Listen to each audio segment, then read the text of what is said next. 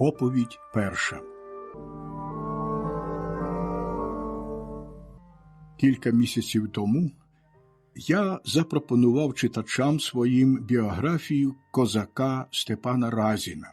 Добродій Костомаров, в якого я запозичив розповідь про пригоди цього героїчного ватага, описав життя видатної людини, котра, як і Степан Разін, мало знана в неслов'янських країнах, хоча, на мою думку, більше вартує такої слави. Обраний проводирем малого народу, оточеного могутніми сусідами, той чоловік присвятив усе своє життя боротьбі за його незалежність. Він спритно сіяв розбрат у стані ворогів, зміцнював єдність керованих ним полків, був безстрашним воїном, глибокодумним політиком, розважним при перемогах, стійким і непохитним при невдачах. Щоб здобути європейське визнання, Хмельницькому забракло хіба що більш цивілізованого народу та, можливо, не такого важкого для вимови прізвища. Зіновій Богдан Хмельницький, який народився в останні роки XVI століття, був 1646 року генеральним аудитором, або ж, як казали його мовою, писарем Запорізького війська.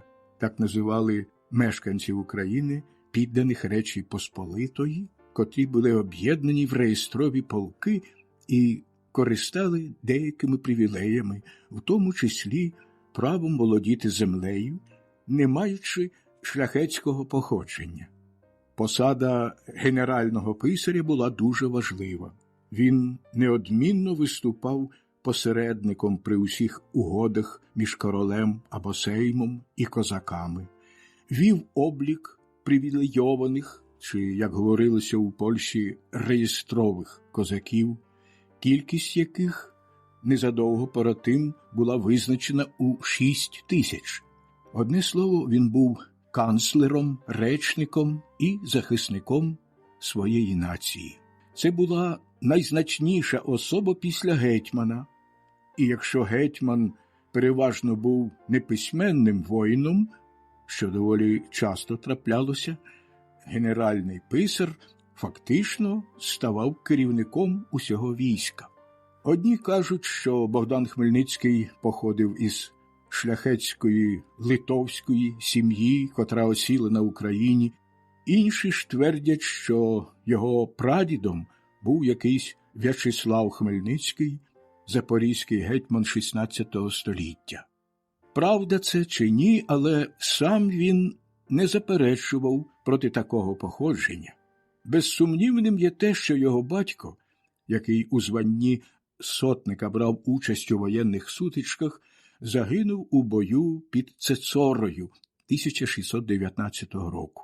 На відміну від тих юнаків, які готували себе для козакування, Богдан вивчився чогось більшого, ніж їздити верхи, фехтувати і стріляти з мушкета.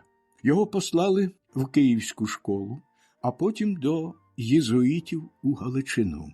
Їм так і не вдалося навернути його у свою віру, бо впродовж усього життя він був палко відданий грецькому обрядові.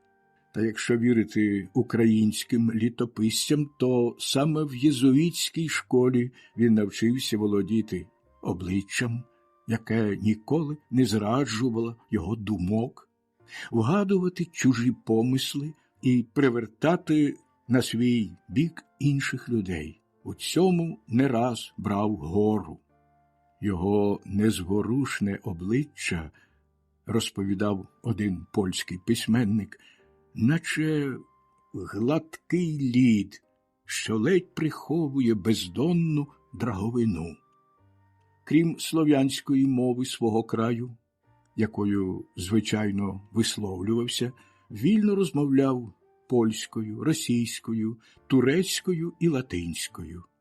Закінчивши навчання, деякий час перебував стайничим у якогось пана Потоцького. Цей шляхтич якось надумав серед вечері похвалитися перед своїми гістьми, як він спритно рубає голову, і спинив свій вибір на Богданові. Та, на щастя, вчасно попереджений одним із своїх однодумців, той не чекав випробування і втік на Запорізьку Січ. Там здобув навички морських виправ і воєнний досвід. Завоювавши повагу громадян, покинув її, вернувся на Україну і одружився. Невдовзі одержав звання сотника, потім козацького старшини і, врешті, писаря. Декілька разів виявляє зразки мужності та кмітливості. В бою під Цицорою, де загинув його батько, дістав поранення. Турки взяли його у полон та незабаром обміняли. 1625 року водив козацьку флотилію на Чорне море, захопив чи пустив на дно дюжину турецьких суден, посіяв паніку аж до передмістя Константинополя. 1629 року подарував королеві Сигізмундові III 2 волоських князів, яких узяв у полон. Під час елекції Владислава IV 1632 року був делегований до Сейму як обранець запорізького війська та руського народу. Опісля 1635 року в одній із битв з московитами одержав з рук короля почесну шаблю, мав неабиякий хист поводитися велично і шляхетно, не втрачаючи, однак, прихильності своїх співвітчизників. Не раз йому доручали вибачатися за якесь козацьке повстання, і він це справно робив. А втім, кажуть, не було такої змови, щоб у ній не взяв участі, однак діяв настільки обережно, що неможливо було його запідозрити.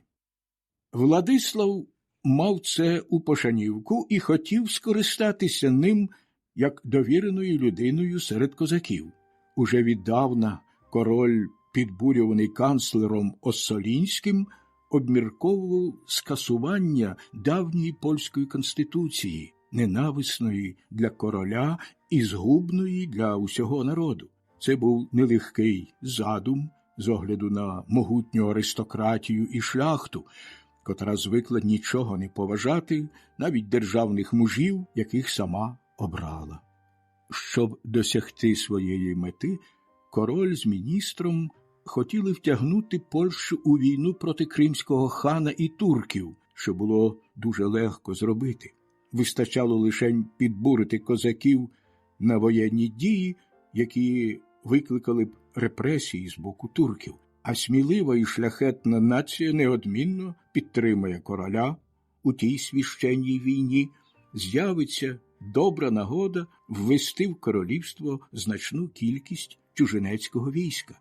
30-літня війна, що саме закінчувалася, позбавляла заняття багатьох обстріляних, войовничо настроєних жовнірів, котрі ладні були в усьому слухатися будь-якого короля, аби той лише їм платив. Подолавши турків, а Владислав навіть не сумнівався у перемозі своєї зброї, він очолить військо, прихилене щедротами, сподівався переконати магнатів і підлеглий їм люд.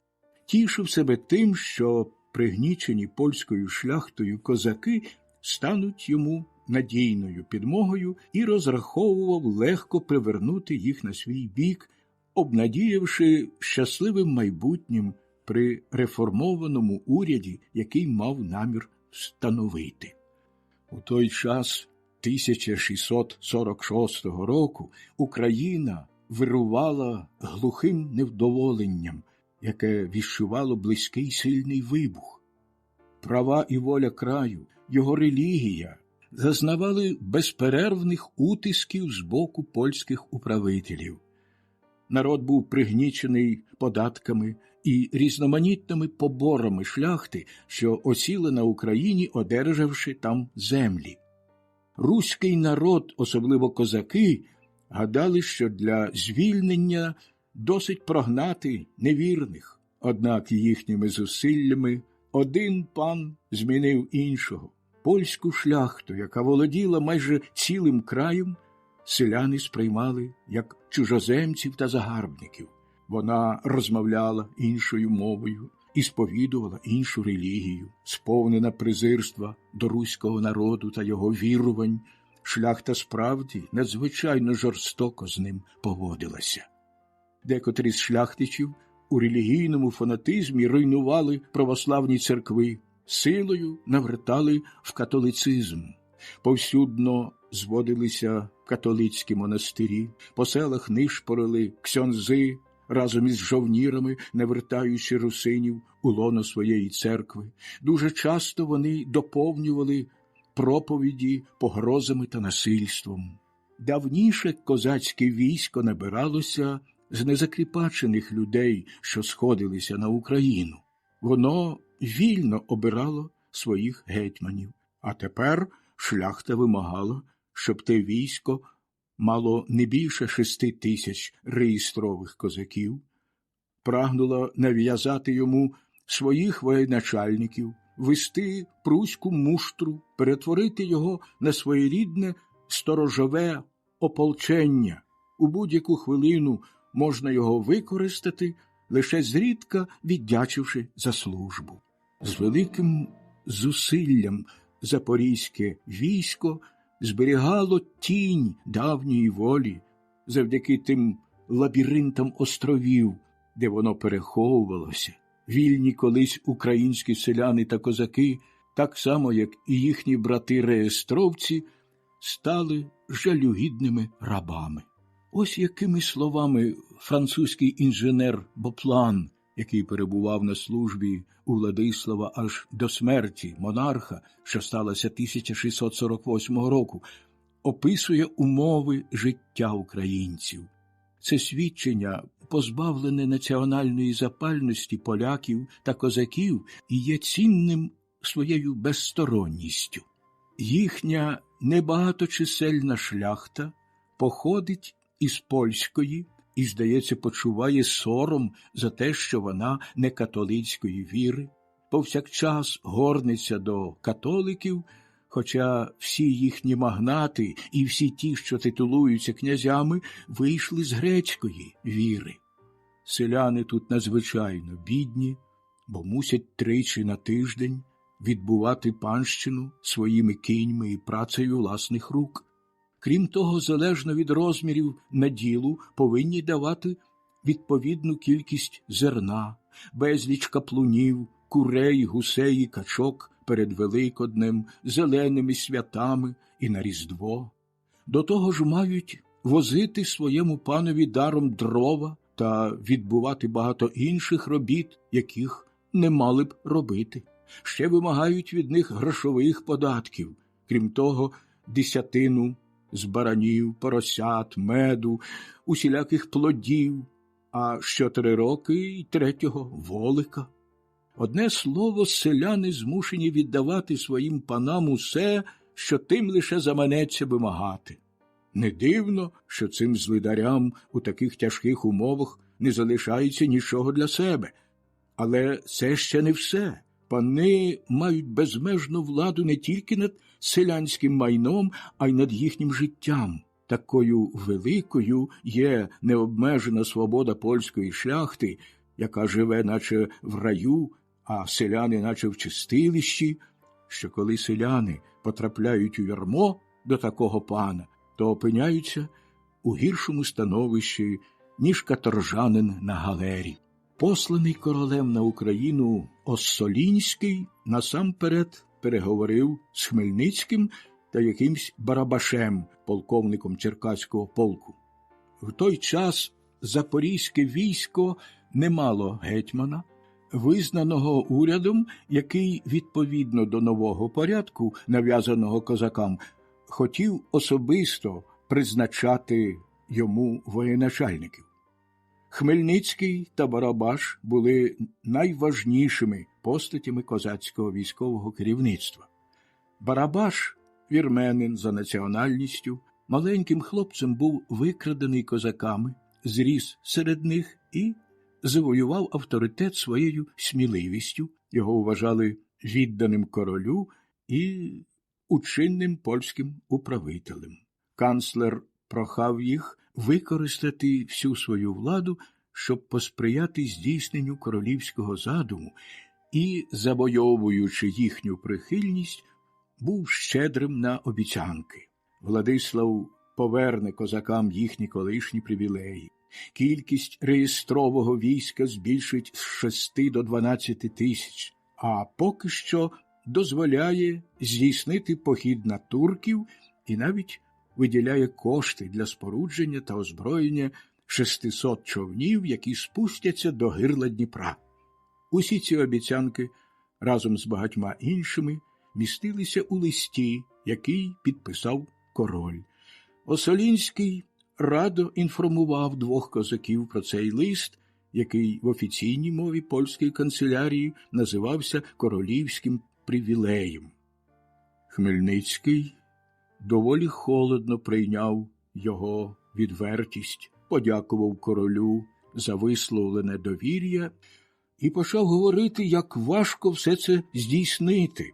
Скаржився на становище на Україні, зруйнованій недбалим правлінням, і заявив, що потрібно буде багато часу, щоб знову завоювати прихильність козаків, яких відвернули від себе такою великою несправедливістю і образами.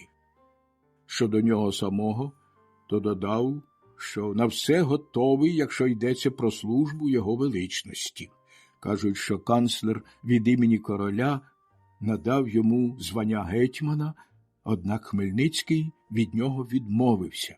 Якщо справді так було, то треба гадати, що він зробив це не через брак владолюбства чи якусь скромність. Він остерігався енергійності Владислава. Перш ніж узяти якесь зобов'язання, він, безперечно, хотів з'ясувати, на чиєму боці була реальна сила. Як би там не було, він заявив, що, мовляв, Барабаш старший од нього і з усіх поглядів більше заслуговує гетьманської булави. Отож Осолінський вручив булаву разом з королівським привілеєм Барабашеві, порадивши не оповіщати його, поки не одержить на це окремого дозволу. З боку Барабаша не було ніяких порушень умови. Однак Хмельницький діяв інакше. Звістка про можливу війну незабаром долетіла до Варшави і підтвердилася хизуванням куртизанів. Вистачало поїздки канцлера на Україну, щоб виникла підозра. Відразу ж обурена польська шляхта щинила галас, хочуть ліквідувати її колишні свободи, встановити тиранію, принизити дворянство і надати необмежених прав селянству. Король хоче позбавити шляхту привілеїв і статків, він плете змову з непоправними бунтівниками, козаками. На відкритті Сейму 6 листопада 1646 року майже одноголосно було проголошено, що король не має права розпочинати війну без згоди Сейму. Зі свого боку депутати виявили не менше завзяття. Обидва стани змусили короля розпустити зібране ним військо, вирішивши, що розійдуться лише тоді, коли він вдовольнить їхні вимоги. Дійшли навіть до того, що залякали короля декретом про посполите рушення, закликом цілої нації до зброї, аби примусити чужинців залишити територію Речі Посполитої. Всіма знехтуваний, Владислав не чинив безглуздого опору. Найпалкішим його бажанням було бачити спадкоємцем трону власного сина. Слухняним виконанням бажань шляхти він хотів здобути її прихильність на майбутніх виборах. Чужинницькі війська одійшли, а щоб їм заплатити, мусив скористатися з посагу, призначеного для своєї дочки. Незабаром Владислав втратив свого улюбленого сина. Кажуть, що, дізнавшись про його смерть, король вигукнув: «О Боже, чому ж ти не взяв мені сина перед скликанням сейму, я не відступив би від своїх величних задумів. Даремним було це каяття. Король пристав до політичної фракції, яка зухвало скористалася з його перемоги. Принизивши свого короля, польська шляхта тепер повернула гнів проти його спільників, козаків. Зросла жорстокість, посилилися релігійні переслідування, незабаром вони спричинили бунти, часом доволі поважні. Барабаш доклав усіх зусиль, щоб їх вгамувати або приборкати. А Хмельницький, навпаки, потайки підбурював козаків до виступів і давав їм зрозуміти, що ім'я короля використовується для пригноблення вірного люду. Якогось дня, влаштувавши у своєму маєтку обід для кількох козацьких полковників і самого гетьмана, він вичекав ту хвилину, коли вино вдарило вже в голови, і несподівано спитав Барабаша, чи правда, що король прислав йому привілей, яким повертав козакам колишні права і вольності. Барабаш не був настільки п'яний, щоб не запідозрити якусь пастку. «Що тобі до того, куме?» – мовив він до Хмельницького. «Чи ж ми нещасливі? Дістаємо платню, ні в чому нас не обмежують, хіба краще пуститися лісами та битими шляхами на поталу мошві лише для того, щоб сподобатися тому наброду?» Хмельницький нічого не відповів, лише запрошував гостей пити. Обід тривав так довго, був такий щедрий, що Барабаш, п'яний як ніч, врешті звалився на стіл. Більшість гостей була в такому ж стані, лише завбачливий господар узяв гетьманську шапку, дав її одному з козаків, наказавши чимдуж гнати в дім п'яного Барабаша, показати шапку його жінці і від імені гетьмана попросити сувій, який той одержав від короля. Козак мав сказати, що без цього привілею між гетьманом і полковниками може дійти до збройної сутички. Жінка Барабаша витягла сувій із ховку і передала його посланцеві Хмельницького, а він і не гадав більше його повертати. Ця витівка, поважності якої Барабаш ще й не підозрював, викликала в нього неприхильність до господаря, і він змалював його польському старості Чигирина як небезпечну людину, за поведінкою якої треба пильно стежити. Володіючи особистими маєтками, Хмельницький викликав заздрість місцевих магнатів. Та ще й раніше вони підозріливо ставилися до нього через довір'я з боку селян. Колись його батько одержав від чигиринського старости наділ перелогових земель, які обробляв, поселяючи там селян. Це називалося «обживати оселю». Для знедолених українських селян козацький воїн, друг бідноти, котрий сповідував грецьку віру, був ідеалом хазяїна. Отож у Суботові, саме так називався маєток Хмельницьких, не бракувало робочої сили. Хоча за своїм фахом Хмельницький був довіреною особою козацького війська, правдоподібно, що він не дуже дотримувався необхідних формальностей, аби забезпечити своє право власності чи передачі батьківщини.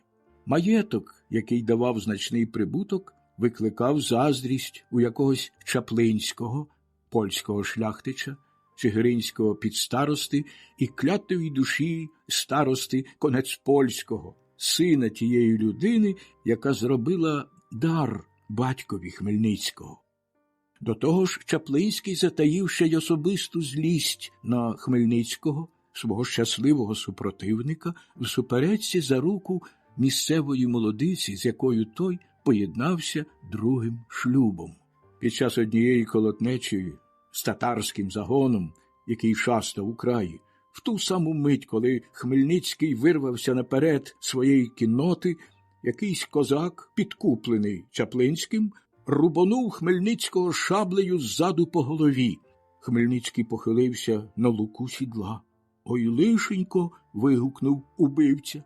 Я думав, що це татарин. Товста хутряна шапка послабила удар, рана виявилася несерйозною. Хмельницький повірив, або ж удав, що повірив у те непорозуміння, проте мусив якийсь час приходити до тями. Його загін не зміг вчасно вступити у сутичку, і Чаплинський використав це, щоб звинуватити Хмельницького перед старостою Конецпольським у боягузтві та зраді. «Ви ніколи нічого мені не дарували», – мовив він, – «а я вам завжди служив правдою.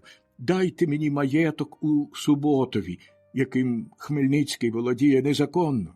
Він тримає там селян, а це дозволяється лише польському шляхтичеві».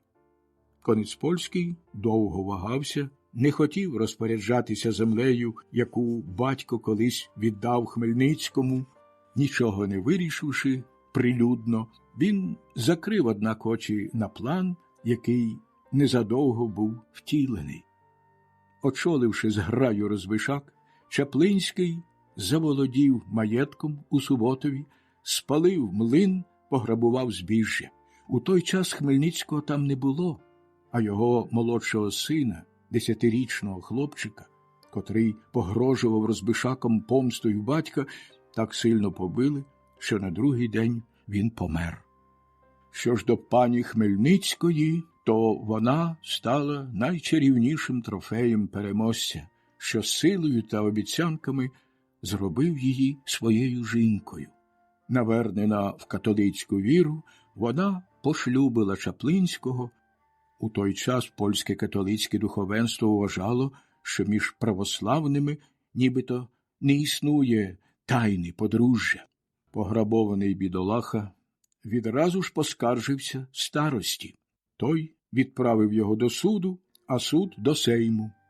Перш ніж з'явитися перед Сеймом, Хмельницький викликав свого супротивника на дивний поєдинок. Мабуть, в тогочасній Польщі ще не вміли так шляхетно, як у Франції, залагоджувати питання честі, бо Чаплинський прибув на домовлене місце в супроводі 2 озброєних слуг, а Хмельницький з'явився сам, вбравши під одяг лише кольчугу. Він так відважно кинувся на своїх ворогів, що ті пустилися навтьоки.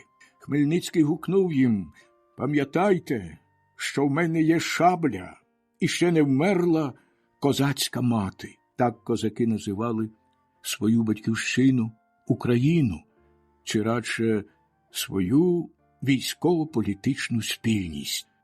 Погроза козацькою матір'ю, якої так боялися поляки, зовсім погубила Хмельницького. Зусібіч на нього посипалися скарги. Його ув'язнили, і він вийшов на волю лише після того, як про це попросила і добилася звільнення його дружина, теперішня жінка його ворога.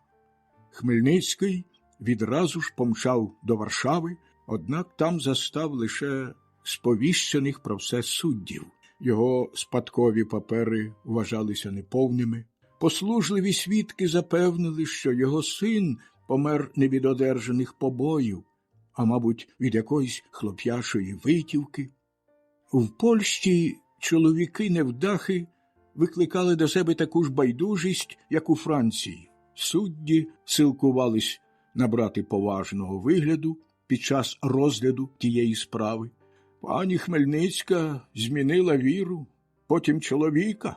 То що ж, при чому тут закон? Пошукайте собі іншу жінку, порадив йому суддя. На Україні їх достатньо. Хмельницький, спустошений, засоромлений і висміяний, пішов у відчай до короля і запально описав йому становище на Україні. Його особисті біди, казав він, то лише одне з тисячі тих зловживань, до яких вдаються насильники. Чи ж король не може нічого вдіяти для своїх вірних підданих, яких гноблять королівським іменем знавіснілі тирани? Владислав, який був пригноблений не менш від Хмельницького і позбавлений будь-яких прав, вигукнув що я можу вдіяти? Хіба не маєте більше своїх шабель, перестали бути колишніми козаками? Генеральний писар Запорізького війська не потребував такої поради, бо вже давно вирішив помститися за себе і за свій край. Кажуть, що він навіть скористався зі свого кількамісячного перебування у Варшаві, щоб вивчити ненависний йому уряд і виявити його слабкі сторони. Повз його увагу не могла пройти зухвалість магнатів, їх егоїзм, легковажність, глибока скрута народу, загальна байдужість до слави і добробуту спільної батьківщини. Куди б не поглянув, усюди бачив лише безлад і анархію. Військо, що утримувалося грабунками, нікчемні воєначальники, отупілі від злиднів селяни, готові йти за тим, хто вогнем і мечем скарає їхнього хазяїна, незалежний парламент, що не визнавав жодної верховної влади, безладні дебати, вибори, проведені в атмосфері терору та підкупу. Такою поставала тогочасна Варшава, і якщо наш козак подумки порівнював Сейм, який тільки но виніс рішення у його справі, із Запорізьким колом, то міг сказати собі: ми вартуємо більше, ніж наші володарі, і ми будемо вільні, досить цього лише забажати. Повернувшись на Україну, Хмельницький ретельно взявся гуртувати однодумців і готувати повстання. Духовенство грецького обряду було для нього міцною підтримкою. Київський митрополит Могила дав йому своє благословення і закликав відважно здійснювати свої наміри. Хмельницький показував привілей Владислава, повторював його слова і ширив чутки про те, що в самій Варшаві доволі боязкі покровителі лише чекають слушної нагоди для виступу. Обходячи міста, уникаючи зустрічей з магнатами, які тримали у своїх замках ціле військо челядників, він ішов від села до села, закликаючи до повстання. Всюди його щиро приймали, особливо серед козаків, які висловлювалися доволі таки круто. «Ми не маємо більше гармат», – казали йому. «У нас дуже мало рушниць, а в поляків потужна артилерія. Як зможемо ми, бідолахи, з ними воювати?» Тоді Хмельницький запропонував взяти в союзники татарів і погодився піти до хана просити допомогу. Пропозицію зустріли схвально. Для цих людей, доведених до відчаю, будь-який спільник був добрий. У своїй ненависті до католиків вони без вагань просили захисту в недругів мусульман. Такі дії не могли довго залишатися таємними. Про них сповістили Барабашеві, а також чигиринському старості. Обидва доповіли коронному гетьманові Потоцькому. Якогось дня, коли Хмельницький, потребуючи грошей, прийшов на торговище, щоб там продати свого породистого коня, його заарештували і привели до старости. Швидко провели слідство, однак ті козаки і селяни, яких прикликали свідками обвинувачення, упевнено твердили, що генеральний писар ніколи не говорив того, що йому закидають, і що завжди поводився так, як належиться сумирному громадянину, відданому Речі Посполитій. Староста, який уже трохи дорікав собі за те, що причепився до цієї нещасної людини, не хотів квапити розслідування і послав донесення коронному гетьманові. А ув'язненого поки що довірили під охорону полковника Кричевського, який уже давно був зв'язаний з Хмельницьким вузами кумівства, котре вельми шанує грецька церква, а в козаків має таку саму силу, як і близькі родинні зв'язки. Нікого не здивувало, що Хмельницький втік у степ і незабаром прибув на Запорізьку Січ із своїм старшим сином та 30 вершниками. Тільки-но Хмельницький вирвався на волю, як староста одержав наказ скарати його на смерть. Січ перестала вже бути колишнім недоторканим притулком. Права та вольності запорожців було скасовано водночас із правами інших козаків. На берегах Дніпра звели кодацьку фортецю, щоб тримати козаків у покорі. Неподалік від Січі стояла більшість регулярного коронного війська. Однак, певно, під захистом давньої слави та й знаної бідності запорізька ватага фактично була незалежна. Далі тривали морські походи, та це робилося тепер більш потайки, і польські урядовці заплющували на це очі, маючи з того певну користь. Хмельницький відважно з'явився перед своїми колишніми товаришами і оповів їм своє лихо. «Поляки віддали нас у рабство клятому племені орендарів», – сказав він. «Погляньте на старого козака, головного писаря запорізького війська. Повоювавши за них, я мріяв лише про спокійне життя. Вони захопили мій маєток, заволоділи моїми статками, викрали мою жінку, вони вбили мого сина, усе вкрали, навіть коня. Вони засудили мене на страту, я прийшов просити у вас притулку. Змилуйтесь над давнім товаришем, і хай моє життя навчить вас, яку долю вам готують наші спільні вороги». У той час на Січі перебувала лише невелика кількість козаків, та це були старі вояки-рубаки, які, за висловом одного польського історика, були бунтівниками з природи, так само, як соловей є співуном. «Ласкаво просимо, пане Хмельницький», – відповіли старі січовики, «прийми наш хліб і сіль, а також наші серця». У той час загін регулярного війська переслідував банітованого, прямуючи на Січ, та він був обережний і незадовго знайшов друзів, які ладні були подати йому допомогу. Загін потрапив у засідку, і жоден жовнір не врятувався, щоб сповістити, якого саме противника вони зустріли. Незадовго на багато верств довкола поскакали кінотники, сповіщаючи по хуторах, що на Січі лаштують запорізьке коло, щоб обговорити нагальну справу.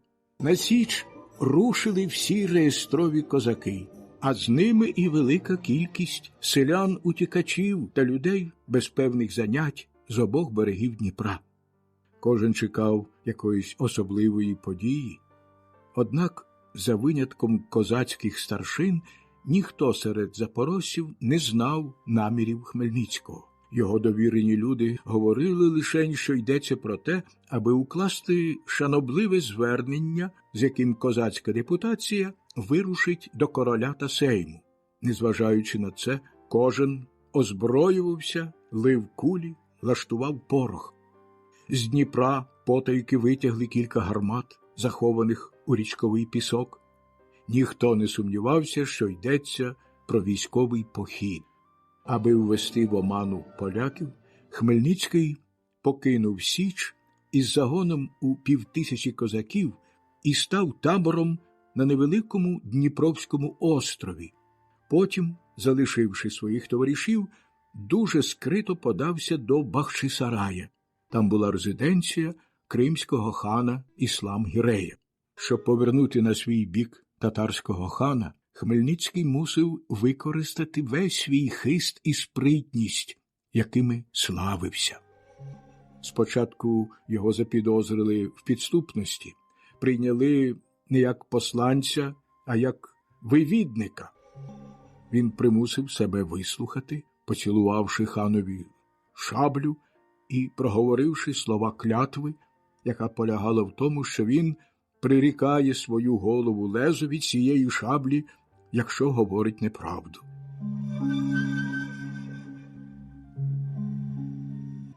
Хмельницький добре знав звичаї татар і вільно говорив їхньою мовою. Така церемонія зразу ж розсіяла недовір'я.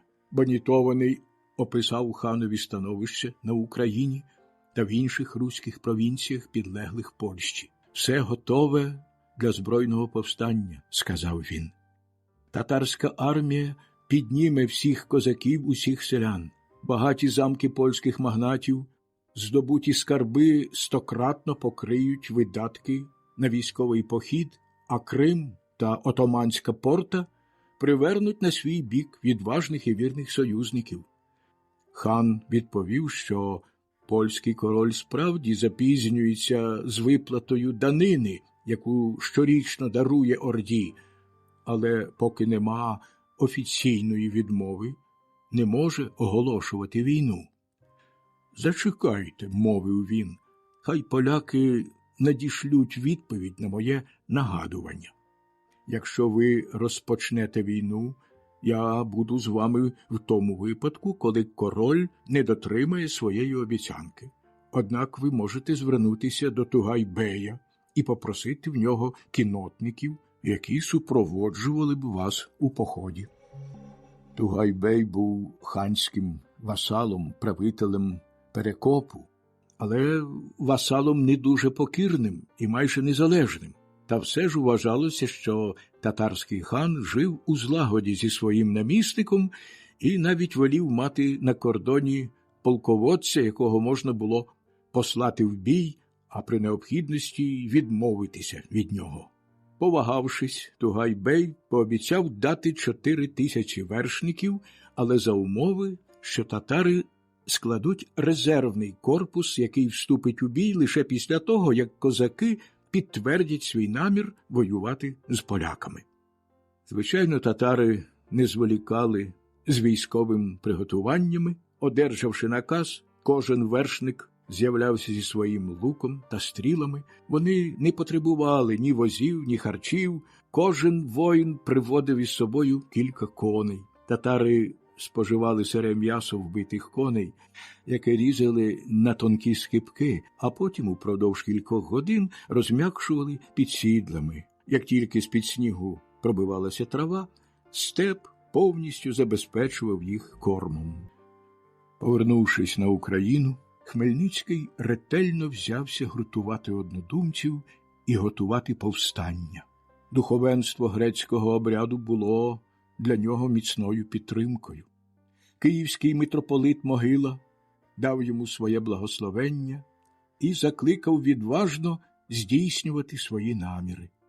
Хмельницький показував привілей Владислава, повторював його слова і ширив чутки про те, що в самій Варшаві доволі боязкі покровителі лише чекають слушної нагоди для виступу.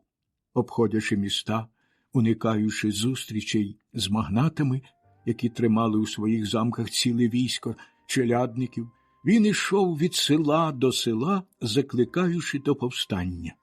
Всюди його щиро приймали, особливо серед козаків, які висловлювалися доволі таки круто. «Ми не маємо більше гармат», – казали йому. «У нас дуже мало рушниць, а у поляків потужна артилерія. Як зможемо ми, бідолахи, з ними воювати?» Тоді Хмельницький запропонував взяти в союзники татарів і погодився піти до хана просити допомогу. Пропозицію зустріли схвально. Для цих людей, доведених до відчаю, будь-який спільник був добрий. У своїй ненависті до католиків вони без вагань просили захисту в недругів мусульман. Такі дії не могли довго залишатися таємними. Про них сповістили Барабашеві, а також чигиринському старості. Обидва доповіли коронному гетьманові Потоцькому. Якогось дня, коли Хмельницький, потребуючи грошей, прийшов на торговище, щоб там продати свого породистого коня, його заарештували і привели до старости. Швидко провели слідство, однак ті козаки і селяни, яких прикликали свідками обвинувачення, упевнено твердили, що генеральний писар ніколи не говорив того, що йому закидають, і що завжди поводився так, як належиться сумирному громадянину, відданому Речі Посполитій. Староста, який уже трохи дорікав собі за те, що причепився до цієї нещасної людини, не хотів квапити розслідування і послав донесення коронному гетьманові. А ув'язненого поки що довірили під охорону полковника Кричевського, який уже давно був зв'язаний з Хмельницьким вузами кумівства, котре вельми шанує грецька церква, а в козаків має таку саму силу, як і близькі родинні зв'язки. Нікого не здивувало, що Хмельницький втік у степ і незабаром прибув на Запорізьку Січ із своїм старшим сином та 30 вершниками. Тільки-но Хмельницький вирвався на волю, як староста одержав наказ скарати його на смерть. Січ перестала вже бути колишнім недоторканим притулком. Права та вольності запорожців було скасовано водночас із правами інших козаків. На берегах Дніпра звели кодацьку фортецю, щоб тримати козаків у покорі. Неподалік від Січі стояла більшість регулярного коронного війська. Однак, певно, під захистом давньої слави та й знаної бідності запорізька ватага фактично була незалежна. Далі тривали морські походи, та це робилося тепер більш потайки, і польські урядовці заплющували на це очі, маючи з того певну користь. Хмельницький відважно з'явився перед своїми колишніми товаришами і оповів їм своє лихо. «Поляки віддали нас у рабство клятому племені орендарів», – сказав він. «Погляньте на старого козака, головного писаря запорізького війська. Повоювавши за них, я мріяв лише про спокійне життя. Вони захопили мій маєток, заволоділи моїми статками, викрали мою жінку, вони вбили мого сина, усе вкрали, навіть коня. Вони засудили мене на страту, я прийшов просити у вас притулку. Змилуйтесь над давнім товаришем, і хай моє життя навчить вас, яку долю вам готують наші спільні вороги». У той час на Січі перебувала лише невелика кількість козаків, та це були старі вояки-рубаки, які, за висловом одного польського історика, були бунтівниками з природи, так само, як соловей є співуном. «Ласкаво просимо, пане Хмельницький», – відповіли старі січовики, «прийми наш хліб і сіль, а також наші серця». У той час загін регулярного війська переслідував банітованого, прямуючи на Січ, та він був обережний і незадовго знайшов друзів, які ладні були подати йому допомогу. Загін потрапив у засідку, і жоден жовнір не врятувався, щоб сповістити, якого саме противника вони зустріли. Незадовго на багато верст довкола поскакали кінотники, сповіщаючи по хуторах, що на Січі лаштують запорізьке коло, щоб обговорити нагальну справу. На Січ рушили всі реєстрові козаки, а з ними і велика кількість селян-утікачів та людей без певних занять з обох берегів Дніпра. Кожен чекав якоїсь особливої події. Однак, за винятком козацьких старшин, ніхто серед запорожців не знав намірів Хмельницького. Його довірені люди говорили лише, що йдеться про те, аби укласти шанобливе звернення, з яким козацька депутація вирушить до короля та сейму. Незважаючи на це, кожен озброювався, лив кулі, лаштував порох. З Дніпра потайки витягли кілька гармат, захованих у річковий пісок. Ніхто не сумнівався, що йдеться про військовий похід. Аби ввести в оману поляків, Хмельницький покинув Січ із загоном у 5000 козаків і став табором на невеликому Дніпровському острові. Потім, залишивши своїх товаришів, дуже скрито подався до Бахчисарая. Там була резиденція кримського хана Іслам-Гірея. Щоб повернути на свій бік татарського хана, Хмельницький мусив використати весь свій хист і спритність, якими славився. Спочатку його запідозрили в підступності, прийняли не як посланця, а як вивідника.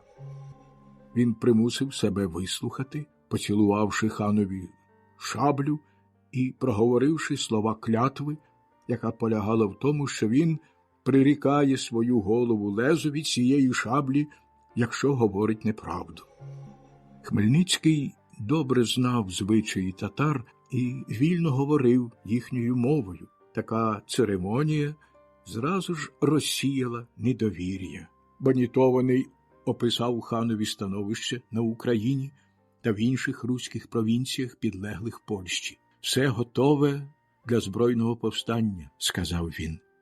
«Татарська армія підніме всіх козаків, усіх селян.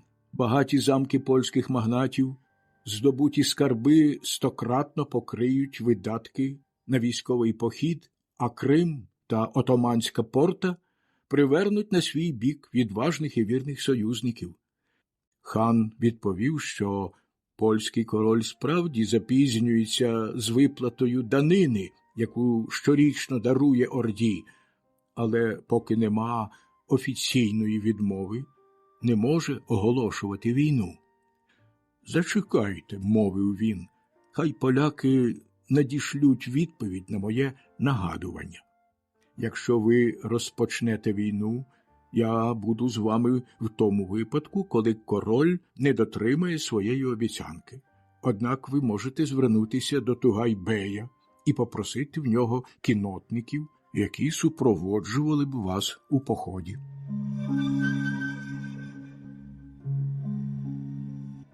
Тугай-бей був ханським васалом, правителем Перекопу, але васалом не дуже покірним і майже незалежним.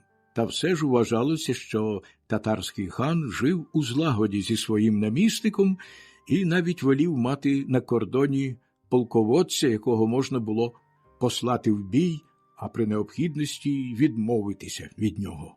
Повагавшись, Тугай-бей пообіцяв дати 4000 вершників, але за умови, що татари складуть резервний корпус, який вступить у бій лише після того, як козаки підтвердять свій намір воювати з поляками.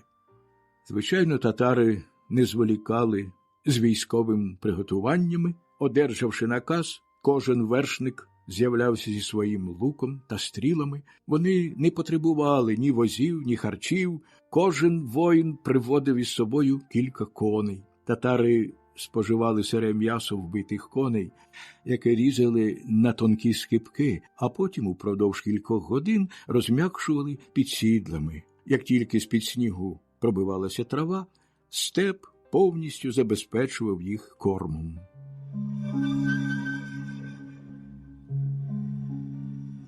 Воєнні приготування запорізьких козаків та союзників відбувалися на початку 1648 року. Поінформовані про те, що козаки та селяни заметушилися, коронний гетьман Потоцький та його заступник, польний гетьман Калиновський, нічого не відаючи про спілку козаків із татарами, зібрали своє військо довкола Черкас.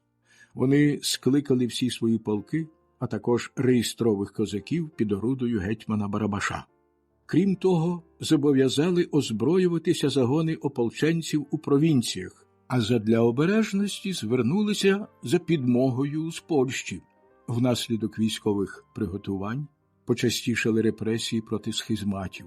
Потоцький наказав порозвішувати прокламації, в яких під загрозою смерті мешканцям України заборонялося йти на січ. Смертю погрожували не тільки самим втікачам, а й їхнім жінкам та дітям. Ці страшні погрози, підсилені кількома кривавими стратами, лише викликали відчай народу, вже дозрілого до повстання. На січ прибували не поодинокі втікачі, а цілі загони. Відчай і пригнічення змінилися релігійним піднесенням і несамовитістю. Упродовж березня 1648 року мороз, який змінювався відлигою, зробив степ неприступним, та лише не для козаків і татар.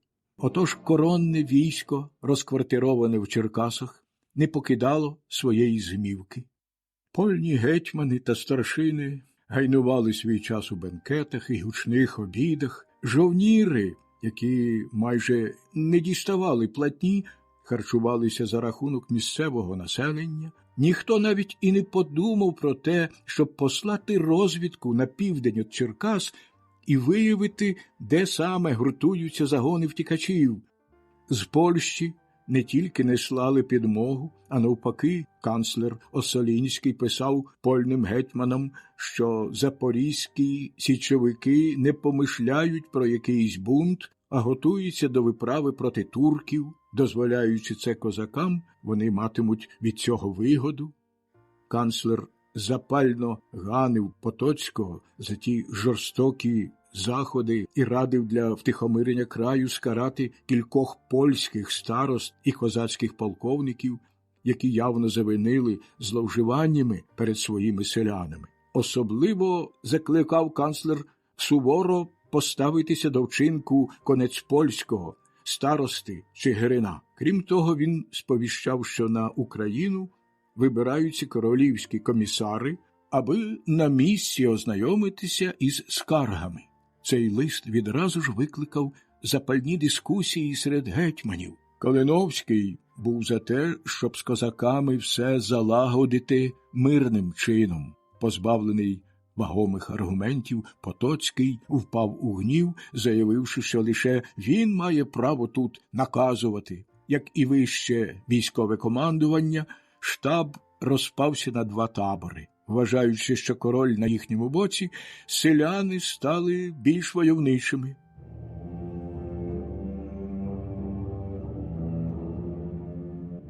За той час Хмельницький простував з великим військом, за яким сунули орди Тугай-бея.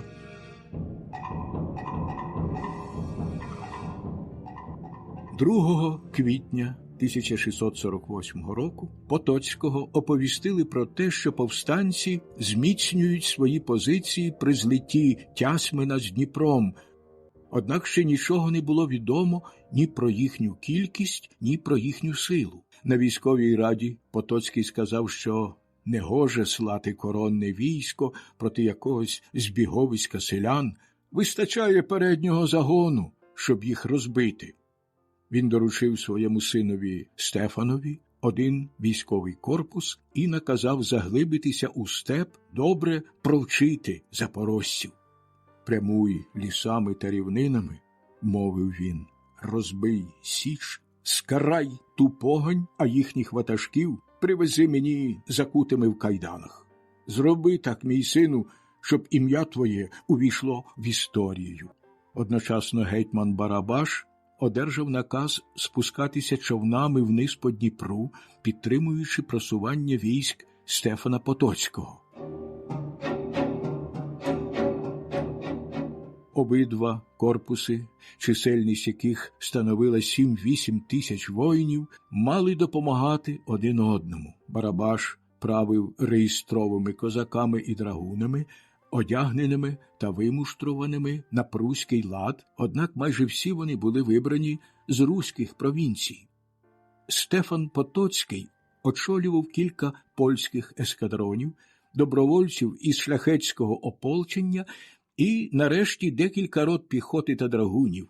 Вони лише називалися пруськими і носили таку форму, бо відколи солдати 30-річної війни здобували звитягу, усю військову організацію запозичували в Німеччині. Замість того, щоб тримати тісний контакт з Барабашем, Стефан Потоцький заглибився у степ і, нічого не знаючи про просування ворога, після тижневого маршу та маневру несподівано опинився навпроти запорізького табору, розбитого неподалік річки, що звалася Жовті води. За козацьким звичаєм табір був побудований великим прямокутником, оперезаним шанцями і кількома рядами возів. Місцина була вдала, і її вибір свідчив про досвід козацьких ватажків.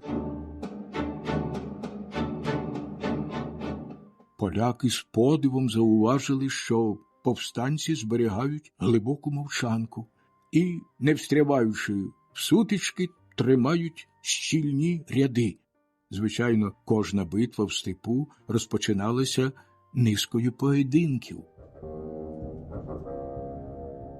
Найвідважніші воїни виходили один до одного на відстані голосу і поливали супротивника гучною лайкою. Одно слово, розпочинали гомеричну війну.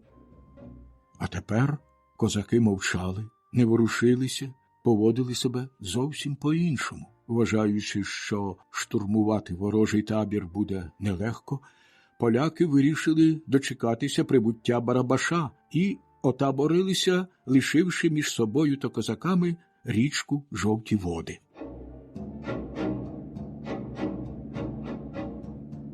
Хмельницький не мав тоді великої кількості війська. Добре проінформований своїми вивідниками, чекав на березі Дніпра флотилію Барабаша, а вона пливла вниз по річці, зупиняючись щоночі, аби висадити на сушу воїнів. Човен, по якому всі інші човни вивіряли свій курс, ішов під орудою полковника Кричевського, кума Хмельницького. Людина, котрої противникові треба було найбільше остерігатися, була проводирем його військового походу. Отже, Хмельницький мав щоденні повідомлення про його просування. У ніч з 3 на 4 травня 1648 року, залишивши пришвартовані човни, жовнірів, поснулих у човнах або ж в наметах на березі ріки, Кричевський поспішив попередити свого кума. Один з полковників Хмельницького, сміливий відчайдух наймення Ганжа, кинувся у розташування так званих німецьких драгунів і крикнув: «Слава православній вірі, козакам і народу руському! Ви за польського короля, який вам платить, чи за нашу матінку Україну?» «Слава Україні!» – вигукнули драгуни. «Ми не воюємо з нашими братами!» За якусь мить бунт перекинувся на човни. Вояки ж бурляли у воду свої чужинницькі відзнаки, убивали командирів і польських шляхтичів, що прибули разом з ними. Захоплений у своєму човні Барабаш спочатку пробував чинити опір, а потім пожбурив свою зброю і прохав пощади. Його стали ображати, бити. Кожен дорікав йому за жорстокість, що чинилася за його наказом, чи радше за наказами польських гетьманів. Нарешті один татарин-вихресток наймення Джерджалик проткнув його списом і скинув у воду. Разом з Барабашем були знищені всі козацькі старшини, знані своєю відданістю польським регіментарям. З великим подивом молодий Потоцький та його воєначальники дивилися, як залога Барабаша під орудою Хмельницького прямує до табору запорожців, і її зустрічають радісними вигуками. Поляки скликали військову раду. Відступати у присутності переважаючого ворога, розпаленого успіхом, здавалося надто ризикованим. Хутко змінили укріплення, викопавши захисні рови, поставили вози і вирішили дочекатися коронного гетьмана, до якого відправили гінця, прохаючи якнайскоріше слати підмогу. Кілька днів козаки лише в ряди-годи атакували польський табір. Вони остерігалися сильної артилерії Потоцького. Однак війську поповнювати запас корму, відтяли доступ до води і виснажували його постійними вилазками, під час яких масово дезертирували драгуни. Єдиний посланець, якого відправив молодий Потоцький, був перехоплений козаками і сповістив їм, що поляки починають відчувати нестачу провізії.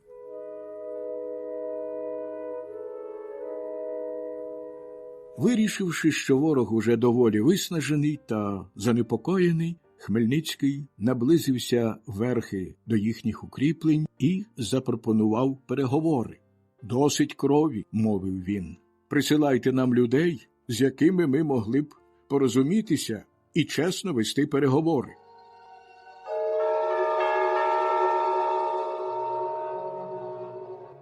З польського табору вийшов шляхтич Чернецький і підступив до Хмельницького від імені свого гетьмана.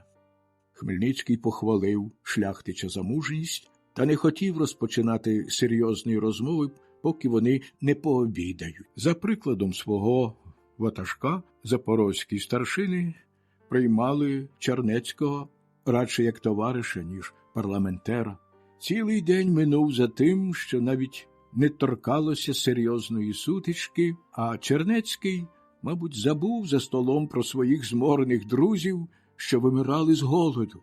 Пригадав про них на другий день, та вночі татари Тугайбея, які стояли табором трохи далі, немовби вагаючись, чию сторону прийняти, врешті поступилися наполяганням Хмельницького і, надзвичайно тихо, перейшовши жовті води, далеко від польського табору, вирушили на той шлях, яким мало йти коронне військо, відступаючи на Черкаси. Хмельницький заявив, що мирні переговори провадити не можна, бо коронний гетьман не дав своєму синові необмежених повноважень. Однак йому шкода відважних воїнів, оскільки знає, в якій безнадії вони перебувають, і він дозволяє їм повернутися до основного табору за єдиної умови. Вони здадуть йому всю свою артилерію. Якою не була принизливою ця умова, на неї радо погодилися. 26 гармат Потоцького перейшли до козаків. Незадовго сам коронний гетьман покинув табір з військом, що складалося тепер лише з поляків, і почався відступ. За ним на певній відстані їхали козаки, не виявляючи, однак, ніяких ворожих намірів. Так вони правилися майже 3 милі аж до урочища, оточеного лісом.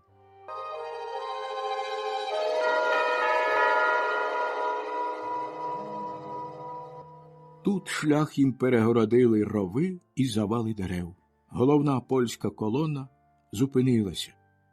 Несподівано в лісі пролунав крик «Алла!» і татарва, висипавши з усібіч, почала обстрілювати нещасних поляків.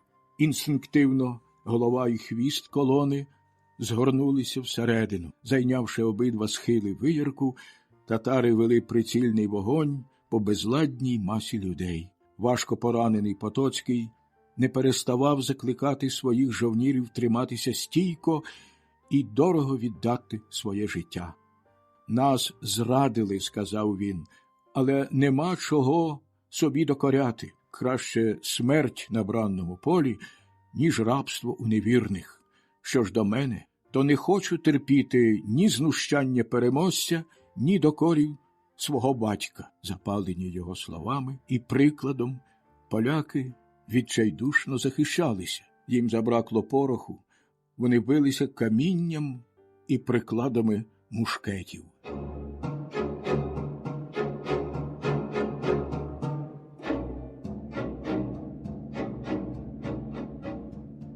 Розгромлені поляки нарешті припинили опір.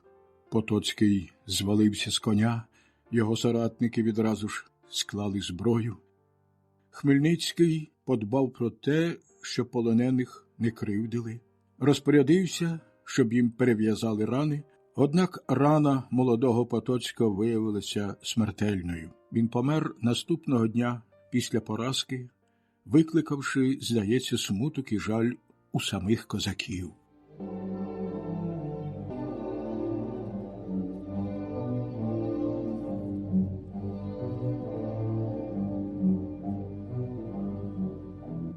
Протягом кількох днів у Черкасах нічого не знали про те, що трапилося у степу і на Дніпрі.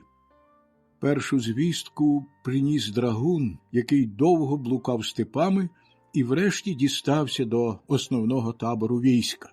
Попервах його прийняли за ворожого лазутчика, ніхто не хотів вірити його розповіді, яка була, крім того, і неповною, бо він, певно, утік посеред бою.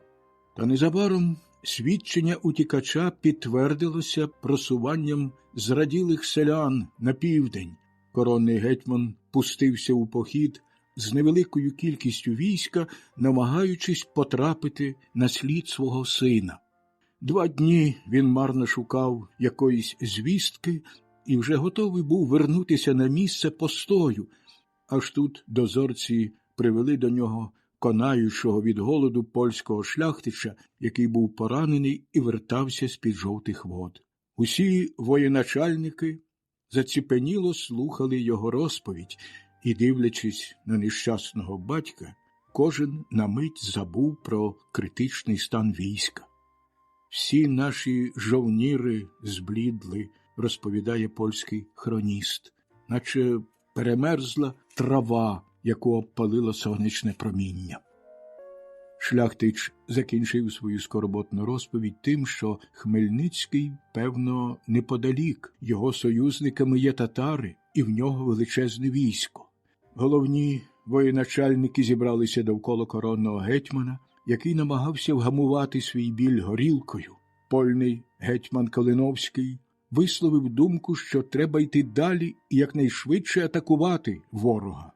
Більшість воєначальників зауважила, що військо погано забезпечено харчами, сила противника невідома, і розважніше було б чекати на ворога, підтримуючи зв'язок із замками, де вони могли б поповнювати свої запаси.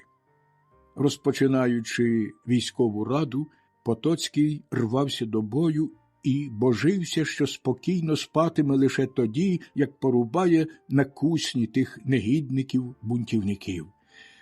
Однак, вчувши думку Калиновського, відразу ж погодився на відступ, лише для того, щоб дати відчути польному гетьману свою зверхність. Отже, відступ розпочався. Поляки спалювали хутори та оселі, винищували селян, яких зустрічали по дорозі. Калиновський був проти такого страшного насильства, яке, на його думку, кидало український люд у відчай і позбавляло коронне військо необхідних ресурсів. А коронний гетьман, готовий завжди йому заперечити, наказував усе нищити вогнем і мечем. 15 травня з південного боку степу знялася хмара куряви, сповіщаючи про наближення великого війська.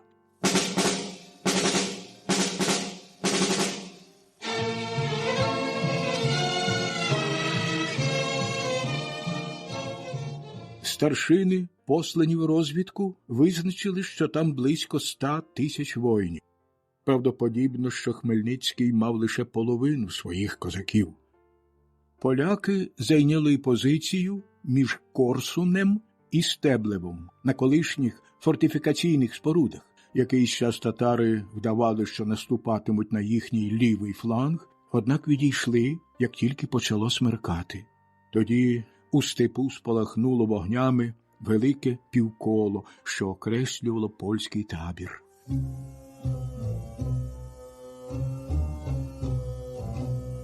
З тяжким перечуттям поляки готувалися до важкої битви наступного дня.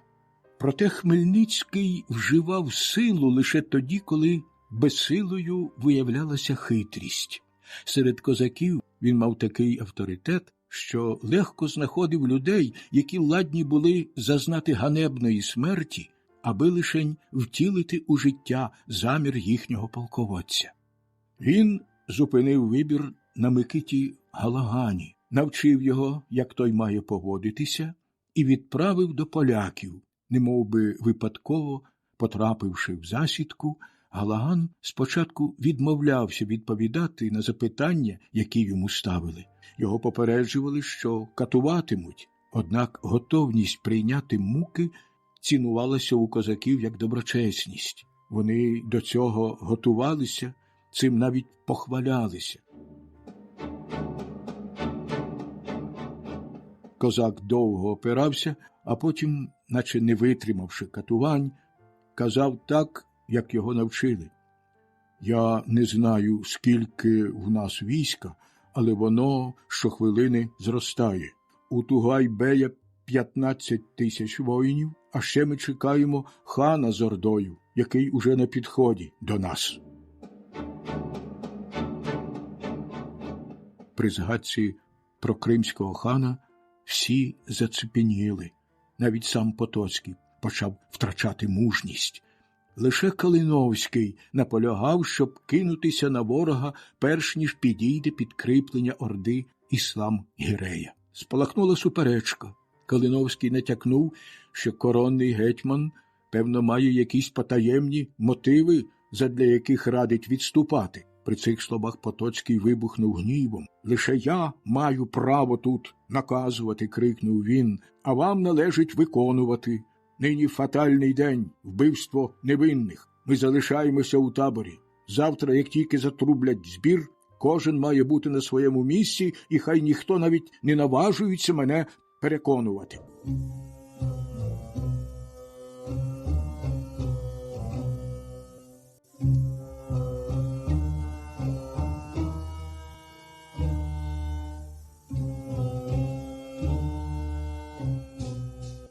Тим часом, зазнавши нового катування, Микита Галаган запевнив поляків, що краще від будь-кого знає цю місцевість, і взявся їх супроводити.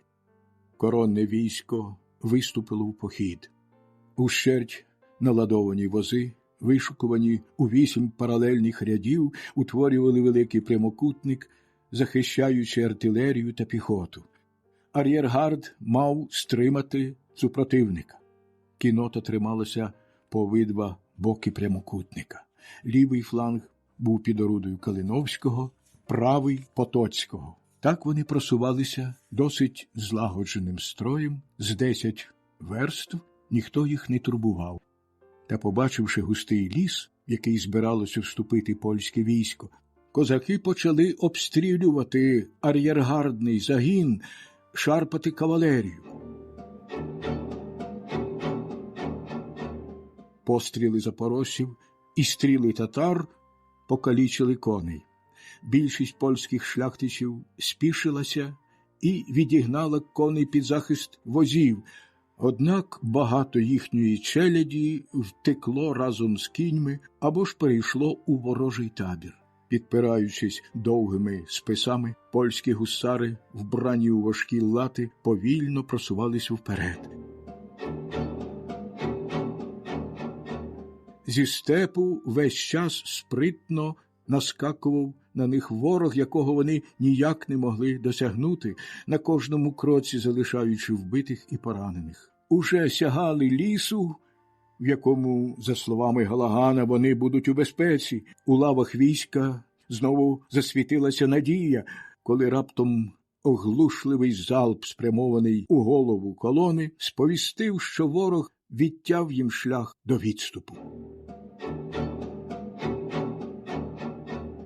В лісі було 6 тисяч козаків, які влаштували завали у найвужчому переході через болотисту місцевість. У той час з квадрата військ вихопився корпус із 1000 драгунів, відкрив вогонь по військовому обозу. Серед жовнірів спалахнула неймовірна паніка. Замість того, щоб давати накази, Потоцький і Калиновський почали взаємно звинувачувати один одного в невдачах та бідах, ображали один одного, здавалося, дійдуть до бійки. Багато шляхтичів кинулося до своїх возів, щоб позабирати найкоштовніші речі.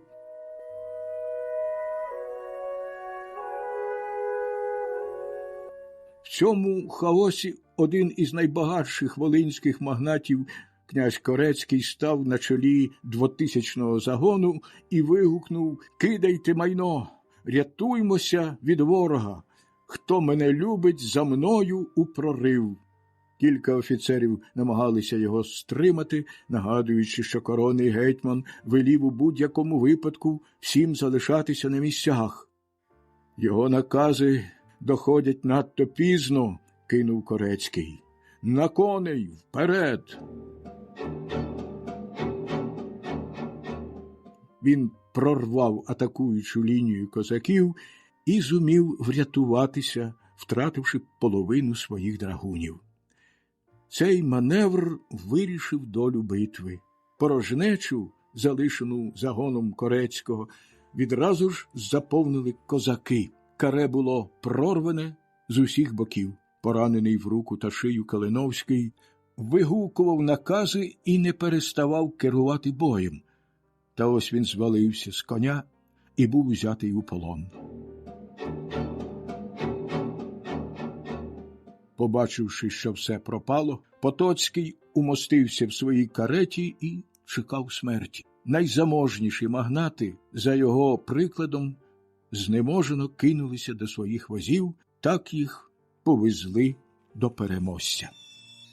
Задля справедливості треба сказати, що як тільки поляки склали зброю, козаки припинили бій. Однак продовжували вигукувати грізні лайки, бо не кажучи вже про недавню жорстокість Потоцького, запорожці пам'ятали, що 20 років тому у Варшаві був страчений їхній отаман Тарас Трясило, який туди приїхав на слово гонору, що під час коронації Владислава IV було четвертовано в'язня поляків гетьмана Сулиму. Врешті 1637 року його наступник гетьман Павлюк Бут, прибувши до Польщі з охоронною грамотою канцлера, був тяжко покараний разом з кількома козацькими старшинами. Та жоден з полонених шляхтичів не зазнав кари. У своїй помсті козаки обмежувалися лише глузуванням. «Пане Хмельницький», – вигукували вони, – «дай тим добродіям хутра, вони такі бліді, тремтять від холоду». Товпилися довкола карети коронного гетьмана і казали йому: «Пане Потоцький, навіщо було задиратися запорожцями? Не хотів бути гетьманом, то тепер поїдеш у Крим їсти сиру конину». Отак, не покидаючи карети, блідий Потоцький гордовито і незворушно постав перед Хмельницьким. «Бачиш кару Господню», – мовив до нього переможець. «Ті, що хотіли мене колись ув'язнити, тепер є моїми бранцями». «Рабе», – сказав Потоцький, – «завдячуй своїм союзникам, славній татарській кінноті. Без неї ні ти, ні твоя зграя розбишак не перемогли б мене». «Називаєш мене рабом», – відповів Хмельницький. «Що ж, і ти, і тобі подібні будете рабами». «Він такий гордий, бо одягнений в оксамит», – вигукували козаки. «Ми дамо йому відповідний одяг». За якусь мить з Потоцького зірвали коштовне вбрання і натягли полотняний селянський одяг. Що ж до інших знатних бранців, то Хмельницький повівся з ними чемніше. Воєначальники обідали за його столом, і він наказав почастувати поляків оковитою, яку роздавав своєму війську. Правда, дісталася вона козакам з польських припасів. Скликавши наступного дня коло, запорожці радилися, що мають робити з полоненими. Було вирішено, що гетьманів відправлять кримському ханові, а жовніри та молодші офіцери матимуть змогу відкупитися. У той час серед цивілізованих народів ще існував такий воєнний звичай. Як свідчать українські літописці, Тугай-бей погнав у Перекоп 8060 осіб, яких він купив або дістав у дар, 520 жовнірів і 80 офіцерів відкупилося. Даремно коронний і польний гетьмани пропонували щедрий викуп. Хмельницький відправив їх подарунком до Іслам-Гірея. «Я відмовився від їхніх 24 тисяч дукатів», – писав він ханові. «Лишаю їх твоїй світлості. Прошу шляхетно з ними повестися. Це поважні вельможі, які зможуть колись оцінити твою ласку». Воєнні приготування запорізьких козаків та союзників відбувалися на початку 1648 року. Поінформовані про те, що козаки та селяни заметушилися, коронний гетьман Потоцький та його заступник, польний гетьман Калиновський, нічого не відаючи про спілку козаків із татарами, зібрали своє військо довкола Черкас. Вони скликали всі свої полки, а також реєстрових козаків під орудою гетьмана Барабаша. Крім того, зобов'язали озброюватися загони ополченців у провінціях, а задля обережності звернулися за підмогою з Польщі. Внаслідок військових приготувань почастішали репресії проти схизматів. Потоцький наказав порозвішувати прокламації, в яких під загрозою смерті мешканцям України заборонялося йти на січ. Смертю погрожували не тільки самим втікачам, а й їхнім жінкам та дітям. Ці страшні погрози, підсилені кількома кривавими стратами, лише викликали відчай народу, вже дозрілого до повстання. На січ прибували не поодинокі втікачі, а цілі загони. Відчай і пригнічення змінилися релігійним піднесенням і несамовитістю. Упродовж березня 1648 року мороз, який змінювався відлигою, зробив степ неприступним, та лише не для козаків і татар.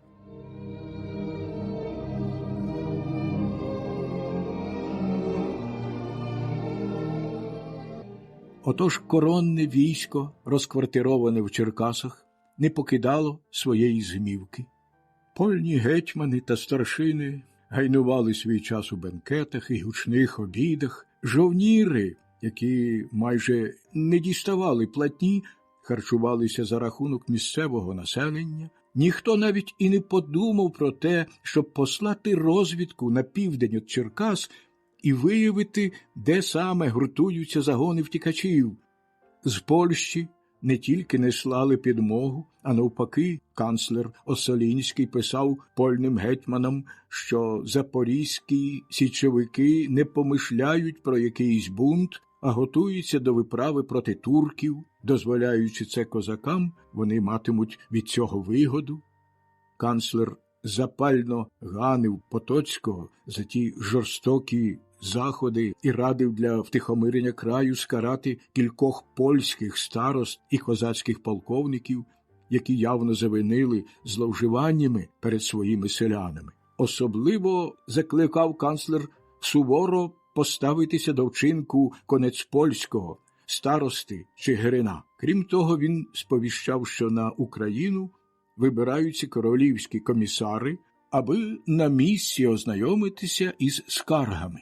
Цей лист відразу ж викликав запальні дискусії серед гетьманів. Калиновський був за те, щоб з козаками все залагодити мирним чином. Позбавлений вагомих аргументів, Потоцький впав у гнів, заявивши, що лише він має право тут наказувати. Як і вище військове командування, штаб розпався на два табори. Вважаючи, що король на їхньому боці, селяни стали більш войовничими.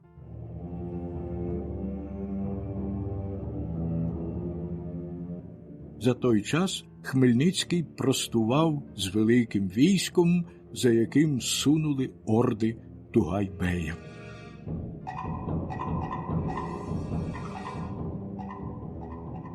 Другого квітня 1648 року Потоцького оповістили про те, що повстанці зміцнюють свої позиції при злитті Тясмина з Дніпром.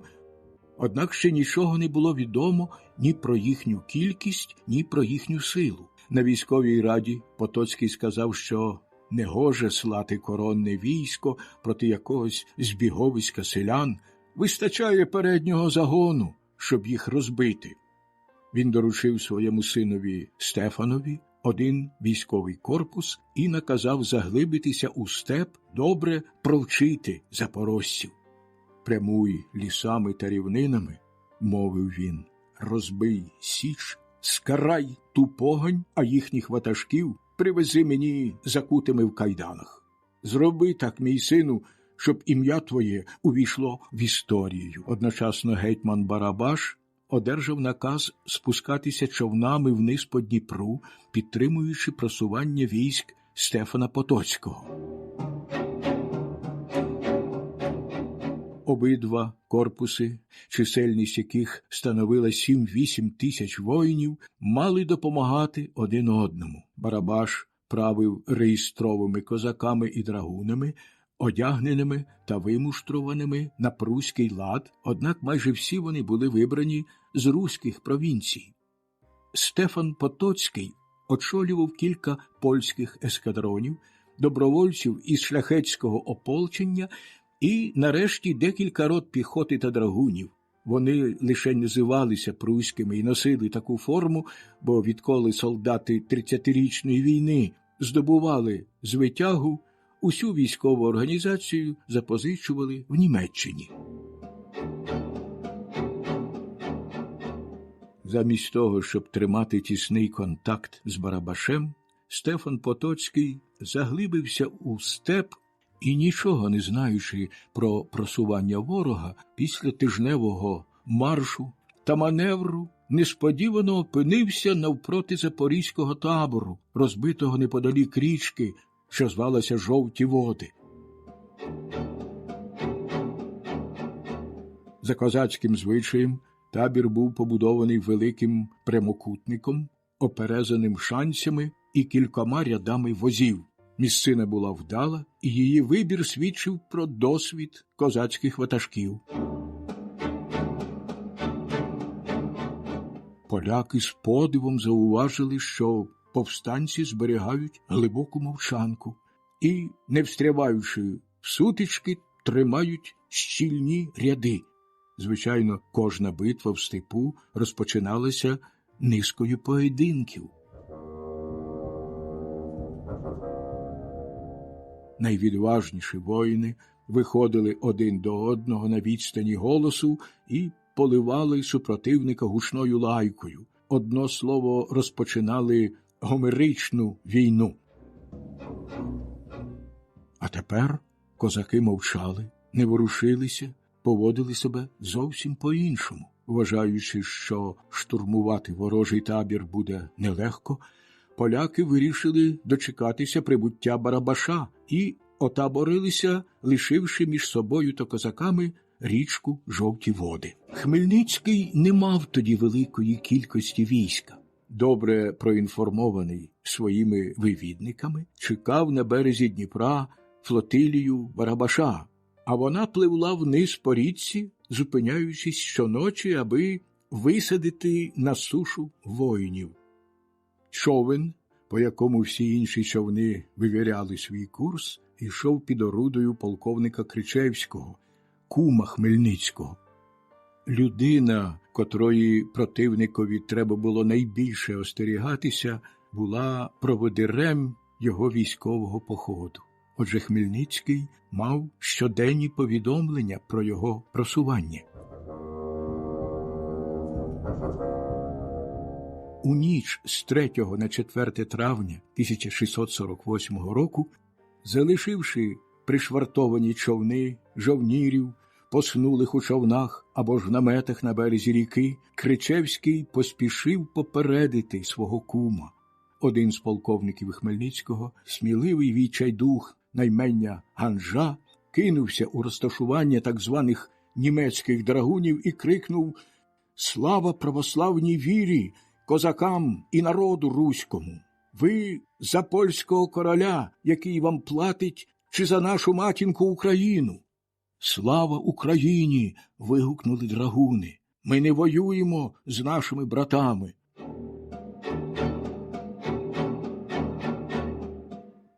За якусь мить бунт перекинувся на човни. Вояки ж бурляли у воду свої чужинницькі відзнаки, убивали командирів і польських шляхтичів, що прибули разом з ними.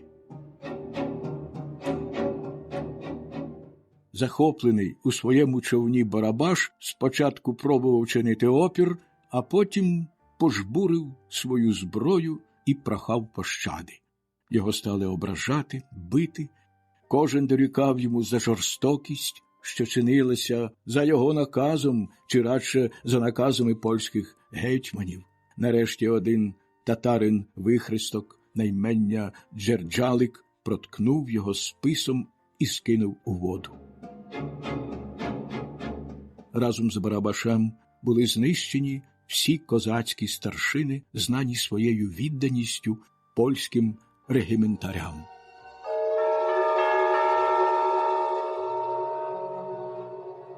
З великим подивом молодий Потоцький та його воєначальники дивилися, як залога Барабаша під орудою Хмельницького прямує до табору запорожців, і її зустрічають радісними вигуками. Поляки скликали військову раду. Відступати у присутності переважаючого ворога, розпаленого успіхом, здавалося надто ризикованим.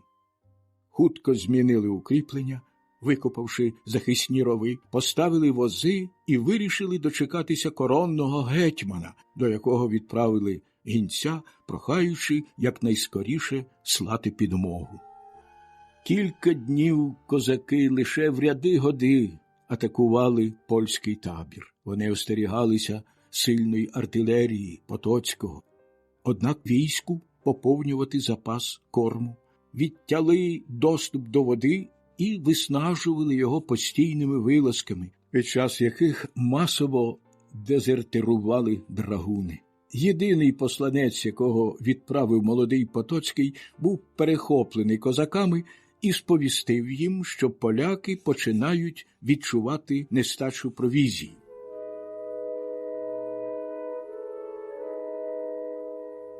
Вирішивши, що ворог уже доволі виснажений та занепокоєний, Хмельницький наблизився верхи до їхніх укріплень і запропонував переговори. «Досить крові», – мовив він. «Присилайте нам людей, з якими ми могли б порозумітися і чесно вести переговори».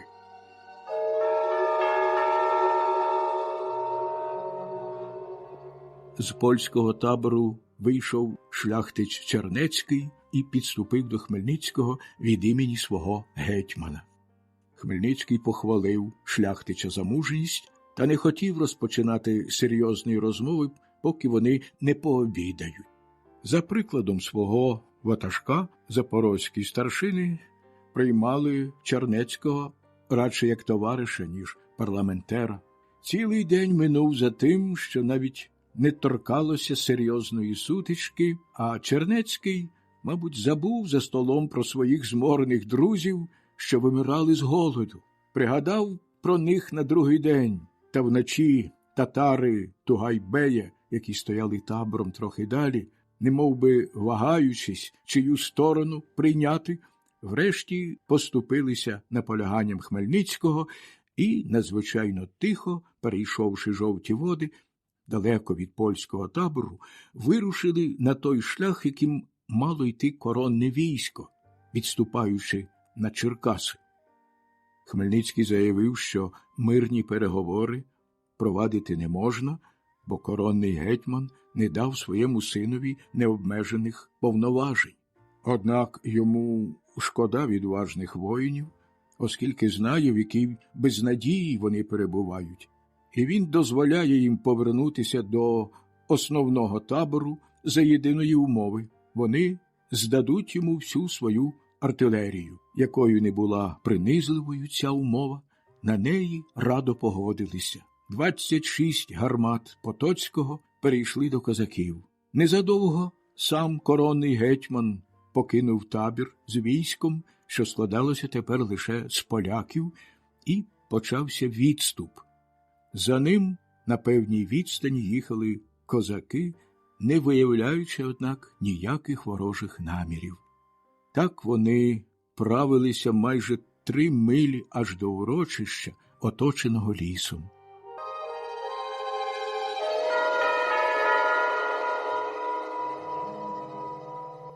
Тут шлях їм перегородили рови і завали дерев. Головна польська колона зупинилася. Несподівано в лісі пролунав крик «Алла!» і татарва, висипавши з усібіч, почала обстрілювати нещасних поляків. Інстинктивно голова і хвіст колони згорнулися всередину. Зайнявши обидва схили виярку, татари вели прицільний вогонь по безладній масі людей. Важко поранений Потоцький не переставав закликати своїх жовнірів триматися стійко і дорого віддати своє життя. «Нас зрадили», – сказав він, – «але нема чого собі докоряти. Краще смерть на бранному полі, ніж рабство у невірних. Що ж до мене, то не хочу терпіти ні знущання переможця, ні докорів свого батька». Запалені його словами і прикладом, поляки відчайдушно захищалися. Їм забракло пороху, вони билися камінням і прикладами мушкетів.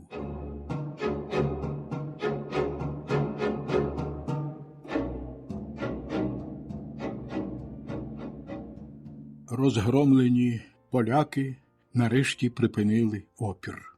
Потоцький звалився з коня, його соратники відразу ж склали зброю. Хмельницький подбав про те, що полонених не кривдили, розпорядився, щоб їм перев'язали рани, однак рана молодого Потоцького виявилася смертельною. Він помер наступного дня після поразки, викликавши, здається, смуток і жаль у самих козаків. Протягом кількох днів у Черкасах нічого не знали про те, що трапилося у степу і на Дніпрі. Першу звістку приніс драгун, який довго блукав степами і врешті дістався до основного табору війська. Попервах його прийняли за ворожого лазутчика, ніхто не хотів вірити його розповіді, яка була, крім того, і неповною, бо він, певно, утік посеред бою. Та незабаром свідчення утікача підтвердилося просуванням зраділих селян на південь. Коронний гетьман пустився у похід з невеликою кількістю війська, намагаючись потрапити на слід свого сина. 2 дні він марно шукав якоїсь звістки і вже готовий був вернутися на місце постою, аж тут дозорці привели до нього конаючого від голоду польського шляхтича, який був поранений і вертався з-під жовтих вод. Усі воєначальники заціпеніло слухали його розповідь і, дивлячись на нещасного батька, кожен на мить забув про критичний стан війська. «Всі наші жовніри зблідли», – розповідає польський хроніст, наче перемерзла трава, яку обпалило сонячне проміння.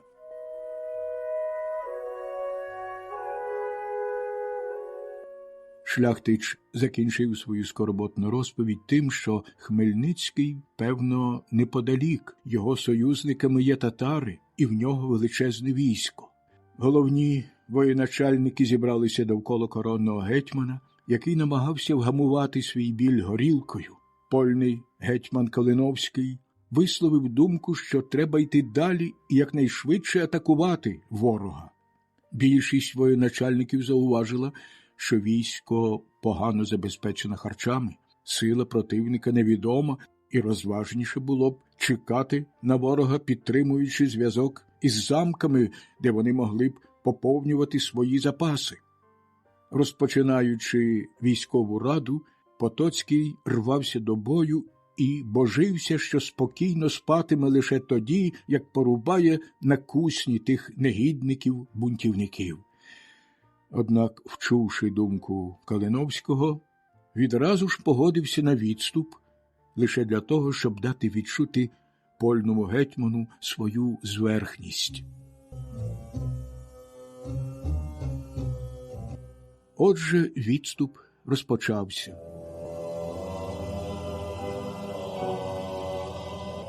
Поляки спалювали хутори та оселі, винищували селян, яких зустрічали по дорозі.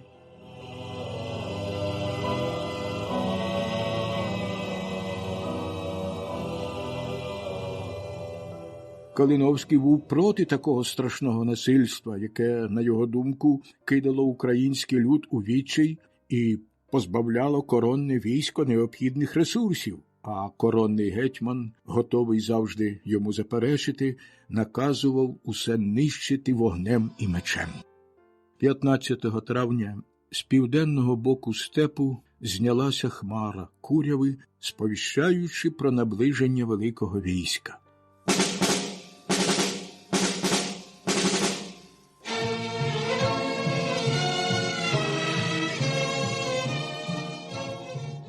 Старшини, послані в розвідку, визначили, що там близько 100 тисяч воїнів.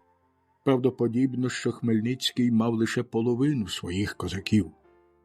Поляки зайняли позицію між Корсунем і Стеблевом на колишніх фортифікаційних спорудах. Якийсь час татари вдавали, що наступатимуть на їхній лівий фланг, однак відійшли, як тільки почало смеркати.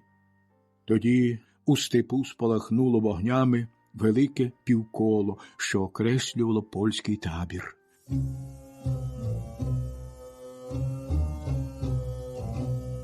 З тяжким перечуттям поляки готувалися до важкої битви наступного дня. Проте Хмельницький вживав силу лише тоді, коли безсилою виявлялася хитрість. Серед козаків він мав такий авторитет, що легко знаходив людей, які ладні були зазнати ганебної смерті, аби лишень втілити у життя замір їхнього полководця.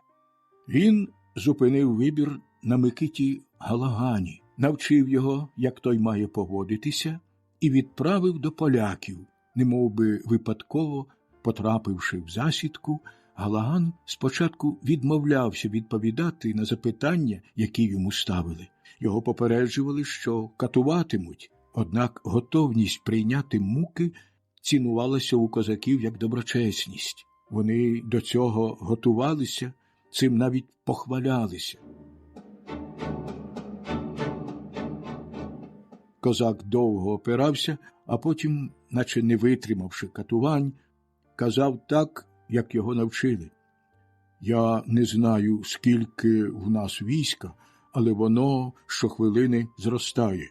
У Тугай-бея 15 тисяч воїнів, а ще ми чекаємо хана з ордою, який уже на підході до нас». При згадці про кримського хана всі зацепеніли. Навіть сам Потоцький почав втрачати мужність.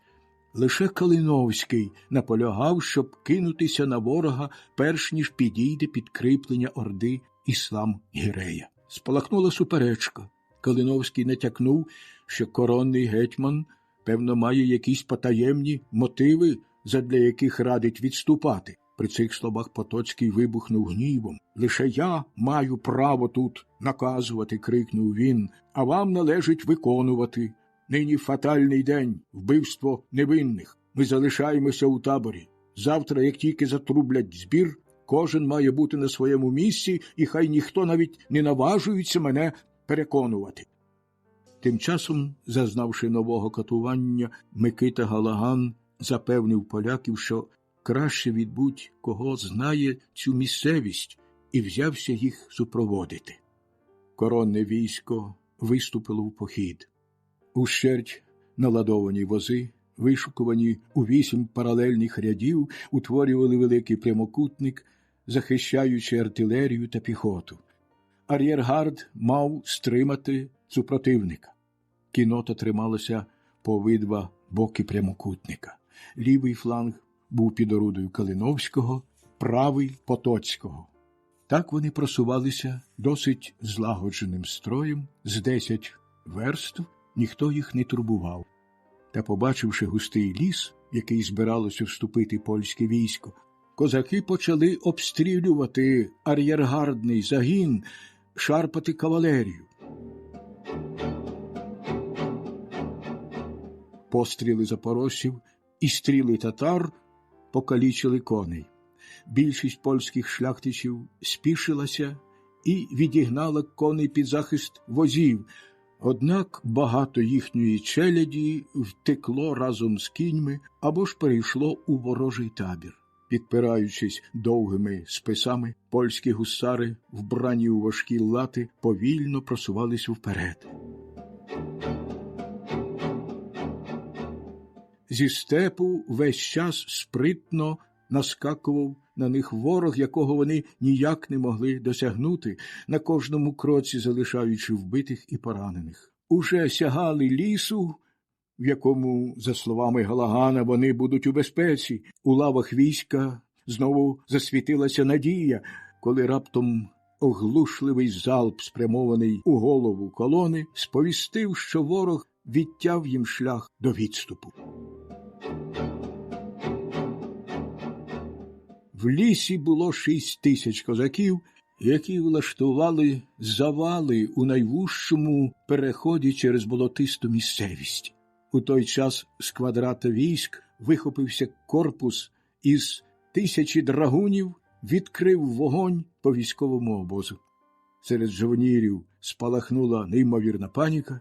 Замість того, щоб давати накази, Потоцький і Калиновський почали взаємно звинувачувати один одного в невдачах та бідах, ображали один одного, здавалося, йдуть до бійки. Багато шляхтичів кинулося до своїх возів, щоб позабирати найкоштовніші речі. В цьому хаосі один із найбагатших волинських магнатів, князь Корецький, став на чолі 2000-го загону і вигукнув: «Кидайте майно, рятуймося від ворога! Хто мене любить, за мною у прорив!» Кілька офіцерів намагалися його стримати, нагадуючи, що коронний гетьман велів у будь-якому випадку всім залишатися на місцях. «Його накази доходять надто пізно», – кинув Корецький. «На коней, вперед!» Він прорвав атакуючу лінію козаків і зумів врятуватися, втративши половину своїх драгунів. Цей маневр вирішив долю битви.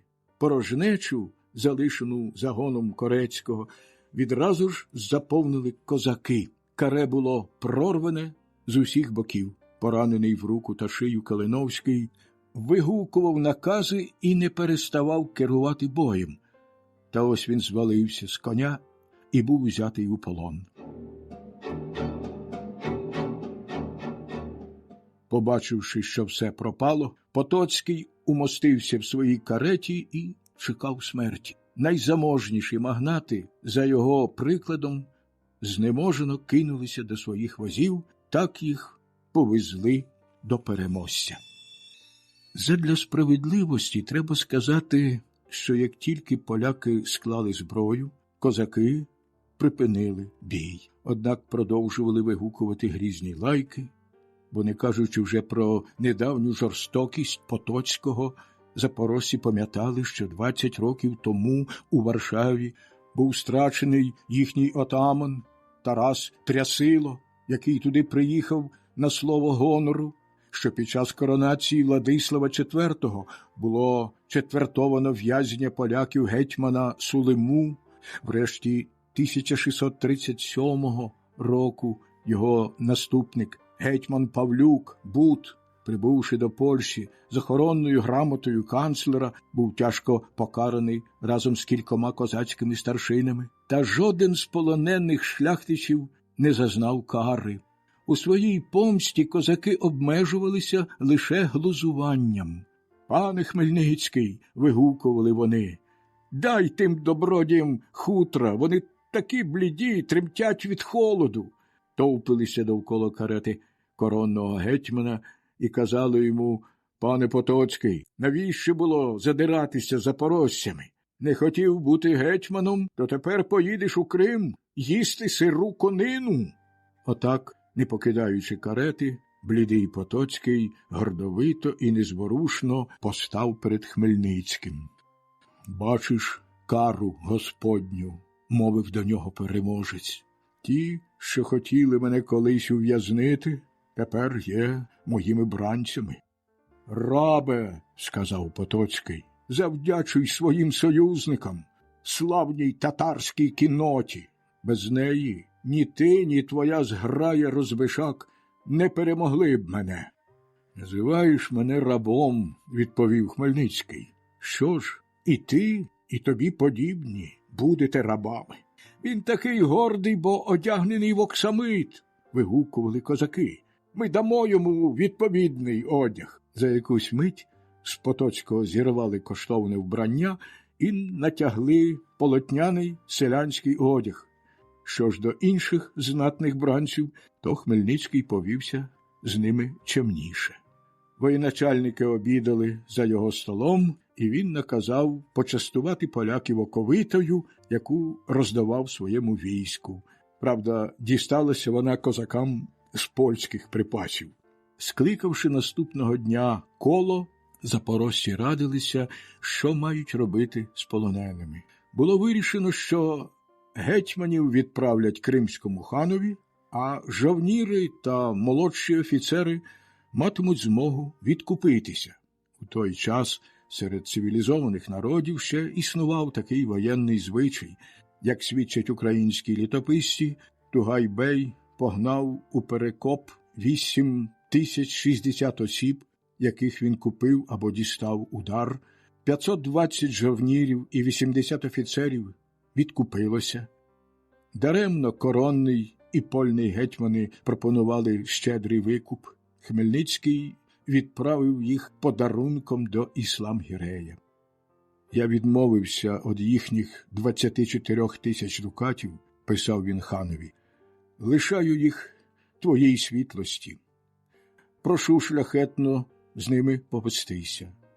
Це поважні вельможі, які зможуть колись оцінити твою ласку». Сповіщаючи Запорізьку Січ про свою перемогу, Хмельницький посилав старшинам дарунки, повертав у двократному розмірі відзнаки, відібрані в них польськими управителями. Замість срібної бойової булави, символу гетьманської влади, надсилав 2, замість 1 – 2 бунчуки, до цього додав ще 300 дукатів для Січової церкви, а також 1000 дукатів для частування пивом Січового братства. Здобич, узята в поляків, була величезна. Хмельницький одержав 13 возів, наладованих різними коштовностями, і кажуть, що козаки, які на початку воєнних дій ходили в лахмітті, тепер одяглися так барвисто, що, за наївним свідченням одного літописця, здалеку їхній табір виглядав так, як поле розквітлого маку. Оповідь 2.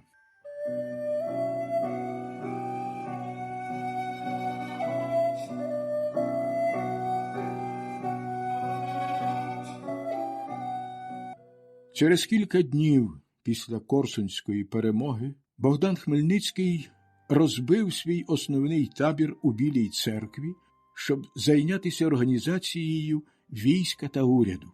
Він не захотів прийняти гетьманське звання, яке пропонували козаки, бо казав, що лише король може наділяти таким титулом.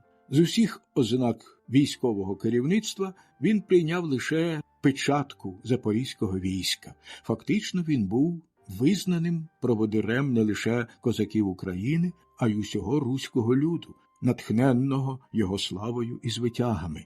Саме як такий регіментар він очолив раду 70-тисячного війська і, незважаючи на войовничий запал новобранців, переконав її відправити послів до Варшави для ведення мирних переговорів.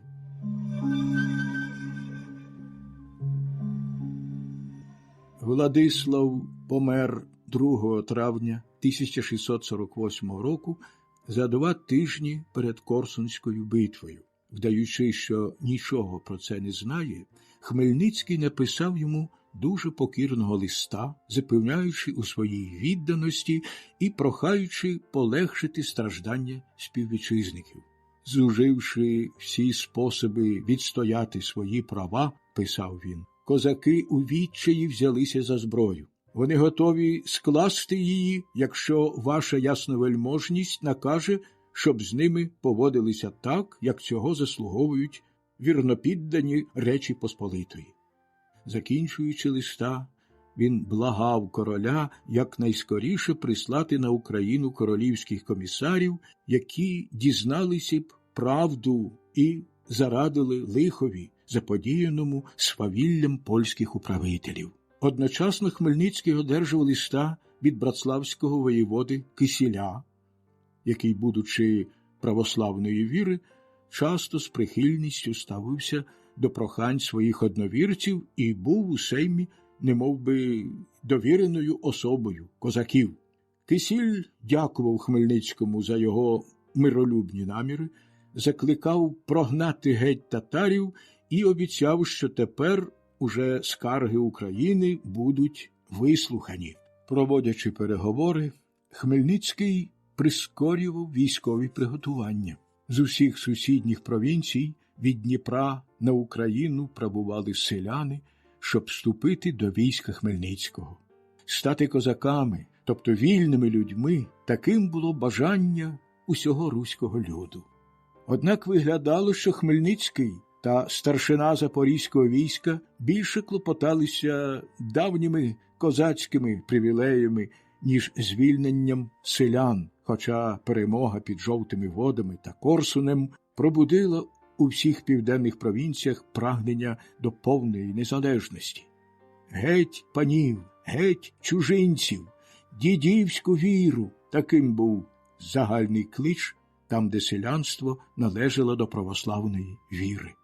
Духівники разом з єпископами першими роздували вогонь повстання, закликаючи замвонів до помсти гнобителям православної віри.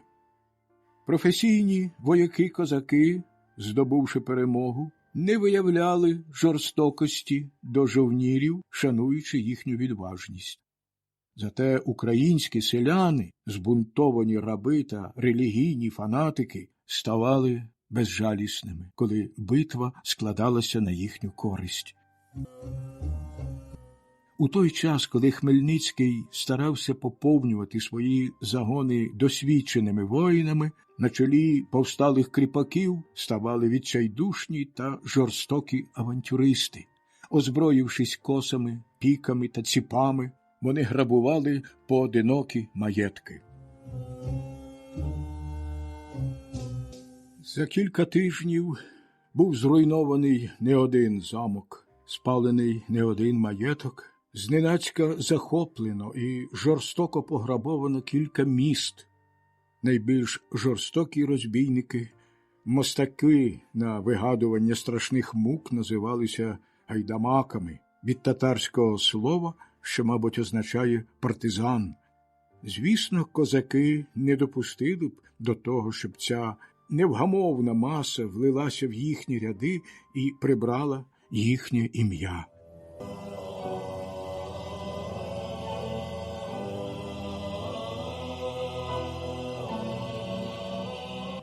Повстання в його огидливих оргіях швидко охопило все Подніпров'я, Волинь, Сиверію, що тоді належала до Польщі. Воно перекинулося і на Литву, незважаючи на енергійну протидію князя Яна Радзивіла. Ще дотепер у краях, що були свідками того великого лиха, про це живуть згадки, вбрані слов'янською уявою у фантастичні барви, проти яких, здається, не завжди могли встояти сучасні історики. До імен славних гайдамацьких ватажків Ганжі, Небаби, Кривоноса та багатьох інших селяни додавали уявних монстрів, витворів того страшного вікопомного часу. Безжальна жорстокість гайдамаків позбавила польську шляхту ореолу гідності. Шляхта втікала перед спустошливим потоком, навіть не намагаючись чинити йому опір.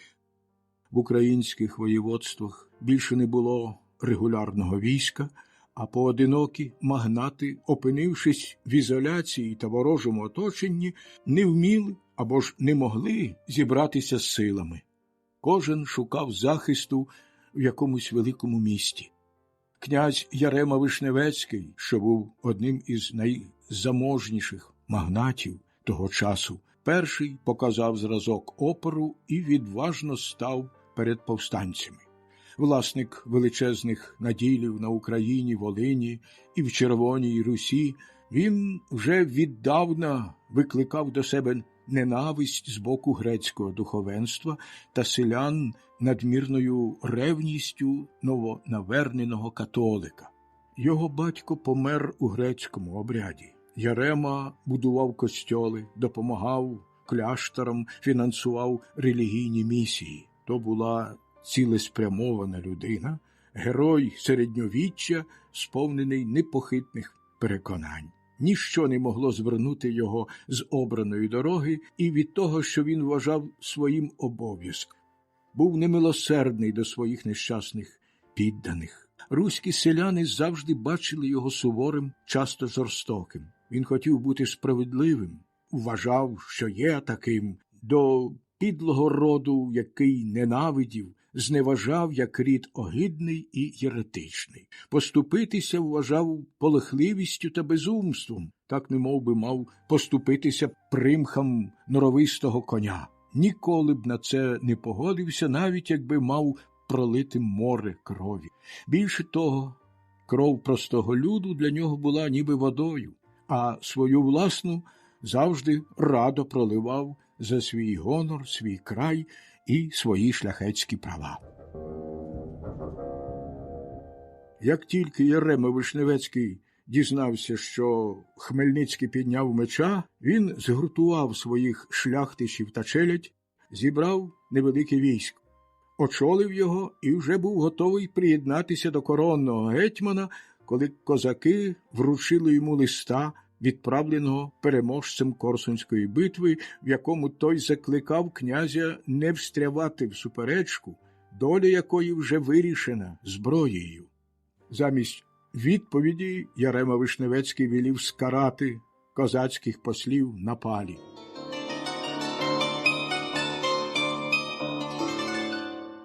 Та незабаром зрозумів небезпеку всієї ситуації. На Видноколі жевріло повстання, наближався великий загін під орудою козацького полковника Кривоноса. Знавіснілий від люті, Ярема Вишневецький повернув назад, щоб відвести в надійне місце свою молоду дружину з сином, які в той час були в Лубнах, помістити їх під захист фортечних мурів Вишневецького замку, від якого і має своє прізвище. Ярема Вишневецький звільнився від тих обов'язків і з малочисельним, але відданим йому військом кинувся проти повстанців. Стрімким маршем і вправним маневром він зненацька напав на кілька селянських загонів і вчинив жорстоку різанину. Однак ні його жахливі розправи, ні відважність та військовий талант не могли вгамувати зрушення цілого народу. Через кілька днів після Корсунської перемоги Богдан Хмельницький розбив свій основний табір у Білій церкві, щоб зайнятися організацією війська та уряду. Він не захотів прийняти гетьманське звання, яке пропонували козаки, бо казав, що лише король може наділяти таким титулом. З усіх ознак військового керівництва він прийняв лише печатку запорізького війська. Фактично він був визнаним проводирем не лише козаків України, а й усього руського люду, натхненного його славою і звитягами. Саме як такий регіментар він очолив раду 70-тисячного війська і, незважаючи на войовничий запал новобранців, переконав її відправити послів до Варшави для ведення мирних переговорів.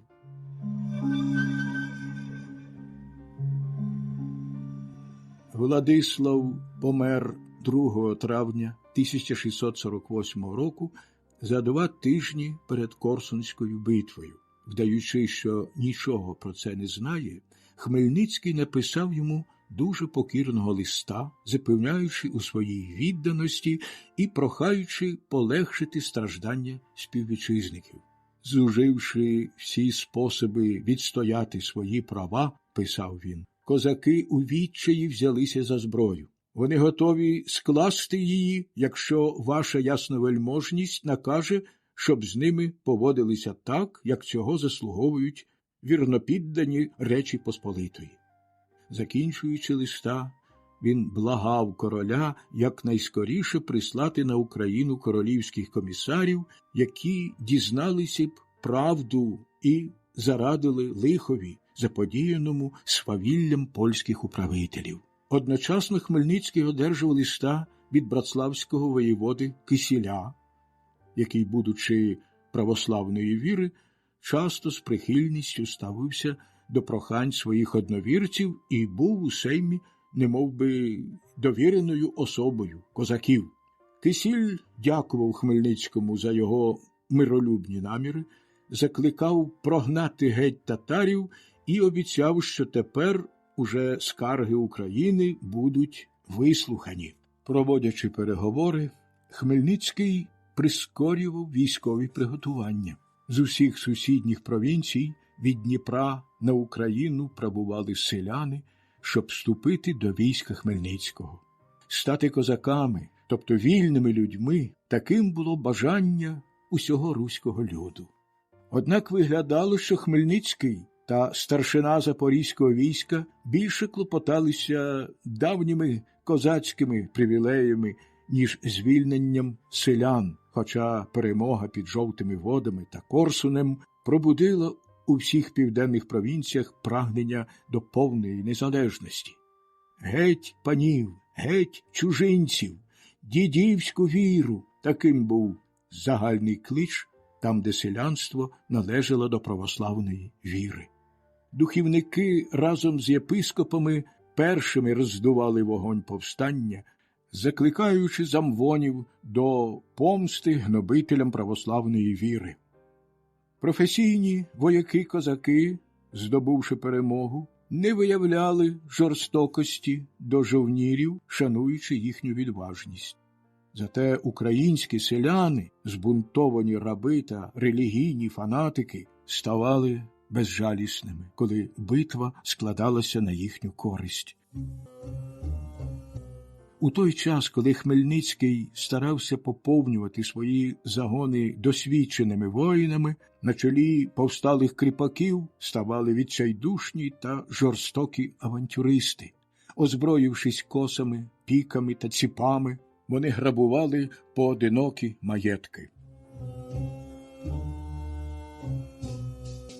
За кілька тижнів був зруйнований не один замок, спалений не один маєток, зненацька захоплено і жорстоко пограбовано кілька міст.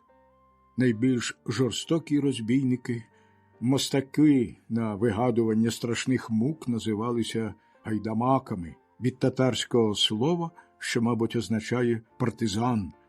Звісно, козаки не допустили б до того, щоб ця невгамовна маса влилася в їхні ряди і прибрала їхнє ім'я.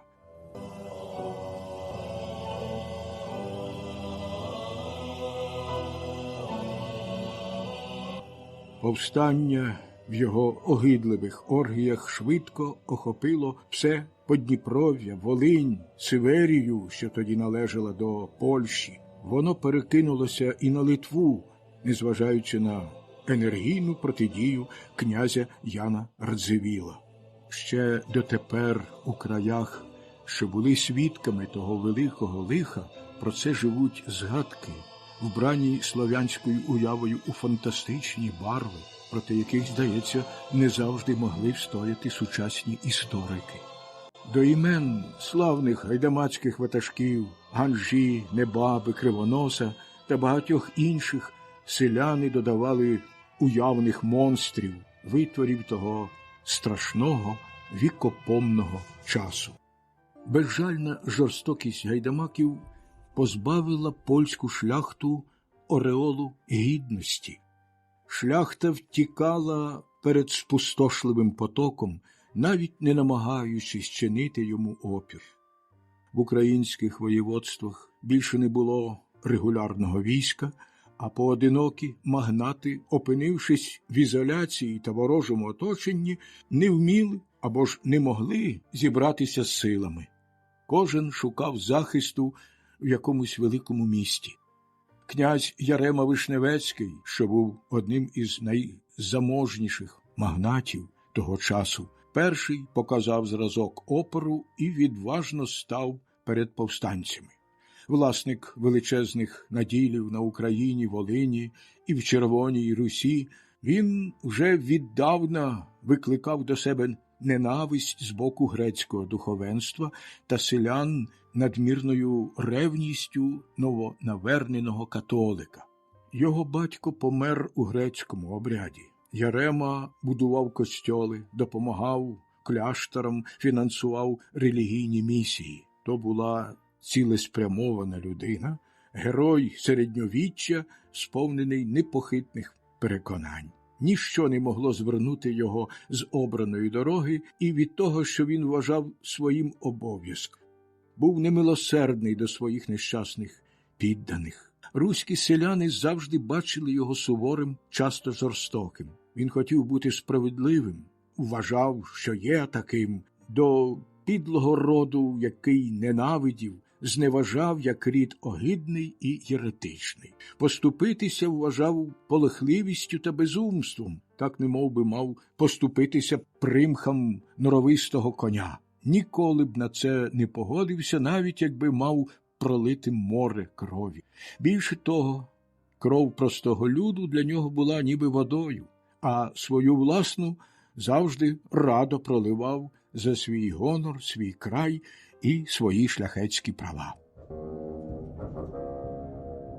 Як тільки Ярема Вишневецький дізнався, що Хмельницький підняв меча, він згуртував своїх шляхтичів та челядь, зібрав невелике військо, очолив його і вже був готовий приєднатися до коронного гетьмана, коли козаки вручили йому листа, відправленого переможцем Корсунської битви, в якому той закликав князя не встрявати в суперечку, доля якої вже вирішена зброєю.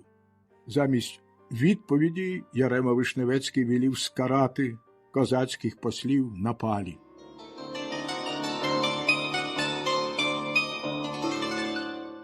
Та незабаром зрозумів небезпеку всієї ситуації. На Видноколі жевріло повстання, наближався великий загін під орудою козацького полковника Кривоноса. Знавіснілий від люті, Ярема Вишневецький повернув назад, щоб відвести в надійне місце свою молоду дружину з сином, які в той час були в Лубнах, помістити їх під захист фортечних мурів Вишневецького замку, від якого і має своє прізвище. Ярема Вишневецький звільнився від тих обов'язків і з малочисельним, але відданим йому військом кинувся проти повстанців. Стрімким маршем і вправним маневром він зненацька напав на кілька селянських загонів і вчинив жорстоку різанину. Однак ні його жахливі розправи, ні відважність та військовий талант не могли вгамувати зрушення цілого народу. Військо, що тануло в битвах та внаслідок дезертирства, незабаром відмовилося вести надто нерівну боротьбу.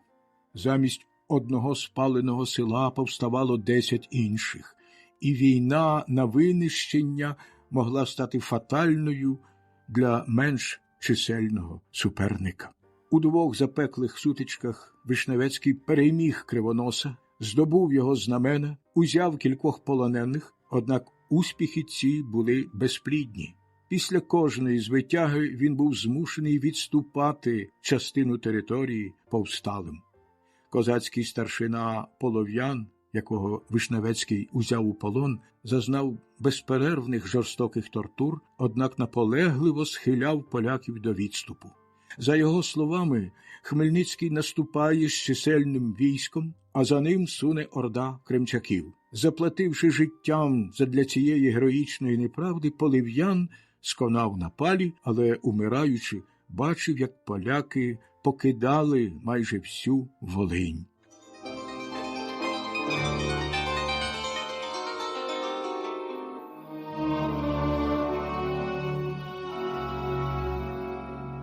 Стурбований за свою сім'ю, Ярема Вишневецький швидко відвів військо до Збаража, залишивши Кривоносу безкарне поле дій.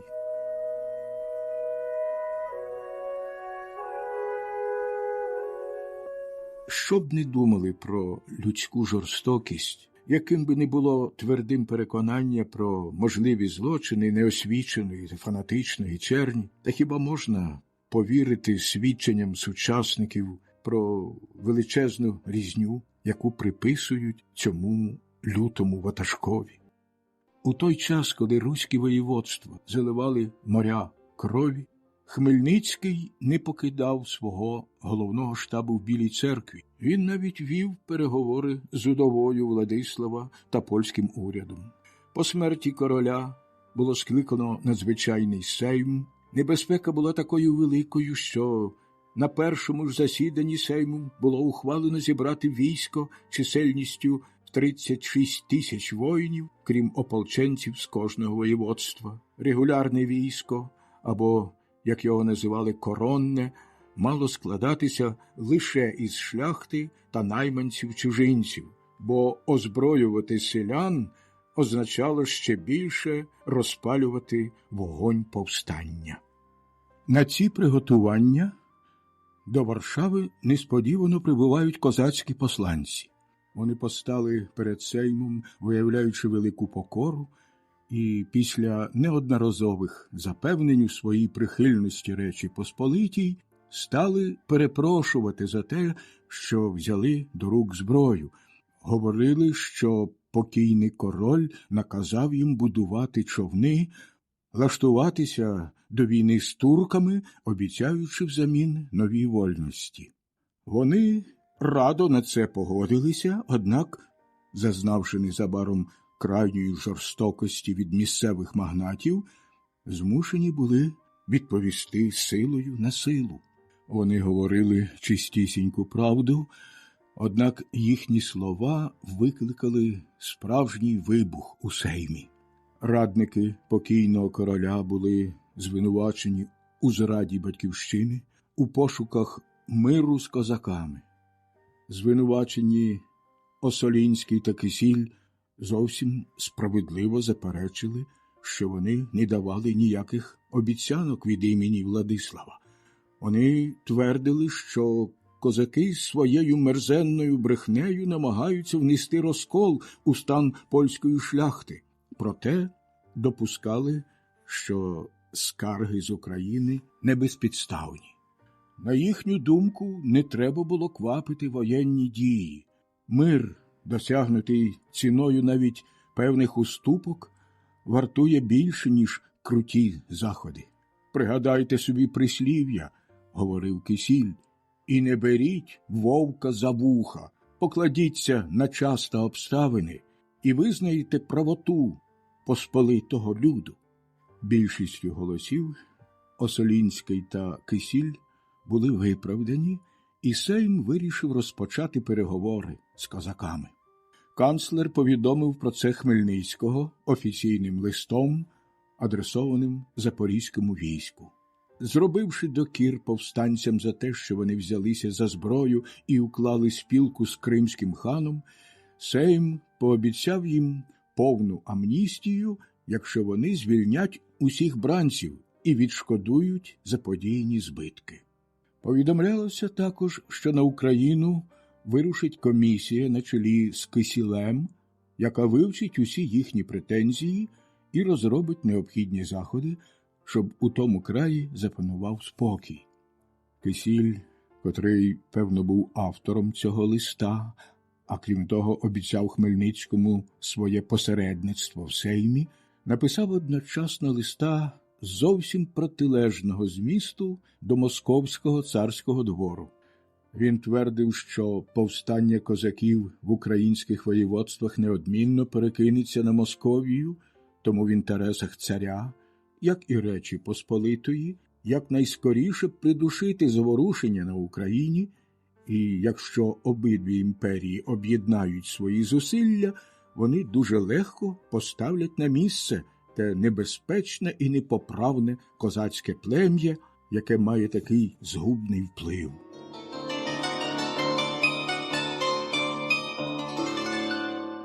Гінця з листом до царя перехопив козацький дозор.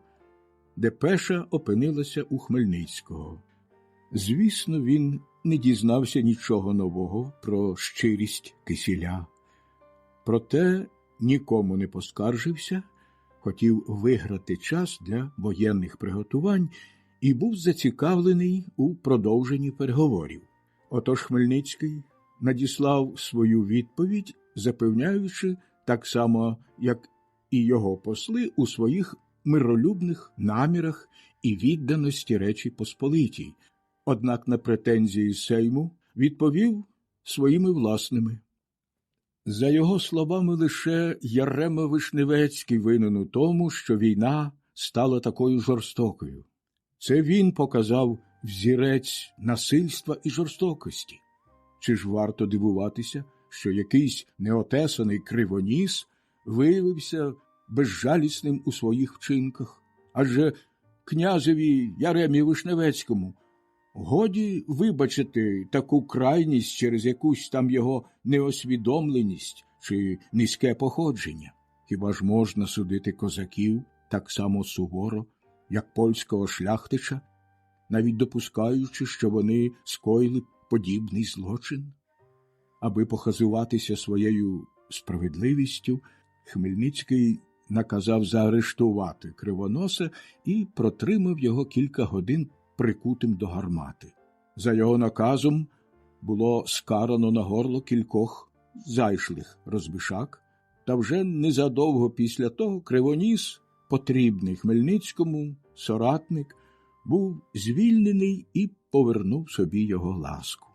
Повсталі продовжували спустошення і, радше керовані порадами Хмельницького, ніж ним стримувані, кидали свої відчайдушні ватаги аж до передмість Варшави. Коли Кисіль з призначеною Сеймом комісією вирішив податися на Україну, його поїздка безперервно відкладалася через різні нові перешкоди. То шлях їм перетинали озброєні ватаги, і треба було витратити багато часу, щоб з ними переговорити, хоча комісари й показували пропускні свідоцтва з печаткою запорізького війська, а крім того мали екскорт регулярного козацького війська. То поширювалися чутки, що депутація з України була посаджена на палю у Варшаві, і збунтована чернь хотіла для відплати порубати комісарів. У кожному місті, у кожному селі їхня поява викликала бурхливі сходини люду, який із зброєю в руках обговорював умови миру, що йому хотіли нав'язати. Діставшись врешті-решт до українського прикордоння, польські депутати з жахом дізналися, що неподалік перебуває Хмельницький на чолі 80-тисячного війська. Він переказував їм, що всі його зусилля для укладення миру виявилися даремними, тому не хоче, всупереч волі народу, вести переговори з Польщею. У розпачі Кисіль не спробував навіть з ним зустрітися і подався зі своїми супутниками в польський табір, розбитий в Глинянах. Сподівання на мирне вирішення проблеми затримало воєнні приготування поляків. Пам'ятаємо, що коронний і польний гетьмани були татарськими бранцями. Треба було призначити інших воєначальників. Якийсь час гадали, що булаву командуючого одержить Ярема Вишневецький, але своєю пихатістю він нажив багатьох ворогів та й був надто гордий, щоб випрошувати голоси рівних собі. Крім того, вважали небезпечним обирати людину, відому своєю ненавистю до козаків у той час, коли з ними ведуться переговори. Сейм призначив командувачем коронного війська багатого і впливового князя Домініка Заславського, більш знаного розкошем і пристрастю до розваг, ніж військовим талантом.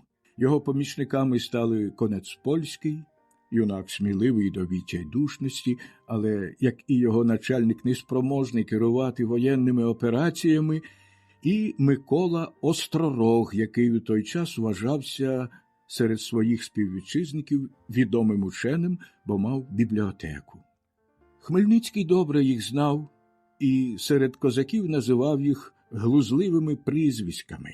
Заславський був Пириною, Конецпольський – дитиною, а Остророг – латиною. Обурений тим, що Сейм надав перевагу таким нікчемним людям, Ярема Вишневецький поклявся бути безстороннім спостерігачем назріваючої битви, однак при перших пострілах войовничий запал князя поборов його стриманість, і він знову взявся за зброю, підняв кілька військових загонів і вирушив у похід, готовий провадити свою власну воєнну тактику, ігноруючи накази регіментаря, призначеного Сеймом. Але й коронне військо, так само як і він, не поважало своє військове керівництво. Замість того, щоб правувати в Генеральний штаб Заславського у Глинянах, значна частина шляхтичів приєдналася до Яреми Вишневецького. За їхнім прикладом пішло кілька капітанів-чужинців. Таким чином, коронне військо за своєю чисельністю і рівнем вояків було значно слабше, ніж це вважалося на Сеймі. До того ж, воно було знесилене великою кількістю спорядження та людей, котрі не брали участі в битвах. За місцевими звичаями, польські магнати навіть у військових походах оточували себе надзвичайними розкошами, що, певно, перевищували розкоші їхніх пишних замків. Один капітан чи навіть звичайний гусар потребував кількох возів з наметом, обставою, інколи срібним начинням, не кажучи вже про різноманітну провізію. Вуздечки та кінська збруя були з важкого срібла, оксамитові чепраки були оздоблені золотом або перлами. Вони чванилися тим, що в польових умовах мають не менш пишні столи, ніж у Варшаві, так само довго бенкетують. Багато польських вояків, як і їхні предки скіфи, возили все своє майно за собою. Отож за військом тягнулися довжелезні обози, наладовані всяким непотребом. Воно мусило харчувати натовп слуг та блазнів, від яких годі було чекати якоїсь допомоги. Один польський історик, свідок тієї нестримної розкоші, зауважував, що у стані Заславського було більше срібла, ніж свинцю.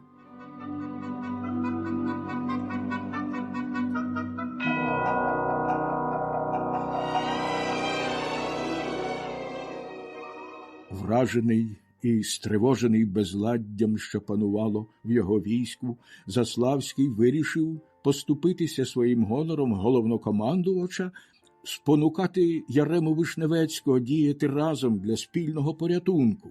Він подався у стан князя і ім'ям вітчизни закликав об'єднати їхні зусилля. Завагавшись на якусь мить, Ярема Вишневецький ладен був поступитися, коли ж то якесь необережне слово поранило його честолюбство. Вдалося лише вирвати його згоду брати участь у військових радах. Що ж до об'єднання свого корпусу з коронним військом, то цього навіть не хотів слухати і став окремим табором за кілька миль від штабу головнокомандувача.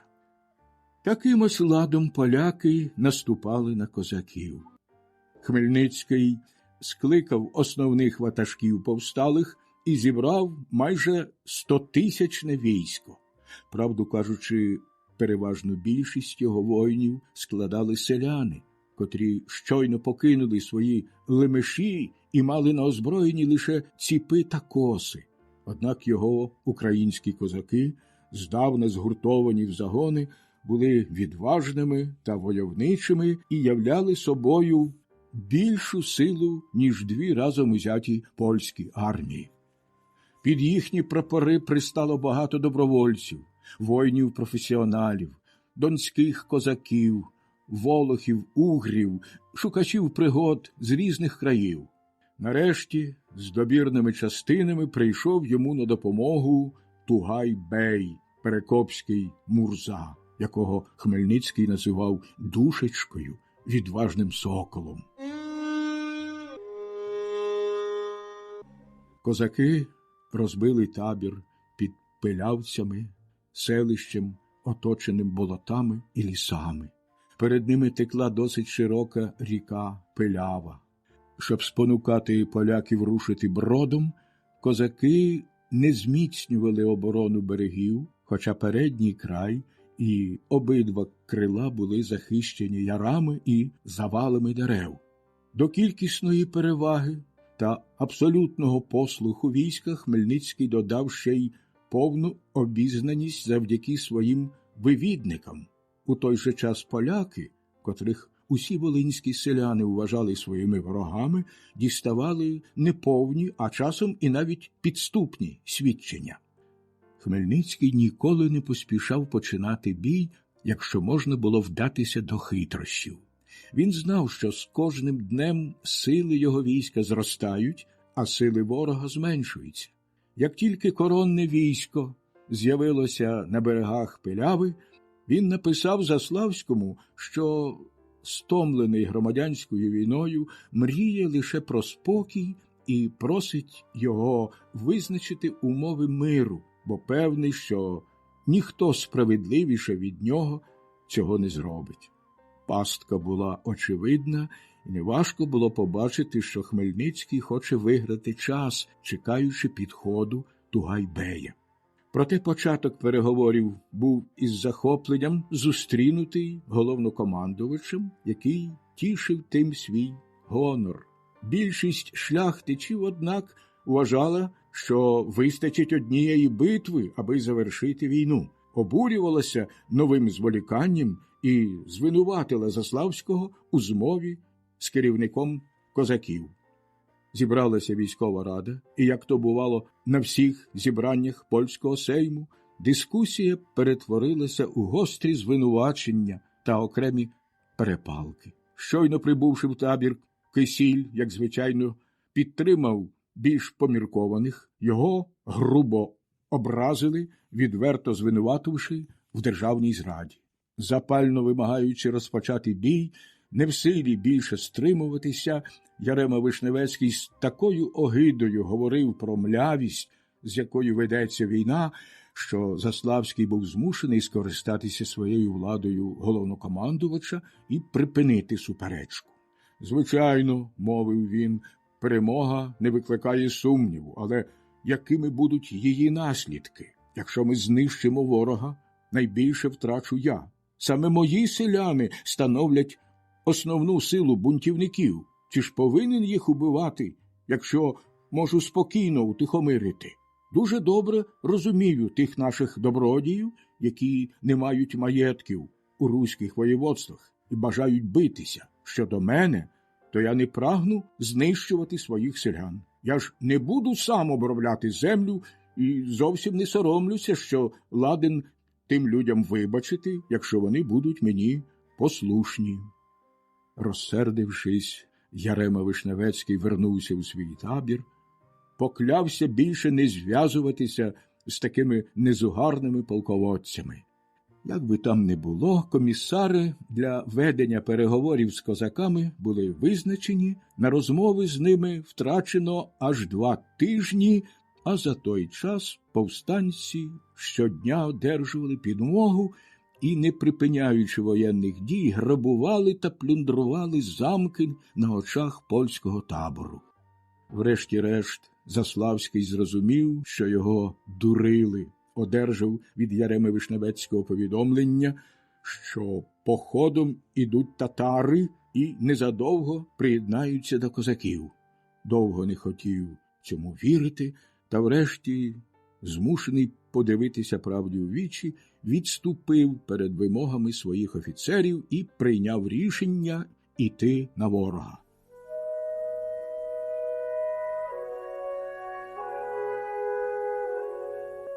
Ми вже казали, що річка Пилявка розділяла два ворожі стани. Річку перетинала вузька гребля, що виходила на рівнину. Козаки звели свої укріплення довкола Пилявецького замку, який Хмельницький обрав для свого штабу. 20 вересня 1648 року коронне військо, поділившись на 3 частини, форсувало Пилявку, не зустрівши з боку козаків особливого опору. Перейшовши греблю, центральна частина розвернулася на рівнині, правий і лівий корпуси подолали ріку бродом, однак наштовхнулися на сильного супротивника, що окопався в густому лісі, в який годі було проникнути. Центральна група, що відкинула козаків у їхній шанці, була сповнена завзяття і вимагала негайного наступу. Ще один гарматний постріл, кричали жовніри, і Курник буде наш. Вони показували на Пилявецький замок. Проте Заславський вважав, що для одного дня цього досить, і зупинився. Назавтра, 21 вересня, у наступ пішли вже козаки. Великою силою вони атакували ліве крило, змусили його вернутися через Пилявку і впродовж дня тривожили поляків безперервними перестрілками. Козаки зазнали важкої втрати. В одному з поєдинків, які час від часу розпалювали відчайдухи перед лицем обидвох армій, загинув один з кращих полковників – Ганжа. Український літописець каже, що Ганжа сам був винен у своїй смерті. Він сів на коня, не помолившись. Уночі в козацькому таборі сталося велике пожвавлення. Було чути мушкетні постріли, гучно дзвеніли сурми, бухали литаври, а над тим усім лунав добре знайомий полякам крик «Алла! Алла!». До Заславського припровадили полоненого попа, а може і перевдягненого козака. Він сповістив, що тільки-но прибуло 40 000 татар, і це тільки передній загін ханського війська. А насправді замість 40 000 татар прибуло тільки 4 чи 5 тисяч із Тимошем, старшим сином Хмельницького. Однак ніхто не засумнівався у правдивості слів попа, коли назавтра побачили, як на рівнині розгорнулася лінія татарської кінноти. Говорять, що Хмельницький вдягнув частину своїх козаків у татарський одяг, щоб таким чином обдурити шляхтичів. Упевненість змінилася неспокоєм, коли в польському таборі побачили грізних на той час вершників. Жовніри вхопили зброю і кинулися у бій, запально, метушливо. Регіментарі пересварилися між собою. Кожен щось наказував, але ніхто не слухав. Туман, що накотився з Пилявки, довершив загальне замішання. Проте, якщо воєначальники виявили повну безпорадність, жовніри, відчувши небезпеку, пройнялися відвагою і сміливо пішли в наступ. Сандомирський полк прорвав центр оборони козаків і посунувся далеко вперед по рівнині. За ним, побачивши прорив в обороні, без наказу поспішили інші полки. Незабаром їх зупинив добірний запорізький полк під орудою самого Хмельницького, який вигукнув українською мовою «За віру, хлопці-молодці!». Водночас кіннота, що стрімко увірвалася на рівнину, була оточена ззаду і на флангах. Сандомирський та Волинський полки були порубані до пня. Загинуло багато родовитих вельмож, і польське військо безладно відступило до свого табору. Всіх охопила тривога. Назавтра очікували ще й ханське військо. До того ж, поки точилася битва на Пилявецькій рівнині, грізний Кривоніс із значним військом перетнув ріку і помчав на Костянтинів, загрожуючи відтяти шлях для відступу залишкам польського війська. Зібравшись на військову раду, 3 регіментари звинуватили один одного в помилках, допущених того дня, а далі зійшлися на тому, що треба якнайскоріше зняти з себе відповідальність за поразку, яку вважали неминучою.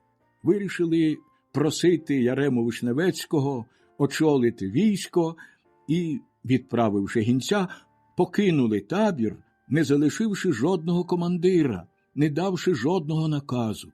Так, немовби вже все тут сповнили, лишень попередили кількох своїх найближчих друзів, турбуючись про їхню безпеку.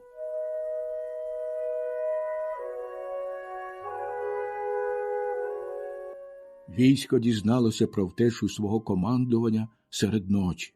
Відразу ж зусібіч пролунали крики «Рятуйтеся, хто може!». Кожен хапав те, що мав найціннішого, і кидався чимдуж із табору. Полишали намети, гармати, поранених.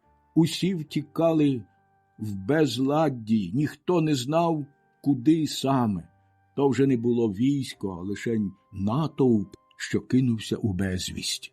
Як тільки стало на світ, послані в розвідку козаки сповістили, що польський табір залишений, і там є тільки поранені та пси.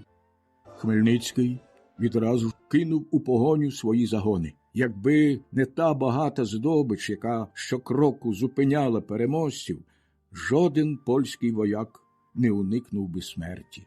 Шлях був устелений скринями, меблями, зброєю, усілякими трофеями.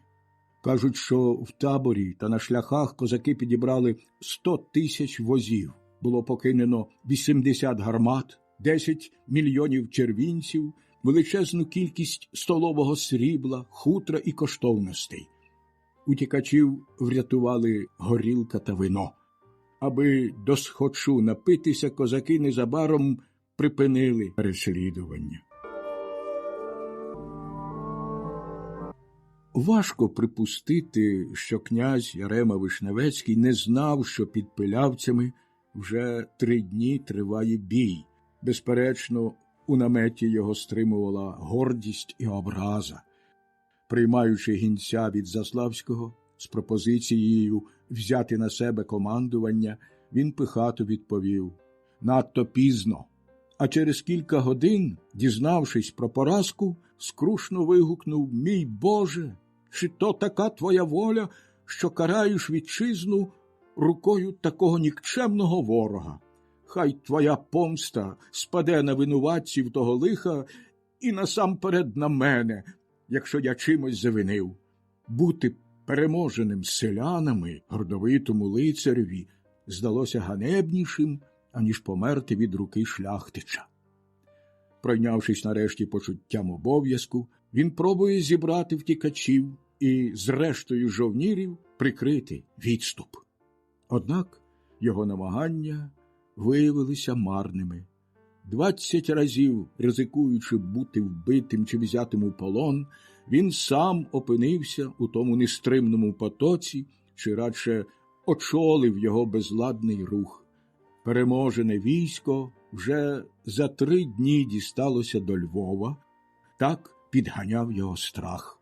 Тут Ярема Вишневецький зупинив утікачів і взявся гуртувати сили. Він наклав на місто контрибуцію, щоб задовольнити нагальні потреби жовнірів, залишив у ньому значний гарнізон під орудою відважного і рішучого офіцера. Далі поспішив на Замостя, де покинув усе, що міг лише зібрати з війська, і, добре укріпивши цю важливу місцину, подався до Варшави. Хоча блискуча перемога під Пилявцями сталася головним чином внаслідок вигідних позицій і передбачливості Хмельницького, він сам був здивований нею і почувався немовби пригніченим. Не мав більше перед собою війська, королівство розпалося, лишилося без короля, без монарха. Перед козацьким полководцем лежала багата і незахищена країна, легкодоступна, як трофеї від табору Заславського. Після кількаденного походу він зупинився у Збаражі, аби порадитися з полковниками та старшинами, і запитав їх, чого бажає шановна рада? Чи заглибимося у Польщу, щоб добити ворога, чи вернемося на нашу милу Україну? Було очевидним, що сам він схилявся до другого. Однак усі воєначальники, запалені недавнім успіхом, вигукнули в один голос: «У Польщу! Покінчимо з ляхами!» 20 вересня 1648 року коронне військо, поділившись на 3 частини, форсувало Пилявку, не зустрівши збоку козаків особливого опору. Перейшовши греблю, центральна частина розвернулася на рівнині, правий і лівий корпуси подолали ріку бродом, однак наштовхнулися на сильного супротивника, що окопався в густому лісі, в який годі було проникнути. Центральна група, що відкинула козаків у їхній шанці, була сповнена завзяття і вимагала негайного наступу. «Ще один гарматний постріл!» – кричали жовніри, «і Курник буде наш!» Вони показували на Пилявецький замок. Проте Заславський вважав, що для одного дня цього досить, і зупинився. Назавтра, 21 вересня, у наступ пішли вже козаки. Великою силою вони атакували ліве крило, змусили його вернутися через Пилявку і впродовж дня тривожили поляків безперервними перестрілками. Козаки зазнали важкої втрати. В одному з поєдинків, які час від часу розпалювали відчайдухи перед лицем обидвох армій, загинув один з кращих полковників – Ганжа. Український літописець каже, що Ганжа сам був винен у своїй смерті. Він сів на коня, не помолившись. Уночі в козацькому таборі сталося велике пожвавлення. Було чути мушкетні постріли, гучно дзвеніли сурми, бухали литаври, а над тим усім лунав добре знайомий полякам крик «Алла! Алла!». До Заславського припровадили полоненого попа, а може і перевдягненого козака. Він сповістив, що тільки-но прибуло 40 тисяч татар, і це тільки передній загін ханського війська. А насправді замість 40 тисяч татар прибуло тільки 4 чи 5 тисяч із Тимошем, старшим сином Хмельницького.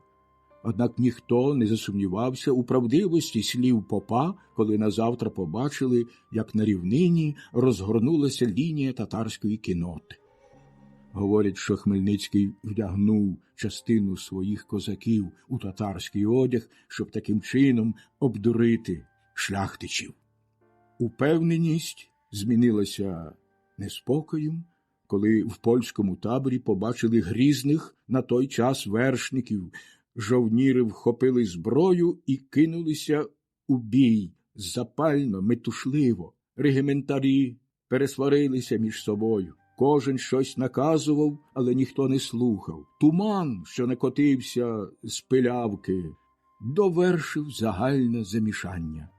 Проте, якщо воєначальники виявили повну безпорадність, жовніри, відчувши небезпеку, пройнялися відвагою і сміливо пішли в наступ. Сандомирський полк прорвав центр оборони козаків і просунувся далеко вперед по рівнині. За ним, побачивши прорив в обороні, без наказу поспішили інші полки. Незабаром їх зупинив добірний запорізький полк під орудою самого Хмельницького, який вигукнув українською мовою «За віру, хлопці-молодці!». Водночас кіннота, що стрімко увірвалася на рівнину, була оточена ззаду і на флангах. Сандомирський та Волинський полки були порубані до пня.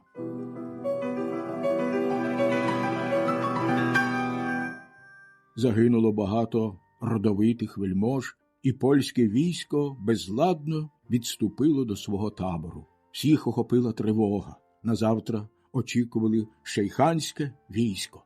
До того ж, поки точилася битва На Пилявецькій рівнині грізний Кривоніс із значним військом перетнув ріку і помчав на Костянтинів, загрожуючи відтяти шлях для відступу залишкам польського війська.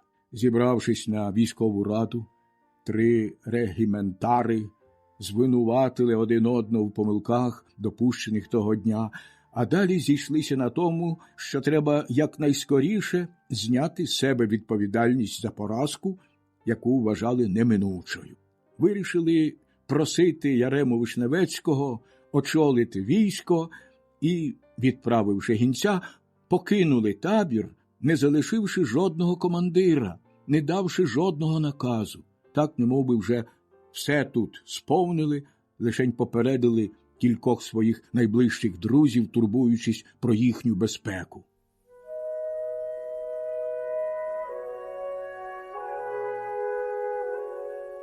Військо дізналося про втечу свого командування серед ночі.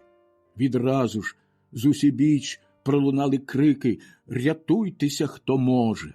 Кожен хапав те, що мав найціннішого, і кидався чимдуж із табору. Полишали намети, гармати, поранених. Усі втікали в безладді, ніхто не знав, куди саме. То вже не було військо, а лишень натовп, що кинувся у безвість. Як тільки стало на світ, послані в розвідку козаки сповістили, що польський табір залишений, і там є тільки поранені та пси.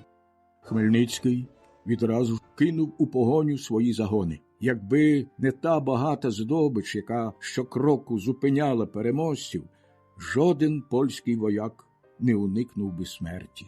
Шлях був устелений скринями, меблями, зброєю, усілякими трофеями. Кажуть, що в таборі та на шляхах козаки підібрали 100 тисяч возів. Було покинено 80 гармат, 10 мільйонів червінців, величезну кількість столового срібла, хутра і коштовностей. Утікачів врятували горілка та вино. Аби досхочу напитися, козаки незабаром припинили переслідування. Важко припустити, що князь Ярема Вишневецький не знав, що під Пилявцями вже 3 дні триває бій. Безперечно, у наметі його стримувала гордість і образа. Приймаючи гінця від Заславського з пропозицією взяти на себе командування, він пихато відповів: «Надто пізно». А через кілька годин, дізнавшись про поразку, скрушно вигукнув: «Мій Боже, чи то така твоя воля, що караєш вітчизну рукою такого нікчемного ворога? Хай твоя помста спаде на винуватців того лиха і насамперед на мене, якщо я чимось завинив. Бути переможеним селянами гордовитому лицареві здалося ганебнішим, аніж померти від руки шляхтича». Пройнявшись нарешті почуттям обов'язку, він пробує зібрати втікачів і з рештою жовнірів прикрити відступ. Однак його намагання виявилися марними. 20 разів, ризикуючи бути вбитим чи взятим у полон, він сам опинився у тому нестримному потоці, чи радше очолив його безладний рух. Переможене військо вже за 3 дні дісталося до Львова, так підганяв його страх. Тут Ярема Вишневецький зупинив утікачів і взявся гуртувати сили. Він наклав на місто контрибуцію, щоб задовольнити нагальні потреби жовнірів, залишив у ньому значний гарнізон під орудою відважного і рішучого офіцера.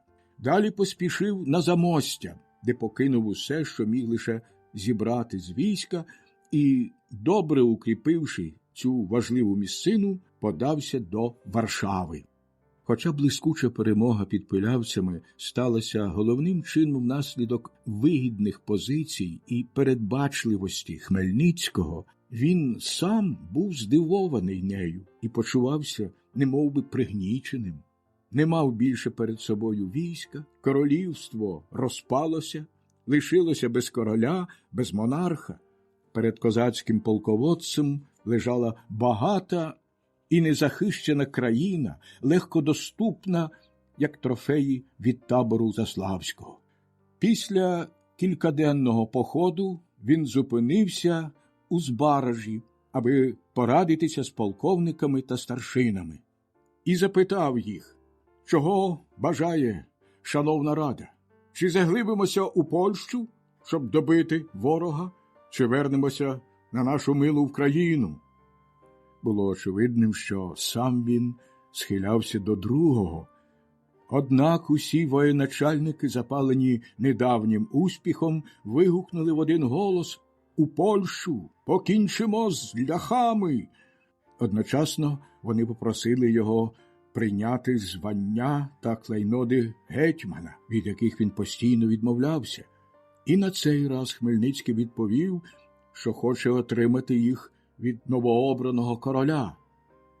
А втім, удавши, що поступається бажанню ради, а насправді втілюючи свої власні плани, він відправив своїх полковників у руські провінції, немовби для того, щоб скликати новобранців і проганяти поляків, а сам з головним військом почав облогу Львова. Поведінка Хмельницького за цих обставин зовсім справедливо видається вельми дивною. Добродій Костомару пояснює її все-таки малопереконливо, визнаючи за Хмельницьким сентимент патріотичного жалю, якого не годен був у собі побороти старий козак. На нашу думку, він приділяє багато уваги його почуттям, не враховує його політики. Насамперед, доволі важко повірити в польський патріотизм мешканця України і допустити, що полкому Схизматові заманулося пошкодувати своїх гнобителів-католиків, що вождь селянської нації зберігав якісь доброзичливі почуття до аристократії гнобительки. І нарешті, якщо така любов до Польщі в нього колись існувала, чи ж не дивно, що вона виявилася після стількох ударів, завданих Польщі на його очах і за його наказом. Однак ми не заперечуємо того, що на Хмельницького могли вплинути давні спогади, колишні звички, завдяки яким він пошанував і місто Варшаву, і знесилений уряд, що звався Річ Посполита. Проте нам видається, що основною рушійною силою тут були, певне, його власні інтереси та інтереси України, які він ототожнював із своїми. Чи міг би Хмельницький бути самостійним володарем, а Україна вільною та незалежною? Навіть якщо він цього і бажав, ця мета видавалася йому надто недосяжною і надто складною. Для себе він хотів фактичної влади, для країни – справжньої незалежності. Мало взагалі турбуватися зовнішньою видимістю цього питання. Ладен був визнати номінального володаря за умови, що ця васальна залежність обмежуватиметься лише виявами поваги з його боку. Хоча й був проводирем повсталого війська, чи радше мабуть, тому, що сам він більше, ніж хто-небудь інший, потерпів через недисциплінованість тих ватаг, що йшли під його знаменами.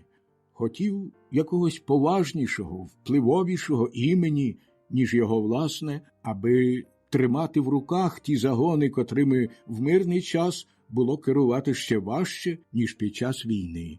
Польський король, Річ Посполита – це були поняття, що мали владний вплив на народні маси. З другого боку, якщо уряд польської аристократії гнобительки примусив його вжити зброю, Хмельницький і сам був певним аристократом щодо повсталого плебсу. Козак, вільна людина, що вже народжувалася воїном, вважав себе набагато вищим від закабаленого селянина. Запорізький січовик вважав себе вищим від звичайного козака. Запорізький полководець поділяв ці пересуди. Можливо, він так само, як і Заславський, думав про те, що селяни потрібні йому для того, щоб обробляти землю, проте аж ніяк не хотів би рахуватися з повстанцями, залучати їх до свого уряду чи задля них змінювати свої плани. Межа між козаком та селянином була глибока. Лише релігія та ненависть до спільного ворога їх єднала. Звичайно, Хмельницький хотів би поліпшити становище селян, однак не наважувався відразу ж поставити їх в один ряд з козаками. Одно слово, він не гадав нищити Польщу, бо хотів забезпечити незалежність України під захистом могутньої держави, яка ще мала силу в Європі. Після своєї перемоги він думав над тим, щоб стати васалом шанованого короля, однак мав на увазі, що сам вибиратиме цього покровителя і ним управлятиме. Щодо цього, події не виправдали його розрахунків. А як саме, ми про це скажемо пізніше. Хмельницький вичікував зі своїм військом, не нападав на противника. Видавши військо на Львів, хотів виграти час і дати можливість Сеймові вибрати короля. Справді, облога велася доволі мляво. Козаки не мали ні інженерів, ні важкої артилерії. Польовими гарматами вони нищили покрівлі будинків і перестрілками з гарнізоном хотіли викликати заворушення серед населення, особливо простолюдців, які у своїй більшості належали до грецького обряду. Побутує дивний переказ, пов'язаний з облогою Львова. Серед найбільш завзятих захисників міста були ченці монастиря Бернардинів, що стояв неподалік захисних валів. Той монастир перетворився на справжню твердиню. Його ченці завжди першими бралися за зброю, чи то відбиваючи штурм, чи то придушуючи голодний бунт мешканців. Дізнавшись про контакти Хмельницького з деякими руськими ремісниками, вони наказали сповістити, що кожної суботи влаштовуватимуть обід для жебраків обох обрядів. Першої ж суботи в монастирі зібрався натовп людей. При вході до трапезної якийсь чернець попереджував, що пісний стіл приготовлений для католиків, а м'ясний для православних. Руський люд посідав за той стіл і взявся надолужувати свій довготривалий піст, коли ж якийсь бернардинець кличе одного з них немовби для таємного повідомлення. Незадовго кличуть ще одного русина, далі ще. Жоден з них не повернувся. Коли вони виходили, чернець убивав їх сокирою і кидав у криницю. Чи так воно було, чи ні, цього ми не знаємо, однак цей переказ, збережений українськими літописцями, свідчить, до якої крайності дійшла релігійна ненависть у Польщі.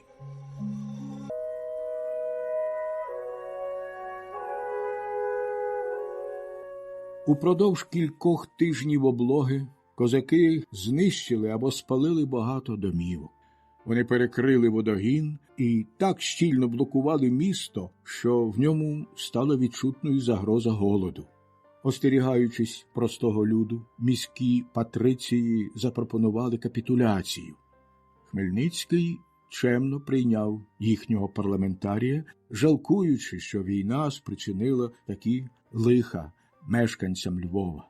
У тому нещасті, від якого постраждав насамперед я, казав він, винен лише Ярема Вишневецький. Моє військо роздратоване, воно вимагає помсти, а я безсилий вас захистити. Описавши жахливу картину, яка їх чекає, він дав зрозуміти, що запорізьке військо задовольниться викупом, точніше субсидією, яка потрібна йому, щоб заплатити своєму союзникові, татарському Мурзі. Тепер йшлося про те, щоб визначити суму. Хмельницький хотів 200 тисяч дукатів. З ним не погодились. Він послав позивачів до Тугайбея. Той повернув їх на Хмельницького. Місто могло дати лише 16 тисяч дукатів готівкою. Проте обложники погодилися взяти також срібне начиння і різний крам. пооббирали костьоли та монастирі. У козацький табір позносили тканини, обставу, коштовності. А ще потрібні були подарунки для полковників, старшин, сотників. Одно слово, то був організований полюбовний грабунок. Грізні бернардинці, які до останньої хвилини були проти капітуляції, заявили про своє право не сплачувати насильної контрибуції і, здається, таки зуміли її уникнути. З-під Львова Хмельницький рушив з військом на Замостя. Облога Замостя достеменно нагадувала облогу Львова. Козаки не спромоглися заволодіти цим добре укріпленим містом із чисельним гарнізоном, проте виснажили його безперервними атаками, настрахали жорстокою блокадою і, врешті-решт, погодившись на викуп, зняли облогу. Якщо вірити українським літописам, обложники спорудили чудодійний механізм, від якого щиро сподівалися неймовірного успіху. То була дерев'яна вежа з рухомим містком, що опускався на захисні вали. І справді, з допомогою ручки, різних валків та блоків його підвели аж до мурів міста, однак поляки вивели його з ладу гарматними пострілами і спалили. Козаки називали цю машину «Гуляй-город» і, втративши її, були дуже пригнічені.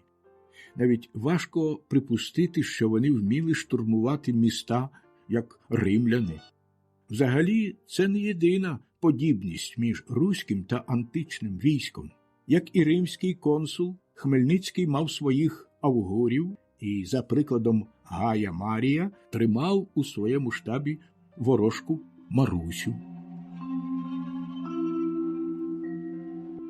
Побачивши якийсь метеорит, Маруся сповістила, що місто взяти штурмом не вдасться. Переконані в безпомилковості тієї віщунки, козаки погодилися на 20 тисяч дукатів і припинили воєнні дії. Поки тривала облога, а повстанці продовжували спустошливі набіги, польський сейм, зібравшись у Варшаві, мав намір вибрати короля. Звичні інтриги з такої оказії, здавалось, так поглинули увагу виборців, що вони забули про небезпеку, яка нависла над батьківщиною.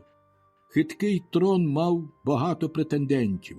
Єдиний, хто міг би дати жовнірів, поповнити скарбницю і мав військовий досвід, був Стефан Ракоці, трансильванський князь. За корону він брався знищити грецьку схизму. Його несподівана смерть заскочила сейм, котрий уже було розпочав попередні приготування.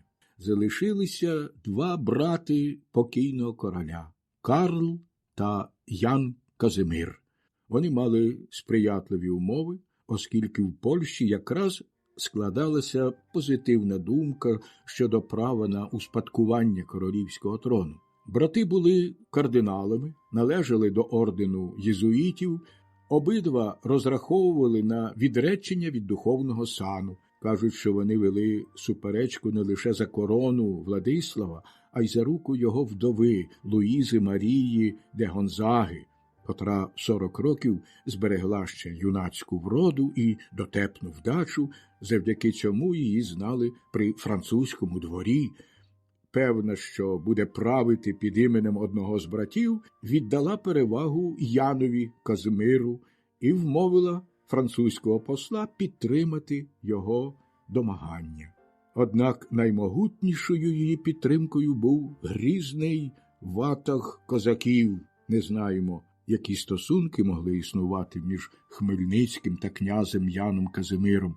Можливо, вони датувалися тими часами, коли Владислав вів з козаками переговори, аби їх підбурити на війну з турками. Як би там не було, Хмельницький відкрито став на його бік. Довірники Хмельницького, а тепер він був досить багатий, щоб мати не одного довірника на сеймі, заявили, що елекція Яна Казимира покладе край громадянській війні, у противному разі війська, що стоять під Замостям, правитимуть на Варшаву. В жалюгідній ситуації країни князь Карл не наважився наполягати, погодився на зречення трону задля інтересів Речі Посполитої і зняв свою кандидатуру. На Вольській рівнині Сейм обрав королем Яна Казимира, а на Видноколі диміли замки, підпалені козаками.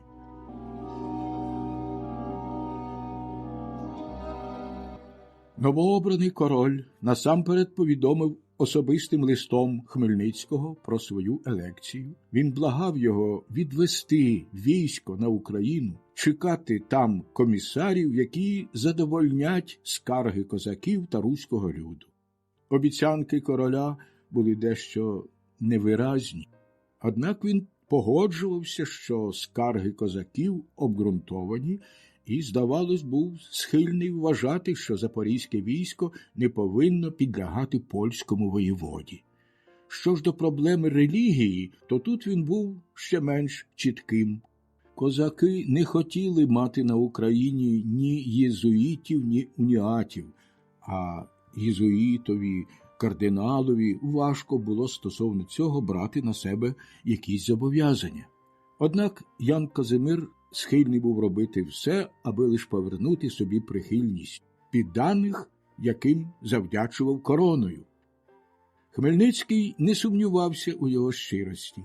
Дізнавшись про рішення Сейму, виявив велику радість. Козацькі гармати славили елекцію Яна Казимира скоріше, ніж прозвучали постріли салюту в Замості.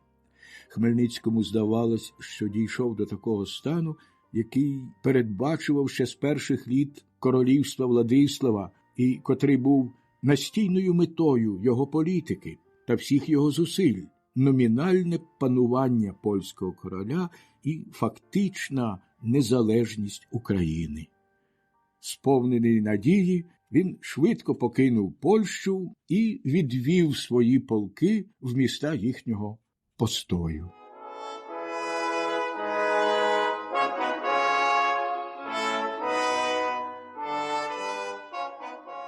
На початку січня 1649 року, зустрінутий радісними вигуками населення, Хмельницький тріумфально в'їхав до Києва, святого міста руського люду.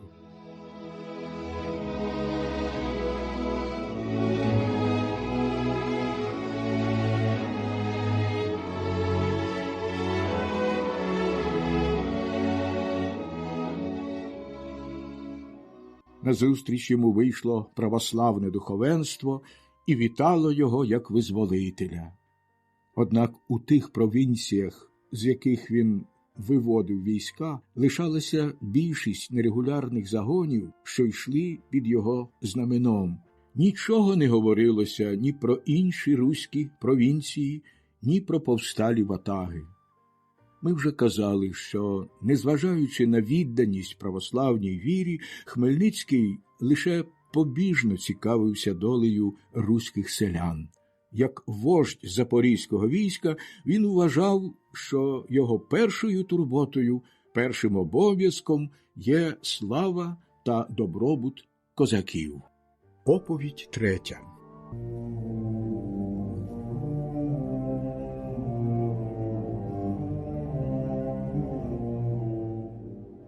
Повернувшись на Україну, Хмельницький, здавалось, занедбав народні справи і думав лише про себе. Чи то вважав, що все вже завершено, чи, може, хотів дати відпочинок натрудженому безперервними хвилюваннями тілові, а може, відчув врешті якусь шалену радість від таких звитяг. Він розривався між ревним сповненням релігійних обрядів і буйствами, властивими його співвітчизникам. Цілими годинами лежав розпростертий перед іконами святих, а потім зачинявся з віщунами або ж бенкетував із старшинами, наспівуючи їм пісень. Хоча й був Хмельницький інколи суворий та гордовитий, особливо з полковниками, проте всі ті дивацтва сприймалися по-доброму і зовсім не шкодили його дивовижній владі. Приблизно тоді ж він повернув собі жінку, яку вкрав і пошлюбив Чаплинський, про що ми говорили раніше. Звісно, Чаплинський не чекав помсти з боку ображеного мужа і постарався залишити межі України. Пані Хмельницька була його кумою. Корінфський митрополит, якого тоді називали патріархом руським, вважав, що така релігійна спорідненість визнає недійсним другий шлюб і дав підтвердження першого. Пані Хмельницька повернула собі і колишню віру, і колишнього чоловіка. Перемоги Хмельницького привернули до України та її полководця увагу всіх сусідніх володарів. Вони почали шукати з ним спілкування. У своїй резиденції в Переяславі він приймає посланців трансильванського князя Георгія Ракоці, посланців султана і московського царя. Хмельницький вітав їх щедро і невгамовно. Справжній козацький ватажок, збагачений своїми звитягами, частував гостей житньою горілкою із золочених чарок. Його жінка набивала люльки і запалювала їх. Козацькі старшини, збуджені вином, лякали чужеземних посланців своєю буйністю та звичкою встрявати в перепалки. Часто становище послів було скрутне.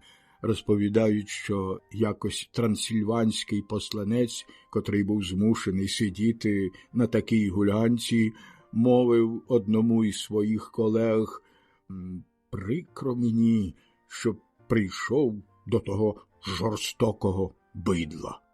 Трансильванський князь не хотів нічого, лиш би стати польським королем, і був готовий поділяти владу з тим, хто дасть йому корону. Порта пропонувала Хмельницькому, що візьме Україну під свою опіку, а йому дасть титул, рівний титулові великого господаря. Що ж до царя, котрий вітав козаків із перемогою, завдяки якій вони відомстили за православну віру та відновили її, він закликав їх до примирення з Польщею. Незважаючи на велике бажання повернути собі воєводства, які відібрали в Росії Сигізмунд та Владислав, московський царський двір не хотів брати собі за спільників повсталих проти панів селян. Він боявся, щоб ця пожежа не перекинулася на північ та схід. І справді, бояри, власники кріпаків мали б боятися таких спільників, як козаки. Їхні інституції могли б стати небезпечною спокусою для московитів.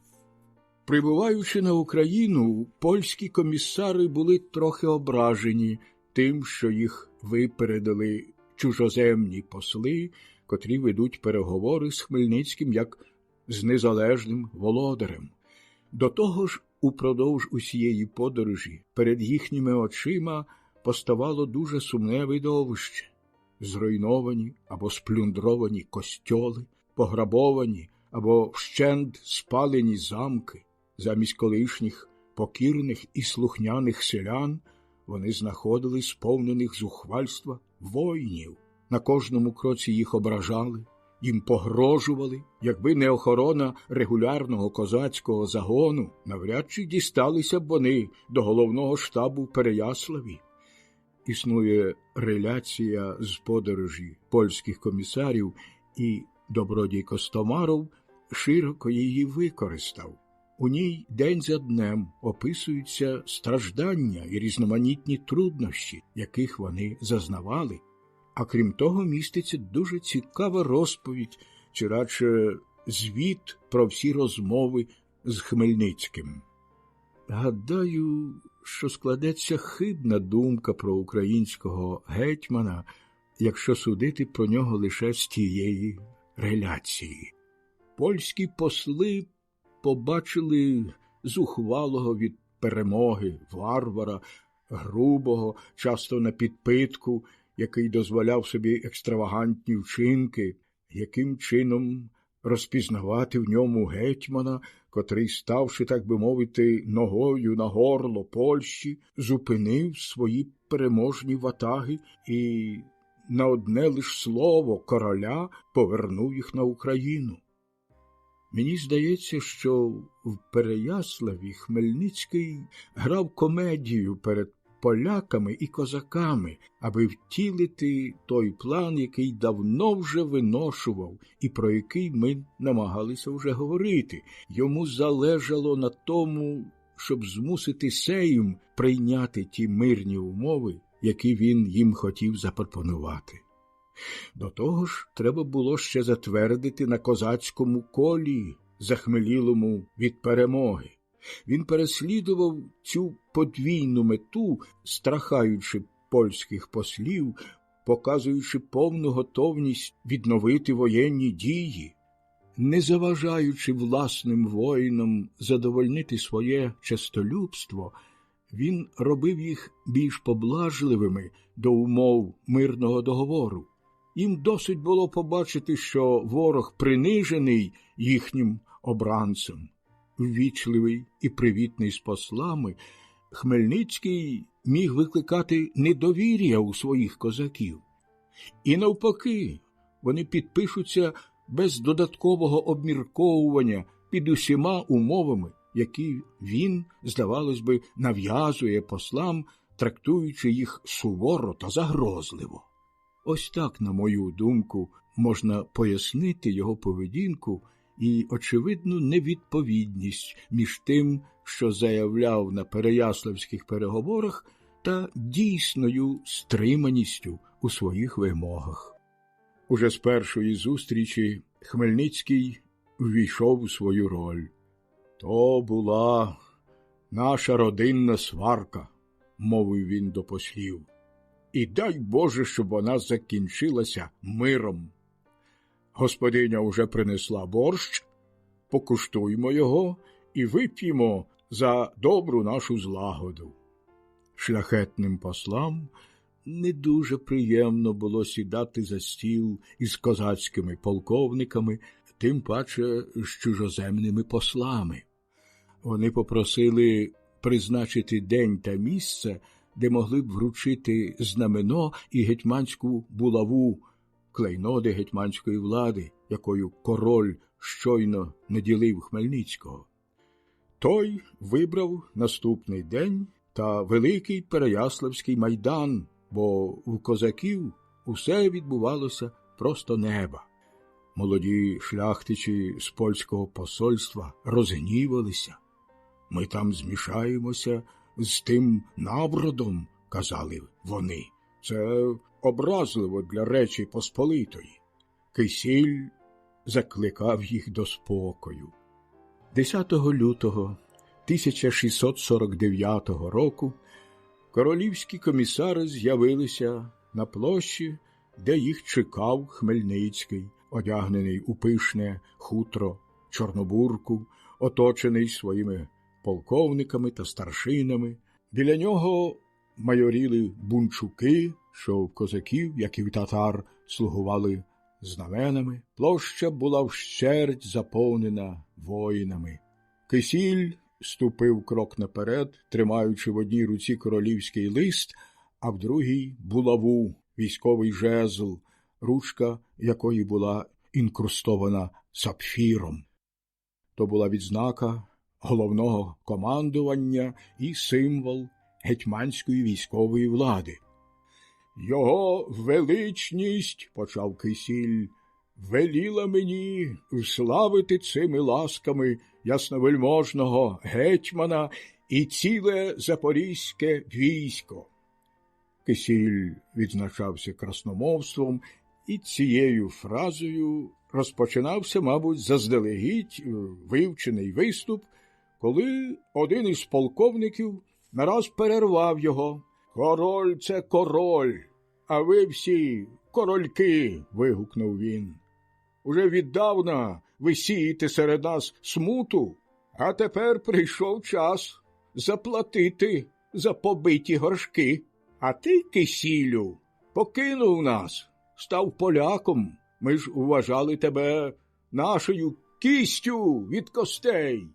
Хмельницький зажадав, щоб полковник замовк. Трохи зніяковілий від тих слів і козацького гомону, оратор перервав свій урочистий виступ і, не мовлячи ні слова, вручив Хмельницькому булаву і малиновий стяг з польським орлом та написом «Король Казимир».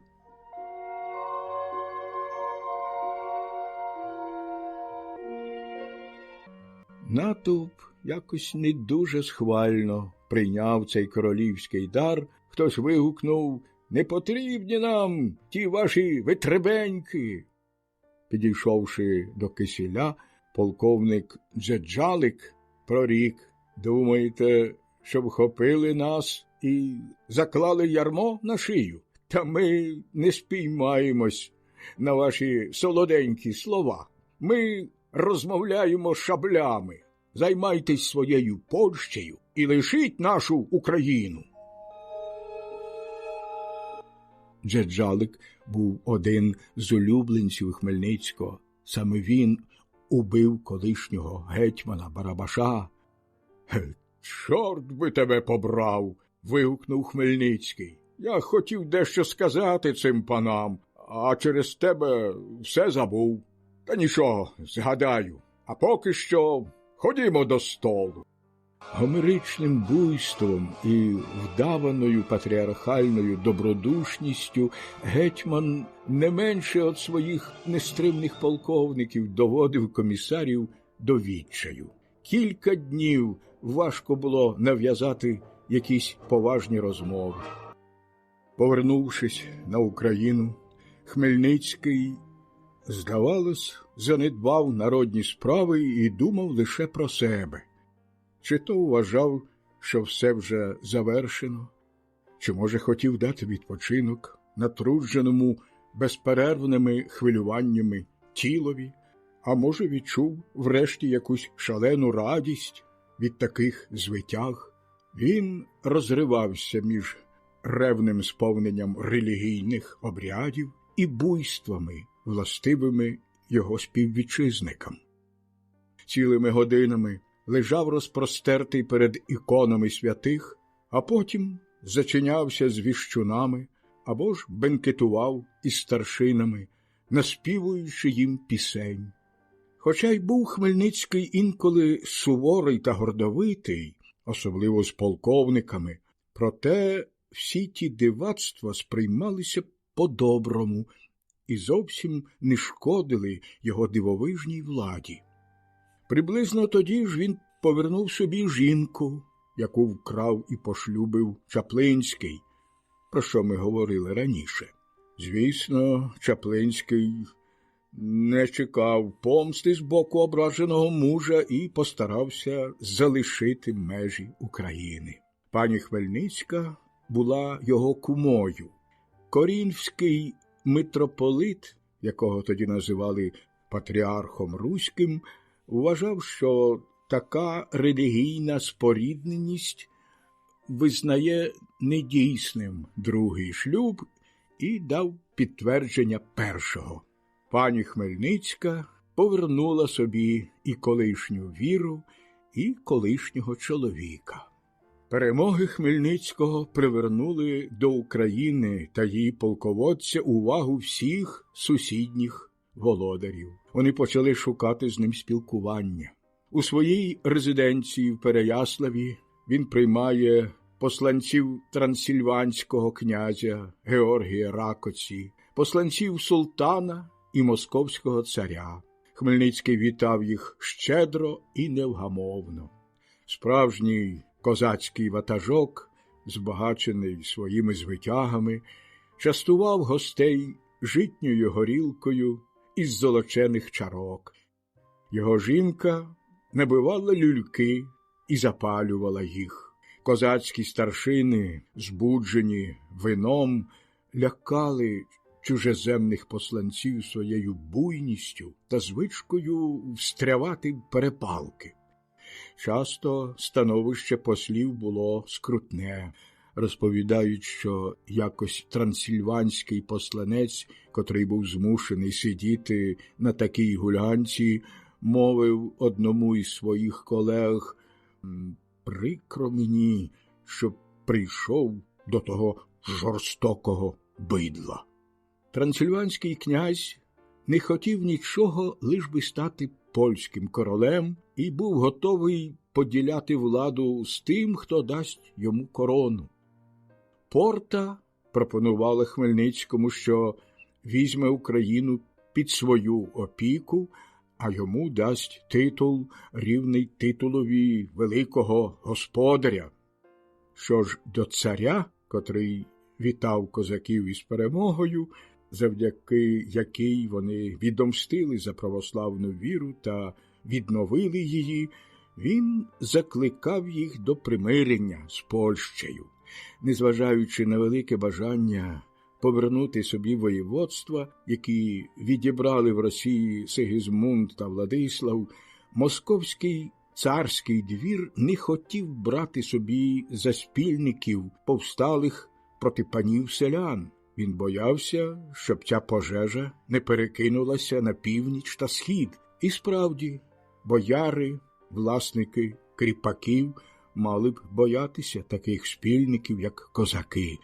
Їхні інституції могли б стати небезпечною спокусою для московитів. Прибуваючи на Україну, польські комісари були трохи ображені тим, що їх випередили чужоземні посли, котрі ведуть переговори з Хмельницьким як з незалежним володарем. До того ж, упродовж усієї подорожі перед їхніми очима поставало дуже сумне видовище. Зруйновані або сплюндровані костьоли, пограбовані або вщент спалені замки. Замість колишніх покірних і слухняних селян вони знаходили сповнених зухвальства воїнів.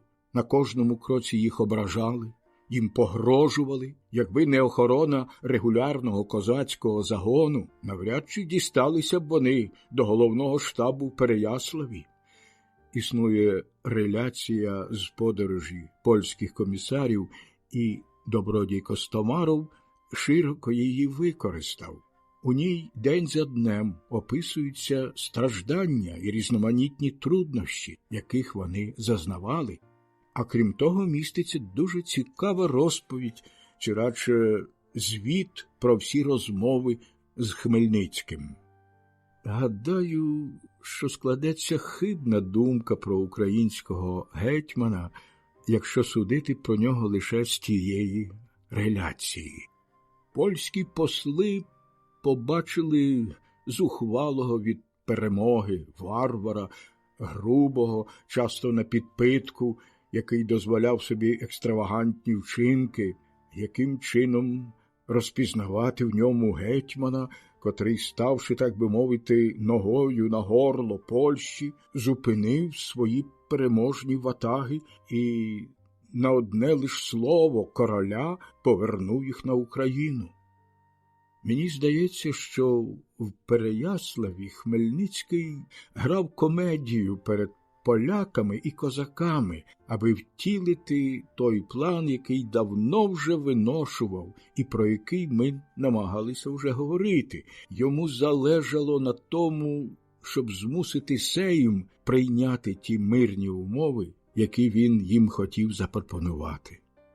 До того ж, треба було ще затвердити на козацькому колі, захмелілому від перемоги.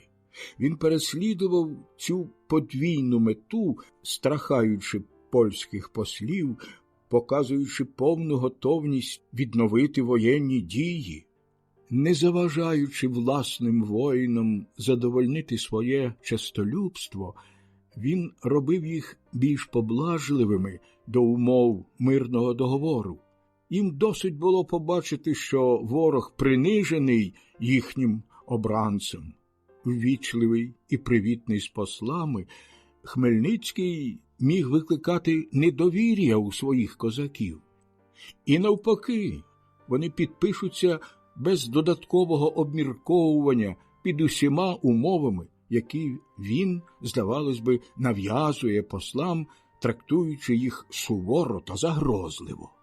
Ось так, на мою думку, можна пояснити його поведінку і очевидну невідповідність між тим, що заявляв на переяславських переговорах, та дійсною стриманістю у своїх вимогах. Уже з першої зустрічі Хмельницький ввійшов у свою роль. «То була наша родинна сварка», – мовив він до послів. «І дай Боже, щоб вона закінчилася миром. Господиня уже принесла борщ, покуштуймо його і вип'ємо за добру нашу злагоду». Шляхетним послам не дуже приємно було сідати за стіл із козацькими полковниками, тим паче з чужоземними послами. Вони попросили призначити день та місце, де могли б вручити знамено і гетьманську булаву, клейноди гетьманської влади, якою король щойно наділив Хмельницького. Той вибрав наступний день та великий Переяславський майдан, бо у козаків усе відбувалося просто неба. Молоді шляхтичі з польського посольства розгнівалися. «Ми там змішаємося з тим набродом», – казали вони. «Це образливо для Речі Посполитої». Кисіль закликав їх до спокою. 10 лютого 1649 року королівські комісари з'явилися на площі, де їх чекав Хмельницький, одягнений у пишне хутро чорнобурку, оточений своїми полковниками та старшинами. Біля нього майоріли бунчуки, що в козаків, як і в татар, слугували знаменами. Площа була вщерть заповнена воїнами. Кисіль ступив крок наперед, тримаючи в одній руці королівський лист, а в другій – булаву, військовий жезл, ручка якої була інкрустована сапфіром. То була відзнака головного командування і символ гетьманської військової влади. «Його величність, – почав Кисіль, – веліла мені вславити цими ласками ясновельможного гетьмана і ціле запорізьке військо». Кисіль відзначався красномовством, і цією фразою розпочинався, мабуть, заздалегідь вивчений виступ, коли один із полковників нараз перервав його. «Король – це король, а ви всі корольки!» – вигукнув він. «Уже віддавна ви сієте серед нас смуту, а тепер прийшов час заплатити за побиті горшки. А ти, Кисілю, покинув нас, став поляком. Ми ж вважали тебе нашою кістю від костей». Хмельницький зажадав, щоб полковник замовк. Трохи знігековілий від тих слів і козацького гомону оратор перервав свій урочистий виступ і, не мовлячи ні слова, вручив Хмельницькому булаву і малиновий стяг з польським орлом та написом «Король Казимир».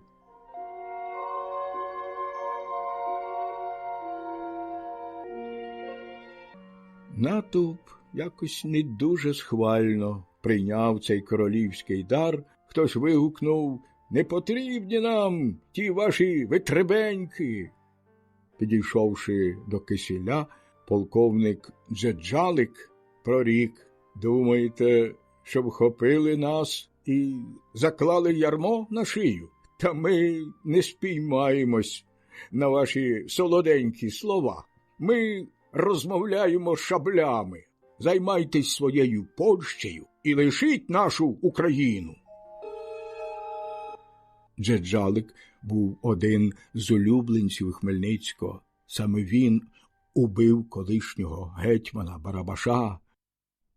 «Чорт би тебе побрав!» – вигукнув Хмельницький. Я хотів дещо сказати цим панам, а через тебе все забув. Та нічого, згадаю. А поки що ходімо до столу.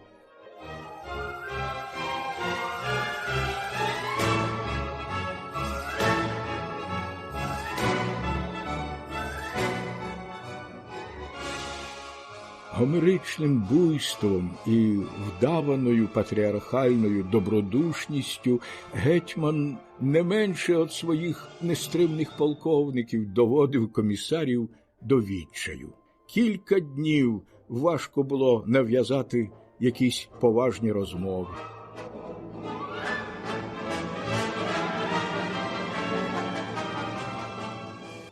Коли за столом заходило про політику, козацькі полковники на свій лад пояснювали, чому вони взялися за зброю, розпалювали один одного спогадами про образи, яких спізнав їхній край, і, здавалось, від погрозливих слів готові перейти до конкретних дій. А коли польський ксьондз засумнівався, що Хмельницький точно поінформований про якийсь факт, що згадувався у розмові, хтось із полковників крикнув: «Як ти, попе, наважуєшся виправляти нашого гетьмана?» І, схопивши свій пернач, ледь не розбив йому череп. Добре, що той ксьондз вчасно вийшов з-за столу. Обід змінювався обідом, а переговори не розпочиналися. Годі було домогтися, щоб гетьман призначив день початку переговорів. Занепокоєний Кисіль подався до покою Хмельницького і застав його за столом з полковниками та трансильванським послом, який готувався до від'їзду. Стіл був заставлений пляшками горілки, і всі гості, здавалось, були вже на підпитку. При першому ж слові Кисіля Хмельницький з досадою мовив: «Усі питання та відповіді завтра. Сьогодні я п'яний, тільки не випив чарку стременого з угорцем. Не годен тепер довго балакати. Але ваша комісія все знатиме. Через 3-4 тижні знову почнеться війна. Всіх вас, панове поляки, повиганяю звідсіль. Будете в мене під ногами, а потім продам вас туркові. Король є король. Хай водить за ніс шляхту, герцогів, князів. Я хочу, щоб він був вільний. Якийсь князь утнув дурницю, його карають на горло. Коли ж таку дурницю чинить козак, то це вже моя справа. Ось у чому полягає справедливість. Правда, я незначна людина, але мене підніс Господь і настановив володарем усієї землі руської, а на цьому на добраніч. Усі питання та відповіді завтра. Гетьман вільно розмовляв польською мовою, однак використовував козацьку мову, певно для того, щоб його краще розуміли полковники, а може, щоб у всьому наслідувати незалежного володаря. Назавтра Кисіль застав Хмельницького більш зібраним, але не менш гордим та різким.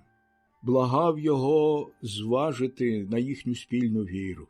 «Чи ж ваша світлість хоче, – запитував він, – віддати на поталу нечистивцям Польщу та руську землю, православну віру і наші святі церкви? Може, маєте якусь особисту образу? Дістанете сатисфакцію? Чаплинський вас образив? Він буде покараний. Якщо запорізьке військо не досить велике, якщо йому бракує землі, король готовий піти на додаткові поступки. Може, хочете збільшити його з 15 до 20 тисяч? Назвіть кількість. Якщо козаки хочуть воювати, чи ж то не краще воювати з поганцями, ніж із християнами? Повірте мені, що його величність буде вдячна, якщо ви відведете свої війська на кордон». «Досить балачок!» – вигукнув Хмельницький. «Мали час говорити зі мною, коли Потоцький проганяв мене за Дніпро. Мали ще час після жарту на жовтих водах. після Корсунської битви, навіть після пилявців, а тепер пізно. Але я вам висловлю все, що думаю. Отож слухайте, я хочу звільнити весь народ руський од ляцької неволі. За мною піде 200-300 тисяч козаків. Ціла орда сяде на коней. Уже йдуть нагайці. Неподалік від мене Тугай-бей, мій брат, моя душечка, єдиний на світі сокіл. Він піде туди, куди я лишень забажаю. За мною Україна, Поділля, Волинь. Я дійду до Вісли, глядітиму на ляхів, де б вони не були. Сидіть, ляхи, мовчіть, ляхи, а надто кричатимуть за Віслою, то заспокою їх. Не хочу на Україні ні князя, ні шляхтичів, а схоче котрий наш хліб їсти, хай буде послушний запорізькому війську і навіть не думає йти проти короля. Мовлячи ці слова, гетьман тупотів ногами і рвав на собі волосся. Він виглядав, немов якась фурія, а від його голосу ми аж ціпеніли, писав один із комісарів, свідків цієї сцени. У мові Хмельницького можна помітити незмінну повагу, з якою він ставиться або вдає, що ставиться до королівської влади. Нема для нього після інтересів запорізького війська інтересів дорожчих від королівських. Чи бачив він, як політик, серйозні вади польської конституції, а може згадував ті часи, коли разом із Владиславом плекав проти неї змову і сподівався знайти в його наступникові спільника в боротьбі з тією шляхтою, з якою поклявся воювати до скону?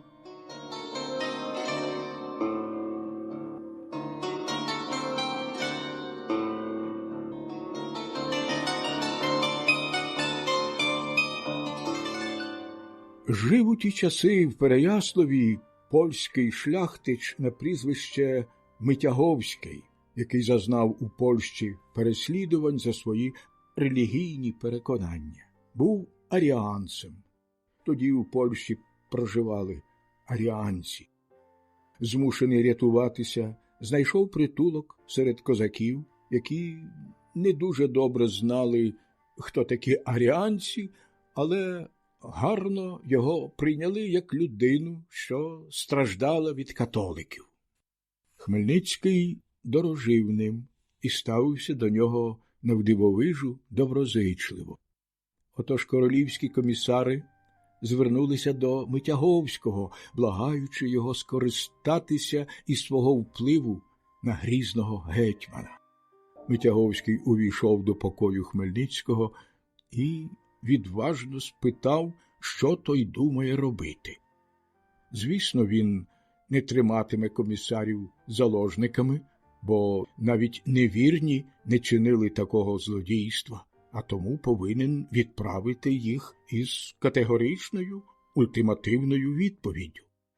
Гетьман витягнув з-під сукна папір, на якому були викладені українською мовою не вельми дипломатичним тоном такі пункти, які він просив передати комісарам. В українських воєводствах ліквідується уніатська церква і будь-яка згадка про неї. Друге, не буде ніяких католицьких чи уніатських церков. Третє, київський митрополит матиме перший найвищий чин після польського примаса. Четверте, на українських землях воєводи і каштеляни належатимуть лише до православної віри. П'яте, запорізьке військо дістане всі колишні привілеї. Шосте, гетьман підлягатиме лише його королівській світлості. Сьоме, усі іновірці негайно покинуть межі України. Восьме, Ярема Вишневецький ніколи не здійснюватиме військового командування.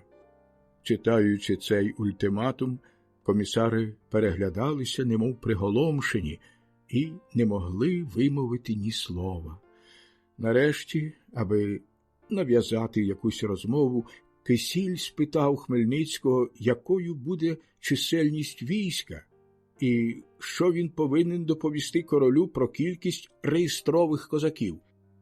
«Навіщо кількість?» – відповів Хмельницький. «Буде стільки, скільки я бажатиму».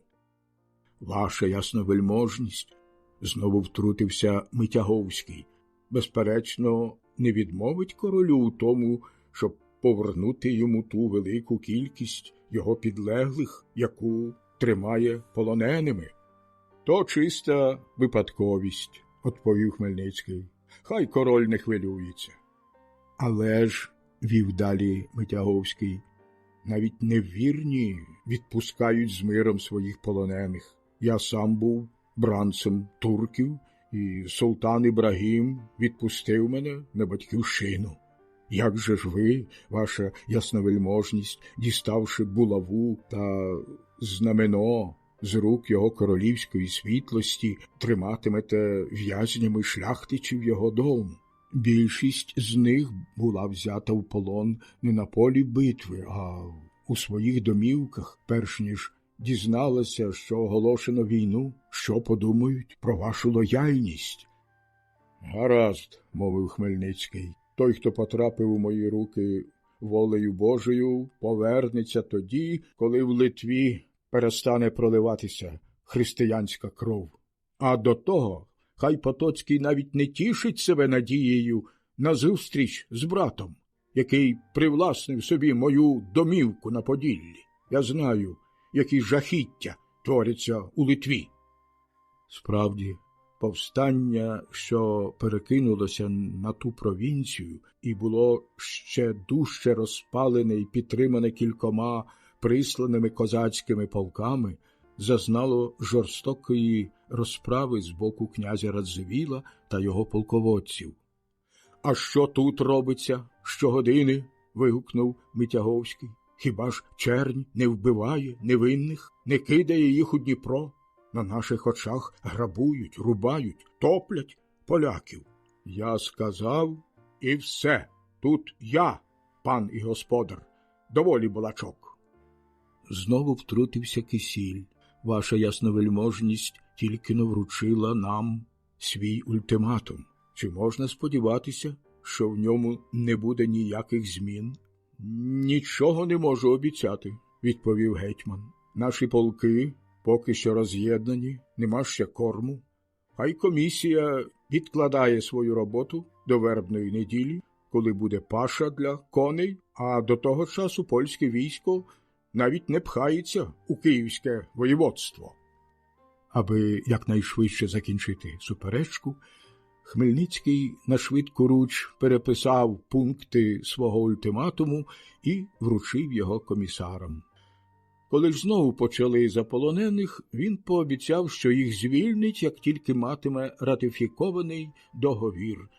Більшого досягти не вдалося. Перед від'їздом Кисіль схвильованим голосом звернувся до Хмельницького, нагадав, яка відповідальність впаде на нього за поділ та знесилення Речі Посполитої.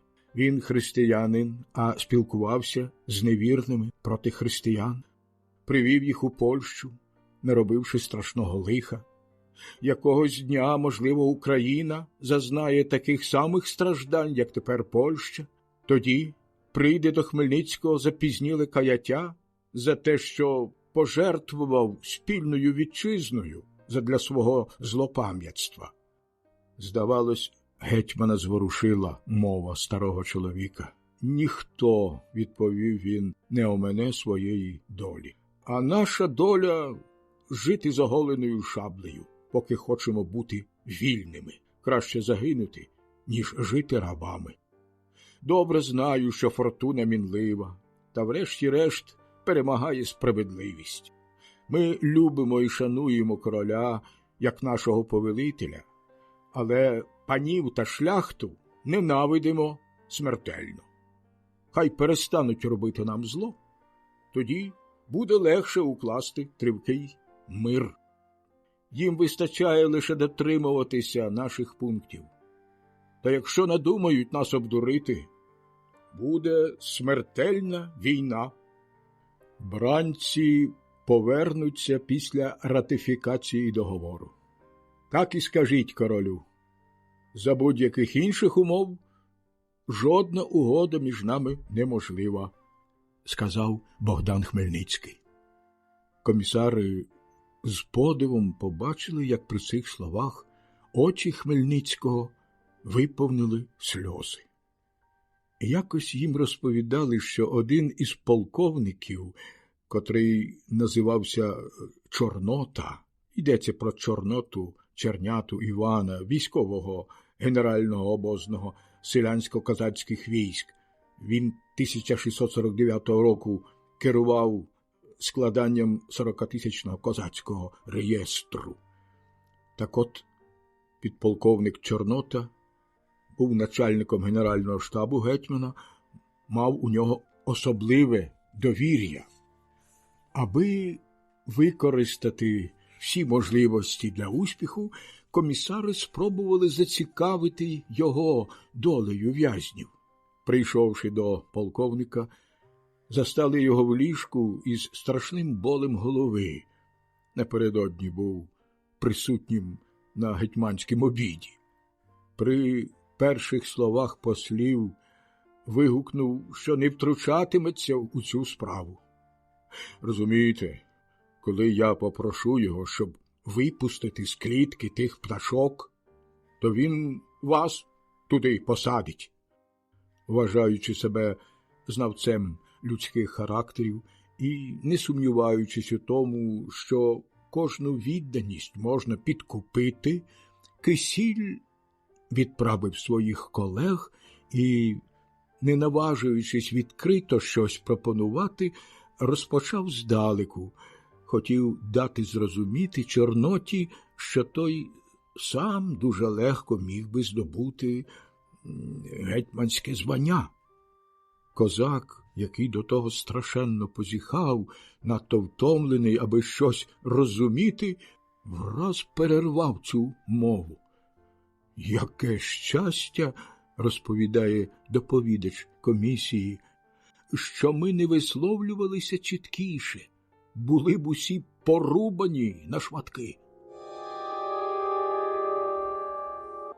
Чи не мали б посли багато чого навчитися у того захмелілого полковника, про якого так погано судили? 16 лютого 1649 року посли остаточно розпрощалися з Хмельницьким. Він наказав припровадити польських полонених і в присутності тих бідолах ще раз повторив свою обіцянку повернути їм волю, як тільки буде ратифіковано мирний договір. Проте додав, що врешті-решт усе залежить від думки кола, а він не може знати, як воно вирішить. Потім подарував Кисілю чудового коня і гаманець із 600 червінцями, які той одразу ж роздав поміж бранців. На цьому завершилися переяславські переговори. Вони підігріли самовпевненість козаків і глибоко поранили гордість поляків. Хмельницький досягнув мети, і неважко було передбачити, що мир тут неможливий.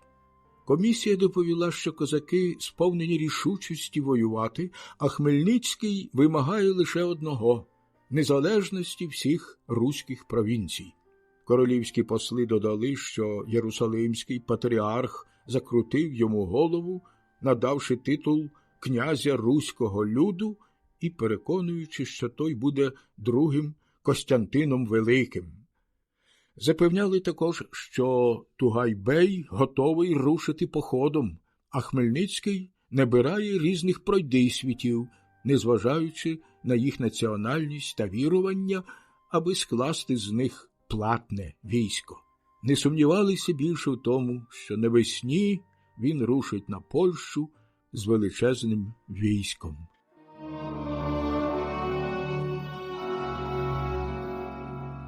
Хмельницький, як переможець, диктував умови договору, однак не міг гарантувати миру ціною запропонованих поступок, бо все залежало від згоди запорізького війська, тобто сили селеної звільнених селян, що були запалені своїм успіхом і бажали нових сатисфакцій. У крайньому разі польські пани, зазнавши невдачі, могли б пристати на вимоги своєрідного ясновельможного гетьмана. Та у своїй гордості бунтувалися придумці, що мають рахуватися з черню, рабами, які нещодавно тремтіли в їхніх ногах.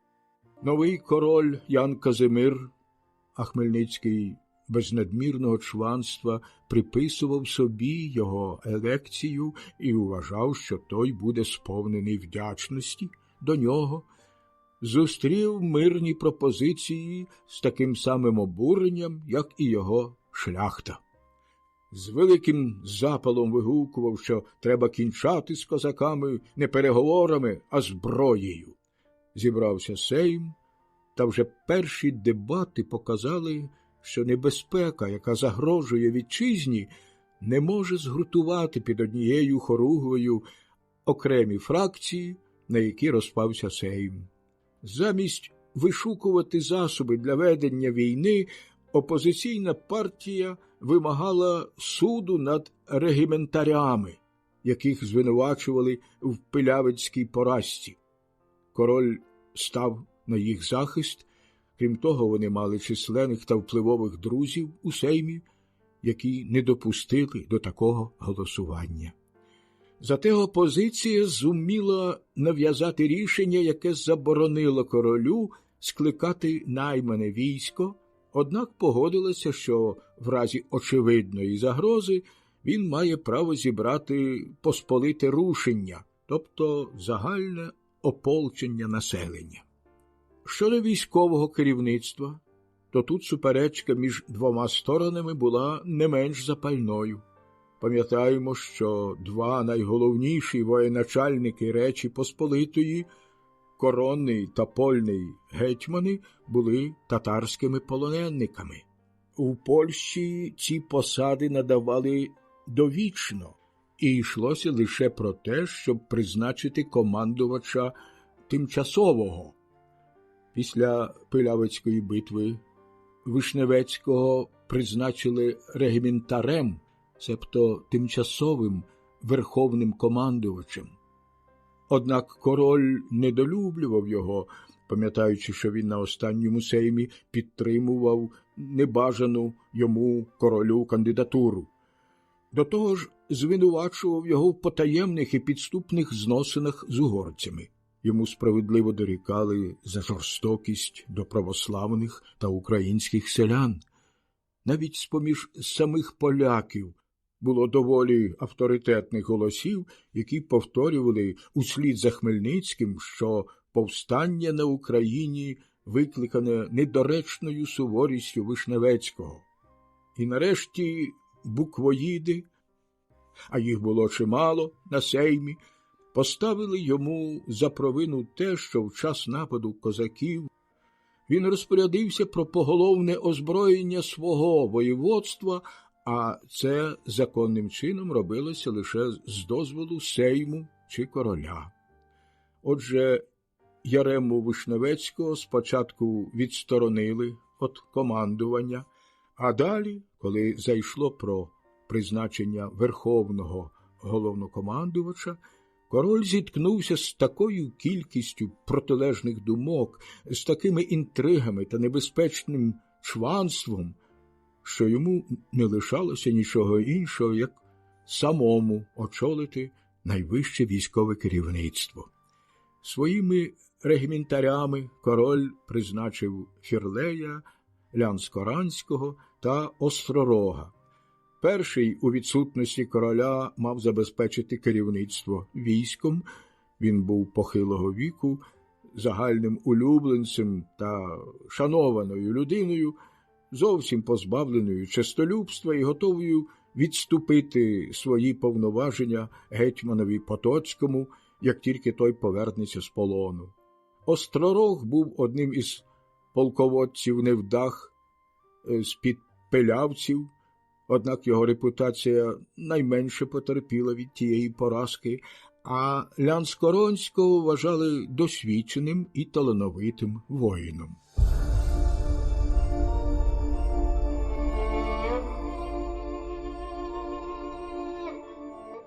З початком весни 12-15 тисячне військо під проводом цих 3 регіментарів рушило на Волинь.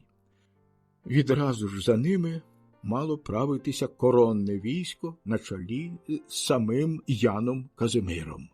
Досвід недавніх поразок не зміцнив дисципліну, і за цим переднім загоном тягнулося більш як 20 тисяч возів. В інструкціях регіментарям наказувалося не заходити на козацьку територію, обмежуватися переслідуванням бунтівників та мародерів, що спустошували край. Головний штаб розташувався у Старокостянтинові. Дізнавшись про те, що місто Бар, в якому був гарнізон козаків, погано охороняється, Лян-Скоронський не міг встояти перед спокусою, щоб не завдати зухвалого удару, і зненацька захопив місто. Відразу ж Хмельницький удав велике обурення і заявив, що поляки розпочали воєнні дії. Він і далі відкидав будь-яку відповідальність за насильства, чинені повсталими.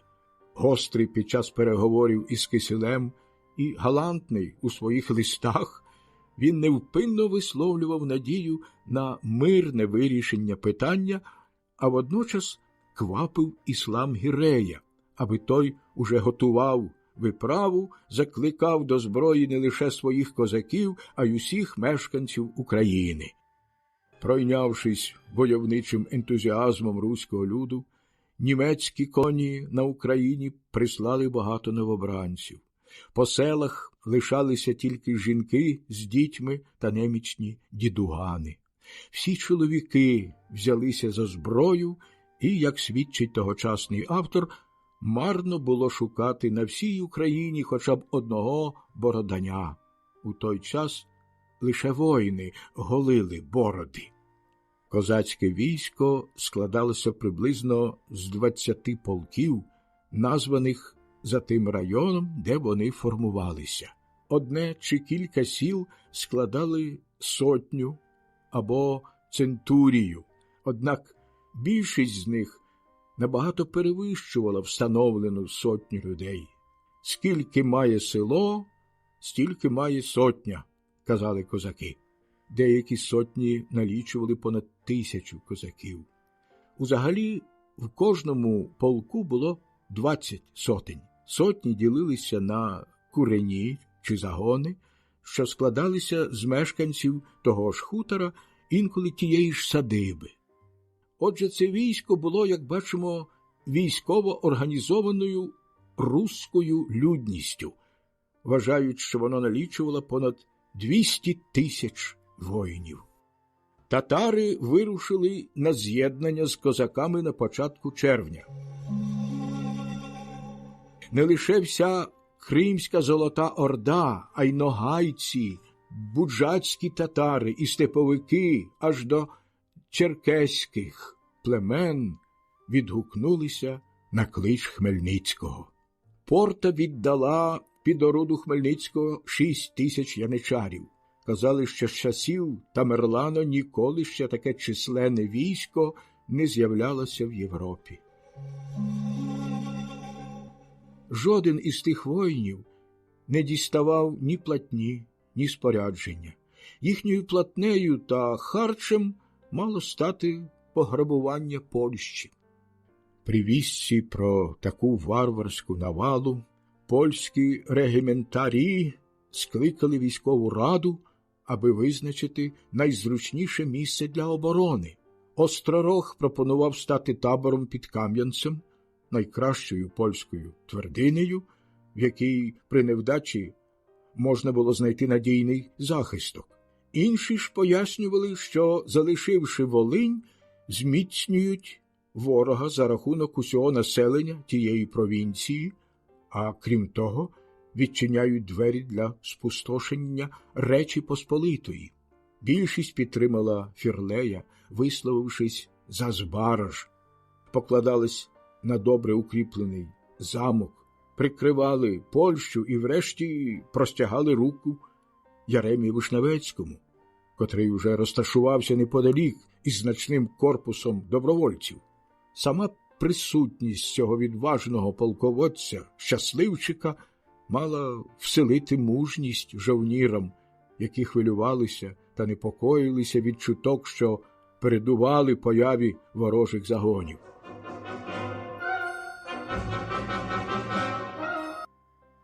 Жив у ті часи в Переяславі польський шляхтич на прізвище Митяговський, який зазнав у Польщі переслідувань за свої релігійні переконання. Був аріанцем. Тоді у Польщі проживали аріанці. Змушений рятуватися, знайшов притулок серед козаків, які не дуже добре знали, хто такі аріанці, але гарно його прийняли як людину, що страждала від католиків. Хмельницький дорожив ним і ставився до нього навдивовижу доброзичливо.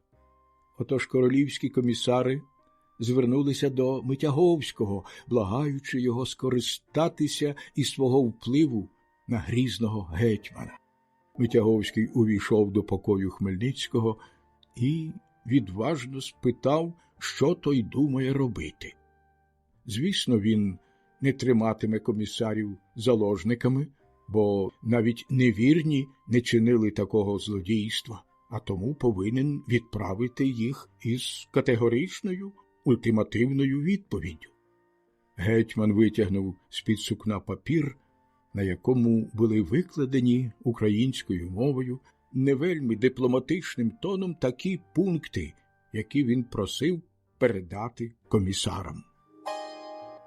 В українських воєводствах ліквідується уніатська церква і будь-яка згадка про неї. Друге, не буде ніяких католицьких чи уніатських церков.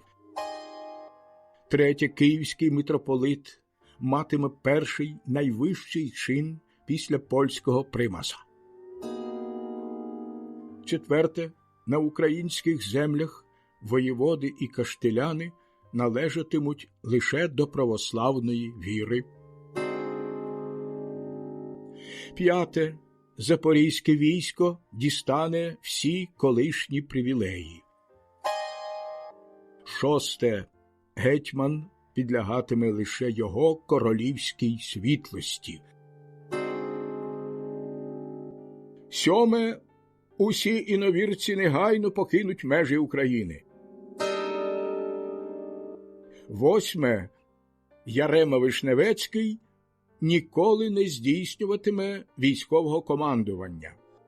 Читаючи цей ультиматум, комісари переглядалися, немов приголомшені, і не могли вимовити ні слова.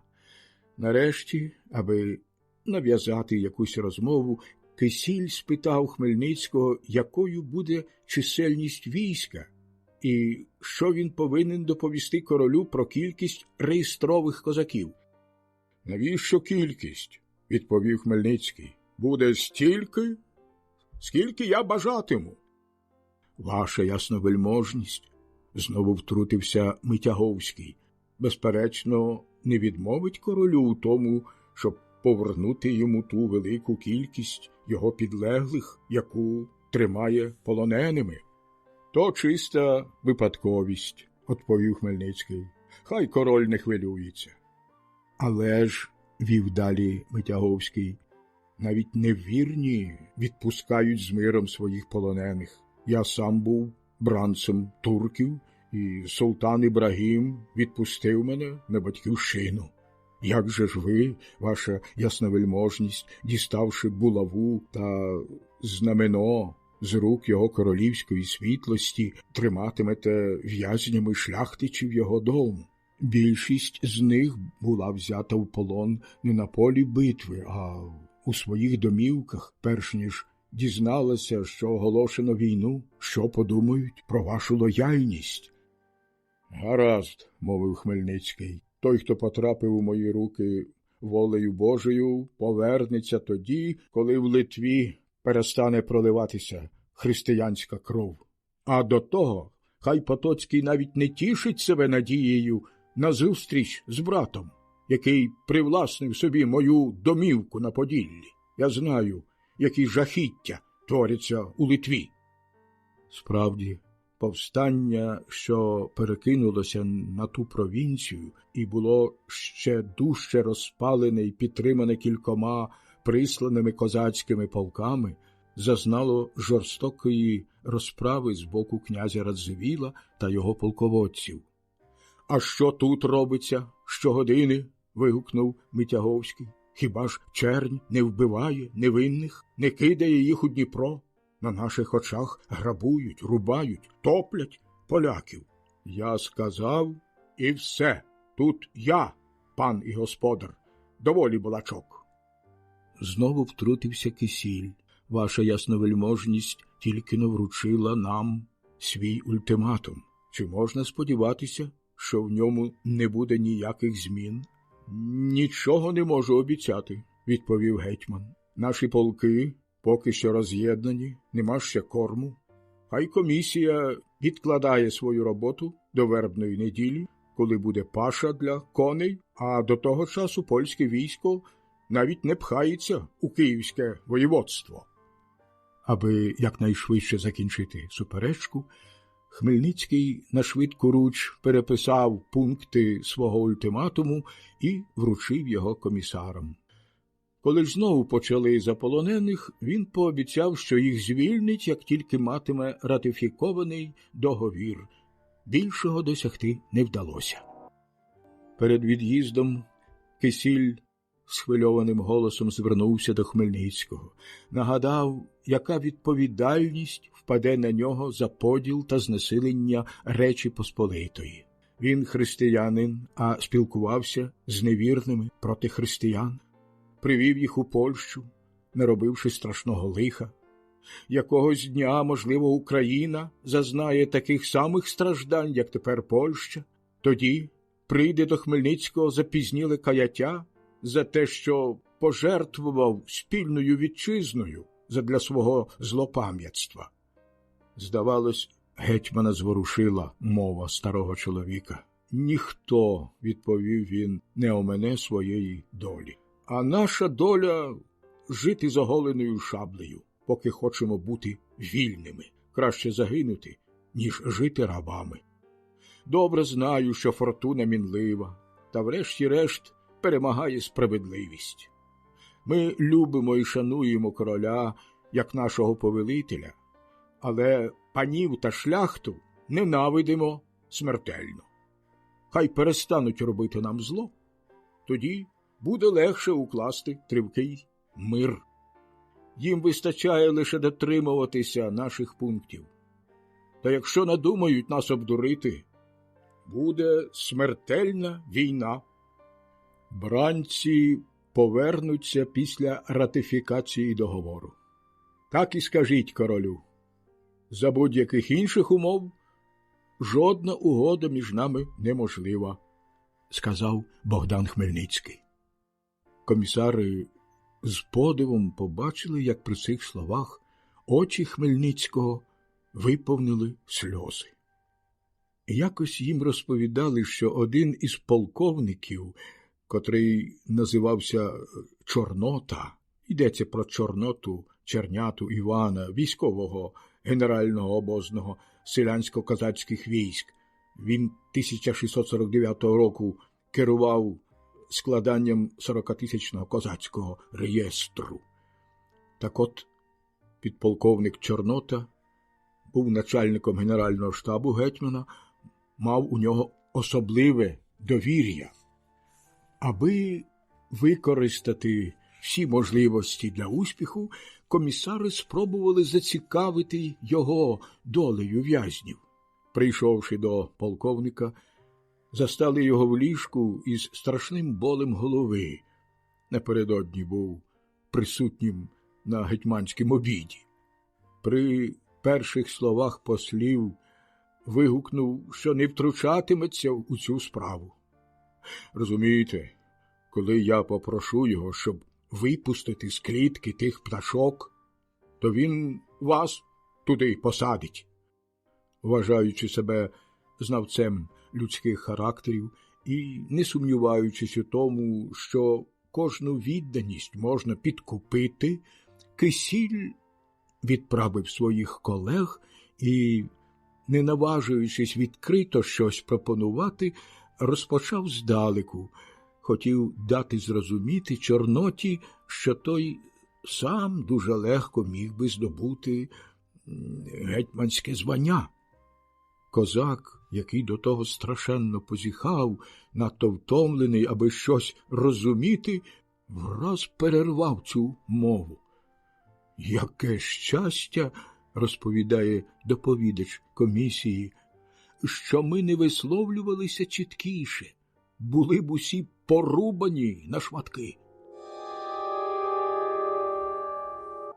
Чи не мали б посли багато чого навчитися у того захмелілого полковника, про якого так погано судили? 16 лютого 1649 року посли остаточно розпрощалися з Хмельницьким. Він наказав припровадити польських полонених і в присутності тих бідолах ще раз повторив свою обіцянку повернути їм волю, як тільки буде ратифіковано мирний договір. Проте додав, що врешті-решт усе залежить від думки кола, а він не може знати, як воно вирішить. Потім подарував Кисілю чудового коня і гаманець із 600 червінцями, які той одразу ж роздав поміж бранців. На цьому завершилися переяславські переговори. Вони підігріли самовпевненість козаків і глибоко поранили гордість поляків. Хмельницький досягнув мети, і неважко було передбачити, що мир тут неможливий. Комісія доповіла, що козаки сповнені рішучості воювати, а Хмельницький вимагає лише одного – незалежності всіх руських провінцій. Королівські посли додали, що Єрусалимський патріарх закрутив йому голову, надавши титул князя руського люду і переконуючи, що той буде другим Костянтином Великим. Запевняли також, що Тугай-бей готовий рушити походом, а Хмельницький набирає різних пройдисвітів, незважаючи на їх національність та вірування, аби скласти з них платне військо. Не сумнівалися більше в тому, що навесні він рушить на Польщу з величезним військом.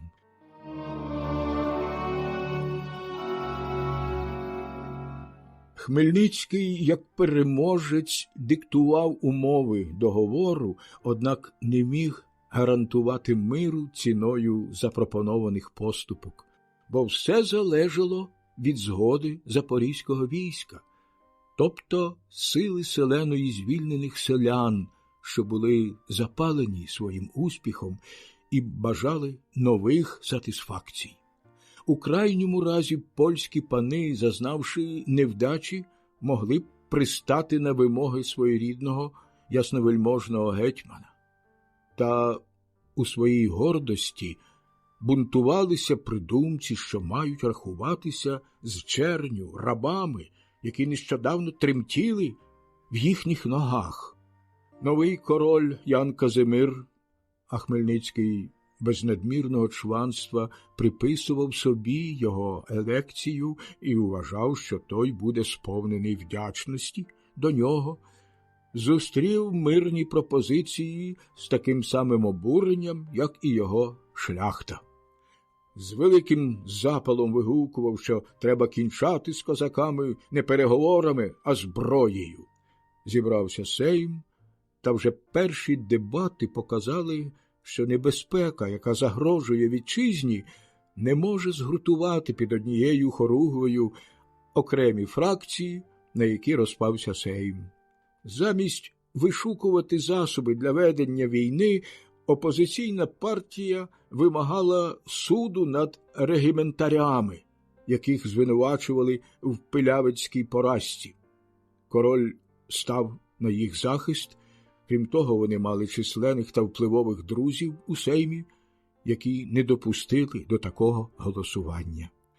Зате опозиція зуміла нав'язати рішення, яке заборонило королю скликати наймане військо, однак погодилася, що в разі очевидної загрози він має право зібрати посполите рушення, тобто загальне ополчення населення. Щодо військового керівництва, то тут суперечка між двома сторонами була не менш запальною. Пам'ятаємо, що два найголовніші воєначальники Речі Посполитої, коронний та польний гетьмани, були татарськими полоненниками. У Польщі ці посади надавали довічно, і йшлося лише про те, щоб призначити командувача тимчасового. Після Пилявицької битви Вишневецького призначили регіментарем, себто тимчасовим верховним командувачем. Однак король недолюблював його, пам'ятаючи, що він на останньому сеймі підтримував небажану йому королю кандидатуру. До того ж, звинувачував його в потаємних і підступних зносинах з угорцями. Йому справедливо дорікали за жорстокість до православних та українських селян. Навіть з-поміж самих поляків було доволі авторитетних голосів, які повторювали услід за Хмельницьким, що повстання на Україні викликане недоречною суворістю Вишневецького. І нарешті буквоїди, а їх було чимало на сеймі, поставили йому за провину те, що в час нападу козаків він розпорядився про поголовне озброєння свого воєводства, а це законним чином робилося лише з дозволу Сейму чи короля. Отже, Ярему Вишневецького спочатку відсторонили від командування, а далі, коли зайшло про призначення верховного головнокомандувача, король зіткнувся з такою кількістю протилежних думок, з такими інтригами та небезпечним чванством, що йому не лишалося нічого іншого, як самому очолити найвище військове керівництво. Своїми регіментарями король призначив Фірлея, Лянскоранського та Остророга. Перший у відсутності короля мав забезпечити керівництво військом, він був похилого віку, загальним улюбленцем та шанованою людиною, зовсім позбавленою честолюбства і готовою відступити свої повноваження гетьманові Потоцькому, як тільки той повернеться з полону. Остророг був одним із полководців невдах з-під пилявців, однак його репутація найменше потерпіла від тієї поразки, а Лянскоронського вважали досвідченим і талановитим воїном.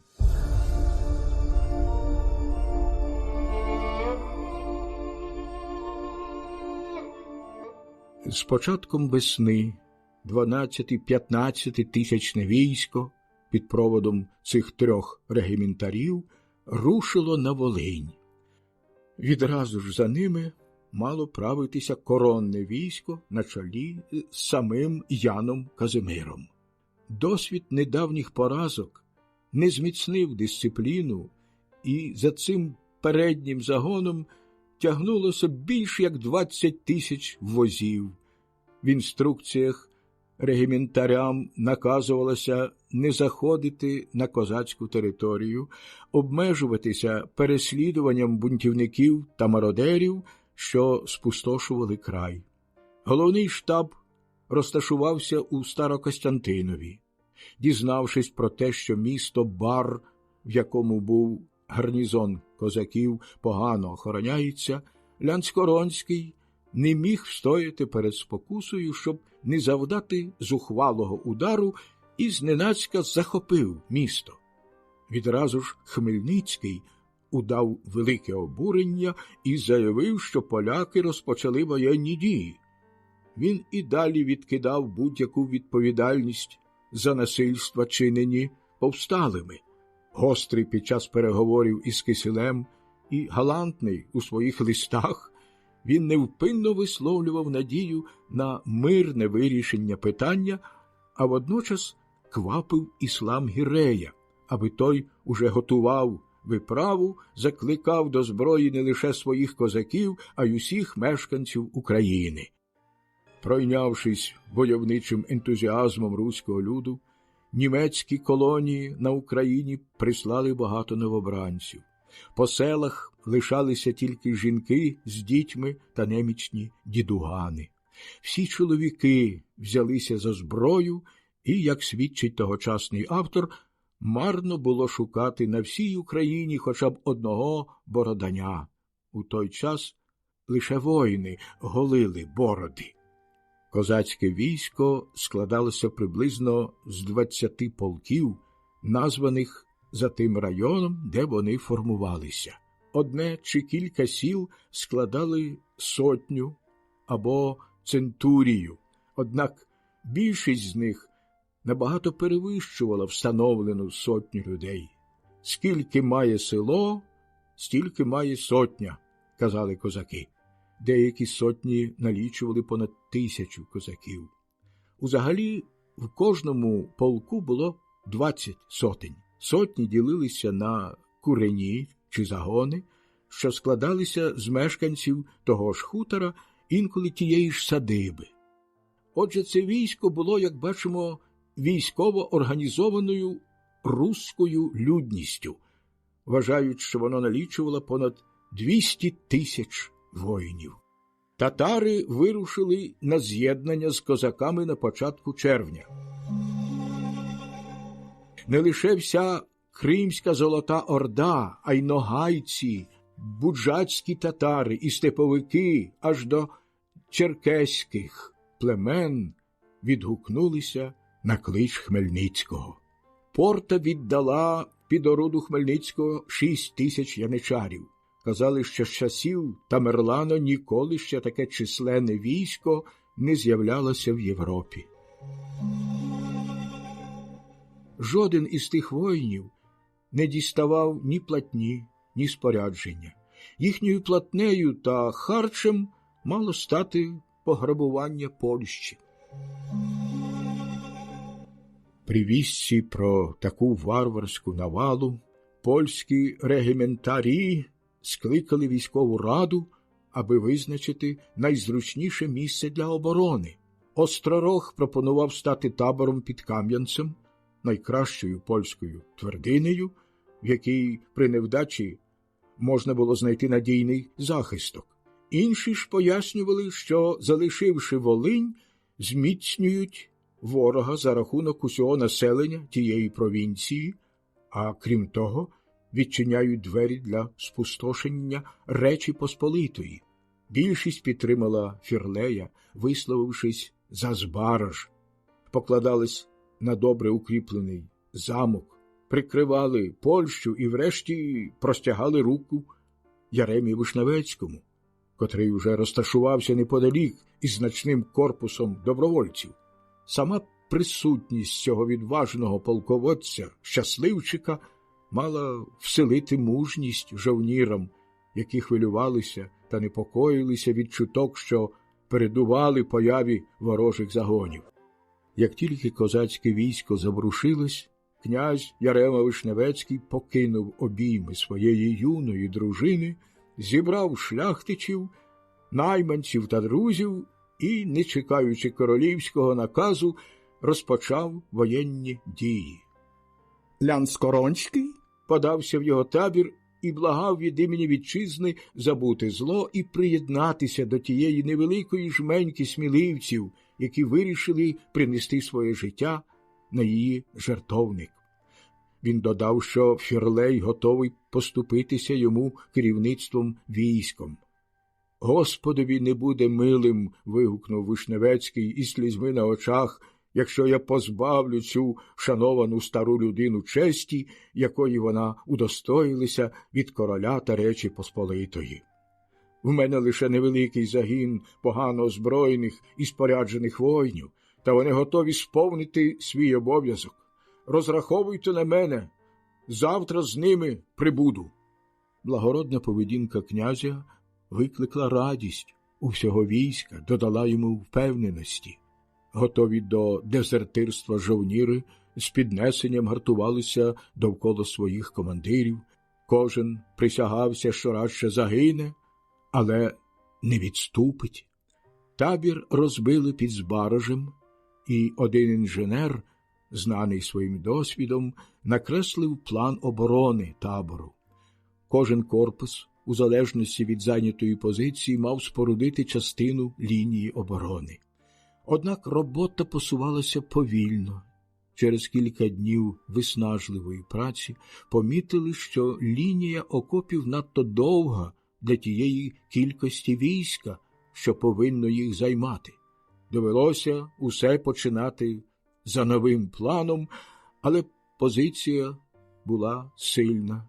Польське військо одним крилом сягало Збаразького замку, а другим – непрохідного Драговиння. 29 червня, за старим стилем, розвідка, що вирушила з польського табору, наскочила на сильний передній загін татарської кінноти, який змусив її одразу ж відступити і завдав шкоди незавершеним захисним спорудам. На другий день з'явилося численне військо козаків і татар. Видно було біле знамено кримського хана, і поляки більше не сумнівалися, що вся Золота Орда взялася за зброю. З'явився сам Хмельницький, довго розглядав оборонні лінії поляків, розташування їхнього війська і пообіцяв ханові того ж дня пригостити його вечерею у наметі Фірлея. Діставши таке запевнення, татари кинулися туди, де тільки-но почалося спорудження укріплень. Сутичка виявилася запеклою і жорстокою, однак нападники відступили. На другий день татар підтримали козаки, та знову безуспішно. Ярема Вишневецький з невеликим загоном добровольців показував чудеса мужності і неодноразово відкидав ворога далеко від своїх позицій. Однак ті вдалі сутички не зменшували страху і занепокоєння коронного війська. Більшість жовнірів і навіть кілька старших офіцерів вимагали покинути лінію оборони і відступити в замок, який, здавалося, буде легше захищати. Ярема Вишневецький заперечив проти того. На його думку, суперник неодмінно дізнається про евакуацію табору, а це послужить сигналом для Навального штурму і, можливо, такої ж поразки, як під Пілявцями. «Ми мусимо перемогти або загинути тут, де стоїмо», – казав він. «Покажемо, що польський жовнір, спішений чи за бруствером, не гірший воїн, ніж на коні чи в чистому полі». Він зумів переконати поляків у своїй правоті, а оскільки вони щохвилини сподівалися нападу, то цілодобово споруджували нові укріплення в тилу. Поскидавши свої оксамитові та шовкові доломани, найзнатніші магнати з лопатами і кирками подавали приклад іншим. Зі свого боку, козаки і татари теж не дармували і дуже швидко наближалися.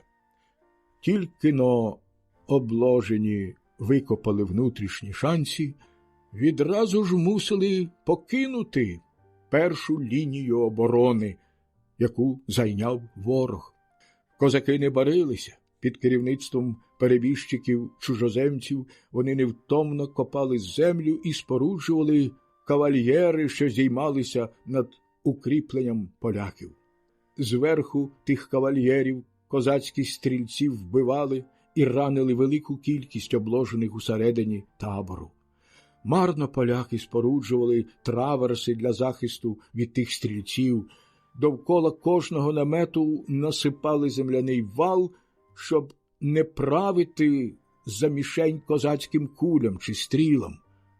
До тих усіх труднощів додався голод. Жодному обозу не вдалося проникнути в табір.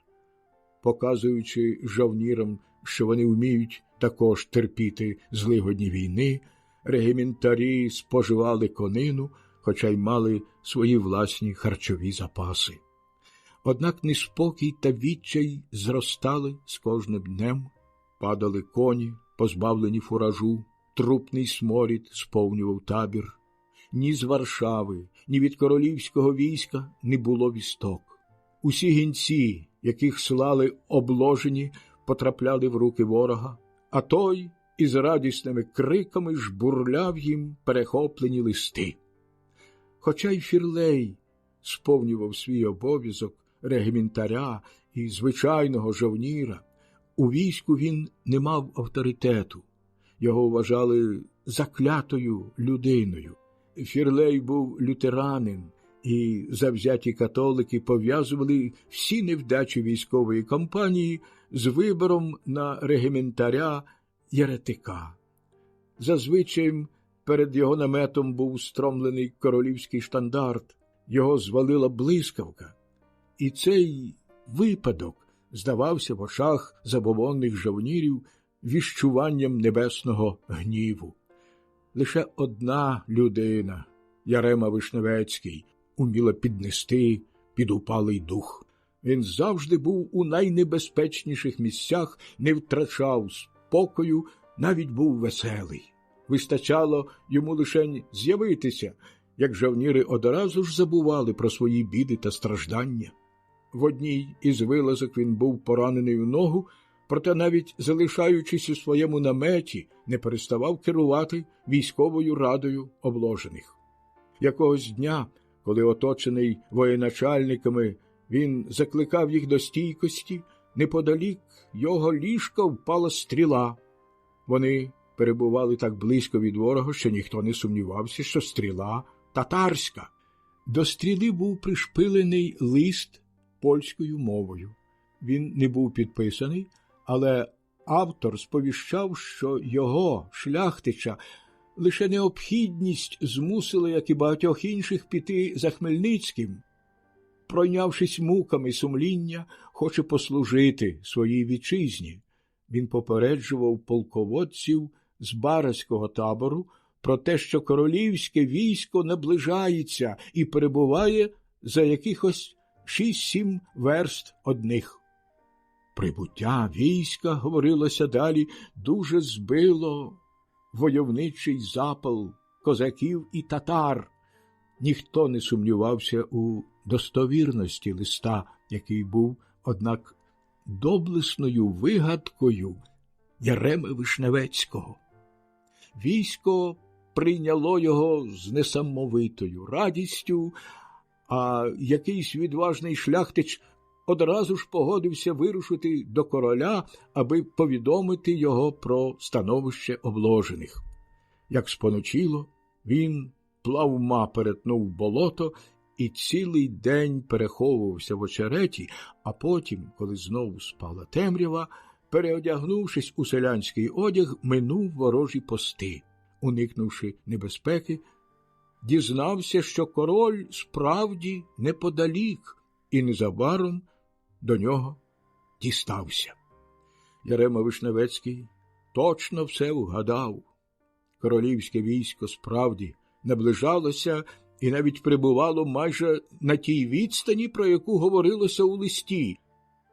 Однак, як не дивно, воно ще нічого не відало про те, що діялося на Волині, бо віддані козакам селяни приховували все, що знали про їх переміщення. Даремно Ян Казимир намагався дістати від Сейму дозвіл на збір найманого, тобто регулярного війська. Він лише домігся скликання посполитого рушення або ополчення.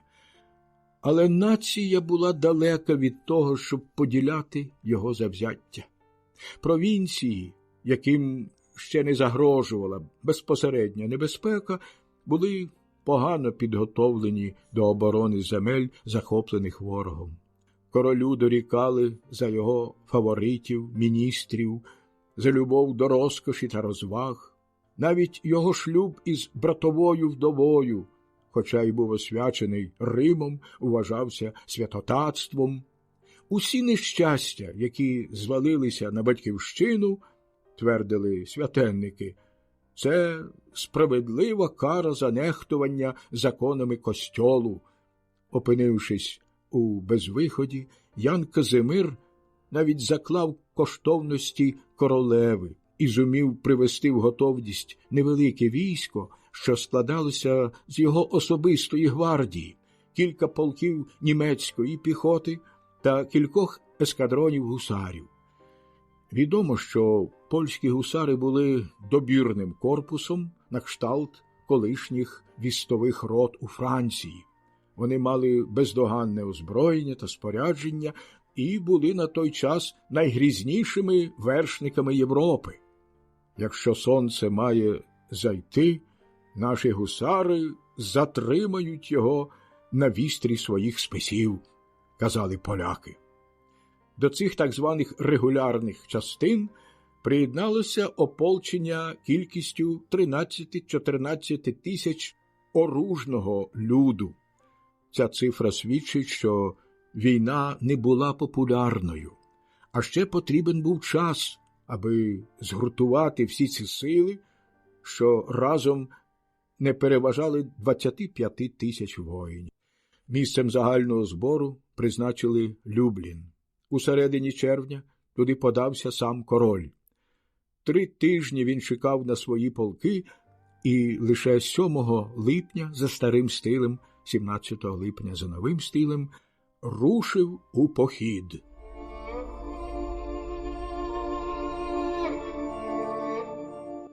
Військо правилося шляхом на Збараж, нічого не відаючи, що там відбувається. Треба було не менше 3 тижнів, щоб воно дісталося до Топорова, де польський шляхтич, котрий вирвався з обложеного табору, вручив королю лист Фірлея. Уже 32 дні малочисленне збаразьке військо протистояло натискові 200-тисячної армії. Воно витримало 20 штурмів, здійснило 46 вилазок, втратило більш як половину своїх жовнірів, а Ян Казимир нічого про це не знав. Майже водночас він дізнався і про вторгнення ворога, і про розпачливе становище найвірніших своїх слуг. Хоча на Волині майже кожен селянин добре був обізнаний з успіхами козаків, жоден з них не інформував про це королівське військо. Скільки б їх не палив, усе одно правду не скажуть, свідчив один тогочасний польський письменник. Гнобителі ще не бачили такої змови народу. З другого боку, щоднини дістаючи інформацію про маневри суперника, козаки і татари влаштувалися зненацька перестріти його і, не знімаючи облоги з Барського замку, кинули проти ворога добірні загони свого великого війська. 5 серпня поляки вийшли до ріки Стрипи перед Збаражем. За містом тягнувся густий ліс, що перетинався 2 шляхами. Один провадив на Львів, другий – на Збараж. Гінці, відправлені королем, сповістили, що ніде на цілі 3 милі не бачили ворога. Насправді, офіцери Яна Казимира робили йому таку ж погану послугу, як і українські селяни. Козацьке військо стояло бойовим порядком за лісом, і вже готовий корпус їхньої кінноти рушив на крило королівського війська. Це відбувалося напередодні свята Успення.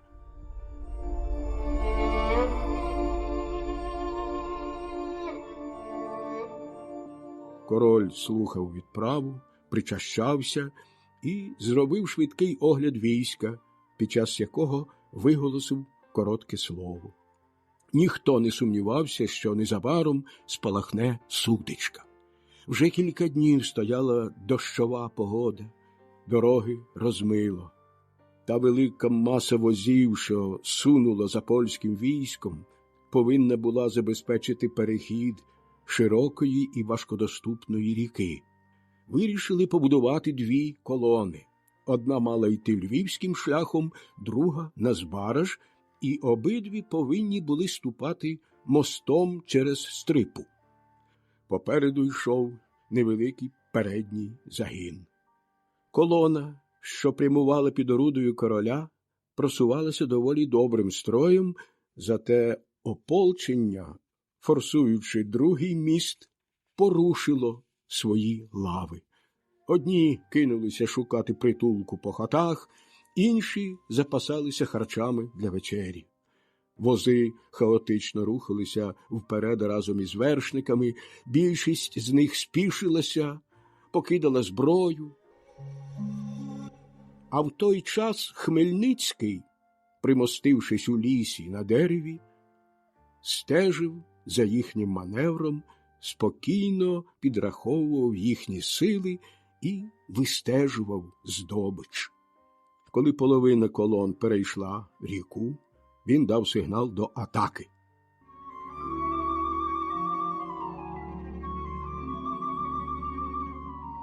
Королівський передній загін, що минув Збараж, швидко був відкинений назад і повідомив про появу основних сил ворога.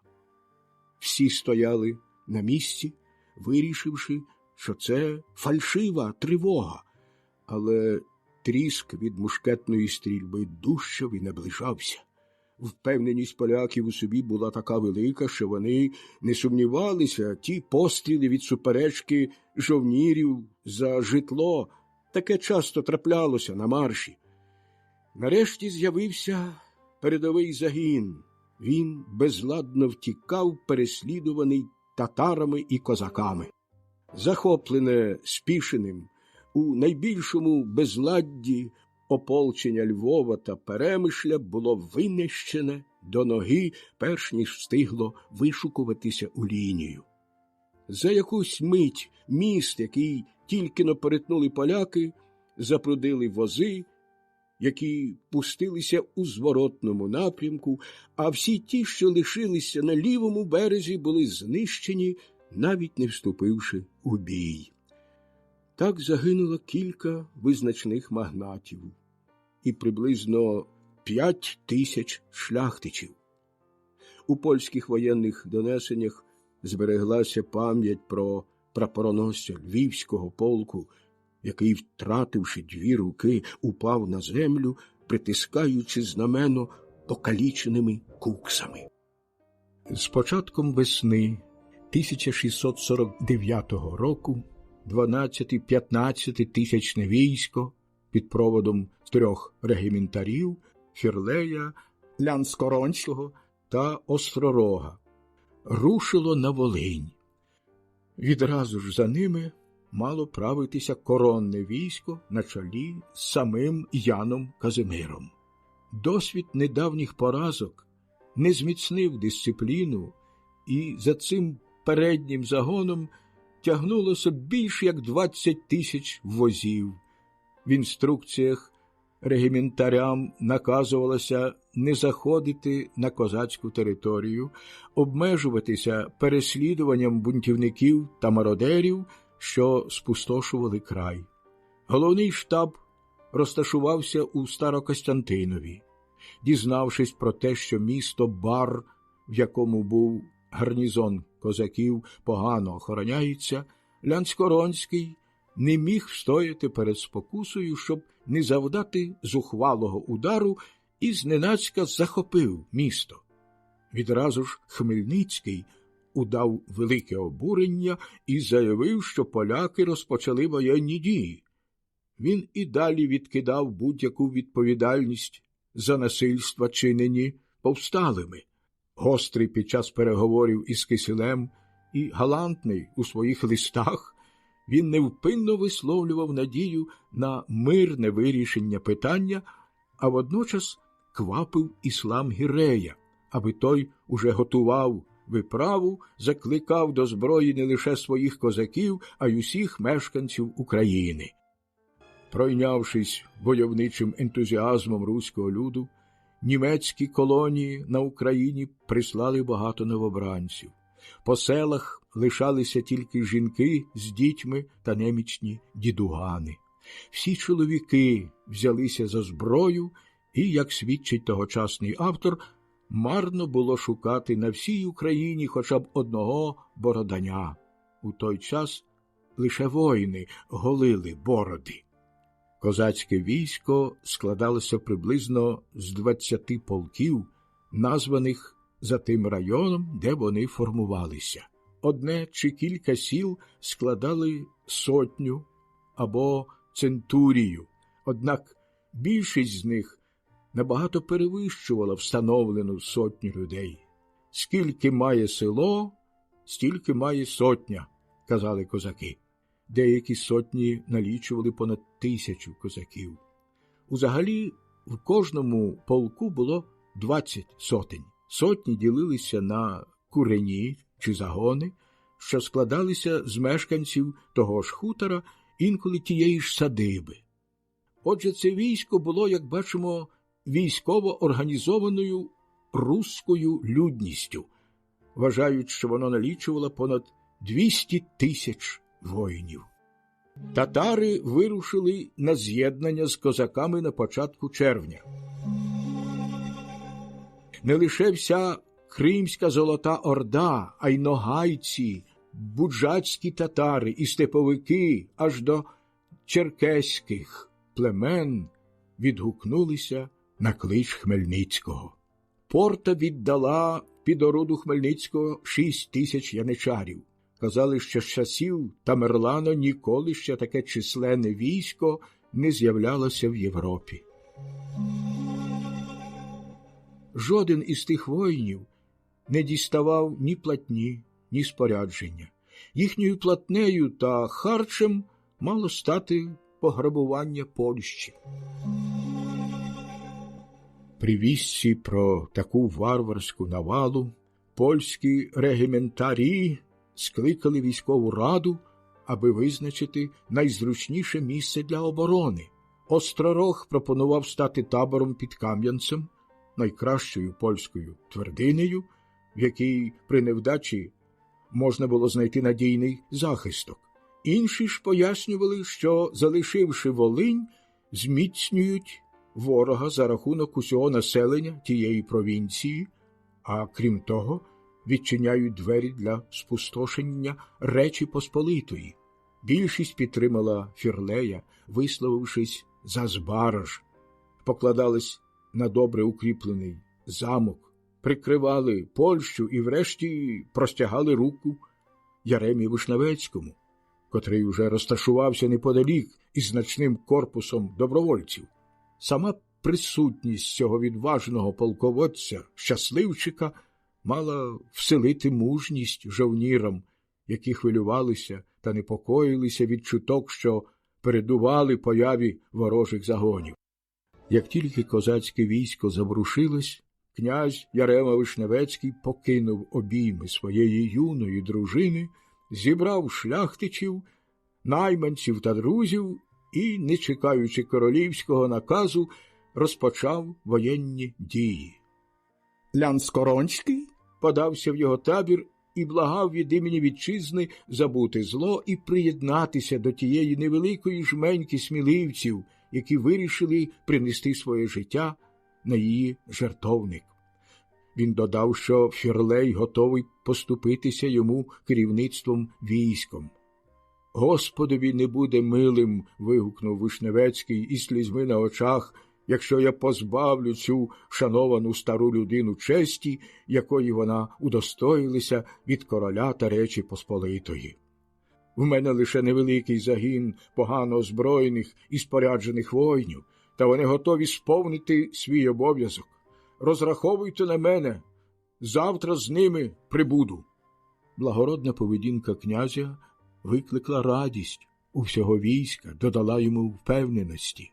Готові до дезертирства жовніри з піднесенням гартувалися довкола своїх командирів.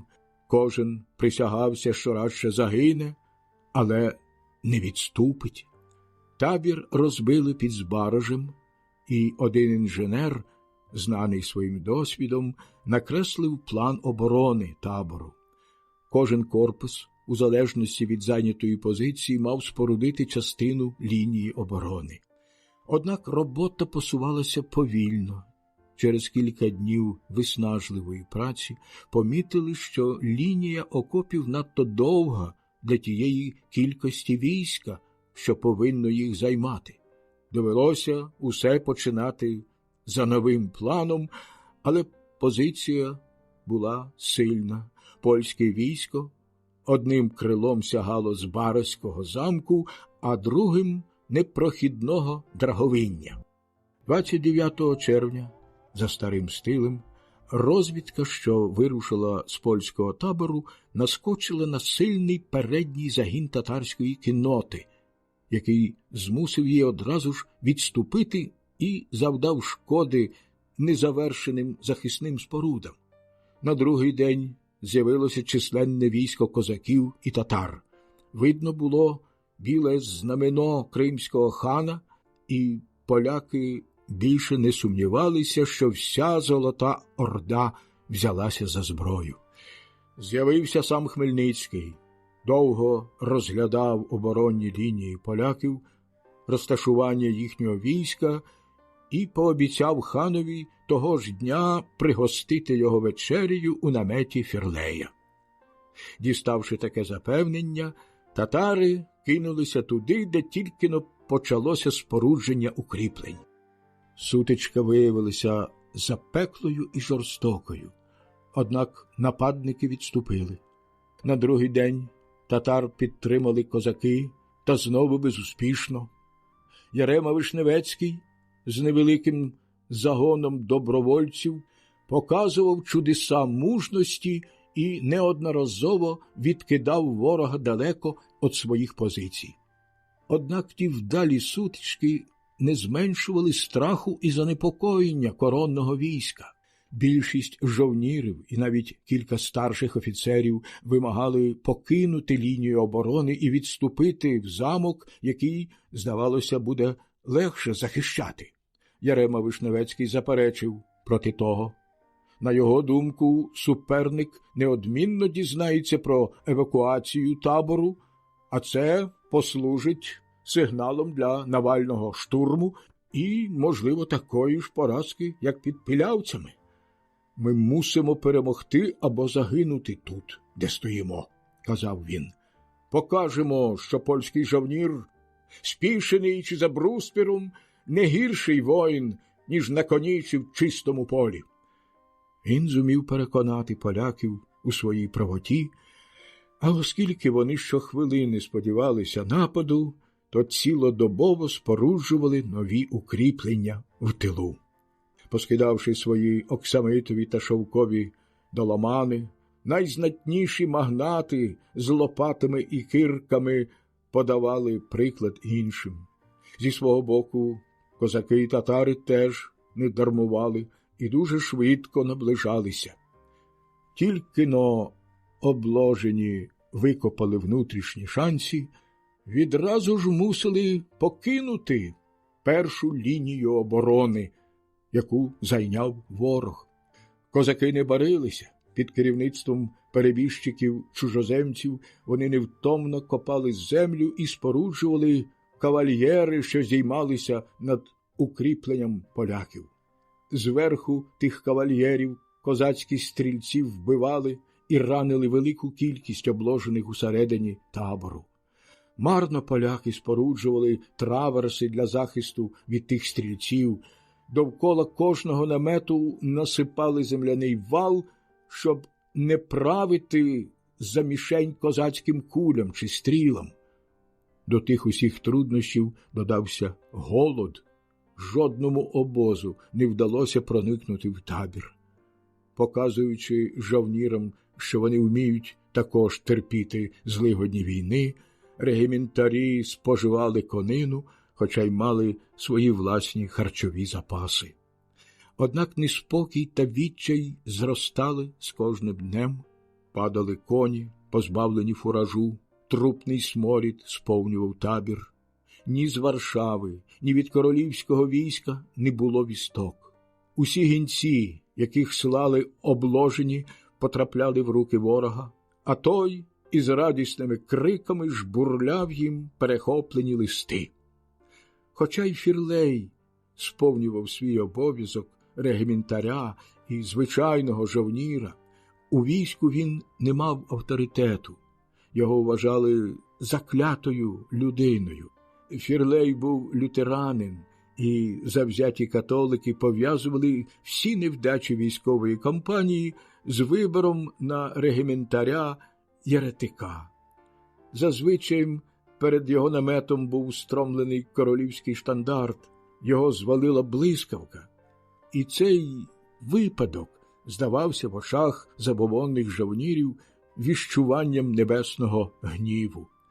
Лише одна людина, Ярема Вишневецький, уміла піднести підупалий дух. Він завжди був у найнебезпечніших місцях, не втрачав спокою, навіть був веселий.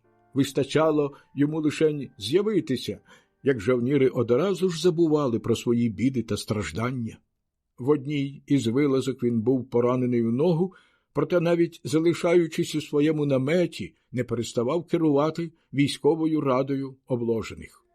Якогось дня, коли оточений воєначальниками, він закликав їх до стійкості, неподалік його ліжка впала стріла.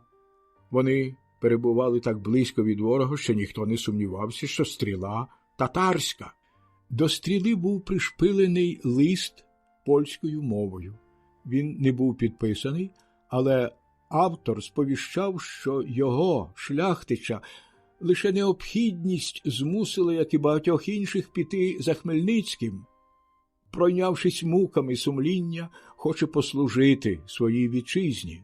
Він попереджував полководців з Барацького табору про те, що королівське військо наближається і перебуває за якихось 6-7 верст одних.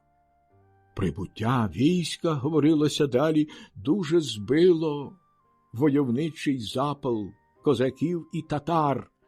Ніхто не сумнівався у достовірності листа, який був, однак, доблесною вигадкою Яреми Вишневецького.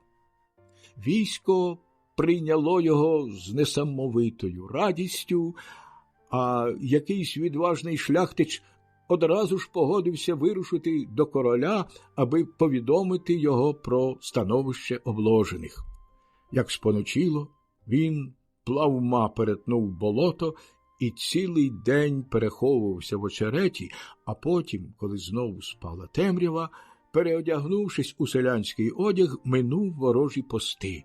Уникнувши небезпеки, дізнався, що король справді неподалік, і незабаром до нього дістався. Ярема Вишневецький точно все вгадав.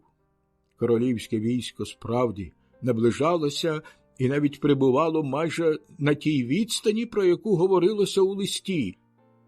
Однак, як не дивно, воно ще нічого не відало про те, що діялося на Волині, бо віддані козакам селяни приховували все, що знали про їх переміщення.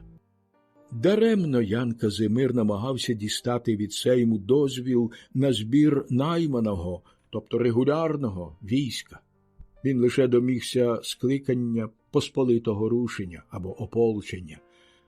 Але нація була далека від того, щоб поділяти його завзяття.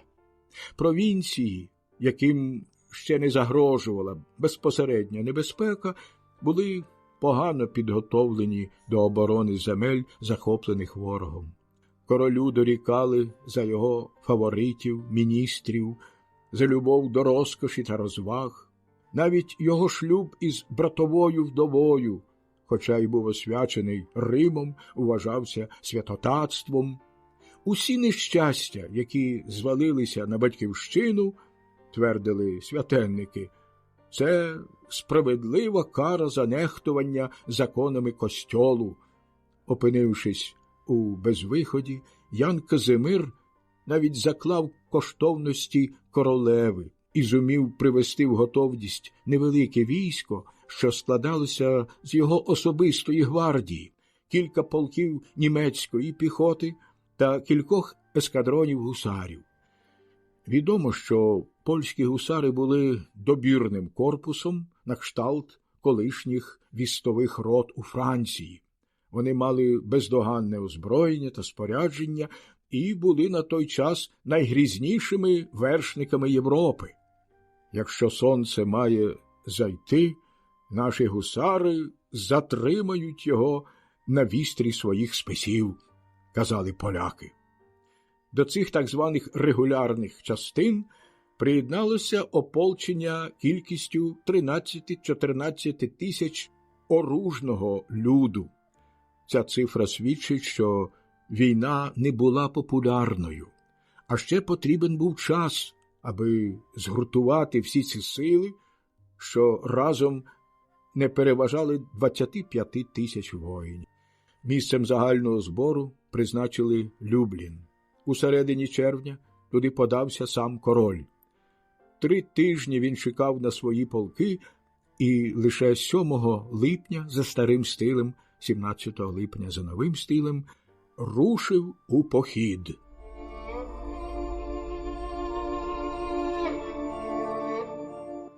Військо правилося шляхом на Збараж, нічого не відаючи, що там відбувається.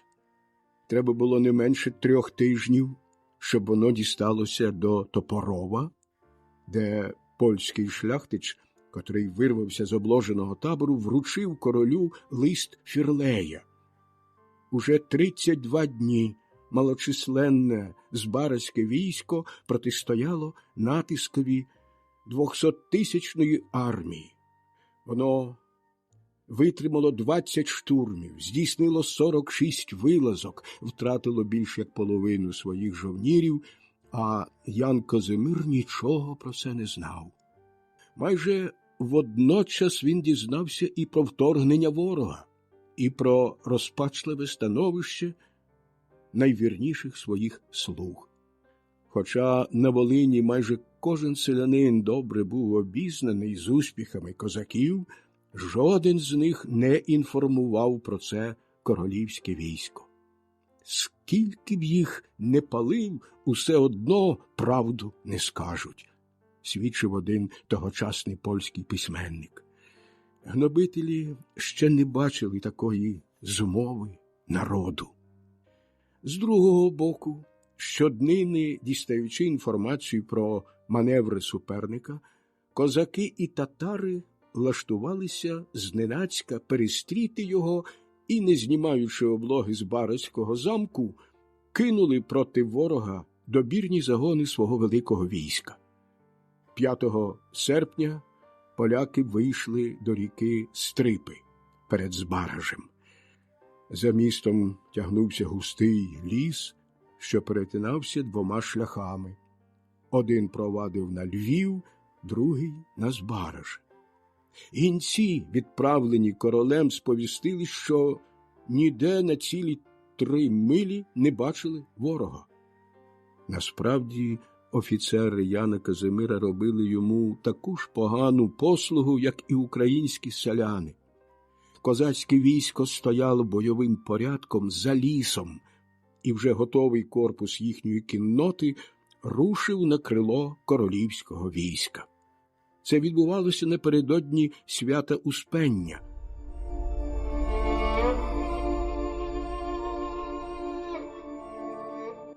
Король слухав відправу, причащався і зробив швидкий огляд війська, під час якого виголосив коротке слово. Ніхто не сумнівався, що незабаром спалахне сутичка. Вже кілька днів стояла дощова погода, дороги розмило. Та велика маса возів, що сунула за польським військом, повинна була забезпечити перехід широкої і важкодоступної ріки. Вирішили побудувати дві колони. Одна мала йти львівським шляхом, друга – на Збараж, і обидві повинні були ступати мостом через Стрипу. Попереду йшов невеликий передній загін. Колона, що прямувала під орудою короля, просувалася доволі добрим строєм, зате ополчення, форсуючи другий міст, порушило свої лави. Одні кинулися шукати притулку по хатах, інші запасалися харчами для вечері. Вози хаотично рухалися вперед разом із вершниками, більшість з них спішилася, покидала зброю. А в той час Хмельницький, примостившись у лісі на дереві, стежив за їхнім маневром, спокійно підраховував їхні сили і вистежував здобич. Коли половина колон перейшла ріку, він дав сигнал до атаки.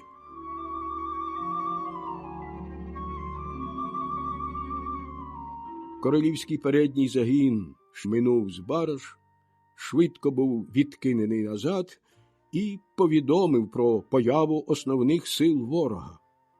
Всі стояли на місці, вирішивши, що це фальшива тривога, але тріск від мушкетної стрільби дужчав і наближався. Впевненість поляків у собі була така велика, що вони не сумнівалися, ті постріли від суперечки жовнірів за житло таке часто траплялося на марші. Нарешті з'явився передовий загін. Він безладно втікав, переслідуваний татарами і козаками. Захоплене спішеним у найбільшому безладді ополчення Львова та Перемишля було винищене до ноги, перш ніж встигло вишукуватися у лінію. За якусь мить міст, який тільки-но перетнули поляки, запрудили вози, які пустилися у зворотному напрямку, а всі ті, що лишилися на лівому березі, були знищені, навіть не вступивши у бій.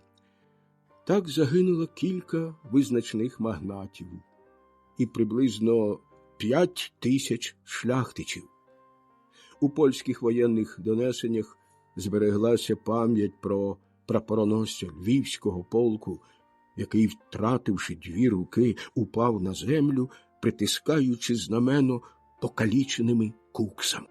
Напад козаків і татар на колону, що йшли по Збаразькому шляху, був також і несподіваним, і навальним, але тут польське військо, що рухалося під опікою короля, краще підготувалося і стійко відбило удар. Залишивши у Зборові кілька піхотних рот, які повинні були стримувати чернь, що вже била на сполох і бралася за зброю, аби приєднатися до козаків, король відвів своє військо на правий берег Стрипи, наказавши знищити позаду себе мости. Він прийняв утікачів з другої колони і приготував цю невелику армію до бою. «Або тут загину, – говорив він жовніром, – або потраплю у татарський полон, та ніхто не побачить, щоб повернувся спиною до поля бою». А супротивник уже в кількох місцях переходив Стрипу і завдяки своїй переважаючій силі водночас з 2 флангів оточував королівське військо. При наближенні козаків їм назустріч погнав чвалом якийсь польський вершник і крикнув, що вони мають підкоритися гетьманові Забузькому, котрого нещодавно призначив король. Хмельницького ж оголошено безбожником і зрадником. За його голову призначено винагороду в 10 000 дукатів. Треба було мати неабияку зухвалість, щоб сповіщати щось подібне і лише завдяки пруткості свого коня той оповісник не був порубаний козаками. Зав'язалася велика сутичка. Козаки завдали основного удару в центр королівського війська, де стояло ополчення. Тричі здригнулися захисні лінії поляків, тричі командири повертали їх до бою. Зробивши кілька вдаваних атак на праве крило, татарська кіннота враз ринула в центр, створивши значний прорив. Страх охопив лави жовнірів, і втікачі хвилею посунули на поставлені квадратом вози із пожитками. В цю ж мить на лівий фланг до короля прискакав вершник, увесь заюшений кров'ю. Він крикнув, що все пропало, і хай король рятується. Нічого не відповівши, Ян Казимир поскакав назустріч утікачам і вигукнув: «Панове, не лишайте свого короля, не зраджуйте вітчизну». Він хапав коней за стремена і примушував вершників чинити опір ворогові. Його благання, його погрози та особистий приклад припинили безладну втечу. Кілька рот німецької піхоти, що дотепер стояли в резерві, на якийсь час зупинили татар швидким вогнем. З правого флангу, де військом командував Осолінський, польський канцлер, при потребі мав бути і регіментарем, прибуло кілька свіжих загонів, і битва розпочалася знову. Однак противник діставав щоразу нові підкріплення. Не перестаючи відбивати атаки суперника, уперто тримаючи оборону, поляки все-таки відступили під тиском незборної сили ворога. Вже вечоріло, коли вони підійшли під свій останній захист до возів. Козаки з татарами зупинилися, були певні, що здобич не вихопиться їм з рук, і вирішили дати їм кілька годин для перепочинку. У той час, коли перед возами на швидкоруч сипали земляний вал, у короля зібралися командуючі польським військом. Усі вони були на конях, дехто поранений, закривавлений, обличчя пригнічені. Лише король зберігав шляхетну гордість, свідомий того, що сповнив свій обов'язок. Навіть найвідважніші спосеред них вважали, що не варто пробувати щастя у новій сутичці. Ніхто не наважився пропонувати опір у незакінчених окопах, без харчів, без надії хоч на яку-небудь підмогу. Після доволі тривалої мовчанки один із генералів мовив схвильованим голосом, що все ще можна поправити, якщо врятується король. За всяку ціну треба спробувати потайки вивести його з табору, який нема більше змоги захищати. Однак Ян Казимир відповів: «Ні, я хочу жити або вмерти з вами». Ще хтось запропонував скористатися з темряви і піти у прорив, але це повважали нездійсненним, враховуючи, що військо виснажене і занепало духом. Сповнений енергії старий генерал Арцішевський твердив, що можна було б без великих втрат досягти Збаража, якщо з боєм прорватися до сусіднього Переліску. Та чи застануть Збараж у руках поляків? І що вони виграють, привівши туди розбите і деморалізоване військо? Ніхто не підтримав цієї пропозиції. Слово взяв Осолінський. «Бачу лише один шлях для порятунку», – мовив він. «Треба роз'єднати ворога, відокремити татар від українських козаків. Хай король напише ханові листа, нагадавши, що колись Владислав зробив йому значні послуги. Хай пообіцяє данину, і я смію надіятися, що цей крок його світлості розчулить татарського хана». Усі пристали на цю пропозицію, яку відразу ж взялися втілювати. Ян Казимир чи то написав, чи лише підписав листа, що мав потурати чванству хана. Король звертався до нього як до рівного собі і лагідно докоряв за те, що незалежний володар пристав до зграї бунтівників, своїх давніх ворогів, які при першій же нагоді повернуть зброю проти нього і, скориставшись із поданої допомоги, сплюндрують його власний край. Звісно, парламентер, якому було доручено цього листа, мав ще й усні обіцянки, аби вдовольнити пожадливість татарина. Відправивши послання, король довго молився перед іконою Богородиці, покровительки Польщі, а потім упав на жмут соломи і на деякий час заснув. Та незабаром його розбудили. Серед війська розповсюдилася чутка про те, що король та дехто із знатнішої шляхти збираються потайки залишити табір, кинувши жовнірів на призволяще. За якусь мить усі були на ногах. Одні готувалися до втечі, якісь жовніри бралися грабувати вози, хтось запрягав коней, хтось лементував, що все пропало і лише вночі мають єдину можливість уникнути смерті або полону. Якийсь ксьондз розбудив короля. Не вагаючись, той скочив на першого ліпшого коня і в оточенні свого почету та охорони при світлі смолоскипів виїхав перед збунтовані загони. «Ось я, діти мої!» – вигукнув Ян Казимир. «Чи ви впізнаєте свого короля? Господь покарав нас, та він милосердний, і завтра, з його ласки, ми можемо перемогти. Вірте мені, що в жодному разі я не покину вас. І якщо на це Божа воля, то я готовий покласти голову разом з вами». При цих словах старі жовніри плакали, кожен присягався, що загине біля ніг свого монарха. Розвиднілося. Козаки самі розпочали одночасний наступ на Збарож і на польський табір. При сприянні мешканців вони оволоділи містом, знищили його невелику залогу і, розгорнувши свої бойові порядки в тилу польського табору, там, де не було ні шансів, ні укріплень, узялися його обстрілювати. Виглядало, що готуються до наступу. Тепер їх було ще більше, ніж учора, і щохвилини шляхта чекала, що вони прорвуться між поставлені вози. Аж тут хтось вигукнув «Доволі!». Побачили, як виїхав на коні Хмельницький і наказав своїм козакам відступити. Обложені полегшено зітхнули. Незадовго в королівський табір прибув татарський Мурза з листом від Іслам-Гірея.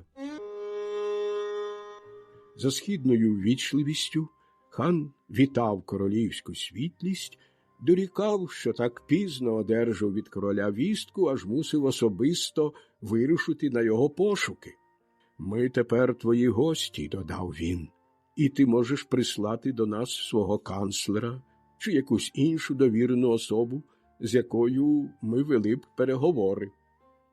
Хоча тон цього листа був трохи глузливий, виглядало, що хан схильний до миру, і тепер йшлося лише про ціну, яку він за це правитиме. Разом із листом від Іслам-Гірея татарин привіз листа Хмельницького, писаного латиною. Чи то гетьман зважував на традиції польської канцелярії, чи, може, хотів приховати його зміст від своїх спільників татар.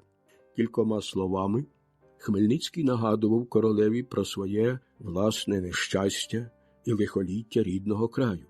«Я не бунтівник», – писав він, – «знайшов притулок біля стіп його величності кримського хана в надії, що він допоможе мені знову завоювати вашу прихильність. Краще б мені вмерти, ніж жити ворогом мого добродійного повелителя. Я готовий передати Забузькому булаву та хоругву, одержані з рук вашої світлості, лишень щоб був певен у прихильності свого короля. Бажаю лише одного – прожити свої останні дні в мирі під захистом королівської милості».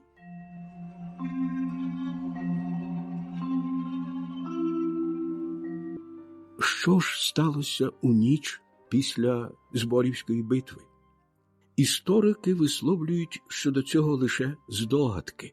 Якщо вірити більшості польських авторів, то король відмовив хана від його спілки з козаками, здивувавши його насамперед своєю мужністю, а потім підкорив шляхетною поведінкою.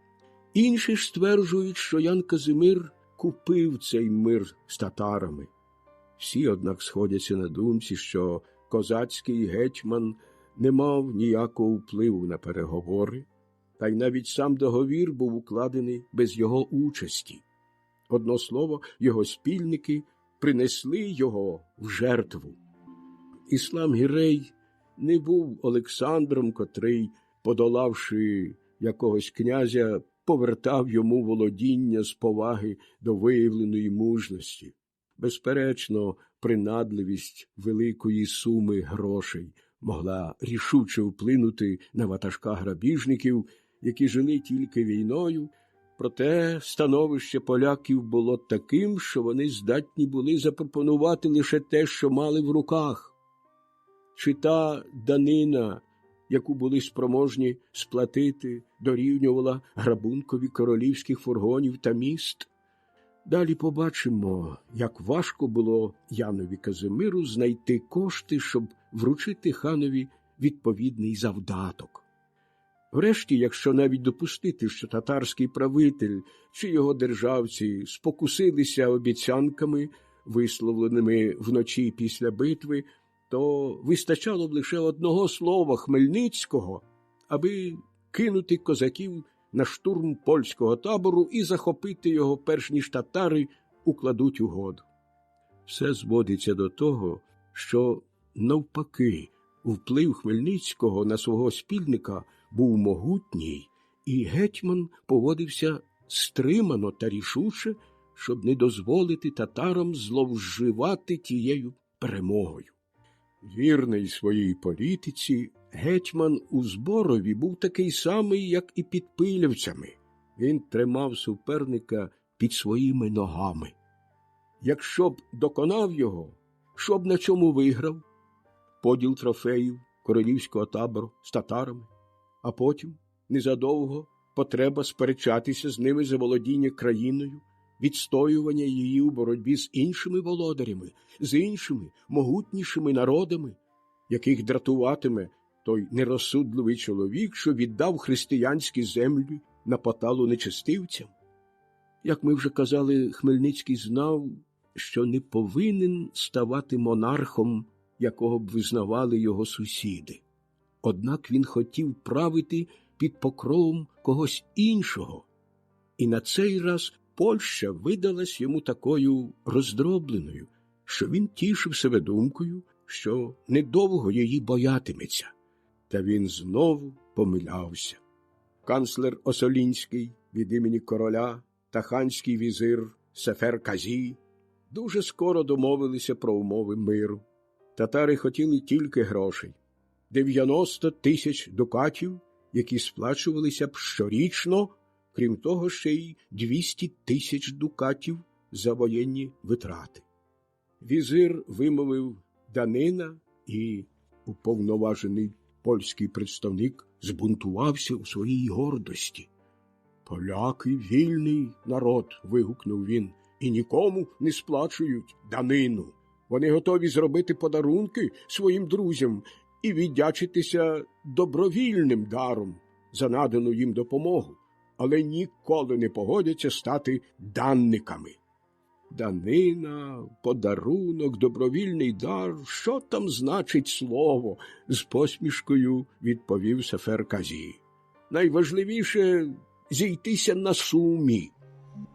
У військовій казні Яна Казимира було лише 30 тисяч дукатів. Їх могли дати готівкою татарам, окрім подарунків, візирю та кільком іншим воєначальникам.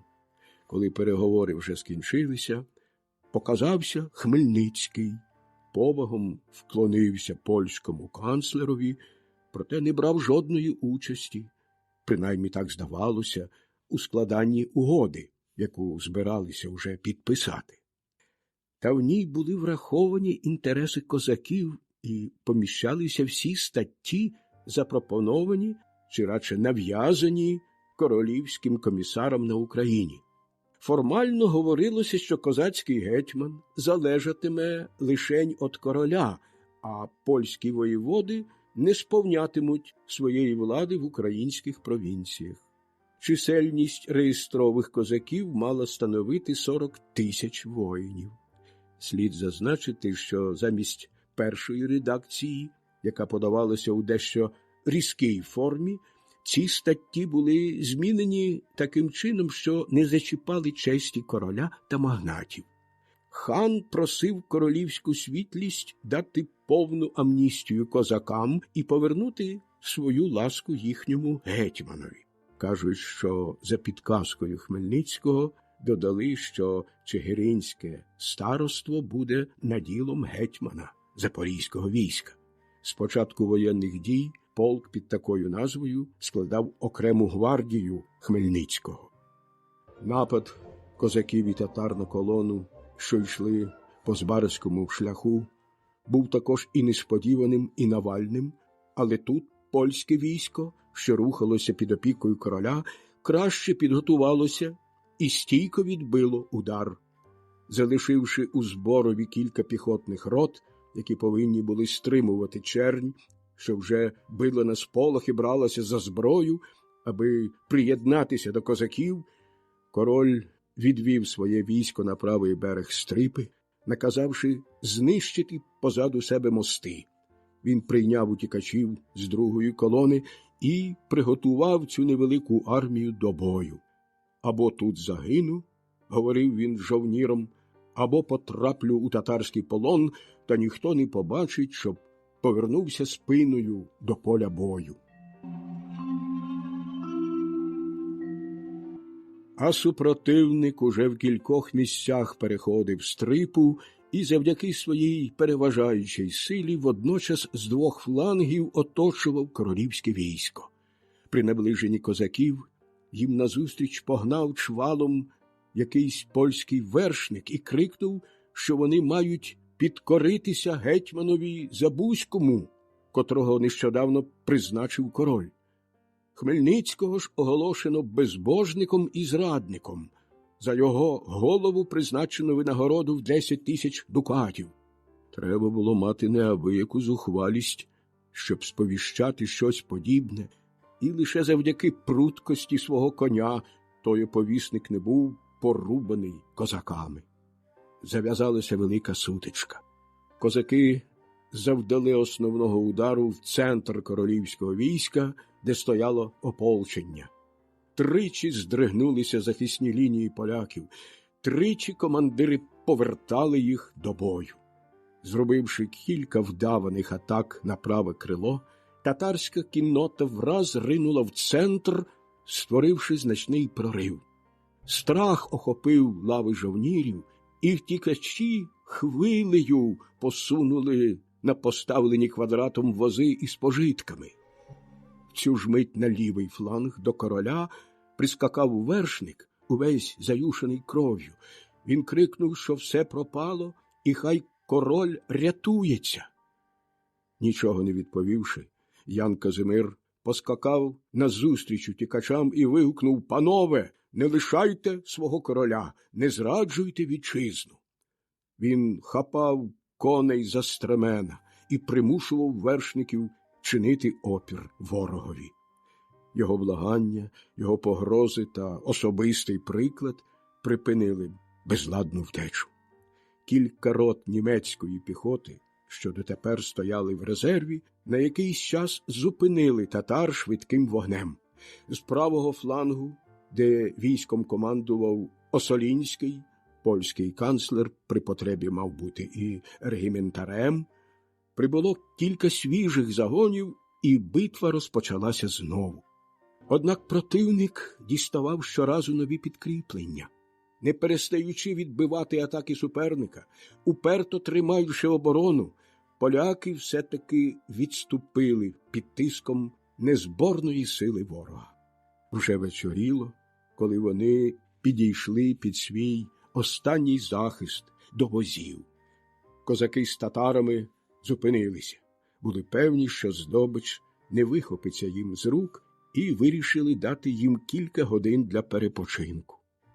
У той час, коли перед возами на швидкоруч сипали земляний вал, у короля зібралися командуючі польським військом. Усі вони були на конях, дехто поранений, закривавлений, обличчя пригнічені. Лише король зберігав шляхетну гордість, свідомий того, що сповнив свій обов'язок. Навіть найвідважніші посеред них вважали, що не варто пробувати щастя у новій сутичці. Ніхто не наважився пропонувати опір у незакінчених окопах, без харчів, без надії хоч на яку-небудь підмогу. Після доволі тривалої мовчанки один із генералів мовив схвильованим голосом, що все ще можна поправити, якщо врятується король. За всяку ціну треба спробувати потайки вивести його з табору, який нема більше змоги захищати. Однак Ян Казимир відповів: «Ні, я хочу жити або вмерти з вами». Ще хтось запропонував скористатися з темряви і піти у прорив, але це повважали нездійсненним, враховуючи, що військо виснажене і занепало духом. Сповнений енергії старий генерал Арцішевський твердив, що можна було б без великих втрат досягти Збаража, якщо з боєм прорватися до сусіднього Переліску. Та чи застануть Збараж у руках поляків?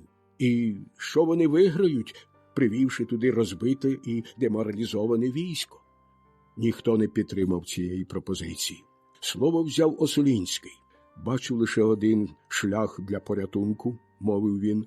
«Треба роз'єднати ворога, відокремити татар від українських козаків. Хай король напише ханові листа, нагадавши, що колись Владислав зробив йому значні послуги. Хай пообіцяє данину, і я смію надіятися, що цей крок його світлості розчулить татарського хана». Усі пристали на цю пропозицію, яку відразу ж взялися втілювати. Ян Казимир чи то написав, чи лише підписав листа, що мав потурати чванству хана. Король звертався до нього як до рівного собі і лагідно докоряв за те, що незалежний володар пристав до зграї бунтівників, своїх давніх ворогів, які при першій же нагоді повернуть зброю проти нього і, скориставшись із поданої допомоги, сплюндрують його власний край. Звісно, парламентер, якому було доручено цього листа, мав ще й усні обіцянки, аби вдовольнити пожадливість татарина. Відправивши послання, король довго молився перед іконою Богородиці, покровительки Польщі, а потім упав на жмут соломи і на деякий час заснув. Та незабаром його розбудили. Серед війська розповсюдилася чутка про те, що король та дехто із знатнішої шляхти збирається потайки залишити табір, кинувши жовнірів на призволяще. За якусь мить усі були на ногах. Одні готувалися до втечі, якісь жовніри бралися грабувати вози, хтось запрягав коней, хтось лементував, що все пропало і лише вночі мають єдину можливість уникнути смерті або полону. Якийсь ксьондз розбудив короля. Не вагаючись, той скочив на першого ліпшого коня і в оточенні свого почету та охорони при світлі смолоскипів виїхав перед збунтовані загони. «Ось я, діти мої!» – вигукнув Ян Казимир. «Чи ви впізнаєте свого короля? Господь покарав нас, та він милосердний, і завтра, з його ласки, ми можемо перемогти. Вірте мені, що в жодному разі я не покину вас. І якщо на це Божа воля, то я готовий покласти голову разом з вами». При цих словах старі жовніри плакали, кожен присягався, що загине біля ніг свого монарха. Розвиднілося. Козаки самі розпочали одночасний наступ на Збараж і на польський табір. При сприянні мешканців вони оволоділи містом, знищили його невелику залогу і, розгорнувши свої бойові порядки в тилу польського табору, там, де не було ні шансів, ні укріплень, узялися його обстрілювати. Виглядало, що готуються до наступу. Тепер їх було ще більше, ніж учора, і щохвилини шляхта чекала, що вони прорвуться між поставлені вози. Аж тут хтось вигукнув «Доволі!». Побачили, як виїхав на коні Хмельницький і наказав своїм козакам відступити. Обложені полегшено зітхнули. Незадовго в королівський табір прибув татарський Мурза з листом від Іслам-Гірея. За східною ввічливістю хан вітав королівську світлість, дорікав, що так пізно одержав від короля вістку, аж мусив особисто вирушити на його пошуки. «Ми тепер твої гості», – додав він, – «і ти можеш прислати до нас свого канцлера чи якусь іншу довірену особу, з якою ми вели б переговори». Хоча тон цього листа був трохи глузливий, виглядало, що хан схильний до миру, і тепер йшлося лише про ціну, яку він за це правитиме. Разом із листом від Іслам-Гірея татарин привіз листа Хмельницького, писаного латиною. Чи то гетьман зважував на традиції польської канцелярії, чи, може, хотів приховати його зміст від своїх спільників татар. Кількома словами Хмельницький нагадував королеві про своє власне нещастя і лихоліття рідного краю. «Я не бунтівник», – писав він. «Знайшов притулок біля стіп його величності, кримського хана, в надії, що він допоможе мені знову завоювати вашу прихильність. Краще б мені вмерти, ніж жити ворогом мого добродійного повелителя. Я готовий передати Забузькому булаву та хоругву, одержані з рук вашої світлості, лишень щоб був певен у прихильності свого короля. Бажаю лише одного – прожити свої останні дні в мирі під захистом королівської милості». Що ж сталося у ніч після Зборівської битви? Історики висловлюють щодо цього лише здогадки. Якщо вірити більшості польських авторів, то король відмовив хана від його спілки з козаками, здивувавши його насамперед своєю мужністю, а потім підкорив шляхетною поведінкою. Інші ж стверджують, що Ян Казимир купив цей мир з татарами. Всі, однак, сходяться на думці, що козацький гетьман не мав ніякого впливу на переговори, та й навіть сам договір був укладений без його участі. Одно слово, його спільники принесли його в жертву. Іслам-Гірей не був Олександром, котрий, подолавши якогось князя, повертав йому володіння з поваги до виявленої мужності. Безперечно, принадливість великої суми грошей могла рішуче вплинути на ватажка грабіжників, які жили тільки війною, проте становище поляків було таким, що вони здатні були запропонувати лише те, що мали в руках. Чи та данина, яку були спроможні сплатити, дорівнювала грабункові королівських фургонів та міст? Далі побачимо, як важко було Янові Казимиру знайти кошти, щоб вручити ханові відповідний завдаток. Врешті, якщо навіть допустити, що татарський правитель чи його державці спокусилися обіцянками, висловленими вночі після битви, то вистачало б лише одного слова Хмельницького, аби кинути козаків на штурм польського табору і захопити його, перш ніж татари укладуть угоду. Все зводиться до того, що, навпаки, вплив Хмельницького на свого спільника був могутній, і гетьман поводився стримано та рішуче, щоб не дозволити татарам зловживати тією перемогою. Вірний своїй політиці, гетьман у Зборові був такий самий, як і під Пилівцями. Він тримав суперника під своїми ногами. Якщо б доконав його, що б на чому виграв? Поділ трофеїв королівського табору з татарами, а потім незадовго потреба сперечатися з ними за володіння країною, відстоювання її у боротьбі з іншими володарями, з іншими могутнішими народами, яких дратуватиме той нерозсудливий чоловік, що віддав християнські землі на поталу нечестивцям. Як ми вже казали, Хмельницький знав, що не повинен ставати монархом, якого б визнавали його сусіди. Однак він хотів правити під покровом когось іншого. І на цей раз Польща видалась йому такою роздробленою, що він тішив себе думкою, що недовго її боятиметься. Та він знову помилявся. Канцлер Осолінський від імені короля та ханський візир Сефер Казі дуже скоро домовилися про умови миру. Татари хотіли тільки грошей – 90 тисяч дукатів, які сплачувалися б щорічно, крім того ще й 200 тисяч дукатів за воєнні витрати.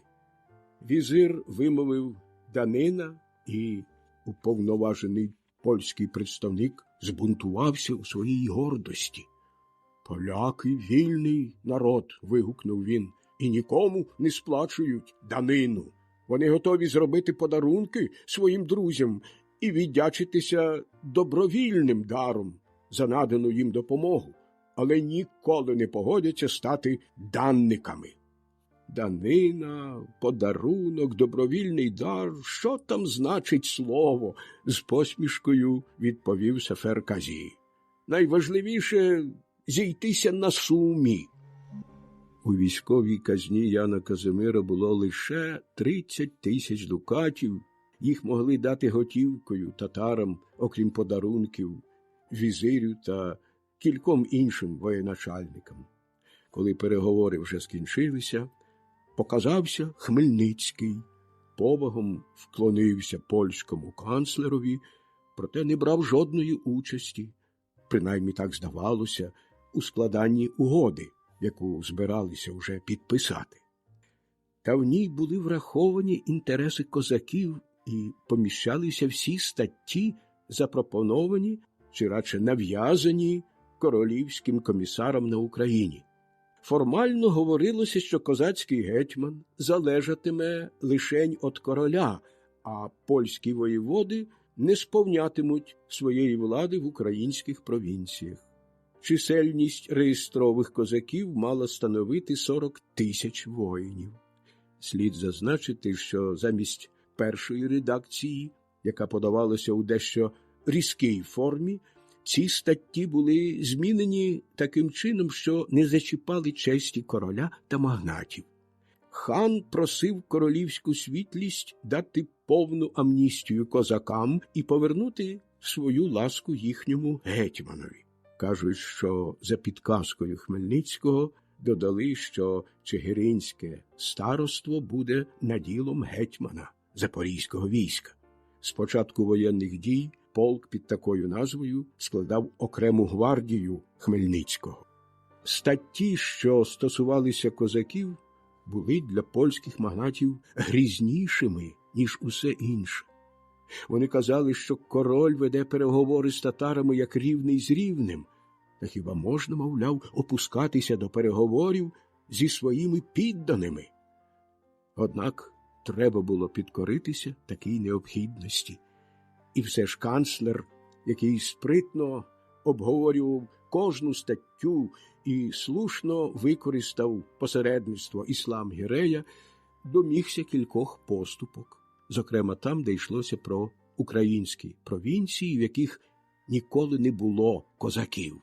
Та й взагалі Зборівський договір був нічим іншим, як поверненням до колишньої конституції країни, визнанням, а в деяких пунктах і розширенням привілею Запорізького війська.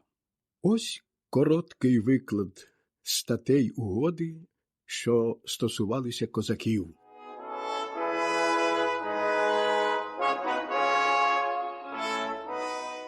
Король повертає Запорізькому війську всі його колишні права та вольності і для цього надає йому новий привілей.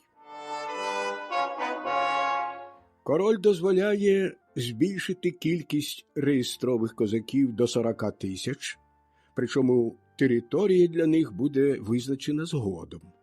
Воїни зможуть набиратися як із помість магнатів, так і з земель його королівської світлості.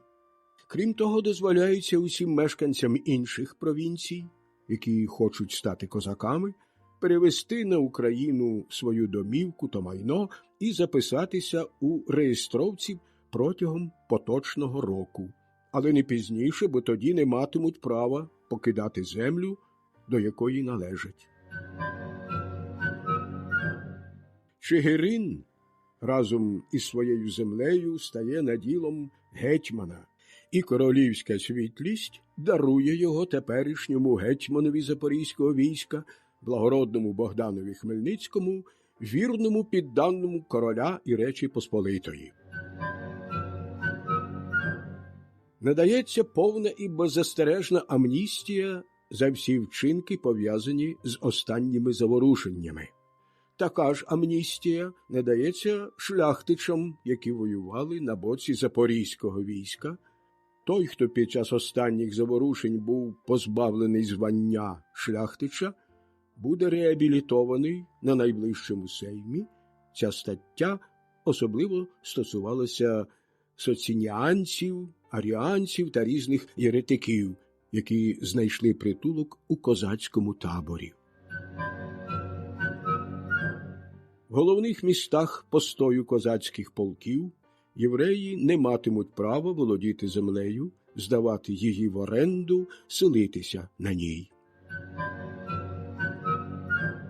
Київський митрополит здійснюватиме верховне керівництво всіма релігійними справами в державі та в церкві, у Польському королівстві та Великому князівстві Литовському. Йому буде надане місце в Сеймі. Всі адміністративні посади на Київщині, Братславщині та Чернігівщині надаватимуться лише шляхтичам грецького обряду. Єзуїти не матимуть права проживати в Києві та в інших містах, де є офіційні українські школи. Ці школи збережуть всі свої колишні привілеї. Козакам не дозволяється продавати горілку в роздріб, вони мають право її переганяти чи продавати оптом. Дані статті будуть ратифіковані Сеймом. Між мешканцями України, коронним військом та запорізьким військом запанує мир та щира злагода. Коли Ян Казимир вернувся із Борова, столиця зустріла його не лише сумом та холодом, але ще й зневагою. Він зганьбив націю, відступив перед повсталими рабами, бунтівниками, підданими. Цей докір линув звідусіль – сатирами, піснями, карикатурами, зневажливими вигуками. А найбільш завзято нещасного короля ганьбили ті, хто не воював ні під Збаражем, ні під Зборовом, хто всупереч заклику взятися за зброю лишався у своїх замках. З великим піднесенням вітаючи Ярему Вишневецького, населення Варшави, здавалось, намислило ще раз зганьбити короля, та особливо вражений національний гонор обрушився на Оссолінського. На сеймі, що відкрився незадовго після укладення Зборівського миру, йому довелося зазнати всіх образ, яких можна завдати високому урядникові на цьому могутньому зібранні. Та жоден голос не запропонував розірвати ту угоду і ще раз спробувати щастя зі зброєю в руках. Угода була ратифікована без обговорення її статей. Боялися, що в іншому разі беруть на себе частину відповідальності. Зате обговорювалися та засуджувались різні факти політичного життя Осолінського. їх немилосердно таврували. Сейм звинуватив Осолінського у всьому, що той робив, і навіть у тому, що змушений був зробити. Відправив козакам королівський привілей. Казали, що це він підбурив їх до бунту. Лише йому приписували всі воєнні невдачі і забували, що саме вони перешкодили йому зібрати наймане військо і лише в останню хвилину дали дозвіл скликати ополчення. І нарешті йому докоряли, що він вів переговори з бунтівником, хоча, мабуть, завдяки стриманості цього бунтівника Річ Посполита могла далі існувати, а король був вільний. Осолінський недовго пережив ті несправедливі нападки, анафему, проголошену всією нацією. Він помер сповнений відчаю, навіть не викликавши до себе співчуття. До останньої години переслідуваний сарказмом своїх ворогів. Простим було Осолінського діло, розтерзав він республіки тіло. На його могилі повторювали цей бездарний вислів Яреми Вишневецького.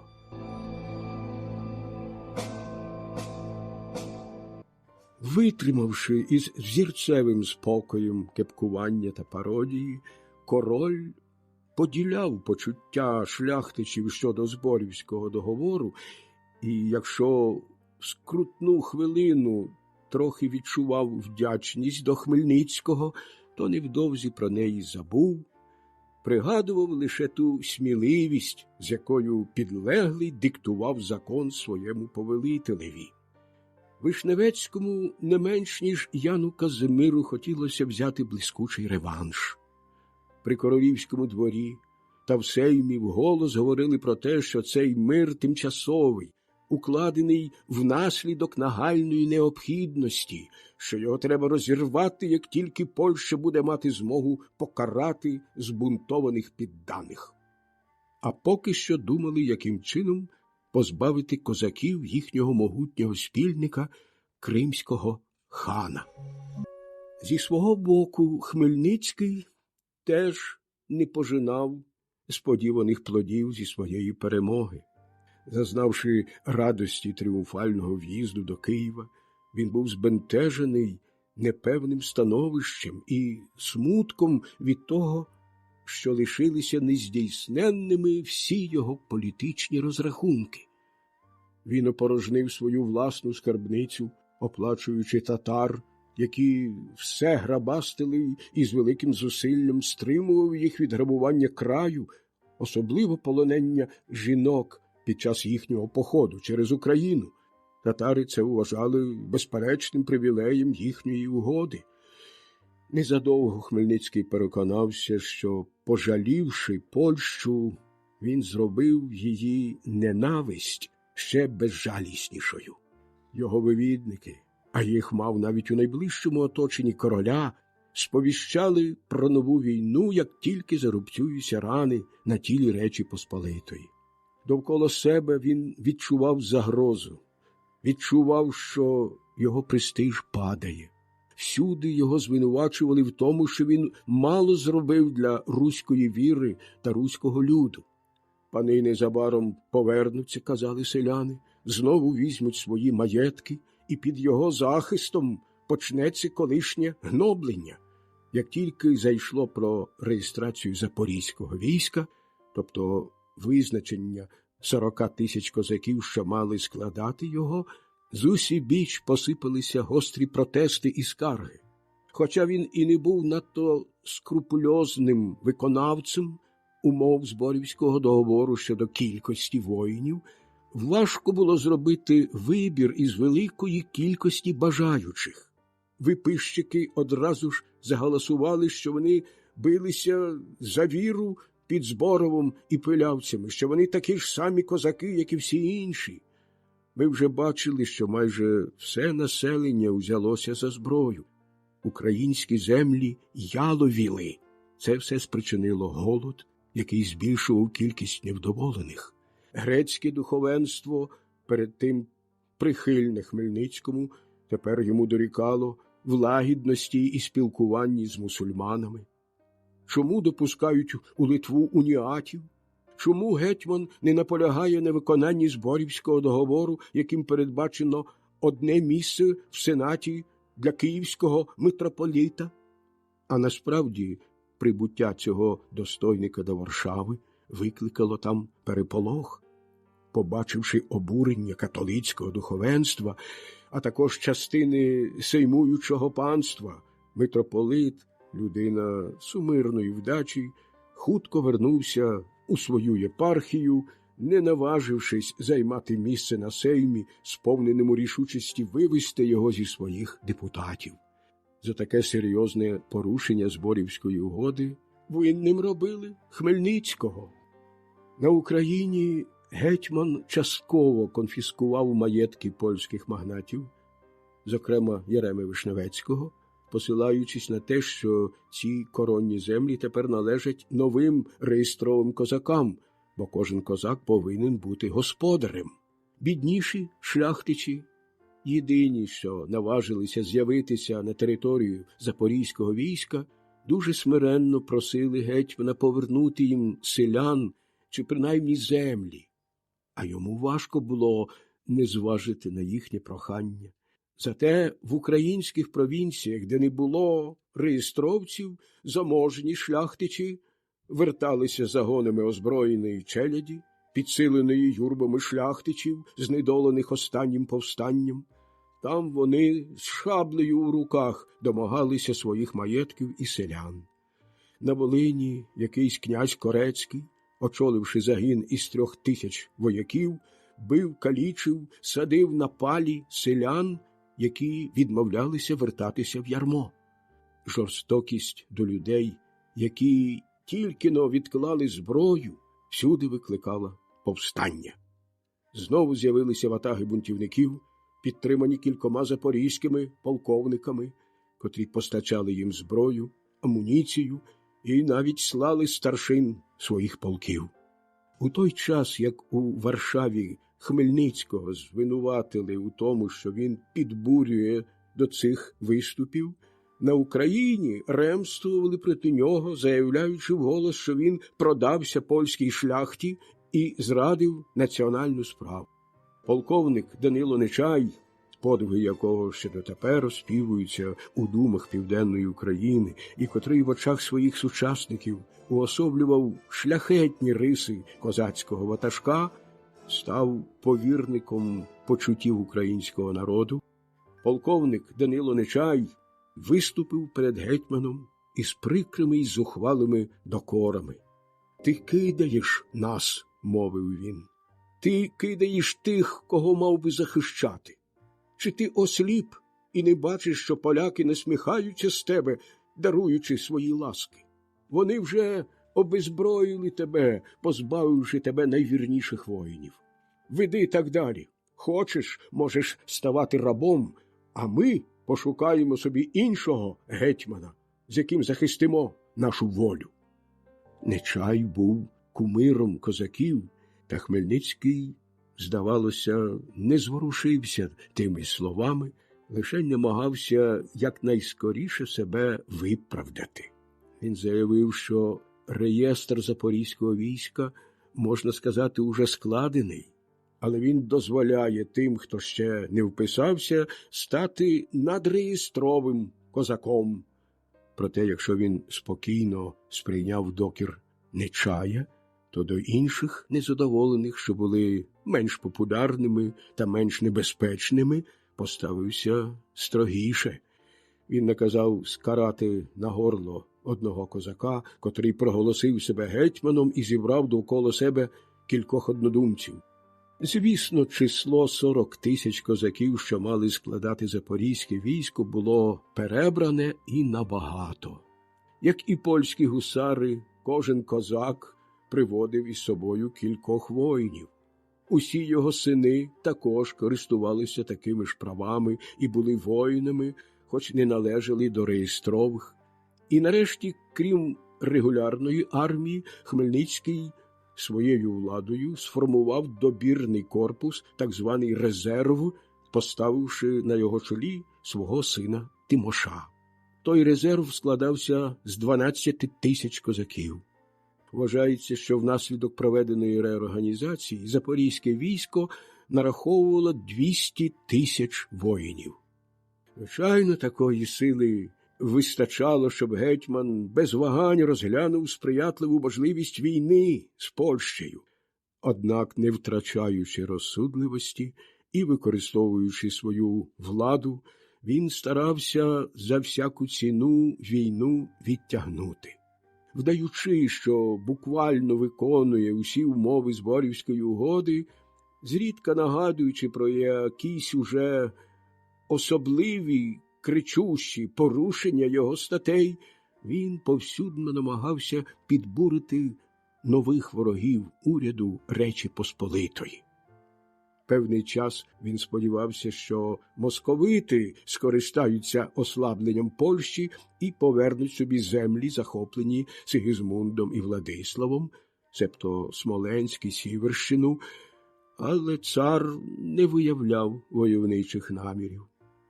Хмельницький пробував дійняти його самолюбство. Він передав йому томик поезії, видрукований у Польщі, в якому образили Михайла Федоровича, батька теперішнього царя. Олексій Михайлович якось уже докоряв Варшавському королівському двору за подібну дурничку.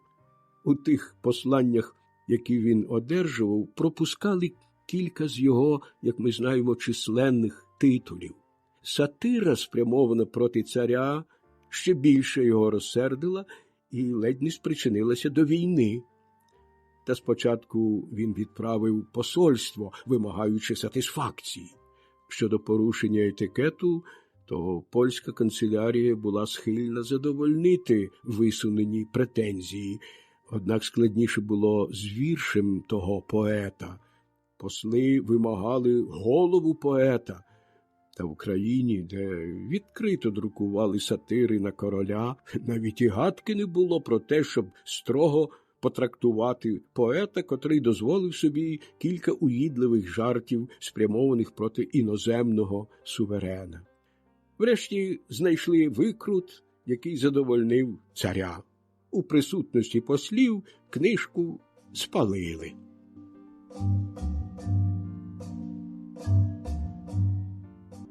Однак царський двір мав поважніші претензії до королівського двору. Поки польська канцелярія заспокоювала марнославність царя, двір намагався створити доволі клопотів у його краї, щоб цар і не думав оголошувати війну Польщі. Для цього він вів таємні переговори з кримським ханом, підбурюючи його до вторгнення на московську територію, і в цьому обіцяв допомогу козаків. Побачивши нагоду дістати велику здобич, Іслам Гірей із захватом прийняв цю пропозицію, а Хмельницького офіційно про це повідомив і Ян Казимир, і турецький хан. Обидва вимагали допомоги запорізького війська, один як монарх, другий як союзник. Пастка була груба, а Хмельницький був надто обережний, щоб до неї потрапити. До того ж, війна з московитами в очах козаків виглядала б злочином, майже святотатством. Лише з необхідності вони пристали на союз із татарами, але ніколи б не погодилися для блага мусульман спрямувати зброю проти християнського народу і православного обряду. Таку думку поділяв весь руський люд, і навіть найзавзятіші вояки спосеред запорожців не були винятком. Грабувати та нищити ляхів здавалося гідним похвали, бо це були погані, тобто католики, але московити були їхніми братами, і монарх, що правив у Москві, білий цар, як вони його називали, був поборником православної віри. Очевидно, ще раніше Хмельницький зважував переваги та небезпеку спілки з Московією. Він боявся, і мав на це причини, знайти в цареві не покровителя, а володаря, більш вимогливого та більш непоступливого, ніж польський король. Коли Ян Казимир вернувся із Борова, столиця зустріла його не лише сумом та холодом, але ще й зневагою. Він зганьбив націю, відступив перед повсталими рабами, бунтівниками, підданими. Цей докір линув звідусіль сатирами, піснями, карикатурами, зневажливими вигуками, а найбільш завзято нещасного короля ганьбили ті, хто не воював ні під Збаражем, ні під Зборовом, хто всупереч заклику взятися за зброю лишався у своїх замках. З великим піднесенням вітаючи Ярему Вишневецького, населення Варшави, здавалось, намислило ще раз зганьбити короля, та особливо вражений національний гонор обрушився на Осолінського. На сеймі, що відкрився незадовго після укладення Зборівського миру, йому довелося зазнати всіх образ, яких можна завдати високому урядникові на цьому могутньому зібранні. Та жоден голос не запропонував розірвати ту угоду і ще раз спробувати щастя зі зброєю в руках. Угода була ратифікована без обговорення її статей. Боялися, що в іншому разі беруть на себе частину відповідальності. Зате обговорювалися та засуджувались різні факти політичного життя Осолінського. Їх немилосердно таврували. Сейм звинуватив Осолінського у всьому, що той робив, і навіть у тому, що змушений був зробити. Відправив козакам королівський привілей. Казали, що це він підбурив їх до бунту. Лише йому приписували всі воєнні невдачі і забували, що саме вони перешкодили йому зібрати наймане військо і лише в останню хвилину дали дозвіл скликати ополчення. І нарешті йому докоряли, що він вів переговори з бунтівником, хоча, мабуть, завдяки стриманості цього бунтівника Річ Посполита могла далі існувати, а король був вільний. Осолінський недовго пережив ті несправедливі нападки, анафему, проголошену всією нацією. Він помер сповнений відчаю, навіть не викликавши до себе співчуття. До останньої години переслідуваний сарказмом своїх ворогів. Простим було Осолінського діло, розтерзав він республіки тіло. На його могилі повторювали цей бездарний вислів Яреми Вишневецького. Витримавши із взірцевим спокоєм кепкування та пародії, король поділяв почуття шляхтичів щодо Зборівського договору, і якщо в скрутну хвилину трохи відчував вдячність до Хмельницького, то невдовзі про неї забув, пригадував лише ту сміливість, з якою підлеглий диктував закон своєму повелителеві. Вишневецькому не менш, ніж Яну Казимиру хотілося взяти блискучий реванш. При королівському дворі та в сеймі вголос говорили про те, що цей мир тимчасовий, укладений внаслідок нагальної необхідності, що його треба розірвати, як тільки Польща буде мати змогу покарати збунтованих підданих. А поки що думали, яким чином позбавити козаків їхнього могутнього спільника кримського хана. Зі свого боку Хмельницький теж не пожинав сподіваних плодів зі своєї перемоги. Зазнавши радості тріумфального в'їзду до Києва, він був збентежений непевним становищем і смутком від того, що лишилися нездійсненними всі його політичні розрахунки. Він опорожнив свою власну скарбницю, оплачуючи татар, які все грабастили і з великим зусиллям стримував їх від грабування краю, особливо полонення жінок під час їхнього походу через Україну. Татари це вважали безперечним привілеєм їхньої угоди. Незадовго Хмельницький переконався, що, пожалівши Польщу, він зробив її ненависть ще безжаліснішою. Його вивідники, а їх мав навіть у найближчому оточенні короля, сповіщали про нову війну, як тільки зарубцюються рани на тілі Речі Посполитої. Довкола себе він відчував загрозу, відчував, що його престиж падає. Всюди його звинувачували в тому, що він мало зробив для руської віри та руського люду. Пани незабаром повернуться, казали селяни, знову візьмуть свої маєтки, і під його захистом почнеться колишнє гноблення. Як тільки зайшло про реєстрацію запорізького війська, тобто визначення 40 тисяч козаків, що мали складати його, з усібіч посипалися гострі протести і скарги. Хоча він і не був надто скрупульозним виконавцем умов Зборівського договору щодо кількості воїнів, важко було зробити вибір із великої кількості бажаючих. Виписчики одразу ж заголосували, що вони билися за віру під Зборовом і пилявцями, що вони такі ж самі козаки, як і всі інші. Ми вже бачили, що майже все населення узялося за зброю. Українські землі яловіли. Це все спричинило голод, який збільшував кількість невдоволених. Грецьке духовенство, перед тим прихильне Хмельницькому, тепер йому дорікало в лагідності і спілкуванні з мусульманами. Чому допускають у Литву уніатів? Чому гетьман не наполягає на виконанні Зборівського договору, яким передбачено одне місце в Сенаті для київського митрополіта? А насправді прибуття цього достойника до Варшави викликало там переполох. Побачивши обурення католицького духовенства, а також частини сеймуючого панства, митрополит, людина сумирної вдачі, хутко вернувся у свою єпархію, не наважившись займати місце на сеймі, сповненому рішучості вивести його зі своїх депутатів.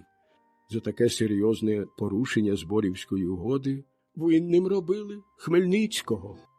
На Україні гетьман частково конфіскував маєтки польських магнатів, зокрема Єреми Вишневецького, посилаючись на те, що ці коронні землі тепер належать новим реєстровим козакам, бо кожен козак повинен бути господарем.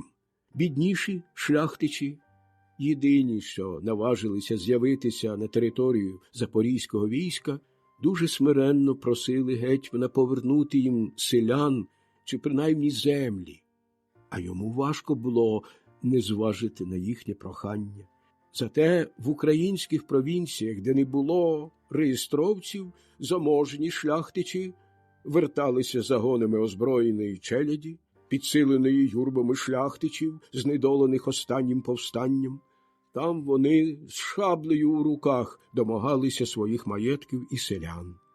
На Волині якийсь князь Корецький, очоливши загін із 3000 вояків, бив, калічив, садив на палі селян, які відмовлялися вертатися в ярмо.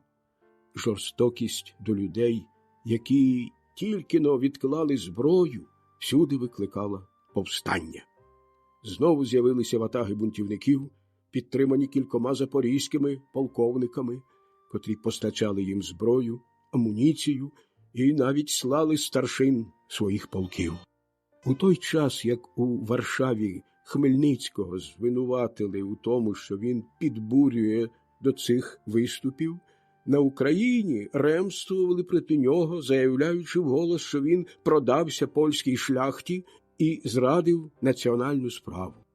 Полковник Данило Нечай, подвиги якого ще дотепер оспівуються у думах Південної України, і котрий в очах своїх сучасників уособлював шляхетні риси козацького ватажка, став повірником почуттів українського народу. Полковник Данило Нечай виступив перед гетьманом із прикрими й зухвалими докорами. «Ти кидаєш нас», – мовив він. «Ти кидаєш тих, кого мав би захищати. Чи ти осліп і не бачиш, що поляки насміхаються з тебе, даруючи свої ласки. Вони вже обезброїли тебе, позбавивши тебе найвірніших воїнів. Веди так далі. Хочеш, можеш ставати рабом, а ми пошукаємо собі іншого гетьмана, з яким захистимо нашу волю.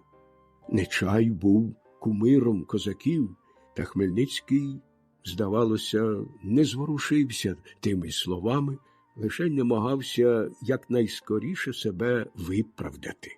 Він заявив, що реєстр запорізького війська, можна сказати, уже складений, але він дозволяє тим, хто ще не вписався, стати надреєстровим козаком.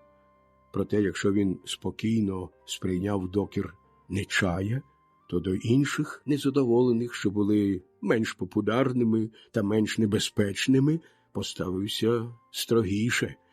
Він наказав скарати на горло одного козака, котрий проголосив себе гетьманом і зібрав довкола себе кількох однодумців.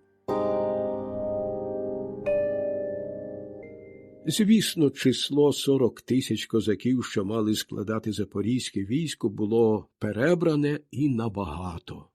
Як і польські гусари, кожен козак приводив із собою кількох воїнів. Усі його сини також користувалися такими ж правами і були воїнами, хоч не належали до реєстрових. І нарешті, крім регулярної армії, Хмельницький своєю владою сформував добірний корпус, так званий резерв, поставивши на його чолі свого сина Тимоша. Той резерв складався з 12 тисяч козаків. Вважається, що внаслідок проведеної реорганізації запорізьке військо нараховувало 200 тисяч воїнів. Звичайно, такої сили вистачало, щоб гетьман без вагань розглянув сприятливу можливість війни з Польщею. Однак, не втрачаючи розсудливості і використовуючи свою владу, він старався за всяку ціну війну відтягнути. Вдаючи, що буквально виконує усі умови Зборівської угоди, зрідка нагадуючи про якісь уже особливі, кричущі порушення його статей, він повсюдно намагався підбурити нових ворогів уряду Речі Посполитої. Певний час він сподівався, що московити скористаються ослабленням Польщі і повернуть собі землі, захоплені Сигізмундом і Владиславом, себто Смоленськ і Сіверщину, але цар не виявляв войовничих намірів. Хмельницький пробував дійняти його самолюбство. Він передав йому томик поезії, видрукований у Польщі, в якому образили Михайла Федоровича, батька теперішнього царя. Олексій Михайлович якось уже докоряв Варшавському королівському двору за подібну дурничку.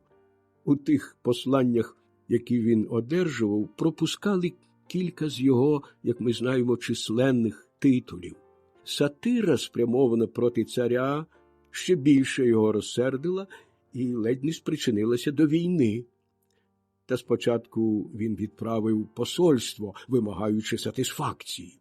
Щодо порушення етикету, то польська канцелярія була схильна задовольнити висунені претензії, однак складніше було з віршем того поета. Посли вимагали голову поета. Та в Україні, де відкрито друкували сатири на короля, навіть і гадки не було про те, щоб строго потрактувати поета, котрий дозволив собі кілька уїдливих жартів, спрямованих проти іноземного суверена. Врешті знайшли викрут, який задовольнив царя. У присутності послів книжку спалили.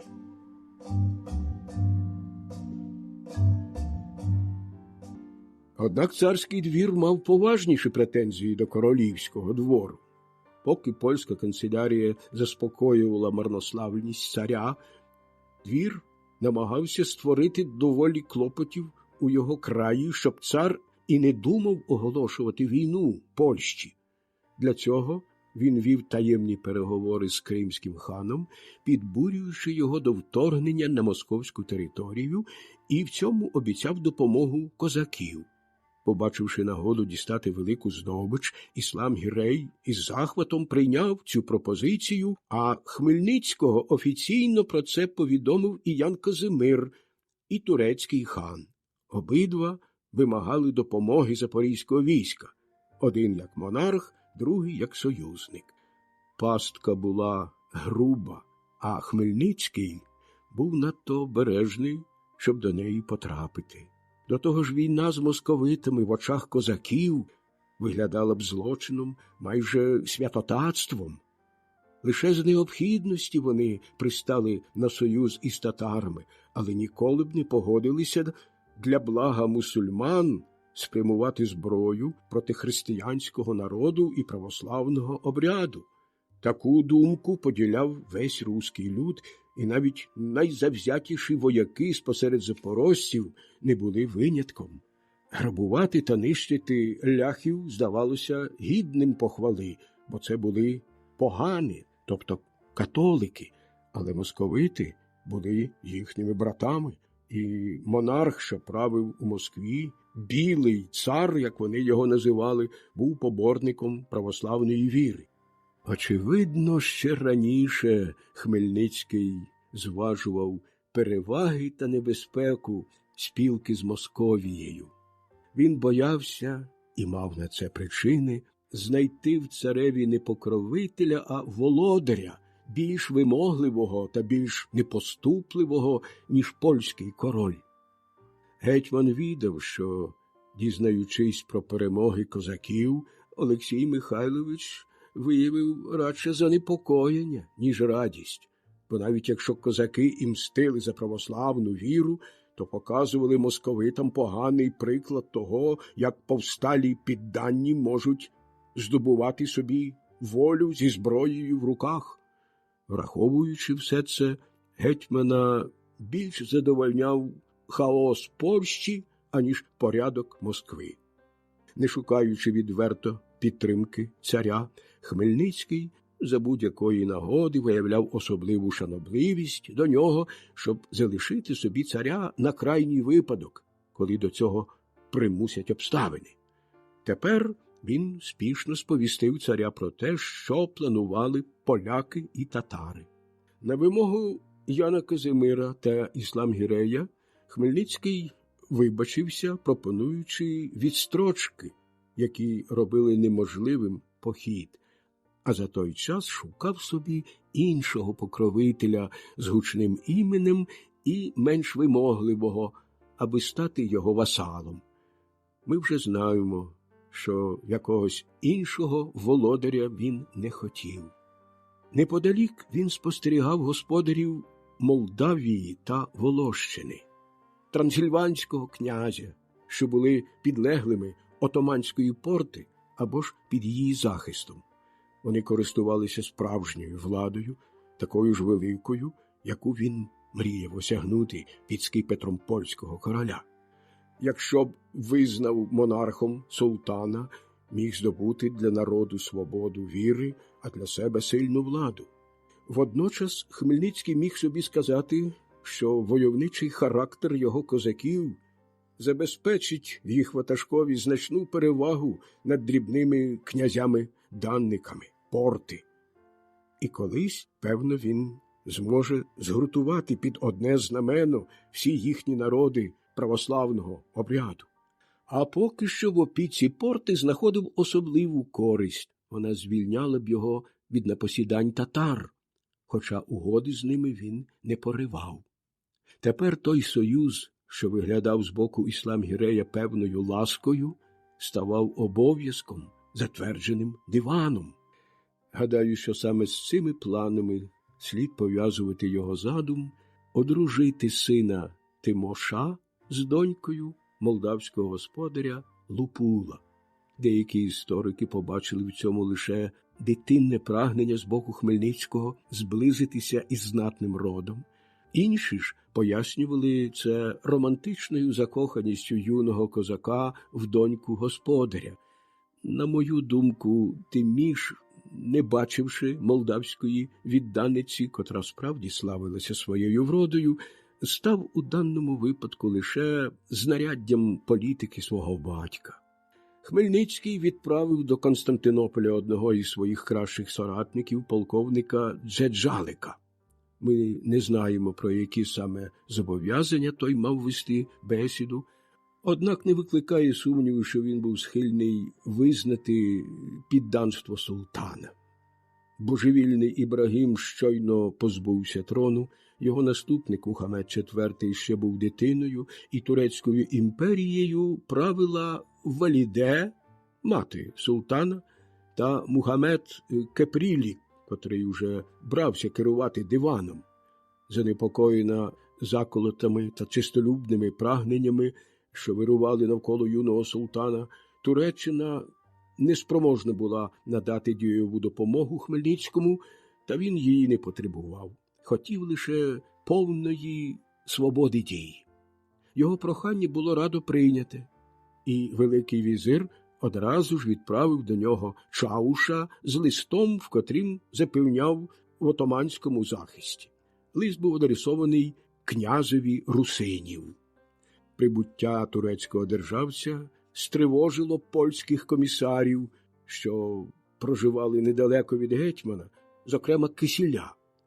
Якщо вірити українським літописам, то він ледь зі страху не вмер. Кисіль спішно відправив до Хмельницького свого брата Григорія. Той застав гетьмана на підпитку. Був полудень. Побачивши Григорія Кисіля, гетьман вгадав причину його появи і з відвертістю захмелілого розпочав: «Привітай мене! Я дістав покровительство Туреччини». «Як?» – вигукнув Григорій Кисіль. «Ваша високість відрікається короля та Речі Посполитої, православної віри? Ви тішите себе надією, що турок поважатиме вашу волю та вашу релігію? Іменем Бога прошу, не укладайте ніяких договорів, перш ніж порадитися з королем, та скажете йому, що пропонує Порта». «Ба!» – знову мовив Хмельницький. «Що ж я мав діяти? Ляхи зареклися звести мене з освіту. Ваші інтриги і підступність змусили мене шукати захисту в турків». А далі, запалившись, сердито додав: «Я поб'ю вас, винищу на Україні, у Польщі, в Римі, а вашого папу продам туркові». У ті часи домівка гетьмана скидалася на нинішній палац знатного азіатського урядника. Всі заходили у велику залу і в ній чекали на аудієнцію. В ту саму хвилину з України прибула депутація шляхтичів з дарами для гетьмана. Вона просила захисту від збунтованих селян. Хмельницький відразу ж їх помітив і, засоромлений за свою запальність, спрямував свій гнів проти цих гостей. «Що це за люди?» – вигукнув він. «Ви відники?» Показавши головному писареві Виговському на Кисіля, кинув: «Цього повісити?» А далі, повернувшись до шляхтичів, мимовільних свідків цієї сцени, додав: «А тих потопити!» Їх одразу ж вивели із зали. А Хмельницький взявся пити, а потім заснув. На щастя, Виговський вирішив порадитися з панею Хмельницькою. Обоє домовились відкласти страту. Назавтра, прокинувшись, гетьман покликав Григорія Кисіля і виглядав задоволений, побачивши його живим, навіть вибачився перед ним і, повернувшись до теми їхньої розмови, що могла закінчитися так трагічно, запевнив його, що не брав жодних зобов'язань перед невірними. Проте вистачило глянути, як приймали гінця з Порти, щоб спростувати його слова. Шлюб між Тимошем та донькою молдавського господаря дістав схвалення дивану, однак, погодившись на нього, в той час, коли Польща була доведена до скрути, Лупул дуже скоро змінив свою думку. Почувши про вроду доньки господаря Домни Розанди, кузен Яреми Вишневецького, князь Дмитро, потайки подався в Яси, пересвідчився, що слава про її вроду не перебільшена, і відразу ж попросив її руки. А старша донька Лупула вже віддалася за князя Радзивіла, і господар, певний у тому, що породичання з двома найзнатнішими польськими домами забезпечить йому опіку Речі Посполитої, став гадати, як би спекатися Тимоша. Хмельницький написав йому дуже короткого листа, попередивши, що незадовго прийде за молодою із 100 000 сватів. Бачачи, що Лупул хоче використати заворушення в Отоманській імперії, аби вивільнитись від залежності від неї, диван задоволено дивився, як гетьман-християнин береться поставити його на місце. А Хмельницький це використав і подав справу, що служили його власним інтересам, як послугу, зроблену порті. Справді, Тиміш із кількома козацькими полками і татарським загоном під орудою брата Іслама Гірея Нуреддіна захопив Молдавію, спустошивши силу селенну міст і сіл, спалив їхню столицю і незабаром змусив Лупула благати пощади. Але одруження було відкладене на кілька місяців з невідомих для мене причин. Майже на очах коронного війська, очолюваного Потоцьким, свати, так себе називали ті 30 000 козаків і татар, які товаришували молодому Хмельницькому в поході, перейшли кордон із великими трофеями і тисячами бранців. Потоцький мав надто малі сили, щоб їх зупинити, і, незважаючи на настирливі прохання Лупула, він залишався лише стороннім свідком спустошення держави союзника Речі Посполитої. Можливо, що, минаючи польське військо так близько, Тиміш кидав йому виклик, виконував вказівку свого батька, котрий вважав, що війна неминуча, хотів скористатися з нагоди й розпочати її, перш ніж суперник збереться силами. Подібну тактику бачимо під час аудієнції, випрошеної у коронного гетьмана, коли козацький полковник, посланець Хмельницького, здавалося, мав лише єдину мету вивести з рівноваги польського гетьмана добре обдуманою зухвалістю.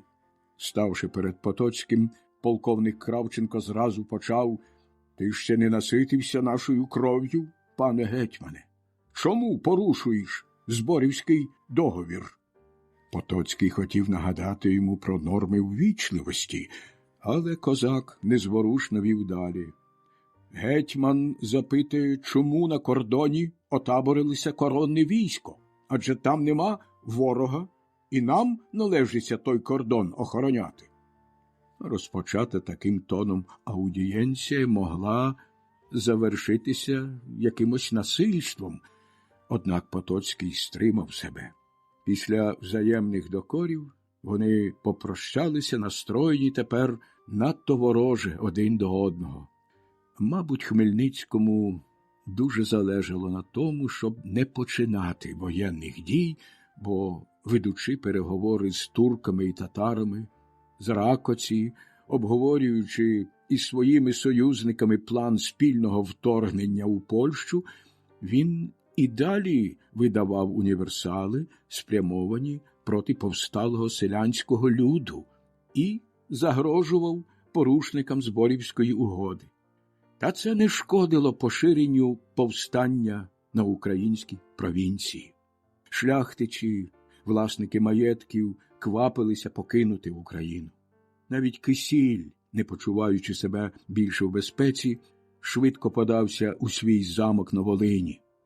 Помирившись із гетьманом, Данило Нечай відверто вербував подільських селян, озброював їх та готувався невдовзі перейти кордон.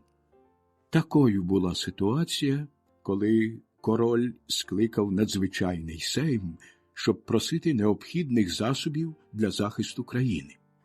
Козаки прислали на нього своїх депутатів. Ті постали покірними та сумирними, поштиво згадали благодіяння короля, запевнили у своїй відданості Речі Посполитій, а потім, опустивши очі, прибравши найбільш смиренного вигляду, від імені Запорізького війська подали сейму 4 статті, прохаючи ласкаво їх санкціонувати. Насамперед вони просили, щоб у 3 воєводствах – Київському, Братславському та Чернігівському – жоден шляхтич-землевласник не мав права тримати підданих. Якщо ж шляхтич бажатиме там проживати, матиме загальні права мешканців того краю і юридично підлягатиме гетьманові. У 2 статті заборонялося сповідування уніатських обрядів не лише на Україні, а й у Польщі та Литві, і настійно вимагалося для православного духовенства тих самих прав, що їх мають католицькі ксьондзи. У 3 статті зумовлювалося, що Зборівська угода разом із щойно прочитаними додатковими умовами буде підписана головними достойниками Речі Посполитої, а саме примасом, львівським архієпископом, єпископом Краківським та гетьманами польської корони і Литви. Нарешті в останній статті Запорізьке військо вимагало прислати заложників для забезпечення справедливого дотримання попередніх зобов'язань. Такими заложниками визначали Ярему Вишневецького, Калиновського та Любомирського. Казали, що ті особи житимуть у своїх помістях на Україні без права тримати військо. В нинішній Європі нікого не подивуєш, Богу дякувати, проханнями про те, щоб мешканці одного й того ж краю були рівними перед законом. Та можна собі уявити те враження, яке справила подібна пропозиція 1650 року на зібранні польської шляхти. В Сенаті на засіданні нунціїв пролунав одностайний крик: «Заложники! Вони вимагають заложників, хоч мають слово короля, доволі уступок, доволі слабості. Не треба робити так, як ті пастухи з байки, котрі для примирення з вовками віддали їм насамперед псів». Усі фракції об'єдналися, припинилися політичні чвари і було одноголосно проголошено війну. Разом із субсидіями Сейм надав королю право скликати народне ополчення і набирати наймане військо з тих загонів, що брали участь у 30-річній війні. Крім того, вирішили звернутися по допомогу і до Західної Європи, оскільки ця війна стосувалася усіх католиків. Одне посольство відправили до папи, інше – до німецького імператора Фердинанда III. В одного і в другого просили жовнірів та грошей. Однак через те, що для воєнних приготувань потрібен був час, козацьку депутацію відправили з почестями. Ще декілька років тому вони, безперечно, не виїхали б живими з Варшави. Козаки везли з собою таку відповідь на 4 статті, надіслані Хмельницьким. Якщо козаки невдоволені зборівськими договорами, король і Річ Посполита жалкують, що не можуть вдовольнити їхніх пропозицій. Що ж до останньої, то для його світлості було б принизливим на неї пристати. В тому випадку, якщо козаки продовжуватимуть підбурювати селян до бунту і відмовлятимуться виконувати умови Зборівської угоди, Річ Посполита змушена буде силою їх до цього зобов'язати. Одночасно Хмельницький скликав козацьке коло. Виклавши йому підступні плани Польщі, він сказав, що війна неминуча, і тепер треба зробити вибір, чи, не гаючись, нападати на ворога, чи збирати свої сили, чекаючи його наступу. За звичаєм, гетьман обмежився тим, що показав переваги та недоліки і одного, і другого. Сам не робив жодного висновку. Розпочинаючи воєнні дії посеред зими, можна було захопити зненацька поляків, перш ніж вони підготуються. Однак тоді не матимуть допомоги з боку татар, бо їхня чисельна кіннота може виступити в похід лише навесні, коли в степах доволі паші. Більшість присутніх висловилися за оборонну війну. Хоча і в Польщі, і на Україні чувся подих війни, 1650 рік закінчився без збройної сутички двох народів, зайнятих воєнними приготуваннями. З одного і з другого боку позирали з тривожною готовністю, що часто передує смертельному двобою. На початку лютого 1651 року польське військо на чолі з коронним гетьманом Потоцьким та польним гетьманом Калиновським стало з обозом перед Кам'янцем і Баром. У той час кордоном між землями Речі Посполитої і козацькою територією була, здається, верхня течія ріки Буг, що пливе з півночі на південь, перетинаючи Поділля. Але ту лінію часто порушували. На Поділля проник Нечай, щоб там організувати повстання. Посеред святкування Масниці, у темну ніч, скориставшись із необачності козаків, Калиновський зненацька напав на воїнів Нечая, котрі гучно бенкетували, а їхній полковник весело вечеряв із своєю Кумасею-Любасею. Нечай захищався, як лев, та загинув. Усе його військо було винищене. Окрилений успіхом, Калиновський швидко рушив на Ямпіль, пограбував його і захопив велику здобич. А річ у тім, що в це місто з'їхалося багато крамарів, які вчули поголос про те, начебто там відбудеться весілля Тимоша і красуні Розанди. Повернувши з Ямполя на північ, Калиновський подався на Вінницю. Він не сумнівався в успіху і сповістив, що очистить землі між Дніпром і Бугом, а потім проникне в серце України.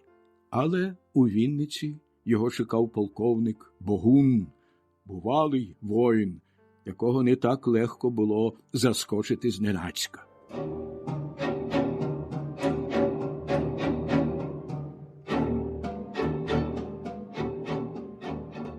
Виснаживши військо Калиновського безперервними вилазками, він частину його знищив, а потім, діставши підмогу, гнав їх аж до Бара, відбивши при цьому певну кількість гармат та спорядження. Військовий похід, здійснений без відома гетьманів, змінився кількатижневим затишшям. Лише всередині квітня над Любліном замайорів королівський стяг. Туди прибули король з королевою та королівський почет. Король прийняв папського нунція, який привіз від папи не субсидію, а благословення святого вітця, освячену шпагу для короля, золоту троянду для королеви і, крім того, повне відпущення гріхів для всіх, хто воюватиме за католицьку віру. Прибуття нунція додало ще більшого завзяття полякам. До Любліна з'їжджалися шляхтичі, спроможні носити зброю. Проповіді та урочисті процесії підтримували бойовий дух жовнірів, які вважали себе непереможними під захистом святого Отця. Хмельницький зі свого боку теж не гаяв часу і підтримував войовничий запал війська. На початку лютого 1651 року православна та католицька церкви збройно готувалися вирішити суперечку. Корінфський митрополит від імені Константинопольського патріарха урочисто вручив гетьманові шаблю, освячену на гробі, Ісусовим в Єрусалимі. Ченці з гори Афон проповідували серед воїнів, обіцяючи їм різні чуда. Але українське військо було не таке чисельне, як у попередній війні.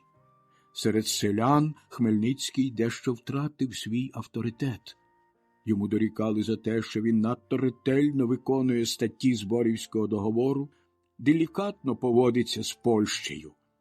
Особливо цей глибоко релігійний народ обурився на гетьмана через угоду з татарами і визнання підданства туркам. Навіть серед самих козаків було багато таких, що гидували боротися проти короля під стягом невірних. Однак татари не з'явилися, і Хмельницький мав тепер приблизно 80 тисяч воїнів. З початку травня король вирушив із Любліна і переніс свій табір до Сокаля над Стирем, визначивши його місцем загального збору ополчення.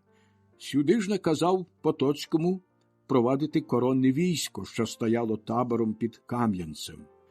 Виконуючи цей наказ, Потоцький мусив здійснити великий маневр, оголивши одне крило ворогові.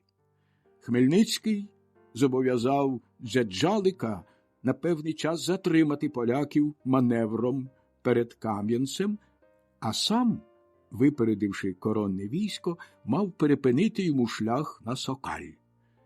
Потоцькому розкрив той план молдавський господар, підневільний і дуже невірний союзник козаків. Коронний гетьман прискорив марш. Замість того, щоб його переслідувати, Джеджалик захопився обстрілом Кам'янця. Соратники Хмельницького воювали окремими загонами, і Потоцький зумів випередити гетьмана та з'єднатися з військом Яна Казиміра. Ще 3 тижні минуло в бездіяльності. Король збирав військо в Сокалі, а Хмельницький очікував татар у Збаражі. Велике польське військо відчувало нестачу харчів. Козаків непокоїла епідемія. Було очевидним, що кримський хан не дуже поспішав рушати в похід. Марно Хмельницький наполягав, щоб той скоріше лучився з ним, обіцяючи швидку перемогу над незначним військом. Іслам Гірей вдовольнявся легковажними відмовками. Присилований, однак, турецькими посланниками, врешті вирушив у похід, відправивши поперед себе посла з листом до Яна Казимира. Ішлося немовби про обмін якогось поважного в'язня, але цей крок Хмельницькому видався підозрілим, і тепер він почав сумніватися у відданості свого колишнього спільника. Нестача харчів та корму змусили короля зняти табір і перенести його під Берестечко. Під час цього маршу Хмельницький ледве не заскочив зненацька королівське військо, яке нерозсудливо розділилося. Однак пильність Вишневецького зірвала його задум. Окремі корпуси з'єдналися, і вже все польське військо, чисельністю, кажуть, 300 тисяч жовнірів, стало табором під Берестечком на широкій рівнині, що зрошувалася рікою Стир та її кількома притоками. Тільки-но поляки розкинули табір, як 18 червня, за старим стилем, надвечір вони побачили посеред рівнини велику кількість кіннотників, що мчали вперед, здіймаючи дикий крик. Це був перший загін татарського війська, що напередодні приєднався до козаків. Серед коронного війська відразу ж запанувала паніка, кинулися до зброї, вишикувалися у бойові порядки, та все скінчилося перестрілкою, чи радше кількома поєдинками приречених герцівників з обох таборів. Кажуть, що татари передбачали несприятливий хід їхнього походу, коли перший убитий татарин упав навзнак обличчям до свого війська. якщо б він упав обличчям до ворога, то було б віщування перемоги. В ті часи такий самий забобон існував і в козаків, і навіть у поляків. Назавтра, як зійшло сонце, рівнину заповнило військо. Одягнені у чорні каптани, козаки виглядали суцільною темною масою, яку польські історики порівнюють із грозовою хмарою. Вони вишукувалися за 5 верств від королівського табору бойовими лавами, але їхні полонені твердили, що того дня козаки не розпочинатимуть битви, бо на це не дозволяють їм ворожки. Та все-таки досить значний корпус татарів і козаків готувався напасти на ліве крило поляків. Виглядало, що атакуватимуть сторожові загони ополчення, не призвичайні ще до їхніх страхітливих криків та їхнього способу ведення бою. Король неодноразово наказував зміцнити фланг, що був під загрозою, однак до поважних сутичок не дійшло. Кримський хан позирав на польське військо в підзорну трубу. Далеко на горбі виднівся його намет із довгим білим прапором. Маневр та чисельність королівського війська викликали в нього поганий настрій, і він нелюб'язно зустрів Хмельницького, котрий прийшов обговорити завтрашній бій. «Ти переконуєш мене, – почав хан, – що в поляків лише 30 тисяч погано озброєних жовнірів, а я бачу велике дисципліноване військо». Хмельницький відповів йому, що це військо складене з ополченських сторожових загонів і погано озброєних, які після кількох днів виснажливого і злиденного табірного життя покинуть поле бою. Досить зламати опір кварцяного війська, додав він, і ополчення зразу ж кинеться навтіки. «Якщо завтра ти не покінчиш з поляками, – сказав хан, – я відправлю тебе до їхнього короля з мотузкою на шиї». Обидва полководці розійшлися однаково знервовані. Хмельницький підозрював, що Іслам Гірей веде потайні переговори з королем, однак присутність турецьких комісарів, надісланих султаном, і рішучість козаків вселювала йому впевненість.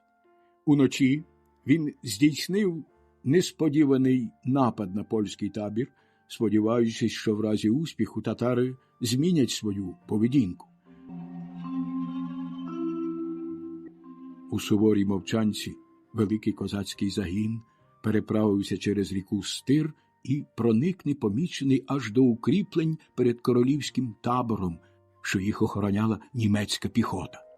Втомившись тяжкою дниною при зброї, солдати міцно поснули.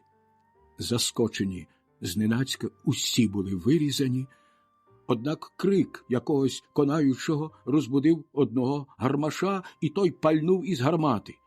Королівське військо відразу ж схопилося на ноги, козаки відступили без втрат.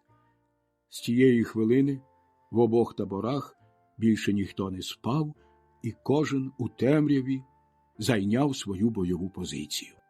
Військо Яна Казимира розгорнулося перед Берестечком. Правим крилом, яким керував Потоцький, воно сягало лісу, а лівим, під орудою Калиновського, простяглося аж до Стиру.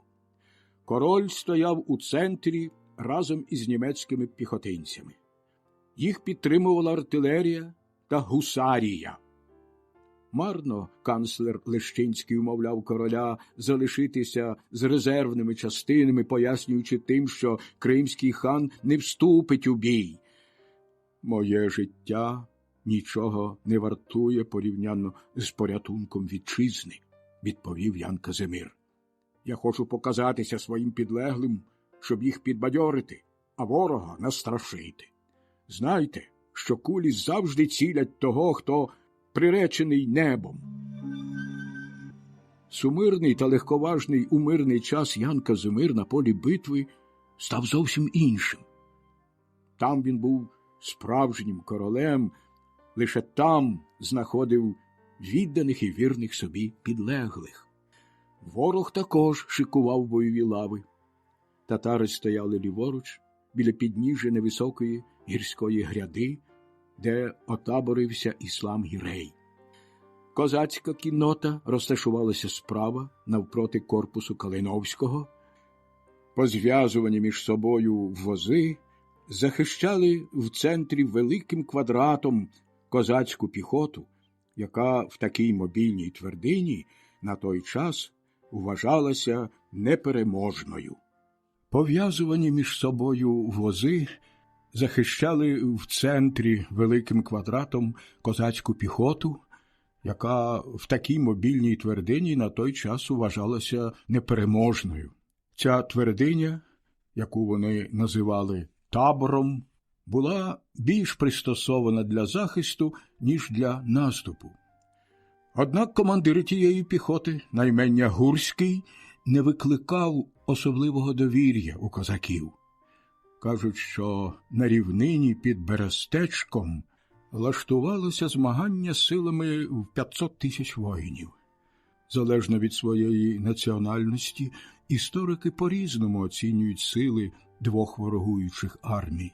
Руські історики приписують Хмельницькому 60 тисяч козаків і 100 тисяч татар, у той час як поляки зважують самі лише сили козаків до 350 тисяч воїнів. Враховуючи вельми безсторонню думку добродія Костомарова, я схильний вважати, що перевага була на боці поляків. Розвиднілося, але рівнина була вкутана густим туманом. Чулися невиразні крики, шарудіння великої маси людей. Однак за кілька кроків нічого не видно. Поляки співали релігійні псалми, перед жовнірами носили чудотворне зображення Богородиці Холмської, намальоване, як стверджували, євангелістом Лукою.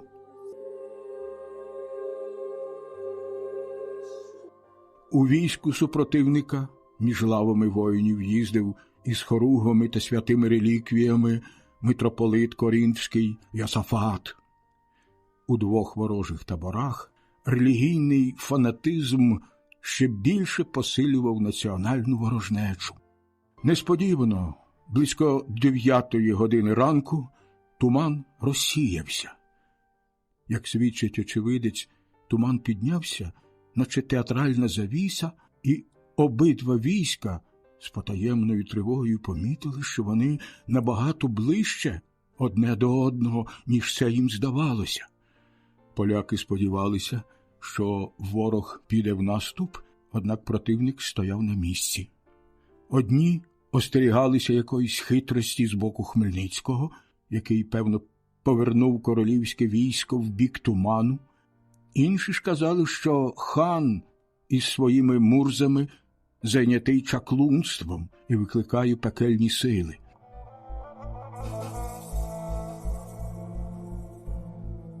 Ця дивна гадка викликала у поляків більше страху, ніж величезне військо, готове рушити на них. Король це зауважив і відправив до хана парламентарів із викликом на бій. Так принаймні стверджують польські історики. Татарин, котрий не відзначався особливим лицарством, мовив до своїх мурз: «То як, Хмельницький очуняв? Хай сам іде, п'янчуга, до тих бджіл, в яких стільки разів брав мед». На виднокрузі вже купчилися важкі хмари, провісники великої грози, яка, можливо, роз'єднає ті війська. Нарешті, близько 2-ї години пополудні, на лівому фланзі польського війська сурми заграли наступ. Жовніри відразу ж затягли гімн Діві Марії, з яким вони, звичайно, йшли в бій. Першим усередину козацького війська кинувся з 2 полками відважний Ярема Вишневецький. Незабаром його корогва вже майоріла в самій гущі польських ескадронів, усе ліве крило рушило за ним, і розпочався суцільний бій.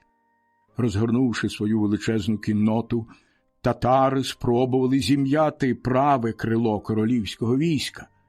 На якусь хвилину їхні гортанні вигуки, швидкий маневр шокували ополченські загони, але гетьман Потоцький подбав про те, щоб поставити на флангах полки бувалих воїнів, які тримались міцно і навіть зуміли просунутися вперед. У центрі в прикрій бездіяльності перебувала козацька піхота під орудою Гурського, якого українські історики звинувачують у зраді. Ще важко було судити про перемогу тієї чи іншої сторони, коли побачили, що несподівано впало біле знамено, яке майоріло над наметом кримського хана. Татари відразу ж вернулися до пагорбів, з яких було спустилися, швидко заворушилися коні та вози. Більшість поляків подумала, що за звичкою татари гуртують сили, щоб ударити з іншого боку, але Хмельницький одразу зрозумів, що це зрада. Передавши командування Джеджалику, в супроводі генерального писаря Виговського та кількох ординарців, Хмельницький щодуху помчав за ханом, сподіваючись завернути його на поле битви. Надто пізно. Побачивши гетьмана, хан осипав його докорами і, затримавши біля себе, продовжував утечу разом із ним. Козаки, які супроводжували Хмельницького, зазнали такої ж долі, і незабаром 2 полководці союзницьких військ водночас зникли з поля зору. Замість переслідувати татар, Потоцький кинув свій резерв для підмоги Яремі Вишневецькому. Поява свіжих сил завершила розгром козацької піхоти, що кинулася в розтіч. Одна частина зайняла оборону в таборі, інша ж погналася за татарами. Стягнувши полки під захист табору, Джеджалик став поволі відступати і під покровом ночі зупинився на березі ріки, де й зайняв оборону. В той час ударила страшна гроза, яка зробила з рівнини широчезну драговину. Коні не могли ступити кроку. Вогнепальна зброя виявилася непотрібною. У воїнів-слав'ян існує повір'я, що після великої битви Господь відкриває небесні водоспади, щоб умити осквернену людьми землю. Виснажені втомою поляки впали навколішки і заспівали «Те Деум», а потім, хоча йшов дощ, кожен заснув там, де вів бій. Незважаючи на поважну контузію голови, король весь час підбадьорював своїх жовнірів і заснув разом з ними на землі, просякнутій водою та кров'ю. Битва, однак, була менш жорстока, ніж цього можна було сподіватися, враховуючи кількість війська та войовничість супротивників. Кажуть, що обидві сторони втратили лише 6 тисяч убитими, але наслідки її були вельми поважні. Козаки опинилися без союзників, вони втратили свого гетьмана, а рештки їхніх полків були притиснені до ріки і мали єдиний захист – вози. Незважаючи на втому війська, Джеджалик змусив його цілу ніч зміцнювати оборону. Коли розвиднілося, його табір, що попервах був лише обширним прямокутником поставлених у кілька рядів возів, тепер з 3 сторін захищався глибоким ровом і земляним валом. 4-та сторона, неприступна для ворога, прикривалася рікою та болотом, що вважалося непрохідним для піших та кінних воїнів. Поляки з подивом дивилися на ці укріплення. Лише чернь так може працювати, казали вони. Перепочивши кілька годин, польські воєначальники зібралися у короля. Запальний Ярема Вишневецький вимагав штурму і просив честі ступати в перших лавах. Король хотів, щоб із переможеними провели переговори. Більшістю військова рада рішила, що наступ обійдеться надто великими жертвами і краще винищити козаків гарматним вогнем. Та їм бракувало великокаліберних гармат, і довелося чекати ще кілька днів, поки ті гармати підвезли. За той час польське військо підійшло ближче і навіть спорудило кілька батарей. Козаків попервах ніщо не бентежило, однак, прочекавши Хмельницького цілу ніч та частину дня, вони почали шептатися, говорити, що він зрадив їх, змовившись з Іслам-Гіреєм. Стали вимагати нового гетьмана. Даремно полковники та старшини опиралися такому рішенню. Серед великого гамору зібралася рада, і гетьманом був обраний Джеджалик. Він відмовлявся, а йому неодноразово погрожували стратою, якщо не очолить військо. Перше, що він зробив, це попрохав перемир'я для ведення переговорів. Через кілька годин, підбурений, певно, своїми воїнами, здійснив таки сміливу вилазку, зім'яв передні сторожові пости поляків і захопив доволі багато полонених. Того ж вечора Богун зробив ще одну таку ж успішну вилазку. В козацькому таборі було багато худоби, горілки, в достатку пороху, свинцю. Воїни розпалилися, билися завзято, знищували полонених і, здавалось, забули, в якому становищі опинилися. 6 липня надійшла польська артилерія і взялася засипати ядрами табір противника. До вилазок вдаватися стало важче. Хоча й козаки потужно відповідали на гарматні постріли поляків, за укріпленнями вони почувалися погано, звикли воювати в чистому полі, а тут засумнівалися у своїх силах. Почалися між ними незгоди. Щодня одного гетьмана скидали, іншого вибирали. Коли схилялися до миру, на чолі козаків ставав Джеджалик. Коли ж сп'янілий натовп сповнювався войовничим шалом, військо очолював Богун. Розпочалося масове дезертирство. Майже всі шляхтичі, що вступили у військо козаків, аби зберегти свої маєтки, здалися на ласку короля і були доброзичливо ним прийняті. Багато реєстрових козаків наслідувало цей приклад і попросило пощади. Та Вишневецький був неублаганний, вбивав як полонених, так і перебіжчиків. Певного дня перед входом до його намету з'явився один із найжорстокіших повстанців наймення Лисенко. «Я за уніатську церкву», – сказав він, – «і шаную польський хрест». Вишневецький подав знак своїм катам і вийшов з намету, кинувши презирливий погляд на дезертира, а той незадовго сконав між двома обцвяхованими дошками. Вже ядра, пущені з польського боку, зруйнували укріплення козацького табору і потрощили багато возів, коли Джеджалик переконав коло просити в поляків миру. Парламентарями він відправив полковника та 2 старшин, учених мужів, які вміли розмовляти латиною. Саме цією мовою вони звернулися до коронного гетьмана, прохаючи допустити їх до короля. Добре облаяні Потоцьким, дістали аудієнцію в Яна Казимира, опустилися навколішки і попрохали зглянутися на них, покірно цілуючи облямівку магнатського плаща. Устами свого канцлера король обіцяв їм прощення при умові, що видадуть Хмельницького, писаря Виговського і полковників, а ще вимагав повернути всі гармати, розформувати полки на окремі загони і зобов'язати решту козаків піти війною проти татар.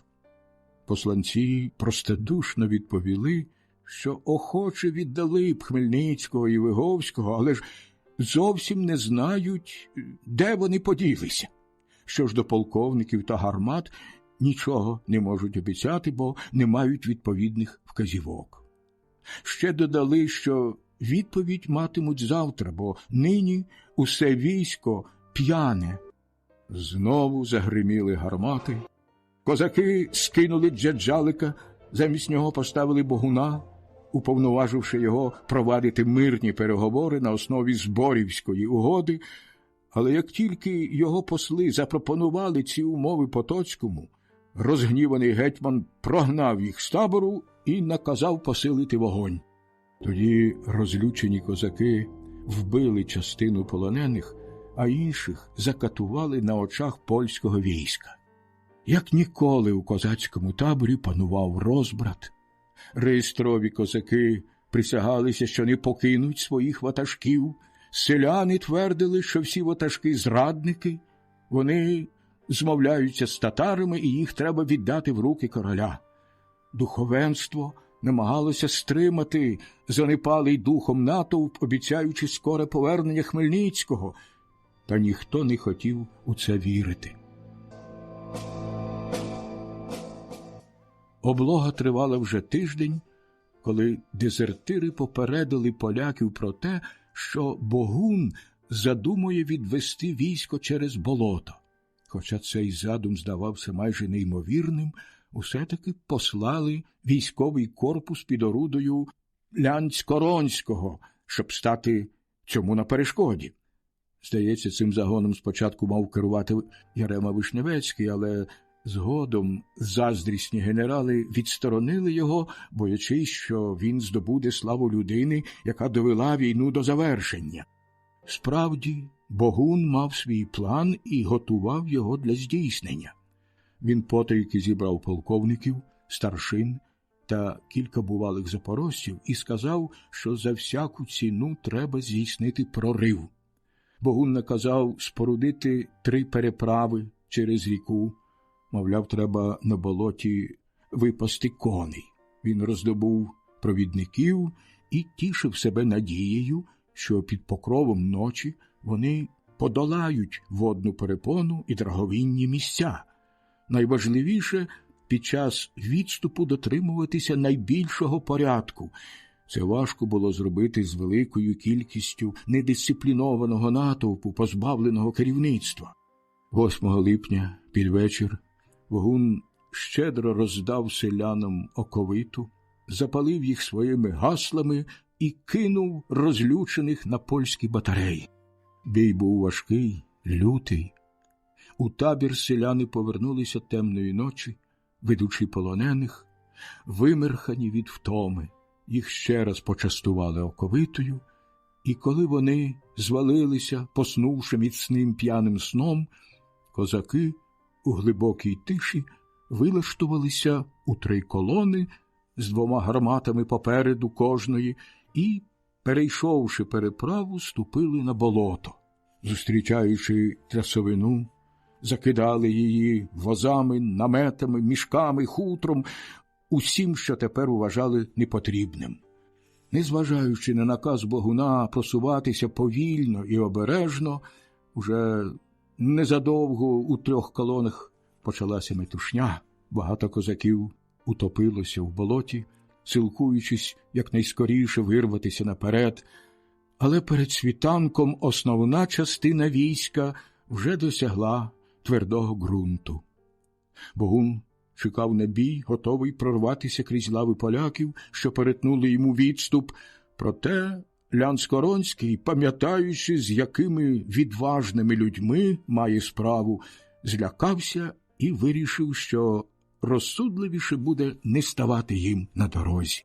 На світанку поляки та українські селяни водночас дізналися про відхід козаків. Частина селян стрімголов кинулася на болото, хоча Богун особисто вернувся, щоб їх перепровадити через нього. Від страху та відчаю вони наосліп кидалися у найбільш небезпечні місця. У той самий час на залишені укріплення посунуло коронне військо і погнало втікачів до ріки. То тут, то там поляки знаходили покалічені трупи своїх співвітчизників. Кілька бідолах, що зуміли вирватися з рук ката, чи, може, були залишені для нових катувань, простягали до них руки, вимагаючи помсти. Це видовище переповнило жовнірів люттю. Вони безжалісно вбивали всіх, кого лишень зустрічали, не шкодуючи ні поранених, ні жінок, яких було багато в таборі. Ріка та болото поглинали тих, хто уникав шаблі переможців. Дехто з селян зумів дорого продати своє життя. Протягом кількох годин мужньо, по-геройськи бився загін із 300 чоловіків, що опинилися на невеликому пагорбі. Вже стомилися поляки від тієї безперервної рубанини, і Потоцький пообіцяв дарувати життя тим відчайдухам, якщо складуть зброю. «Не хочемо пощади від ворога», – вигукнули вони. Поляки побачили, як вони поскидали у воду свої пояси, наповнені золотими монетами, а потім поцілувалися і билися з вигуками «Не хочемо пощади від ворога». Билися доти, аж поки їх не повбивали. Залишився один із 300. Він роздобув човен і, не маючи змоги врятуватися, був усе ж недосяжний для шабель та пік. Багато стрільців цілилися в нього, та навіть уражений 14 кулями з мушкетів, він вимахував косою, силкуючись сягнути кожного, хто до нього наближався, аби взяти його живцем у полон. За наказом Яна Казимира один жовнір ступив у воду, аби сповістити героєві, що король є свідком його подвигу і дарує йому життя.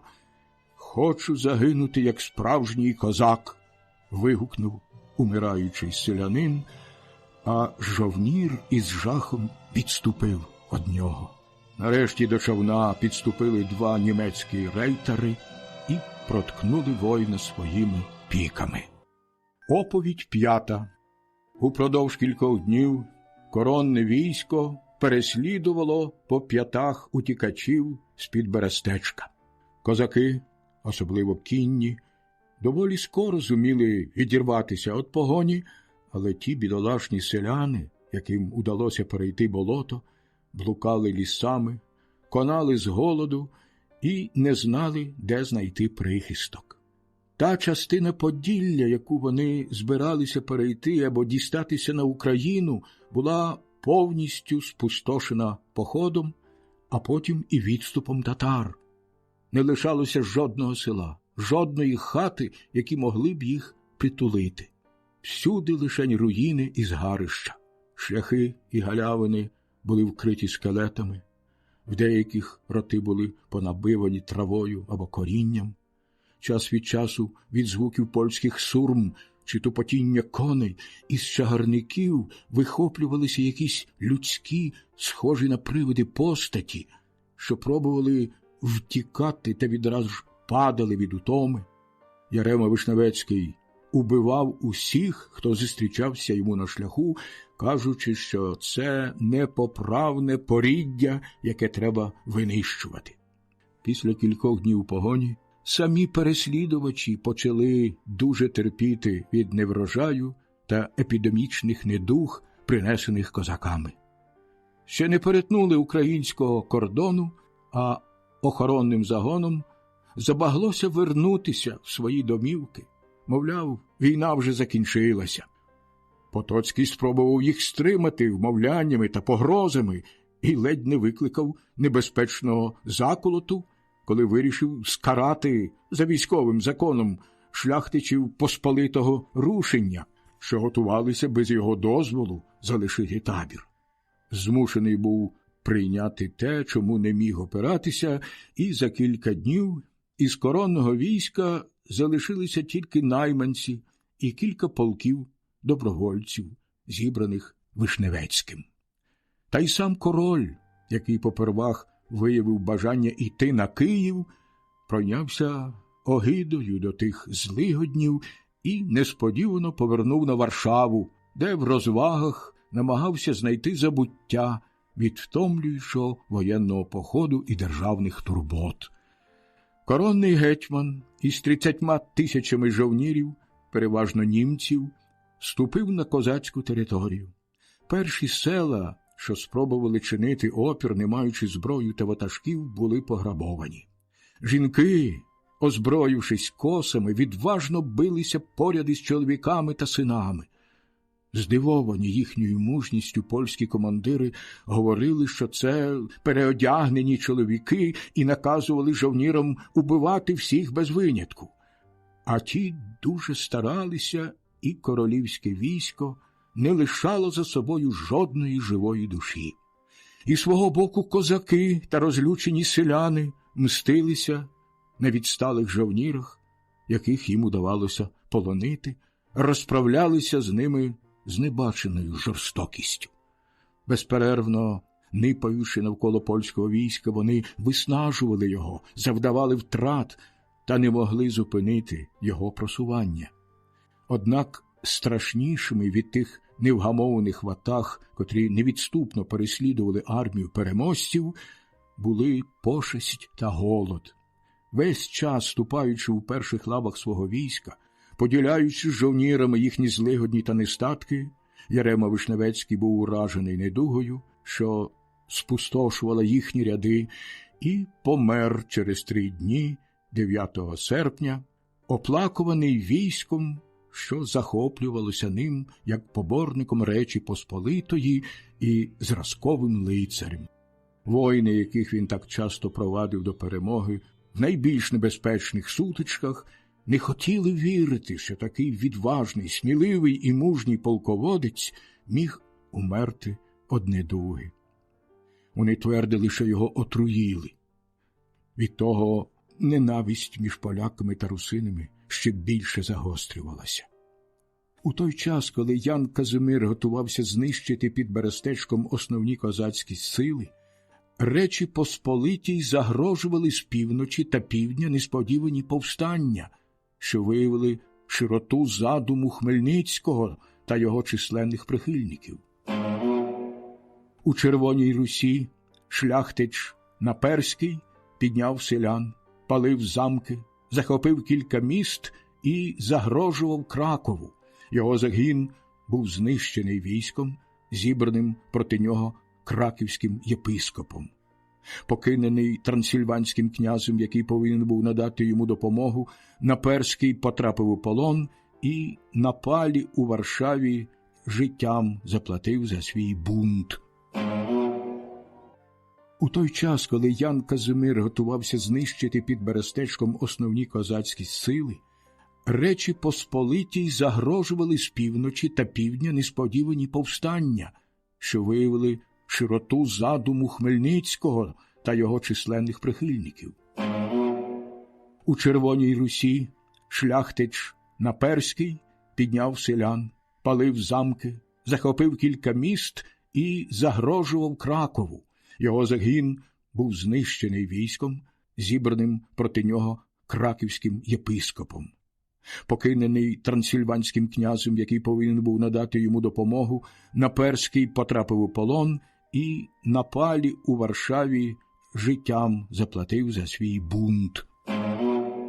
На півночі, при першій звістці про козацький похід, повстали селяни Познані, де дотепер не було ніяких заворушень, однак шляхта і загони посполитого рушення того краю скоро погамували те зборище погано озброєної черні. Нарешті в Литві полководці Речі Посполитої досягли нових успіхів. Князь Ян Радзивіл, гетьман Великого князівства, ущент розгромив бунтівників, незважаючи на допомогу, яку вони дістали від кількох полків, надісланих з України. Радзивіл переслідував їх аж за кордон свого краю. Під Києвом знищив їхнє військо, убив полковника Небабу і переможно увійшов у те велике місто, що вважалося немовби релігійною святинею усіх українських провінцій. До Києва правилося коронне військо під орудою Потоцького. Наприкінці липня 1651 року на Україні ще нічого не знали про наслідки битви під Берестечком. Ходили лише невиразні чутки про зникнення Хмельницького. Вважали, що він у Криму. Одні говорили, що він подався туди просити додаткової допомоги в хана. Інші казали, що він є ханським в'язнем. Зібравшись на Майдані, мешканці міста Паволоч стурбовано обговорювали звістку про наближення польського військового загону, аж тут з'явився перед ними гетьман на коні, а з ним Виговський та невеликий загін козаків. Здивувавшись, що він прискакав із таким незначним почтом, без звиклого супроводу, мешканці обступили його, розпитуючи про новини. Хмельницький відповів, що все гаразд, у Берестечку залишив 12 полків у надійно обладованому таборі, мають провізії та пороху на 3 місяці, до того ж веде їм підмогу. Хмельницький щойно покинув татарське військо. Прийнятий ханом спочатку як зрадник, якого взяли під охорону, часто відчував загрозу смерті, врешті зумів здобути волю, пообіцявши великий викуп, за яким поїхав у Чигирин Виговський. Такою, принаймні, є найбільш вирогідна та найбільш правдоподібна версія. Як стверджують деякі літописці, цей викуп дорівнював 800 000 екю. Але задумаймось, де міг би Хмельницький взяти таку велику суму?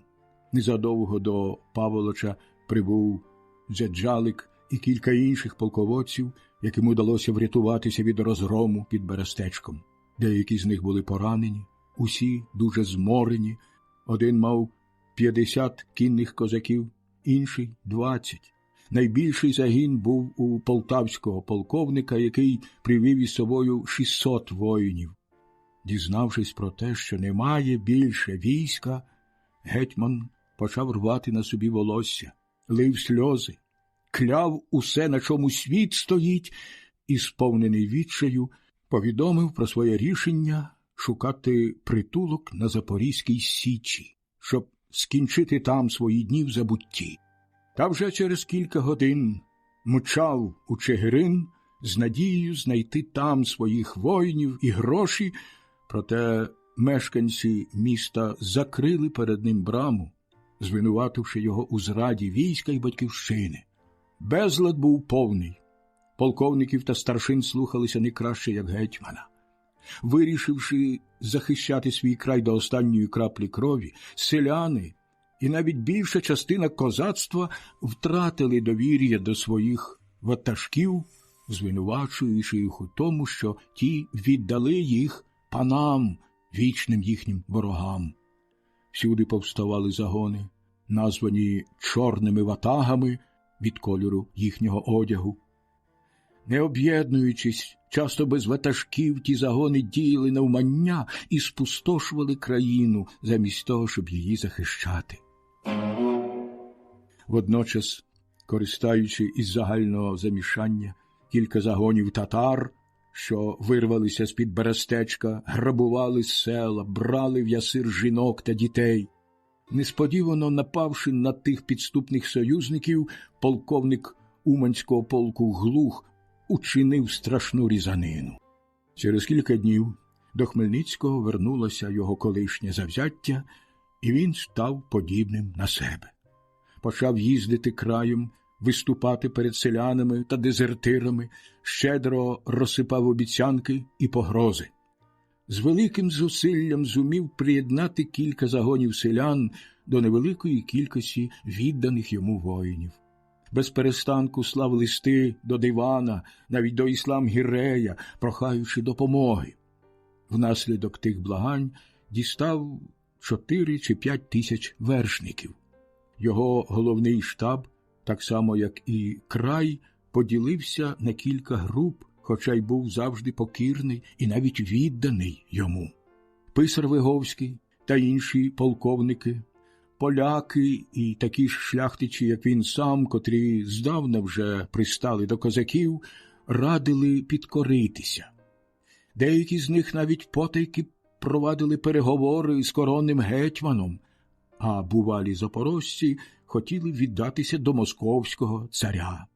Ще дехто пропонував покинути батьківщину, і вже ватажки кількох сіл, не чекаючи рішення кола, перейшли кордон і попросили в царя дозволу поселитися на цілинних степах. Цілий полк волинських козаків, назавжди покинувши рідний край, дістав від московського двору земельний наділ і привілей зберегти там свої запорізькі звичаї. Кількість переселенців була така значна, що незабаром вони заклали великі села і навіть полки. Так були колонізовані степи, що омиваються рікою Дінцем, і весь той багатий край, названий Слобідською Україною, тобто вільною Україною, на противагу давній, уярмленій Польщею. Переселенці називали свої нові села свободами, слободами. І це слово української мови стало сьогодні синонімом великої території. Попри всі труднощі критичної ситуації, Богдан Хмельницький на загальний подив одружився втретє з Ганною Золотаренко, сестрою одного із своїх полковників. Попередня жінка, викрадення котрої Чаплинським було основною причиною повстання козаків і яку Хмельницький, здається, радо взяв назад, трагічно скінчила свої дні. В той час, поки гетьман перебував на Поділлі, Тиміш, котрий жив у Чигирині, одного дня наказав повісити свою мачуху з 6 іншими особами на дверях її будинку. Залишилося таємницею те, яким був злочин цих жертв чи причина покарання. Одні літописці стверджують, що Тиміш сповнював наказ свого батька, інші ж кажуть, що за відсутності гетьмана він скористався зі свого права голови сім'ї і діяв відповідно до патріархального правосуддя запорожців, що нагадує правосуддя Телемаха, котрий наказав винищити всіх поклонників Пенелопи. А в той час Україну не переставали спустошувати війна, голод і чума.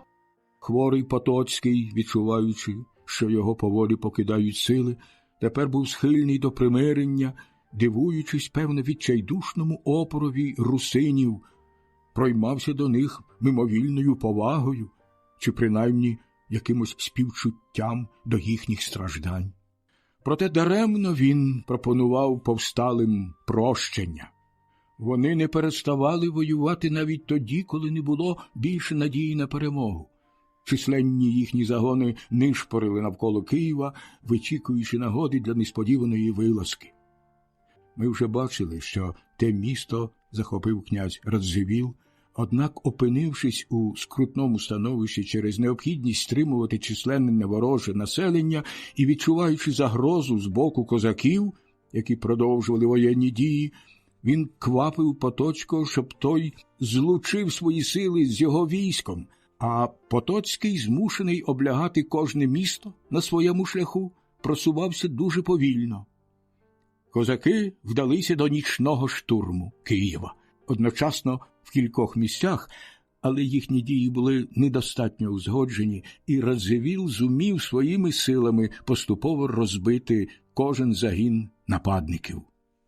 Виявивши великий патріотизм, який Русь показала ще через 2 століття, очевидно, йдеться про події 1812 року, мешканці Києва власноруч підпалювали свої домівки, аби позбавити ворога, якщо не слави, то принаймні плодів перемоги, здобуття багатого квітучого міста.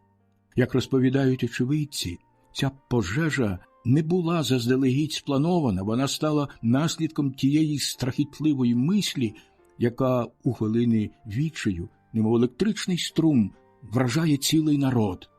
Першим підпалив свій будинок якийсь ремісник, кинувшись потім у полум'я. Незабаром уже горіло 60 домівок, утеча козаків довершила шаленство руйнування. У всіх кварталах палали вогнища, що, розбурхані сильним вітром, перетворилися на одне велике багаття, в якому повністю згоріли майже всі будинки і кілька найсвятіших з погляду руського люду церков.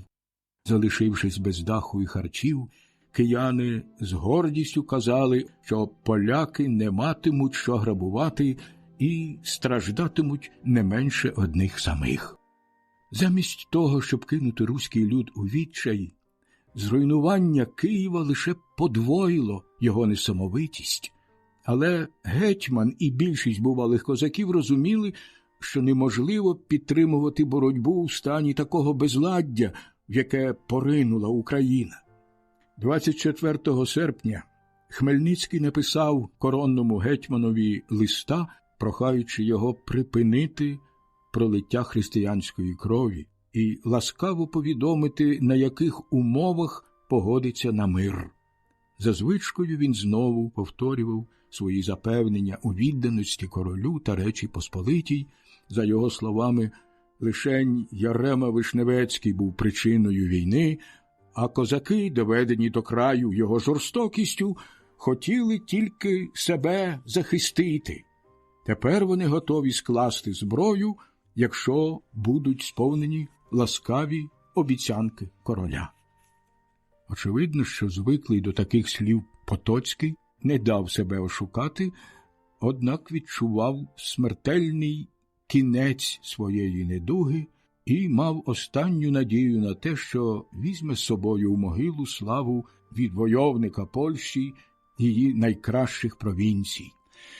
Та навіть після близького вже злучення з литовським військом її становище викликало в нього занепокоєння. Безперечно, той розлад, що панував у всіх військових операціях козаків, обіцяв йому нові звитяги. Однак завзятість доведеного до відчаю народу змушувала його вести війну на винищення, а скільки вона триватиме, передбачити не міг. Опинившись всередині повсталого краю із виснаженим військом, що знемагало від голоду та вбивчої пошесті, міг з хвилини на хвилину сподіватися нападу татар чи турків. Отже, Потоцький шанобливо прийняв послів Хмельницького та, перш ніж починати з ними розмову, звів їх із Кисілем, котрий щойно прибув до його головного штабу. Той твердо заявив козакам, що вони нічого не дістануть, поки не виявлять повної покори. «Проженіть татар», – сказав він, – «і видайте Хмельницького. Лише за цієї умови дістанете прощення короля та Речі Посполитої». Потоцький повторив це і додав, що більше не визнає гетьманом запорізького війська людину, яка наважилася оголити шаблю проти свого короля. На другий день у табір Потоцького прибула литовська кіннота. Козакам продемонстрували гучний військовий парад, аби навіяти їм страх. Однак у той час, коли шляхта обіцяла, що скоро вже підкорить їхніх співвітчизників, загони черні, скориставшись від'їздом Радзивіла, ще раз спробували взяти Київ. Ця спроба, як і перша, не мала успіху. Литовські піхотинці, залишені для захисту міста, мужньо відбили наступ бунтівників, а Калиновський, який прибув із корпусом кіннотників, довершив розгром і велику різанину серед утікачів. Ці сміливі дії, вчинені без гетьманського наказу і навіть всупереч його волі, не зупинили переговорів, а переконали Потоцького в тому, що Хмельницький втратив будь-яку владу над руським людом і тепер, вважаючи його зовсім дискредитованим, коронний гетьман більше не наполягав на видачі людини, яка перестала бути небезпечною. 31 серпня обидва гетьмани відправили до козацького полководця шляхтича Маховського. Радо прийнятий Хмельницьким, він мусив за північним звичаєм розпочати переговори з того, що взяв участь у гучному обіді. Під час учти зайшло про Берестецьку битву. Козацькі полковники стверджували, що вони скоро порішили б коронне військо, якби не зрада татар. Хмельницький наказав полковникам замовкнути і додав, що поляки мають завдячувати своєю перемогою доблесті та розсудливості короля. «Він переміг нас сам один», – додав Хмельницький. «Ми могли б розпочати війну, але надто багато християнської крові пролито. Треба дати відпочити нещасному народові. Знаєте, що порадьте коронному гетьманові? Хай учинить так, як я, одружиться. І тоді ми помиримося». Коли я став удівцем, нудьгував на самоті в своїй домівці, і мене охоплювало бажання йти на війну. Після обіду Маховський вручив список умов, продиктований Потоцьким. Побачивши заголовок листа, гетьман нахмурив брови і рвучко спитав, чому його не величають гетьманом усього запорізького війська. Полковники обурилися ще більше, і переговори могли б одразу перерватися, якби Махновський не спромігся їх заспокоїти. Він сказав, що вони можуть багато чого сподіватися від королівського милосердя. Основне питання переговорів, додав він, єдине, в якому не може бути ніяких компромісів, це негайне вигнання татар. «На Орду я можу дуже нарікати», – мовив Хмельницький, «але чого вам її боятися? Навпаки, ручаюся, що союз із татарами буде корисний для Речі Посполитої. Я поведу їх на турків і з їхньою допомогою піднесу своє знамено на стінах Константинополя». Ці вихваляння видаватимуться менш дивними, якщо врахувати, що в той час кримський хан, за прикладом кількох інших васалів порти, хотів, мабуть, скористатися з неповноліття Мухаммеда IV, щоб повернути собі незалежність. Суперечка тривала кілька годин, однак Хмельницький не погоджувався на вигнання татар. Втративши терпіння, Маховський заявив, що вважає переговори перерваними і зараз же повертається у свій табір. Хмельницький теж вийшов, доручивши Маховському передати обидвом державцям, що він вестиме переговори лише на основі Зборівського договору. Вже була запряжена карета, якою мав від'їхати польський посол, коли з'явився Виговський, благаючи його зачекати ще кілька годин. «У нас, – сказав він, – починають із сварок, образ, потім кличуть мене, прислухаються до моєї думки і, врешті-решт, все влаштовується». Писар при кожній нагоді підкреслював, що він спрямовує гетьмана на його раду, але тепер Хмельницький виявився непохитним у своєму рішенні, нічим не поступався. Сподіваючись дешевше вторгувати з Маховським, він пропонував йому відкласти всяку суперечку стосовно татар і залагодити інші питання. Аби схилити його до цього, гетьман без вагань звірився йому: «Якщо козаки дізнаються, що ми відправили татар, можемо сподіватися бунту. Крім того, татари накинуться на наші землі і почнуть їх грабувати». Маховський відповів, що коли Хмельницький неспроможний вгамувати військо, то найкраще прибути для ведення переговорів у польський табір. Однак, почувши таку пропозицію, козацькі полковники вигукнули, що вони ніколи на таке не погодяться, що пам'ятають, як поляки обійшлися з їхнім гетьманом Павлюком Бутою, котрого викликали на переговори до Варшави і там четвертували. Після доволі довгих суперечок погодилися на тому, що переговори розпочнуться у Білій церкві, твердині, зайнятій гарнізоном реєстрових козаків, де можна було не боятися, як на табірній стоянці, бунту і насильства з боку натовпу. 3 вересня Кисіль, а разом з ним і 3 комісари, усі грецького обряду, прибули в те місто. Ще раніше туди приїхав Хмельницький.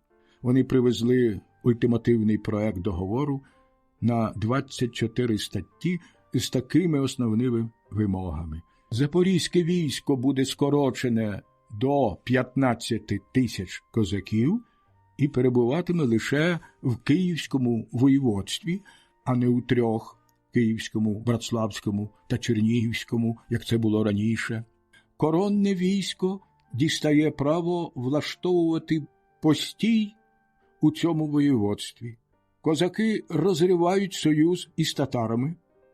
На Україні вільно сповідується католицька віра, а втім не говорилося більше про видачу Хмельницького і навіть про те, щоб позбавити його гетьманської булави. Тепер, коли навіть руський люд став ставитися до нього з підозрою, поляки вважали його особисто зацікавленим у підтриманні миру. Обмежуючи територію запорізького війська лише одним воєводством, Потоцький мав на меті суттєво відокремити козаків від татар і московитів та ізолювати їх посеред провінцій, підвладних іншому урядові. Однак, уникаючи однієї небезпеки, наражалися на іншу. Козацьке військо зосереджувалося у руках могутнього ватажка, вплив якого на сусідні провінції усе одно залишався би відчутним. Чи не було б краще замість гуртувати запорізьке військо в одному воєводстві, поділити його на кілька провінцій з окремими гетьманами? Однак поляки, часто звинувачувані в легковажності, уперто трималися своїх давніх звичаїв, а надто таких жалюгідних форм адміністрування. Творити нових гетьманів, тобто нові посади, для корони означало зміцнювати давні інституції, оточені повагою усіх партій, а крім того, це породжувало б нові амбіції, такі небезпечні для державного спокою. Прибуваючи до Білої церкви, комісари мусили перетнути ворожі для себе татарські і козацькі табори. З трудом вони дісталися між фортечні мури. На їхньому шляху лунали вигуки невдоволення, погрози, прокльони і прокляття турецькою та українською мовами. «Друзі мої», – говорив їм Кисіль, – «я не ляг. Мої кості такі ж руські, як і ваші. Надто багато маєш польського м'яса на руських кістках», – відповідали козаки. Полковник Богун розвалив голову якомусь найбільш зухвалому козакові. Після того комісари зуміли дістатися до воріт фортеці, біля яких, виявляючи глибоку повагу, зустрів їх Хмельницький в оточенні козацької старшини. Гетьманові та його раді зачитали проект договору. Його одразу й прийняли без обговорення, за винятком 2 статей, які поляки погодились змінити. Було вирішено, що запорізьке військо нараховуватиме 20 тисяч козаків, а не 15 тисяч. Міста і містечка козацької території звільнялися від постою коронного війська. Розумне рішення, бо дуже небезпечно було б лишати в контакті козаків і жовнірів Речі Посполитої. Залишалося ратифікувати договір на колі, тобто всіма полками, які зібралися довкола Білої церкви. Це виявилося таким небезпечним, що всупереч звичаю штаб не вийшов на рівнину. Гетьмани старшини лишалися у фортеці, і договір з зібраному люду було зачитано крізь високе вікно. Ледь шоковані таким нововведенням, а далі розгнівані уступками, під якими стояв підпис їхніх ватажків, козаки, підтримувані татарами, глухо загомоніли. Селяни кричали про зраду, проклинали Хмельницького і польських комісарів. В якусь мить здалося, що вони підуть на штурм. Стали жбурляти каміння, розбили вікна. У бік виступаючих, які з балкона намагалися вгамувати натовп, пролунало кілька мушкетних пострілів. А що Кисіль теж захотів втихомирити бунтівників, то повз вухо йому просвистіла стріла.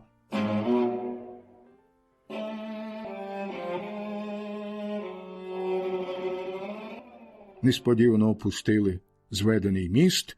До бунтівників зійшов Хмельницький у пишному гетьманському одязі в супроводі почту полковників. ішов попереду, тримаючи булаву, символ своєї влади. В натовпі запанувало замішання. Йому звільнили дорогу, відійшли назад. Тримаючи булаву обома руками, Хмельницький кинувся у саму гущу, лупцюючи направо й наліво, а Виговський ішов за ним, вигукуючи «Повага послам! Послух полковникам!». Сміливість і відвага старого гетьмана викликали збентеження серед збунтованого люду. Жодна рука не знялася на патріарха України, лише намагалися уникнути його ударів. За якусь мить натовп, відсунутий і побитий лише однією людиною, звільнив площу перед фортецею і мовчки розійшовся. Але Хмельницький наказав набити гармати і цілу ніч разом із полковниками пильнував при вході до твердині. На другий день комісари від'їхали під захистом значної охорони, яку відпустили, побачивши польський табір. Та це зробили надто поспішно. На них напав таки загін мародерів, пограбував їхні карети, відібрав коней, усі їхні коштовності, навіть частину одягу. Таким жалюгідним обозом вони дісталися до своїх співвітчизників, щасливі, що живі. Останніми формальностями для укладення миру було підписання договору Хмельницьким та двома польськими гетьманами і принесення нової присяги коронним гетьманам. Маючи це на меті, Потоцький і Радзивіл підійшли до Білої церкви. Перед польським табором було зведено розкішний намет, в якому мала відбутися церемонія. 11 вересня, у визначений комісарами день, замість полковників Запорізького війська побачили з десяток якихось селян, котрі назвали себе козацькими посланцями, що прийшли просити миру і виконання Зборівської угоди. На Україні були два козацькі війська, два руські уряди. З огидою Потоцький прогнав тих депутатів, та за ними сунуло значне військо із селян і татар, ладне розпочати бій. Позаду них, на певній відстані, просувався Хмельницький з полками регулярного війська, вишикуваними табором, тобто захищені на флангах кількома рядами возів. Хоча не виглядало, що вони діяли спільно з тим іншим військом, та сама присутність гетьмана викликала занепокоєння. Поляки не сумнівалися. Якщо в тій можливій сутичці перевага буде на боці руських воїнів, він перейде від ролі споглядача до ролі учасника. Однак обійшлося невеликою перестрілкою. Радзивіл зім'яв найбільш відчайдушних нападників, марно вмовляючи Потоцького кинути свої головні сили, сповнений рішучості покінчити з війною без нового кровопролиття. Коронний гетьман наказав грати відбій, тільки-но руські вояки повернули назад. Незабаром Хмельницький написав листа, в якому заперечував свою участь у цьому нападі і висловлював готовність підписати мирний договір. Незважаючи на невдоволення своїх офіцерів, які хотіли далі воювати, Потоцький прийняв вибачення гетьмана і шанобливо повівся з козацькими посланцями. Один із них, котрий разом з ним сів за обідній стіл, спитав Потоцького, чому запорізькому війську не дозволяють воювати турків на Чорному морі. Ми збунтувалися через заборону влаштувати морські загони. На жаль, відповів Потоцький, усіма нашими лихами скористалися невірні. У той час, як ми воювали один з одним, насправді захищаємо їхні кордони. Що ж, милостивий пане, знову мовив козак, зроби так, щоб король і Річ Посполита відкрили нам море, бо ти знаєш, що козак не може жити без воєнних виправ. Ідіть, відповів йому Потоцький, ідіть, куди лиш забажаєте, ми не будемо вам заважати. 17 вересня Хмельницький власною особою прибув до польського табору. Напередодні він прийняв 2 заложників – Марка Собеського, старшого брата майбутнього короля Польщі, і Гонзевського, представника одного з найзаможніших домів Литви. Та все ж перед тим, як покинути свій табір, був змушений довго вмовляти своїх старшин, котрі боялися підступу, і напоїти оковитою простих козаків, які на тверезу голову не погодилися б, певно, його відпустити. В супроводі кількох полковників Хмельницький без пригод дістався до польських гетьманів. Уперше відтоді, як на Корсунському полі він віддав Потоцького в татарський полон, побачився з ним. «Я більше за будь-кого образив вас, пане гетьмане», – мовив Хмельницький. Потоцький ввічливо відповів, що він усе забув і що його особисті переживання, а також лиха його вітчизни – це Господня кара. Потім зачитали договір, і після деяких формальних зауважень гетьман, а за ним кілька полковників та писар Виговський його підписали. У наметі коронного гетьмана було влаштовано гучний бенкет. Хмельницький сидів на чільному місці. Позаду нього стояв один із полковників, тримав булаву, якою гетьман так відважно скористався кілька днів тому, обороняючи своїх гостей.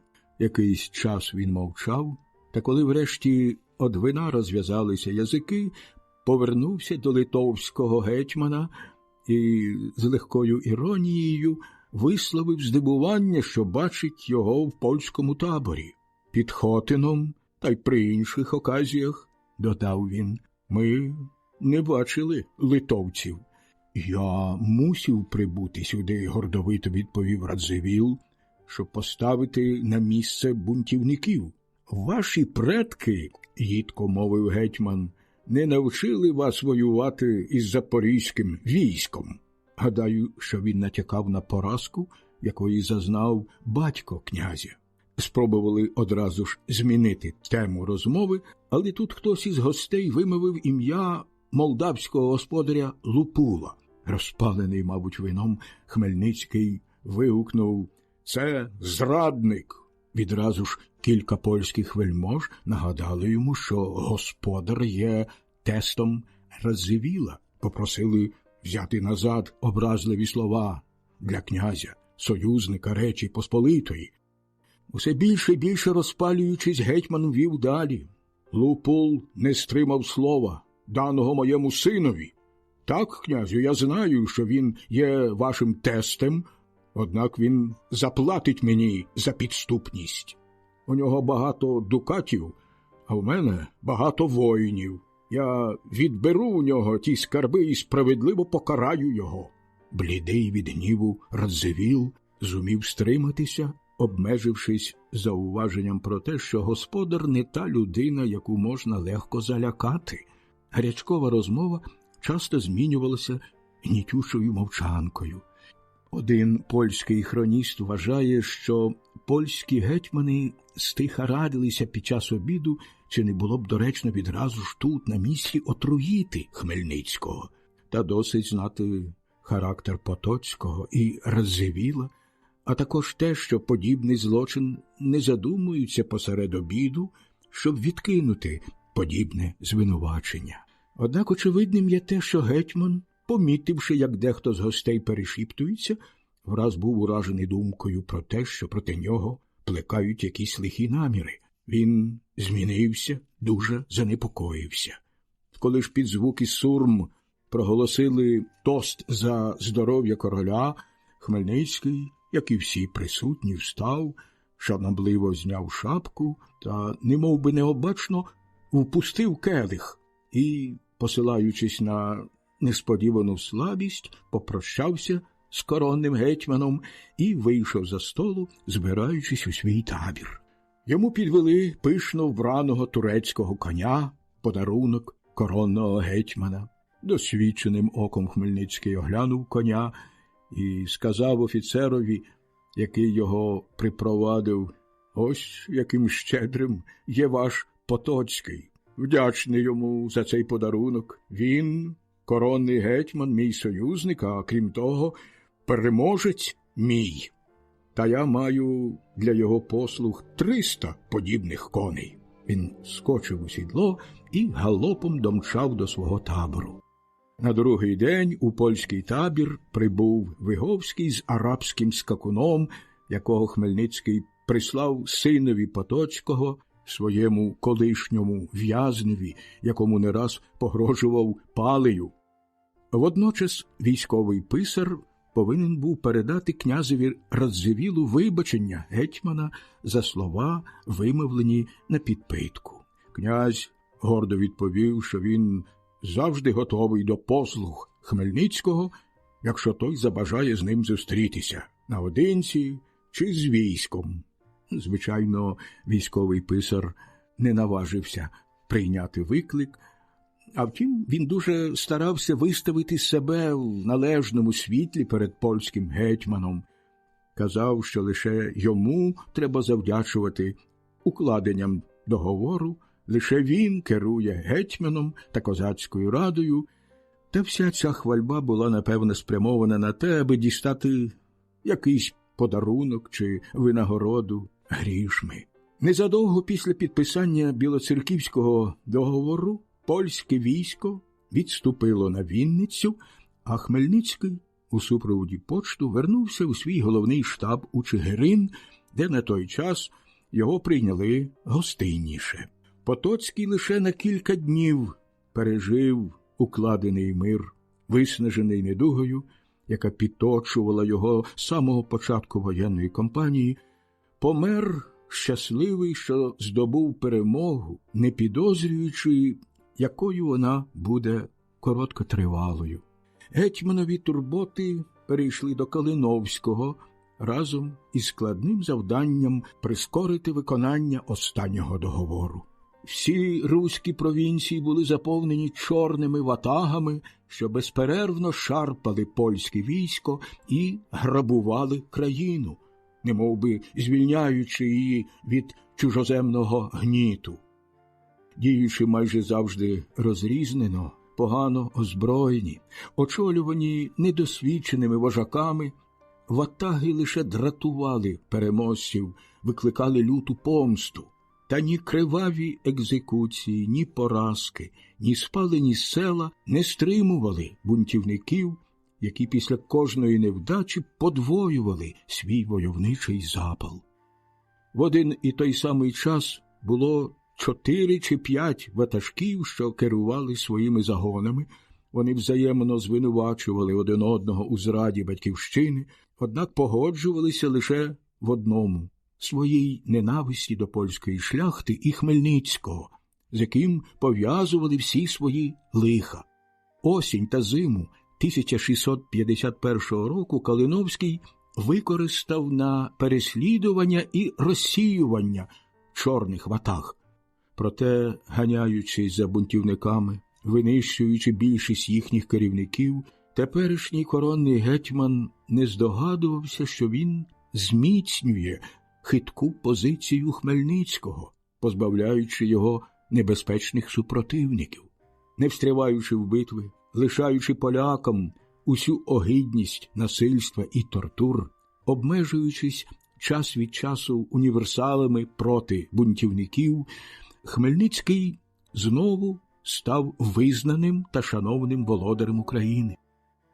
17 вересня Хмельницький власною особою прибув до польського табору.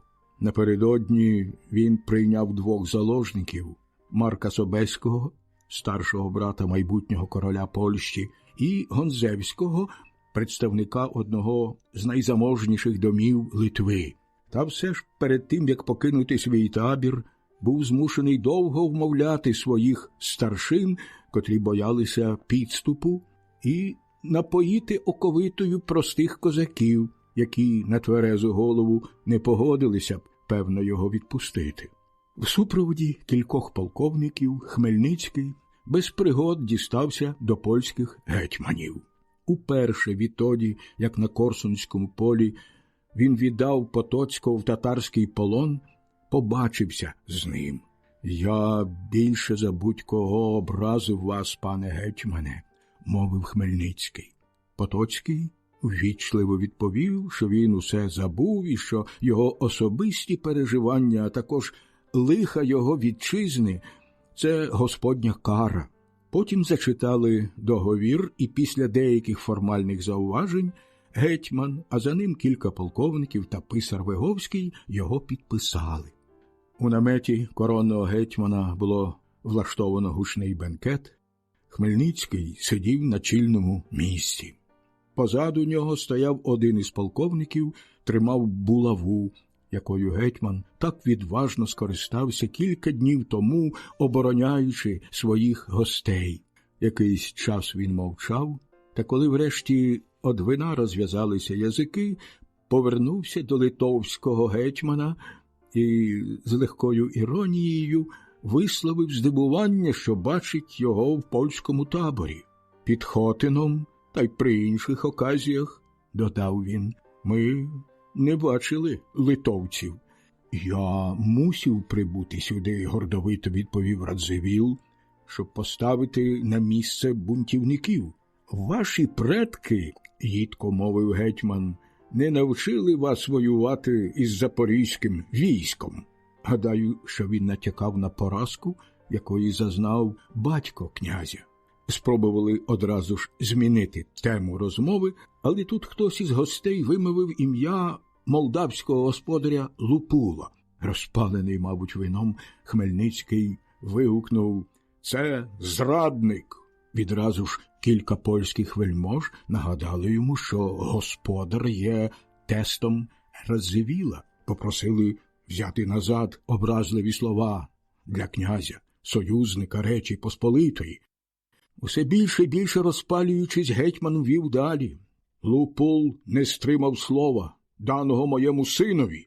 Так, князю, я знаю, що він є вашим тестем, однак він заплатить мені за підступність. У нього багато дукатів, а в мене багато воїнів. Я відберу у нього ті скарби і справедливо покараю його. Блідий від гніву Радзивіл зумів стриматися, обмежившись зауваженням про те, що господар не та людина, яку можна легко залякати. Гарячкова розмова часто змінювалася гнітючою мовчанкою. Один польський хроніст вважає, що польські гетьмани стиха радилися під час обіду, чи не було б доречно відразу ж тут, на місці, отруїти Хмельницького. Та досить знати характер Потоцького і Радзивіла, а також те, що подібний злочин не задумуються посеред обіду, щоб відкинути подібне звинувачення. Однак очевидним є те, що гетьман, помітивши, як дехто з гостей перешіптується, враз був уражений думкою про те, що проти нього плекають якісь лихі наміри. Він змінився, дуже занепокоївся.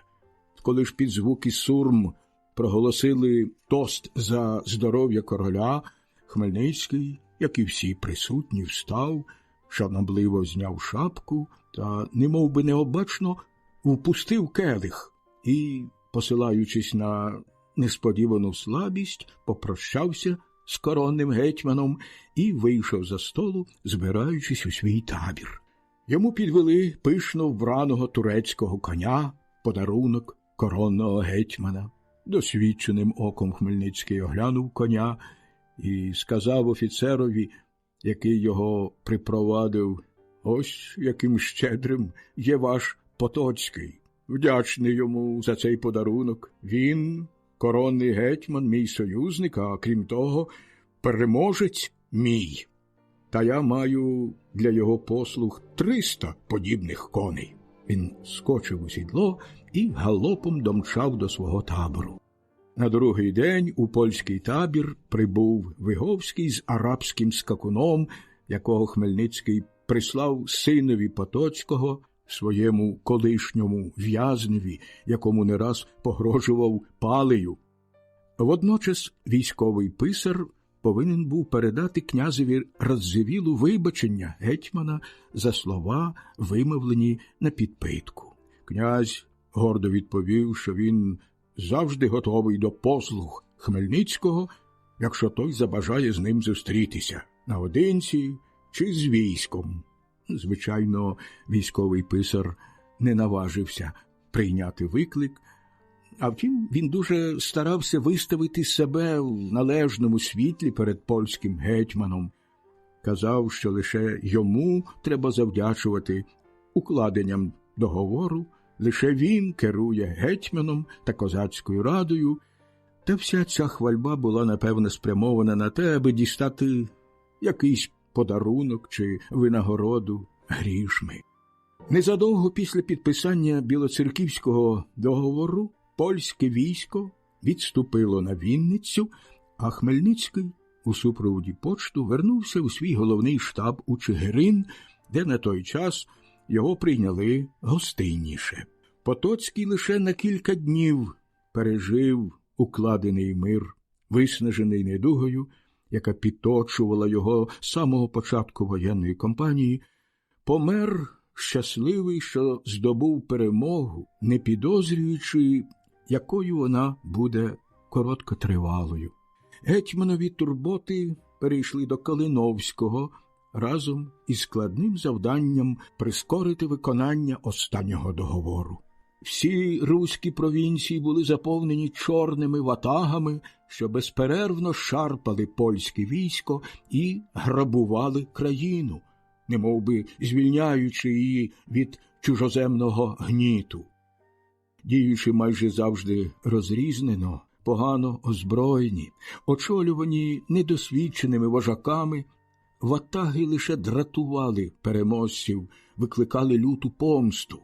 Та ні криваві екзекуції, ні поразки, ні спалені села не стримували бунтівників, які після кожної невдачі подвоювали свій войовничий запал.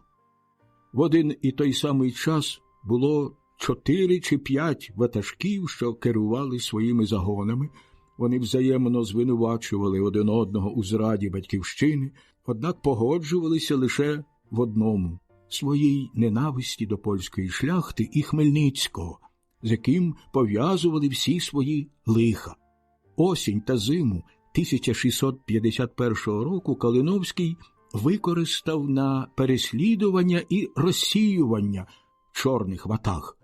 Проте, ганяючись за бунтівниками, винищуючи більшість їхніх керівників, теперішній коронний гетьман не здогадувався, що він зміцнює хитку позицію Хмельницького, позбавляючи його небезпечних супротивників, не встряваючи в битви, лишаючи полякам усю огидність насильства і тортур, обмежуючись час від часу універсалами проти бунтівників, Хмельницький знову став визнаним та шановним володарем України.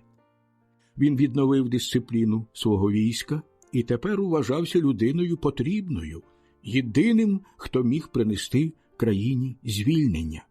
Що ж до виконання умов Білоцерківського договору, то цим не дуже турбувався, вважаючи, що достатньо засвідчив свою покірність, складаючи погрозливі звернення проти бунтівників, які завжди залишалися невиконаними.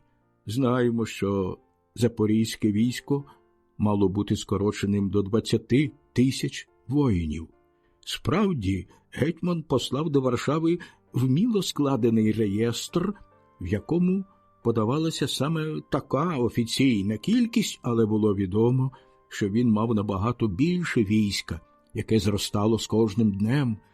Він із цим не дуже церемонився, бо на докори Калиновського відповідав, що не годен інакше втримати селян у покорі, як вписавши їх у реєстрове військо. Крім того, нехтував забороною вести переговори з чужеземними володарями.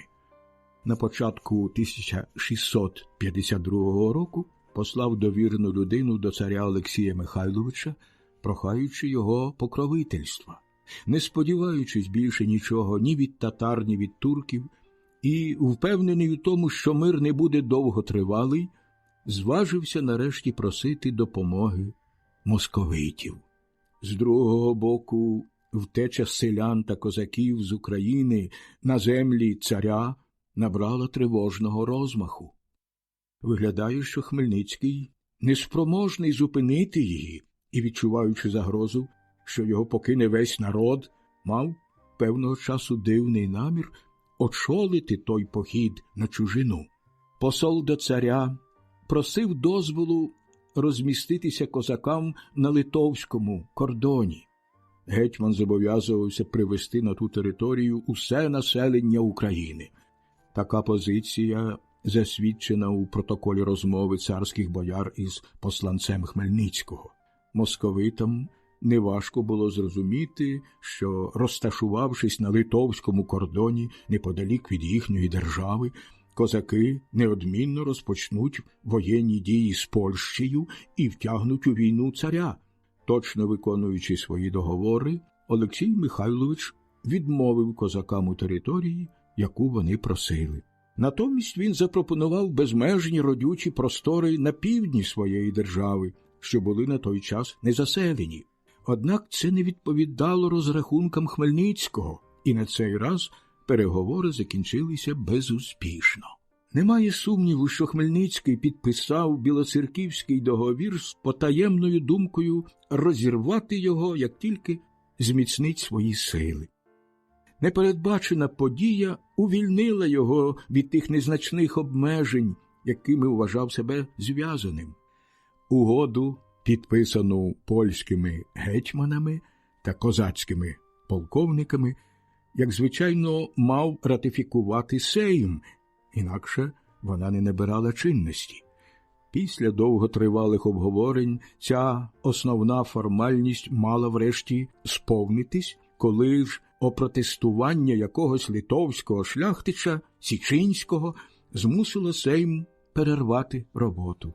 То був перший приклад ліберум вето, через яке політичні асамблеї у Польщі підпорядковувалися примхам однієї людини. Січинського підкупив не Хмельницький, а якісь впливові люди, зовсім байдужі до козаків. На Сеймі їм загрожував скандальний процес, а вони хотіли того процесу уникнути. Литовський нунцій сповістив, що Сейм перевершив законний час своїх повноважень і вніс протест на будь-які дальші дискусії. Цього вистачило, щоб Сейм одразу ж розпустити. Насправді, проти ліберум вето можна було зарадити. Готувалися до громадянської війни. Хмельницький відразу ж вирішив, що чинності знову набирає Зборівська угода, оскільки Білоцерківська не існує. Вона не ратифікована Сеймом. У Польщі запанував безлад, і настав час Хмельницькому знову стати володарем русинів. Насамперед він вирішив гучно проголосити свою незалежність і водночас помститися молдавському господареві за підступність, з якою пов'язував свої останні невдачі. Казав, що завдяки оповіщенню Лупула торік польські гетьмани уникли повного розгрому біля Кам'янця. Також вважав, що, власне, підбурений господарем хан покинув козаків під Берестечком. Закінчивши приготування, він послав господареві короткого листа, в якому нагадував про зобов'язання щодо одруження Домни Розанди з Тимошем. Листа закінчував висловом, певно взятим із якоїсь татарської писанини: «Як зламаєш слово, посічу тебе на такі дрібні шматки, що буде тяжко їх визбирати, а порох твій розвію за вітром». Пригадавши, як Тиміш із своїми сватами повівся 2 роки тому в Молдавії, Лупул справедливо налякався такої погрози і хутко написав Калиновському, благаючи зупинити козаків. Коронний гетьман, віддавна розгніваний на Хмельницького, радо вхопився за нагоду, щоб його покарати чи принаймні принизити. Не порадившись із Варшавським королівським двором, він одразу ж вирушив з військом до гори Батіг, аби перетнути шлях на Молдовію. Мав понад 20 000 воїнів, з них 12 тисяч кінних, яких розташував табором на правому березі ріки Буг. Густий ліс, болота, невисоке гірське пасмо, що тягнулося паралельно до берега ріки, оточували польське військо, повністю закриваючи йому виднокруг, але, як і у всіх попередніх битвах, у своїй ненависті до гнобителів селяни ставали чудовими вивідниками для козаків і підступними доносчиками для поляків. Вони повідомили, що Тиміш вирушив у похід з 5-6 тисячами чи то козаків, чи татар, а насправді з ним ішло ціле військо. Хмельницький виділив синові 12 тисяч козаків і 5 тисяч татар, якими прибував султан Нуреддін, побратим, прибраний брат гетьмана. До цього ще додав звання кума нареченого. Під час слов'янського весілля роль кума припадала найповажнішій особі з-поміж гостей.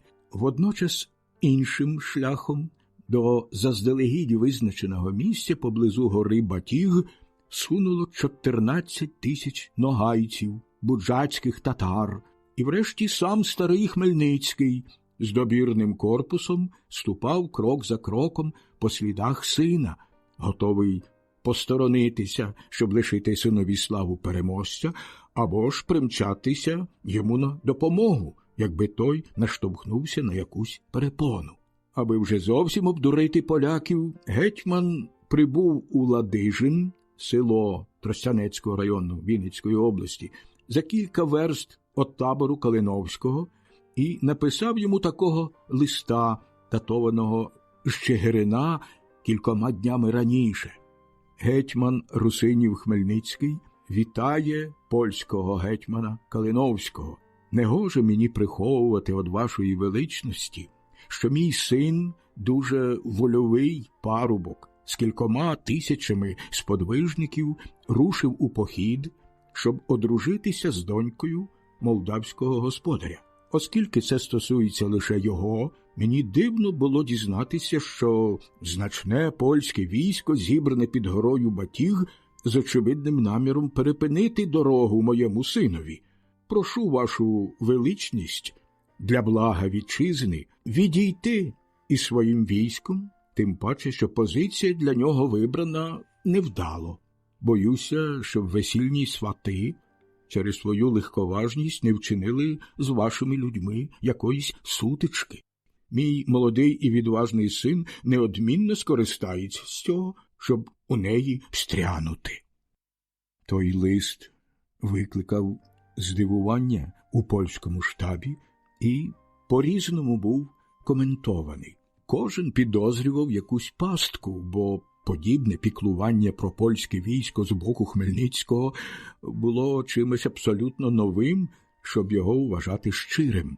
Проте ніхто не засумнівався, що лист писаний у Чигирині, як це засвідчувала дата. Що ж до кількості козаків, які супроводжували Тимоша, то нечітке висловлювання гетьмана дозволило думати, що їх небагато. Говорили, що в іншому випадку Хмельницький неодмінно назвав би його кількість, щоб їх налякати. Крім того, у донесенні польському гетьманові стверджувалося, що Тиміш мав лише 5 тисяч козаків.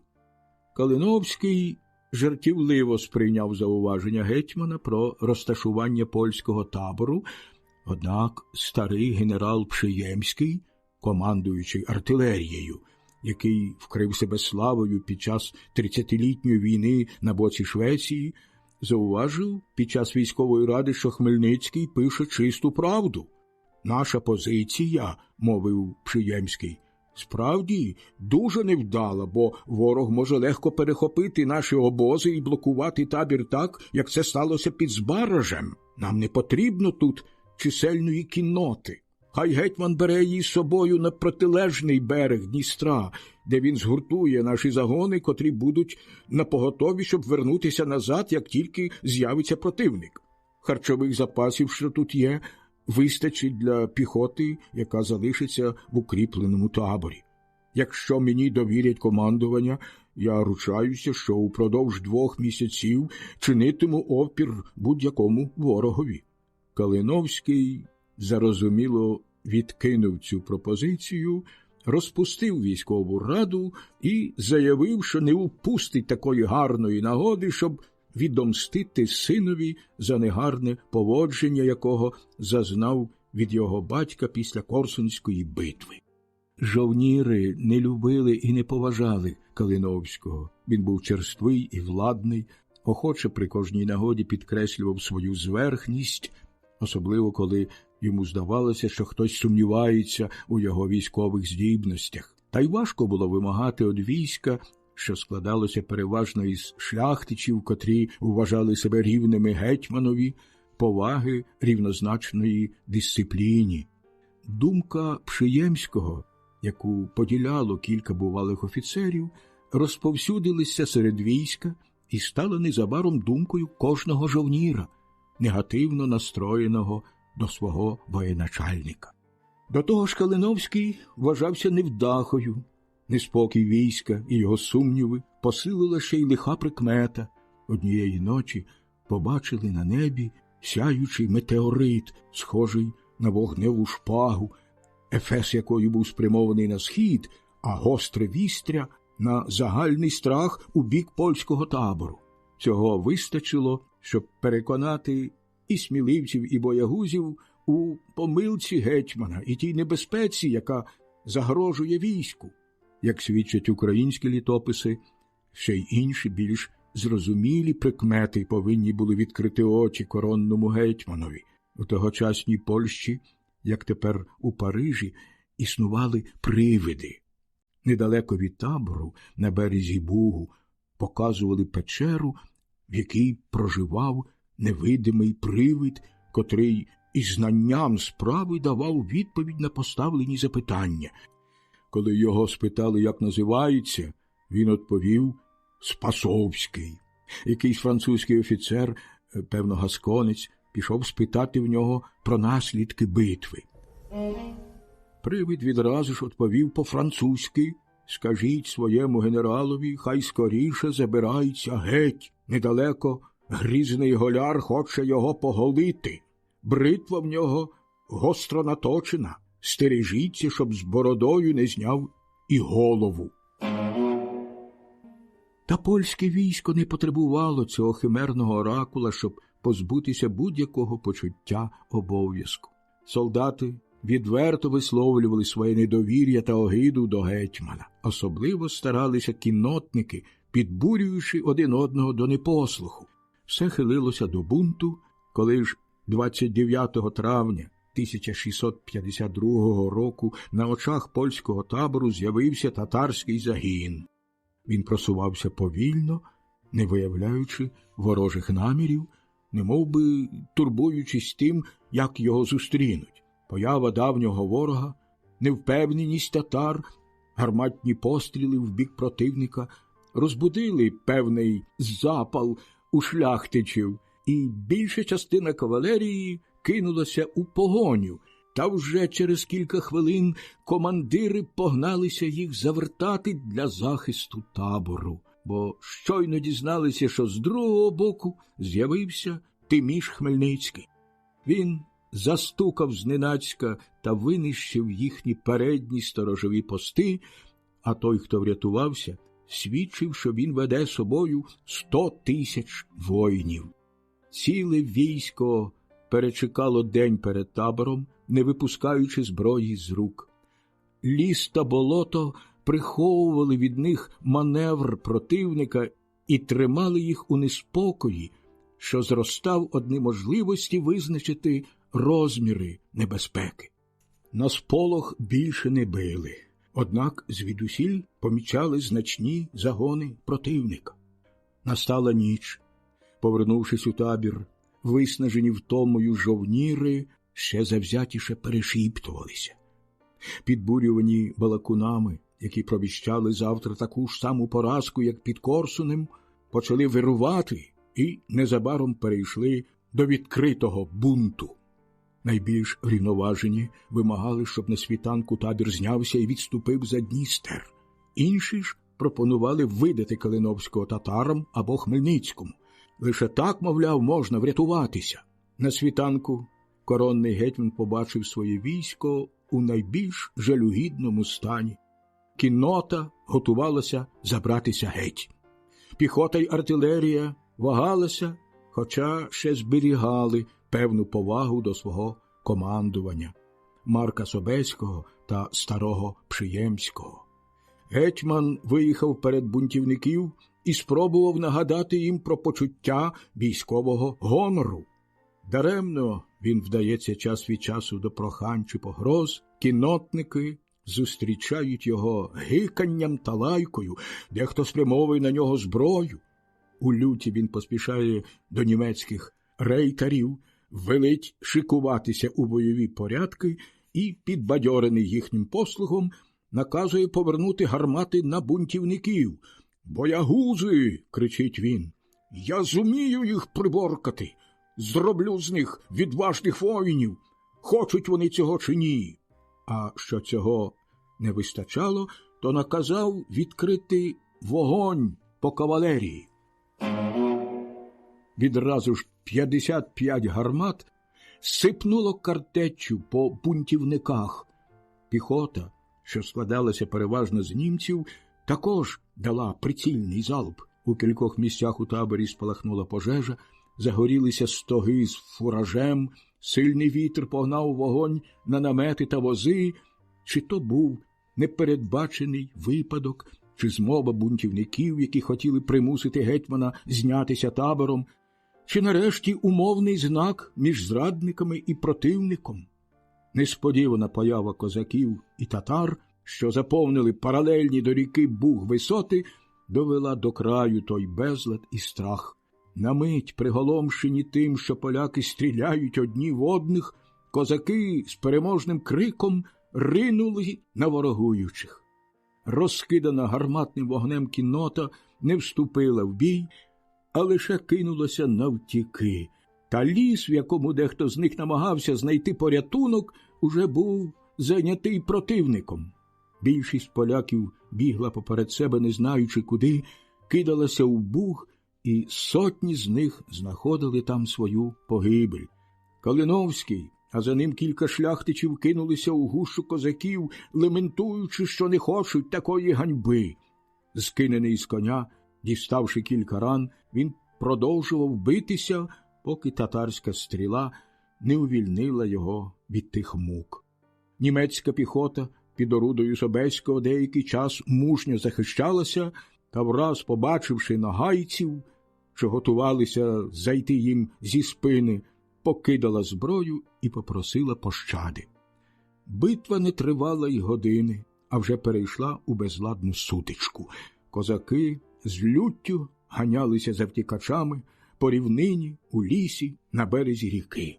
Понад 15 тисяч поляків загинули під час утечі або потопилися у ріці Буг. Лише незначна їх частина, між ними і син Калиновського, на прудких конях зуміли переплисти ріку, але згодом їх усіх повбивали повсталі селяни. Ніхто з них не вислизнув звідти, щоб оповістив Польщі про те страшне лихо. З усього війська лишилося менше 300 жовнірів, врятованих татарськими жінками, які накинули на них паранджу, а потім переховали у своїх возах, вимазавши попередньо їхні обличчя порохом. Серед великої кількості шляхтичів із найзнатніших родин, що полягли в той жахливий день, найбільше оплакували Марка Собеського. Дотепер його постійно супроводжував у походах брат Ян, котрому пророкували блискуче майбутнє. На цей раз він був змушений лишитися далеко від війська, бо під час дуелі одержав рану. Врятувався, щоб відомстити за Марка і за свій край. Через 3 дні на поле битви прибув старий Богдан. Йому доставили голову Калиновського, і, можливо, він зволікав із прибуттям, щоб не переривати рубанини. Виглядав дуже невдоволеним, картав сина та полковників за те, що без його дозволу вступили в бій, Козаки мали ще 30 живих поляків. Гетьман наказав привезти їх, віддати їм одяг, висловив жаль за тим, що називав легковажністю свого сина. Дізнавшись, що татари приховали 256 інших полонених, похвалив їх за благородство, оплатив викуп і відправив їх у Чигирин, обіцяючи їх звільнити, як тільки вони повернуть оплачену суму. З почестями поховав тіло Калиновського, яке наказав розшукати. Його впізнали за листом Хмельницького, що був у кишені, а потім Хмельницький швидко поділив здобич. Собі взяв гармати, а все інше лишив татарам. Небагато, бо пожежа в таборі майже все знищила. Демонструючи козакам свою людяність, повідомив брата Калиновського, який стояв табором із кількома полками на березі Дніпра, про смерть гетьмана та поразку його війська, і послав йому коня з підрізаною гривою та мотузком на шиї. Для тогочасних слов'ян такий подарунок був найбільшою кровною образою. Не знаю, чи слід бачити подібний глум у листі, відправленому Яну Казимиру. «Мій син, – писав Хмельницький, – був у дорозі за дружиною, аж тут Калиновський перепинив йому шлях всупереч людському законові, бо Господь дав землю та воду і добрим, і злим людям. Я попередив добродія гетьмана, порадивши йому не вставати поперек дороги. Благаю вашу світлість вибачити моїм козакам, тим урвиголовам від природи, якщо вони надто далеко зайшли у своєму жарті». Здавалося, що йдеться про вибачення за якусь пустотливу школярську витівку. При звістці про Батозьку битву всі польські полки, що були на Україні, Поділлі і навіть у Сіверщині, чимдуж кинулися відходити, бо вже весь край повстав проти них. Хмельницький не переслідував їхніх загонів. Він міг увійти за втікачами в Польщу, оскільки не існувало більше війська, яке могло б йому чинити опір, але найбільше лежало йому до серця зміцнення своєї влади на Україні. Стриманий при перемогах, хотів здобути з них лише одну користь – виконання Зборівського договору. Справді, його перші заходи були спрямовані на те, щоб заспокоїти власників-шляхтичів, узяти їх під свій захист, нагадати селянам про те, що вони мають платити своїм панам звичні борги. Ми вже бачили, що гетьман ніколи не допускав думки про повне звільнення руського люду. Якщо навіть старався поліпшити їхнє становище і зробити кабалу більш стерпною, то ніколи не думав про те, щоб надати їм рівні права із шляхтичами чи реєстровими козаками. Хмельницький хотів привілеїв для своїх козаків, селяни ж мріяли про повну свободу, і ця прірва між дійсним та бажаним була й надалі для України причиною постійного хаосу та вразливості. Батозька поразка переконала молдавського господаря, що марно сподівався перемоги від Польщі. Він добровільно змирився з союзом і своїм грізним сусідом. Красуні Розанді наказали вивчати козацькі пісні,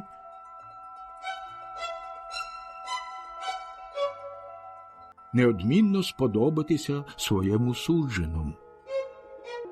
Пишучи Хмельницькому листа із запевненням, що майбутній союз сповнює його радістю, Лопул благав тільки не присилати в Яси Тимоша з військом, а надто з підмогою татар.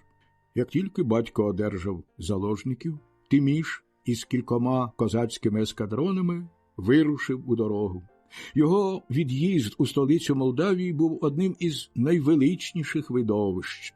Вихований у степах між суворими воїнами, Тиміш спочатку почувався ніяково у дворі, що славився своєю вишуканістю. і не знаходив відповідних слів для вітання, з якими до нього зверталися. Довелося Виговському, призначеному наставником Тимоша, взяти на себе подяку господареві, його дружині і навіть вродливій нареченій. Однак гарно збудований Тиміш, вправний і меткий воїн, що тільки но здобув звитягу, сподобався домні Розанді та її матері. Амбітна і зарадна жінка із задоволенням дивилася, як в їхній дім входить мужній та заповзятливий воїн, котрого вона сподівалася використати у своїх власних інтересах. Як жоден інший дрібний східний володар, Лупул потребував відданого йому керівника військом. Ненависний пригніченому народові й вельможам, в яких бачив лише своїх суперників, господар жив у постійному страхові перед бунтом. Не один боярин нагло вмирав під час гучного бенкету, влаштованого господарем. Інші ж бояри, що викликали підозру своїм спілкуванням чи великими статками, популярністю, гинули по дорозі додому або у своїх палатах. Не було жодної шляхетської родини, яка б не вимагала кровної помсти, і такий зять, як Хмельниченко, здавалося, був здатний переконати молдаванів, що вони марно силкуються позбутися ярма. Правду кажучи, потаємні наміри старого Богдана викликали занепокоєння, однак дружина господаря тішила себе думкою, що чарівність домни Розанди гарантуватиме їй повну прихильність зятя. Відбувши весільну церемонію в Ясах, під час якої двір господаря постарався пов'язати етикет молдавського двору з козацькими звичаями, Тиміш із дружиною у супроводі свого тестя вирушив до Чигирина. Доволі вже знесилена Польща відчувала загрозу з боку Московії та Швеції. Обидві держави мали до неї претензії, пов'язані з порушенням дипломатичного етикету. Незважаючи на неодноразові попередження, польські магнати опустили в листах до царя кілька його офіційних титулів. Ось чому він влаштував військо на кордоні з Литвою. Польський король і більшість сенату закривали очі на небезпеку і думали лише про те, щоб завдати козакам поразки і змити з себе ганьбу за батіг. Даремно найбільш розсудливі королівські радники переконували, що треба дати Україні спокій, і перш ніж Хмельницький потрапить до рук царя чи шведів, з якими вже провадив переговори, приборкати його незначними поступками. Та зуміли домогтися лише того, що на Україну вирушили нові комісари, проте їхні інструкції, продиктовані, мабуть, ще перед Батозькою битвою, викликали ще більше озлоблення. Справді, коли один із комісарів мовив до Хмельницького, що король пробачить йому лише за умови дотримання білоцерківського договору, то гетьман аж скипів од люті і, вихопивши шаблю, крикнув: «Пробачить? Звичайно, мій злочин у тому, що я стримав козаків і татар після розгрому Калиновського, не дозволив їм ринути на Польщу, знищити її і дійти аж до Рима. А тепер ви говорите мені такі речі, ніби я не знаю, які ви хитрі. Чи ви гадаєте, я не відаю про ті воєнні приготування, які розпочав проти нас король?» Лють Хмельницького, оголена шабля, яку він тицькав їм під ніс, як пише один польський історик, налякала посланців короля.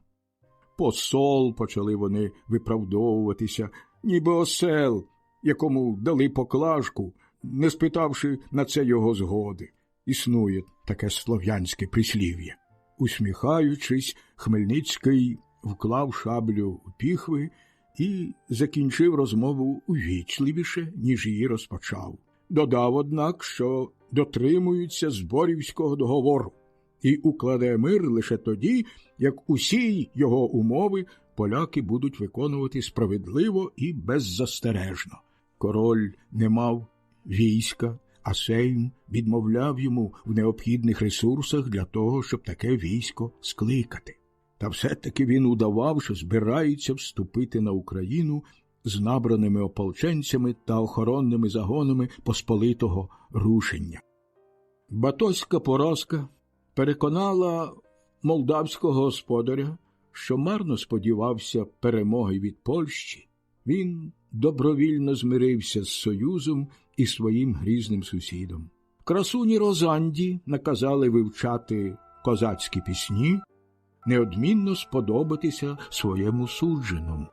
Пишучи Хмельницькому листа із запевненням, що майбутній союз сповнює його радістю, Лупул благав тільки не присилати в Яси Тимоша з військом, а надто з підмогою татар. Як тільки батько одержав заложників, Тиміш із кількома козацькими ескадронами вирушив у дорогу. Його від'їзд у столицю Молдавії був одним із найвеличніших видовищ. Вихований у степах між суворими воїнами, Тиміш спочатку почувався ніяково у дворі, що славився своєю вишуканістю, і не знаходив відповідних слів для вітання, з якими до нього зверталися. Довелося Виговському, призначеному наставником Тимоша, взяти на себе подяку господареві, його дружині і навіть вродливій нареченій. Однак гарно збудований Тиміш, вправний і меткий воїн, що тільки-но здобув звитягу, сподобався домні Розанді та її матері.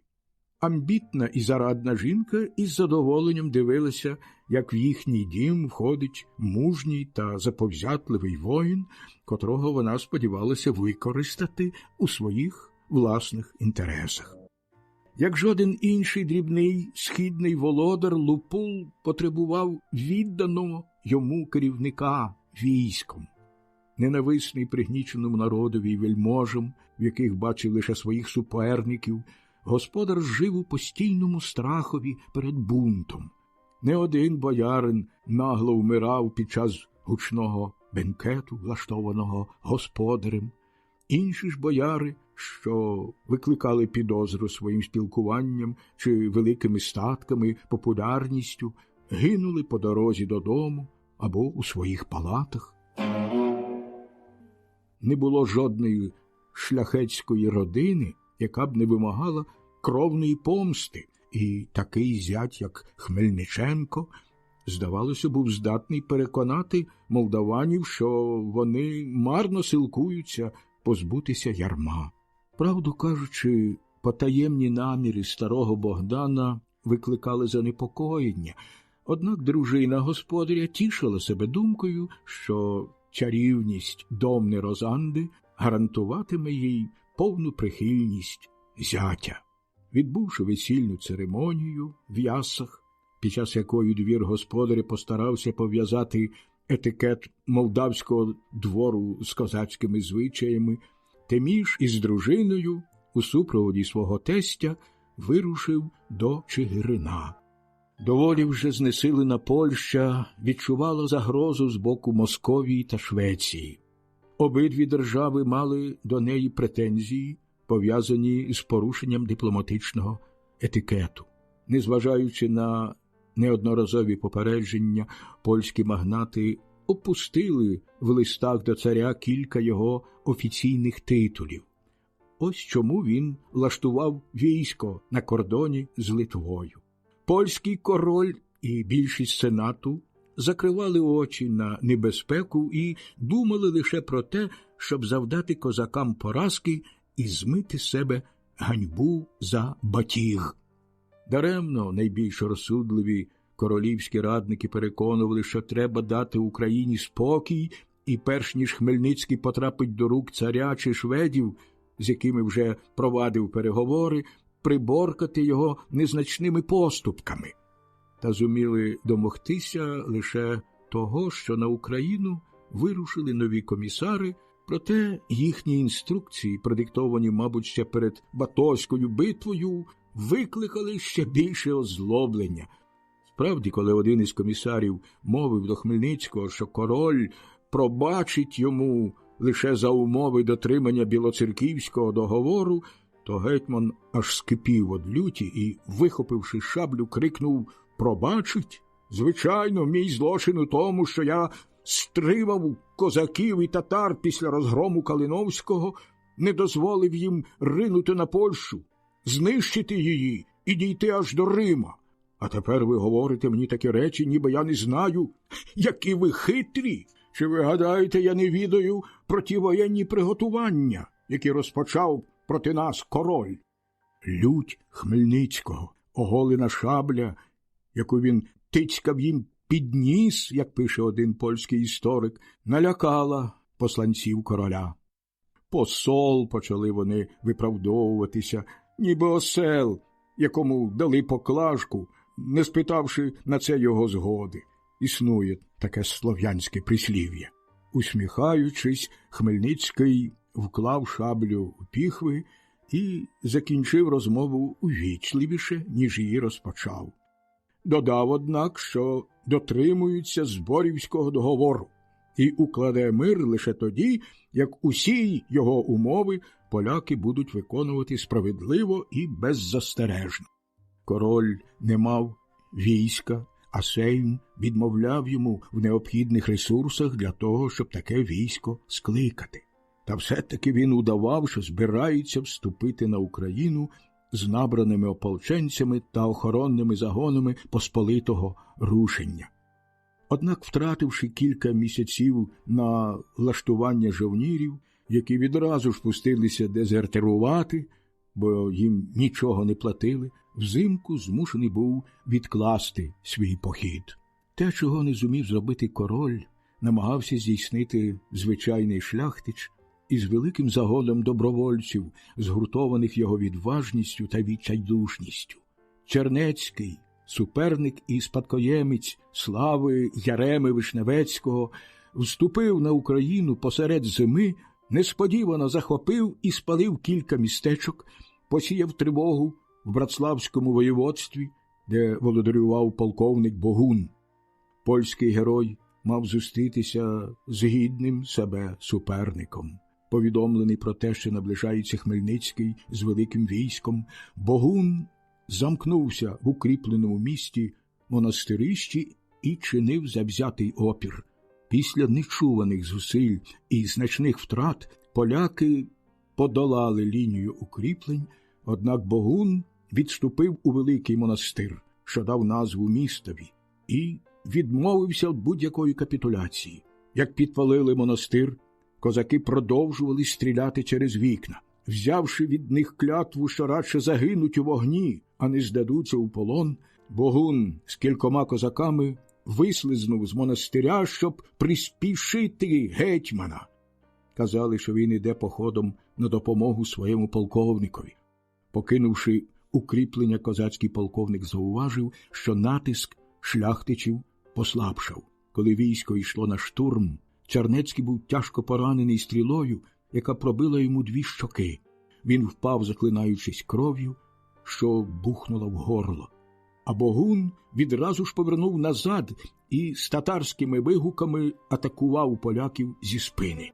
Захитавшись було після поранення командира, поляки тепер кинулися утікати, не звертаючи увагу на те, що мають справу із жменькою людей. Покидали трофеї, поклажу і більшість своїх поранених. У тій паніці сам Чернецький ледь не потрапив до рук козаків, та якісь добровольці кинули його знепритомнілого на сани.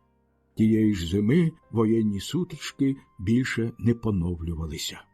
Не турбуючись Польщею, становище якої добре знав, Хмельницький вів таємні переговори з царем та Швецією і водночас керував походом на Дунайські землі.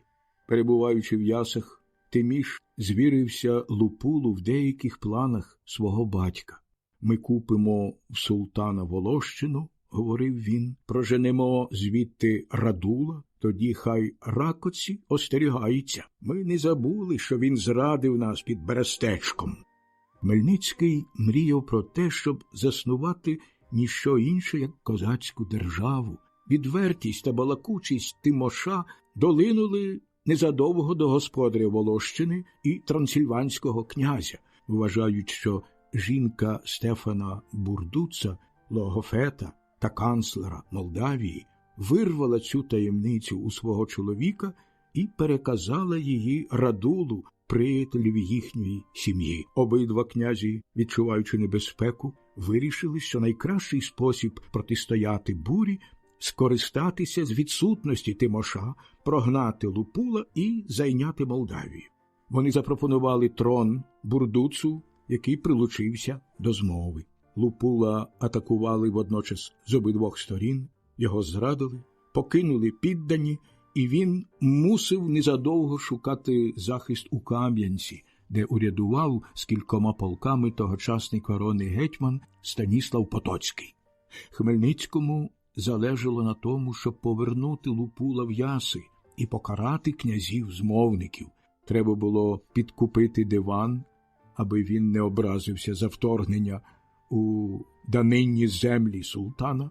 Посланники гетьмана відбули з дарами до державців порти, які віддали Дунайські князівства, так би мовити, на прилюдний торг, та все ж, не чекаючи наслідків переговорів, Тиміш рушив з полком козаків, карпатських гуцулів, татар і невеликою кількістю колишніх руських повстанців, яких Хмельницький, певно, хотів збутися.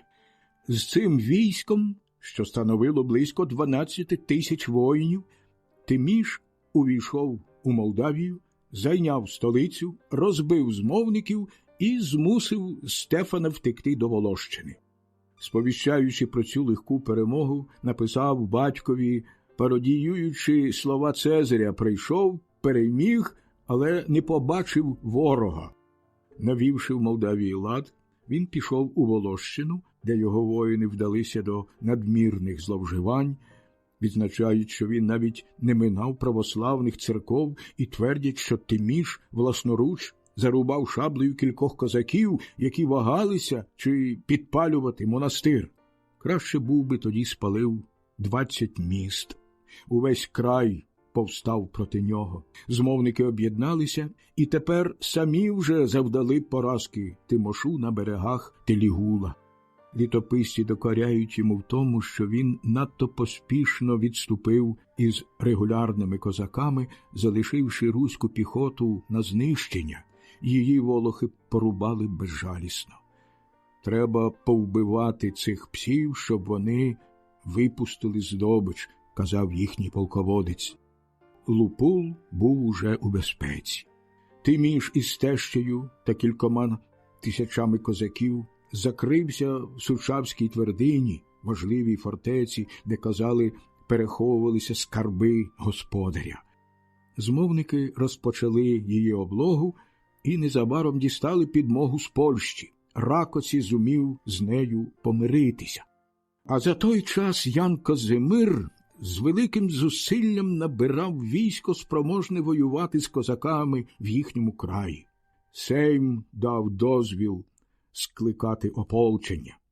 Стурбований тими приготуваннями, а надто союзом Польщі з трансильванським князем, Хмельницький вдався до невдалої спроби захопити королівські війська на місці їхнього постою, а далі став нарешті поважно думати над тим, щоб податися під захист царя. Аби взнати думку народу, скликав у Тернополі Велику Раду, на яку разом з козаками прибуло багато селян руських провінцій. Більшість з них була погано настроєна проти гетьмана і обізнана з тим, що він відправив послів до Константинополя, звинувачувала його в тому, що він хоче зробити їх залежними від порти. Рада розпочалася запальним словом Хмельницького, в якому він, окресливши похмуру картину становища країни, хотів показати, що порятунок існує лише в захисті з боку могутньої держави. Хто має бути цією державою? Московія? Туреччина? Польща? Більшість селян-русинів і навіть козаків віддала перевагу цареві. Усі з огидою висловлювалися про те, щоб стати підлеглими султана. Лише один полковник Богун подав голос за угоду з Польщею, за умови, що вона гарантуватиме шанобливе ставлення до віри та привілеїв запорізького війська. Можливо, що цю пропозицію не обговорювали. Рада розійшлася, вирішивши, що звернеться ще раз до короля, вимагаючи виконання Зборівської угоди. Хмельницький сподівався на рішучу відмову, проте коронний гетьман дійшов до того, що арештував полковника Адамовича, голову послів, повідомивши козаків, що прийме їхні депутації лише тоді, як видадуть свого ватажка, зв'язаного по руках та ногах. І з одного і з другого боку розпочалися активні приготування до війни. Наприкінці липня 1653 року, коли польське військо збиралося вирушати в похід, із грізним ультиматумом прибуло московське посольство. В ультиматумі переповідалося сотня різних листів, адресованих польськими магнатами цареві з такими огріхами етикету, як пропуск титулів, неввічливе звертання та інші подібні вияви невихованості. Цар вимагав, щоб винних скарали на смерть, та посли додали щось страшніше від попереднього. Їхній володар міг би вибачити правопорушників за умови, що Польща припинить ворожі дії проти козаків, поверне захоплені уніатами церкви і нарешті суворо дотримуватиметься статей Зборівської угоди. Олексій Михайлович уперше виступив на захист України. Що може бути більш знаменним, як подібні слова, проголошені Хмельницьким на відкритті Ради в Тернополі? Навіть для найменш здогадливих не могло бути сумніву, що цар і гетьман діють погоджено.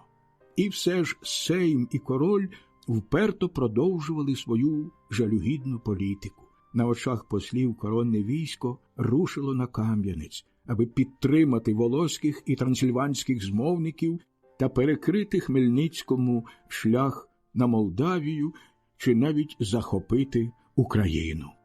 Посли відбули геть, давши зрозуміти, що війна неминуча. Московське військо вже стояло табором на кордоні з Литвою.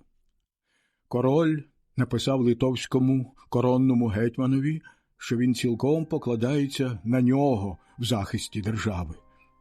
Замість слати йому воїнів та гроші, король збирався використати свої останні можливості для покарання бунтівників. А за той час Сучавська фортеця чинила опір усім намаганням змовників і, незважаючи на ту підмогу, яку змовники діставали з усіх боків, їм не вдавалося ступити ні на крок ближче. Серед добровольців, що прибули з Польщі, був князь Дмитро Вишневецький, котрий декілька років тому просив руки Домни Розанди. Він ніколи не бачив свого суперника і нетерпляче чекав, щоб помірятися з ним силою, чи радше позбутися його не вельми лицарським способом. Польські шляхтичі, колишні бранці Тимоша, з якими він повівся по-людяному, показали на нього, коли той обходив захисні вали. Князь відразу ж наказав навести на нього пищаль. Поціливши в лафет гармати, на яку сперся Тиміш, ядро порозкидало осколки дерева, які важко поранили Гетьманенка в голову та ногу. Ті рани спочатку не виглядали смертельними, але тут ще з'явилася рожа, яка на 4-й день звела його зі світу. Теща Тимоша приховала цю смерть від козаків, які з надзвичайною мужністю продовжували битву під керівництвом полковника Івана Федоренка.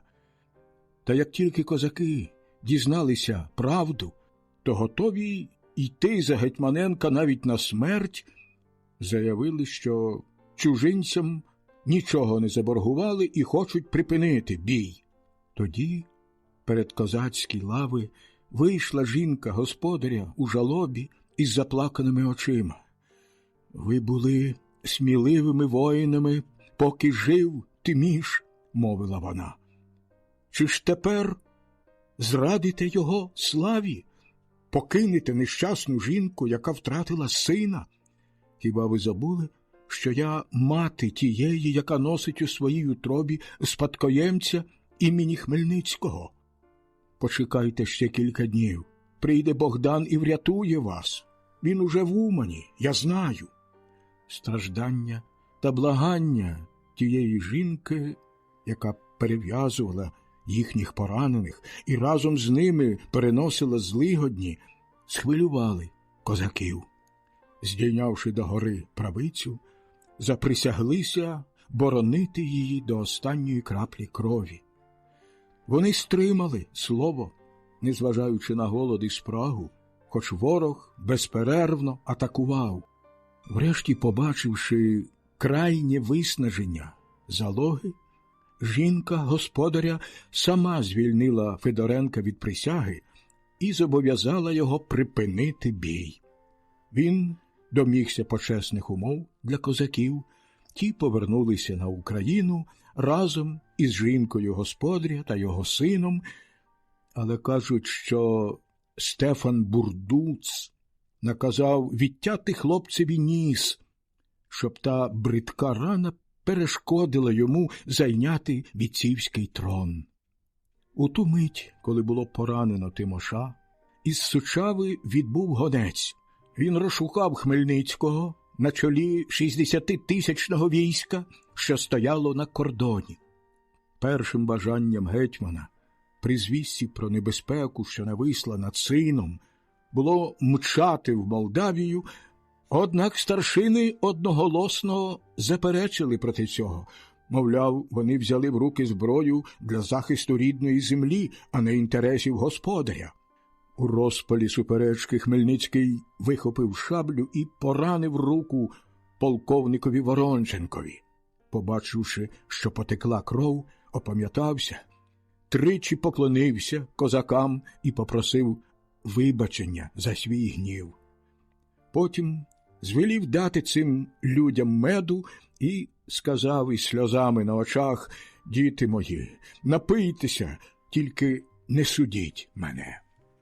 Зрадівши з такої покірливості, козаки стали підкидати шапки, вигукуючи: «Пане гетьмане, веди нас, куди бажаєш, ми готові йти з тобою». Хмельницький мав вади, властиві всім козакам, а ті за це ще більше любили його.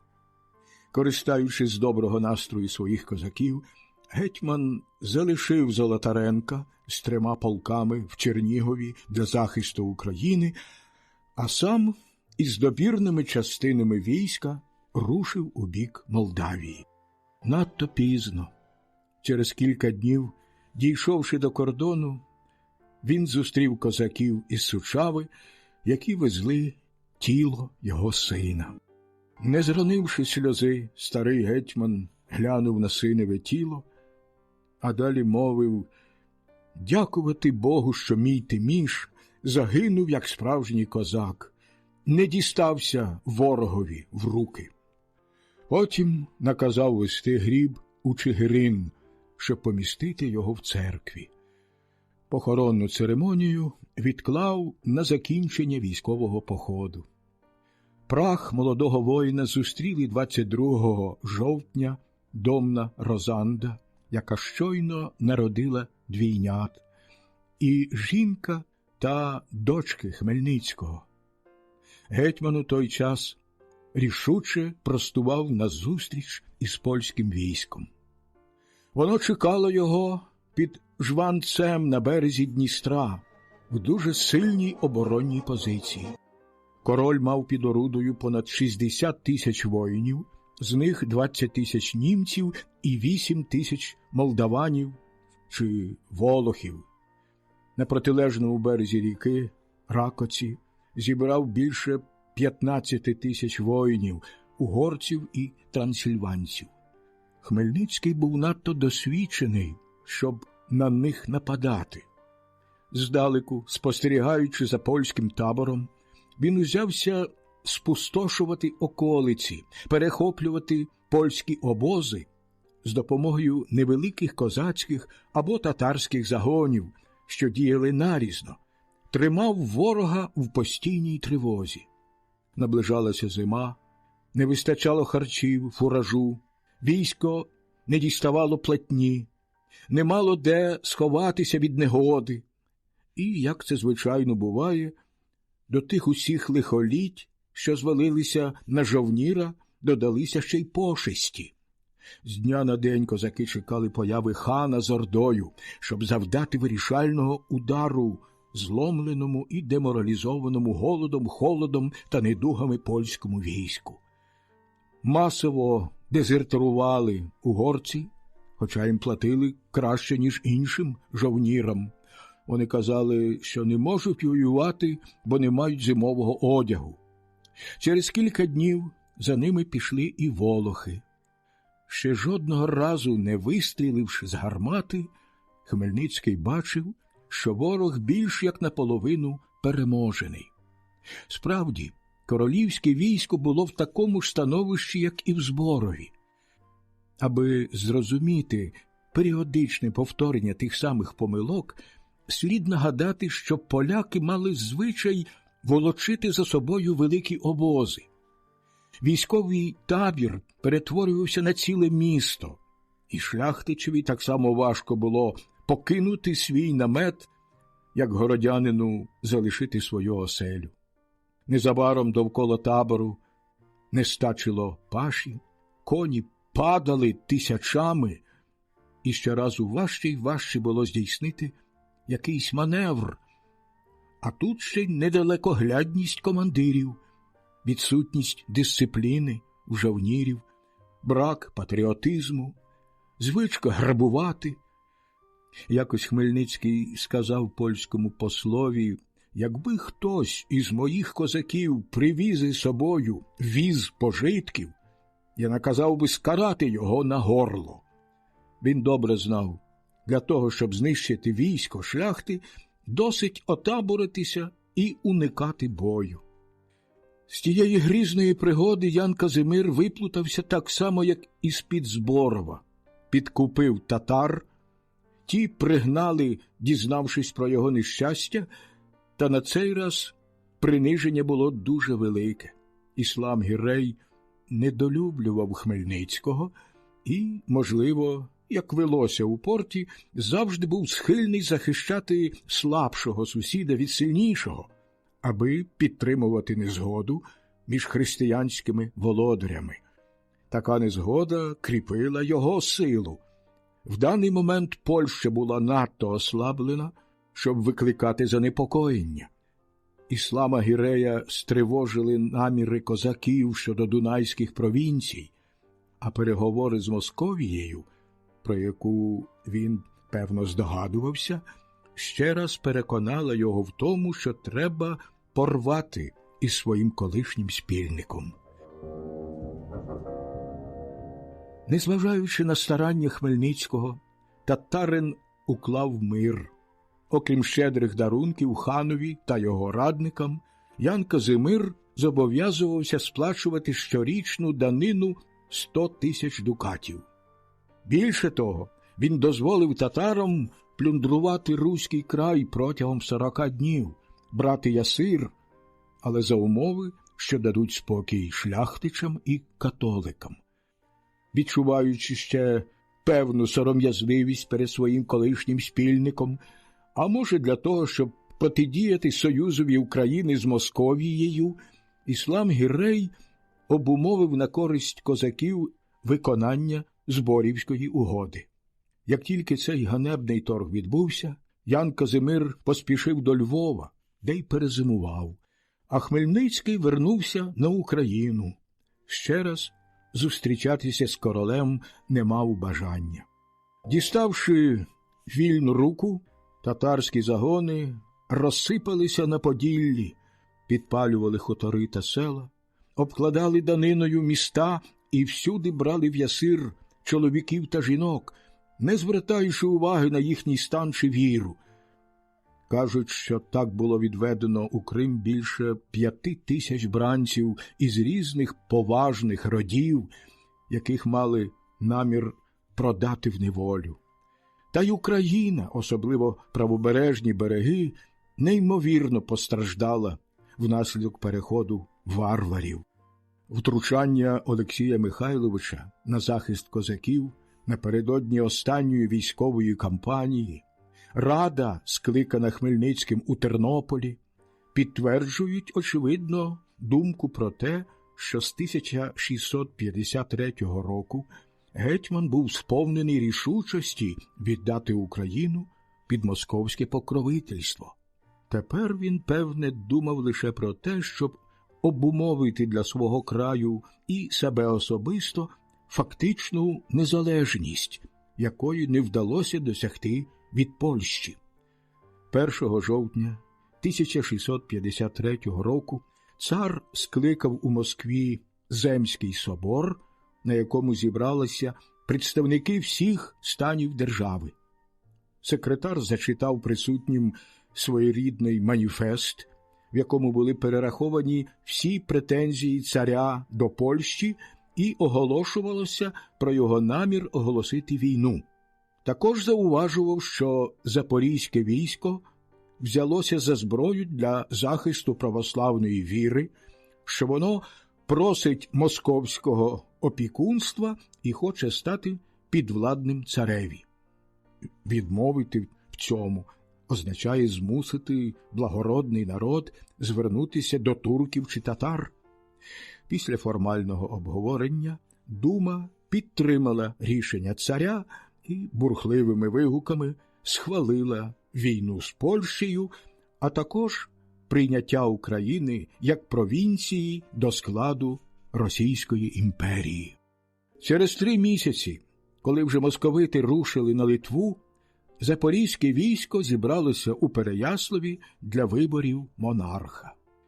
Перед тим Хмельницький порадився зі старшинами, заручився їхньою підтримкою. Він вийшов посеред кола, запрошуючи кожного вільно висловити свою думку.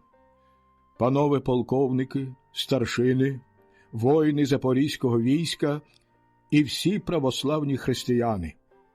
Всі ви розумієте, що ми не можемо більше жити без покровителя. Зібрав вас усіх тут, щоб ви вибрали одного з 4, яких вам назву. Перший – султан, та це бусурман. Ви знаєте, якого лиха зазнають християни в його краї. Другий – це кримський хан, також бусурман. З необхідності ми погодилися на його дружбу і не раз у цьому самі каялися. Третім є король польський, та, гадаю, марно вам нагадувати все те, чого ми зазнали під владою тих панів, які пса краще поважали, ніж наш православний люд. І врешті останній – це великий цар Східний, який разом з нами сповідує православну віру. З Московією ми є однією церквою, одним тілом, головою, якого є Ісус Христос.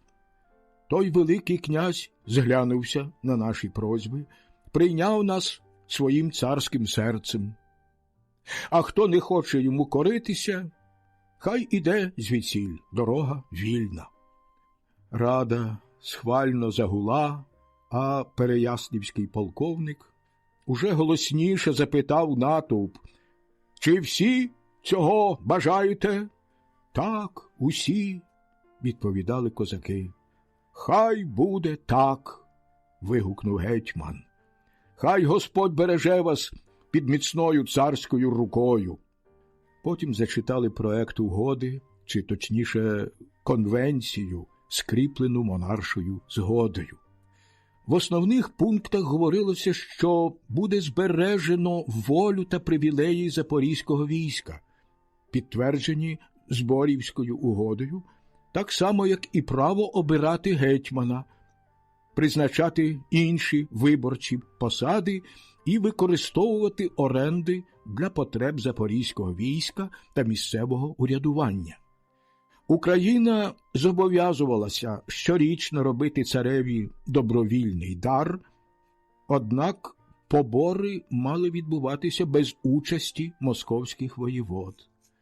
Також брала на себе обов'язок підтримувати царя у війнах, а він натомість обіцяв захищати її від будь-якого ворога. Чисельність запорізького війська мала становити 60 тисяч козаків, зареєстрованих стараннями гетьмана. В усі часи межі території запорізького війська і самої України були досить нечітко визначені. У новій угоді їх уточнювали. Козацька територія обіймала Київське воєводство, Поділля і частину Волині. Після кожної статті читали згоду царя та його думи, висловлену такою звичною фразою «Цар так велить, і такою є думка бояр». Одне лишень питання не було ще до кінця вирішене. Гетьман просив для запорізького війська права приймати чужоземних послів, що, як казав, завжди йому дозволялося. Зате зобов'язувався повідомляти царя про всі дипломатичні зносини, які підтримуватиме. Цар погодився, однак застерігав, що козаки можуть приймати лише послів із законними пропозиціями, а кожного, хто наважиться нав'язувати переговори, які суперечать його інтересам, заарештують і передаватимуть у руки царя. І нарешті ніколи не прийматимуть, хіба що за його неодмінною згодою, послів польського короля та порти. Кожен із тих пунктів не викликав заперечення, однак кілька полковників, між ними і полковник Богун, та всі бузькі козаки відмовилися присягати на вірність новому покровителеві. Польний гетьман Сірко зробив більше, склав свої повноваження і поселився на Запорізькій Січі. Ця маленька республіка продовжувала існувати під шанобливим захистом козаків. Як тільки угоду підписали, Золотаренко, швагер Хмельницького, з півдня вступив у Сіверщину, а зі сходу вторглися московити. На допомогу своїм генералам із сильним підкріпленням особисто прямував сам цар. Усюди московитів зустрічали як визволителів. Лише декілька міст спробувало чинити опір.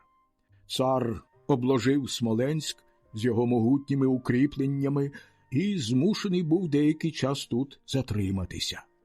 Та князь Радзивіл, який поспішав на допомогу Смоленську, був ущент розбитий князем Трубецьким і Золотаренком. Смоленськ відкрив свою браму наприкінці вересня 1654 року і визнав своїм правителем Олексія Михайловича.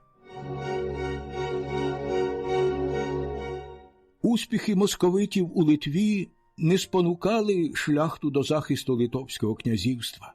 Їхня ненависть до козаків була така велика, що, перебуваючи віч-навіч із серйозною небезпекою, вони хотіли кинути все своє військо проти збунтованих підданих. Бажаючи підбурити проти них якогось іншого ворога, Ян Казимир став палко домагатися союзу з татарами. Іслам Гірей недавно помер, а його заступник Мухамед Гірей не наважувався приймати самостійне рішення без згоди з диваном. Прибувши до Константинополя для своєї інвеститури, застав там послів Хмельницького та польського короля, які одні поперед других торгувалися з Портою за свій союз. Деякі літописці кажуть навіть, що гетьман немовби запропонував султанові панування над Україною, однак той факт видається мало правдоподібним і означав би поважне порушення однієї з найважливіших статей угоди незадовго після прийняття присяги на вірність цареві. Успіхи московитів у Литві не спонукали шляхту до захисту Литовського князівства. Їхня ненависть до козаків була така велика, що, перебуваючи віч-навіч із серйозною небезпекою, вони хотіли кинути все своє військо проти збунтованих підданих. Бажаючи підбурити проти них якогось іншого ворога, Ян Казимир став палко домагатися союзу з татарами. Іслам Гірей недавно помер, а його заступник Мухамед Гірей не наважувався приймати самостійне рішення без згоди з диваном. Прибувши до Константинополя для своєї інвеститури, застав там послів Хмельницького та польського короля, які одні поперед других торгувалися з Портою за свій союз. Деякі літописці кажуть навіть, що гетьман немовби запропонував султанові панування над Україною. Однак той факт видається мало правдоподібним і означав би поважне порушення однієї з найважливіших статей угоди незадовго після прийняття присяги на вірність цареві. Та як би там не було, поляки взяли гору в дивані. Мухамед Гірею було наказано повернути зброю проти України. Вже закінчувався 1654 рік, і дотепер польське військо лише пильнувало кордону. Дізнавшись про те, що Богун відмовився скласти присягу вірності цареві, коронний гетьман Станіслав Потоцький хотів переманити його на свій бік і запропонував гетьманську булаву, якщо той подасть йому допомогу. Хитрий козак прикинувся, що охоче пристає на таку пропозицію, але сповістив про це Хмельницького, розповівши йому про свій задум. Хотів виманити Потоцького в бік Братслава і там напасти на нього всім своїм військом. Мало бракувало, щоб хитрість закінчилася вдало, і Потоцький, проминувши кордон, потрапив у пастку. Однак його попередили про те, що йде на свою погибель. Він ще встиг хутко завернути військо на місце постою.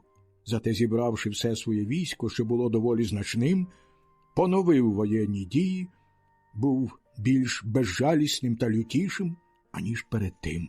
У тому останньому змаганні шляхта і козаки показували однакову мужність, однакову жорстокість, були перевершені всі жахіття попередніх вторгнень.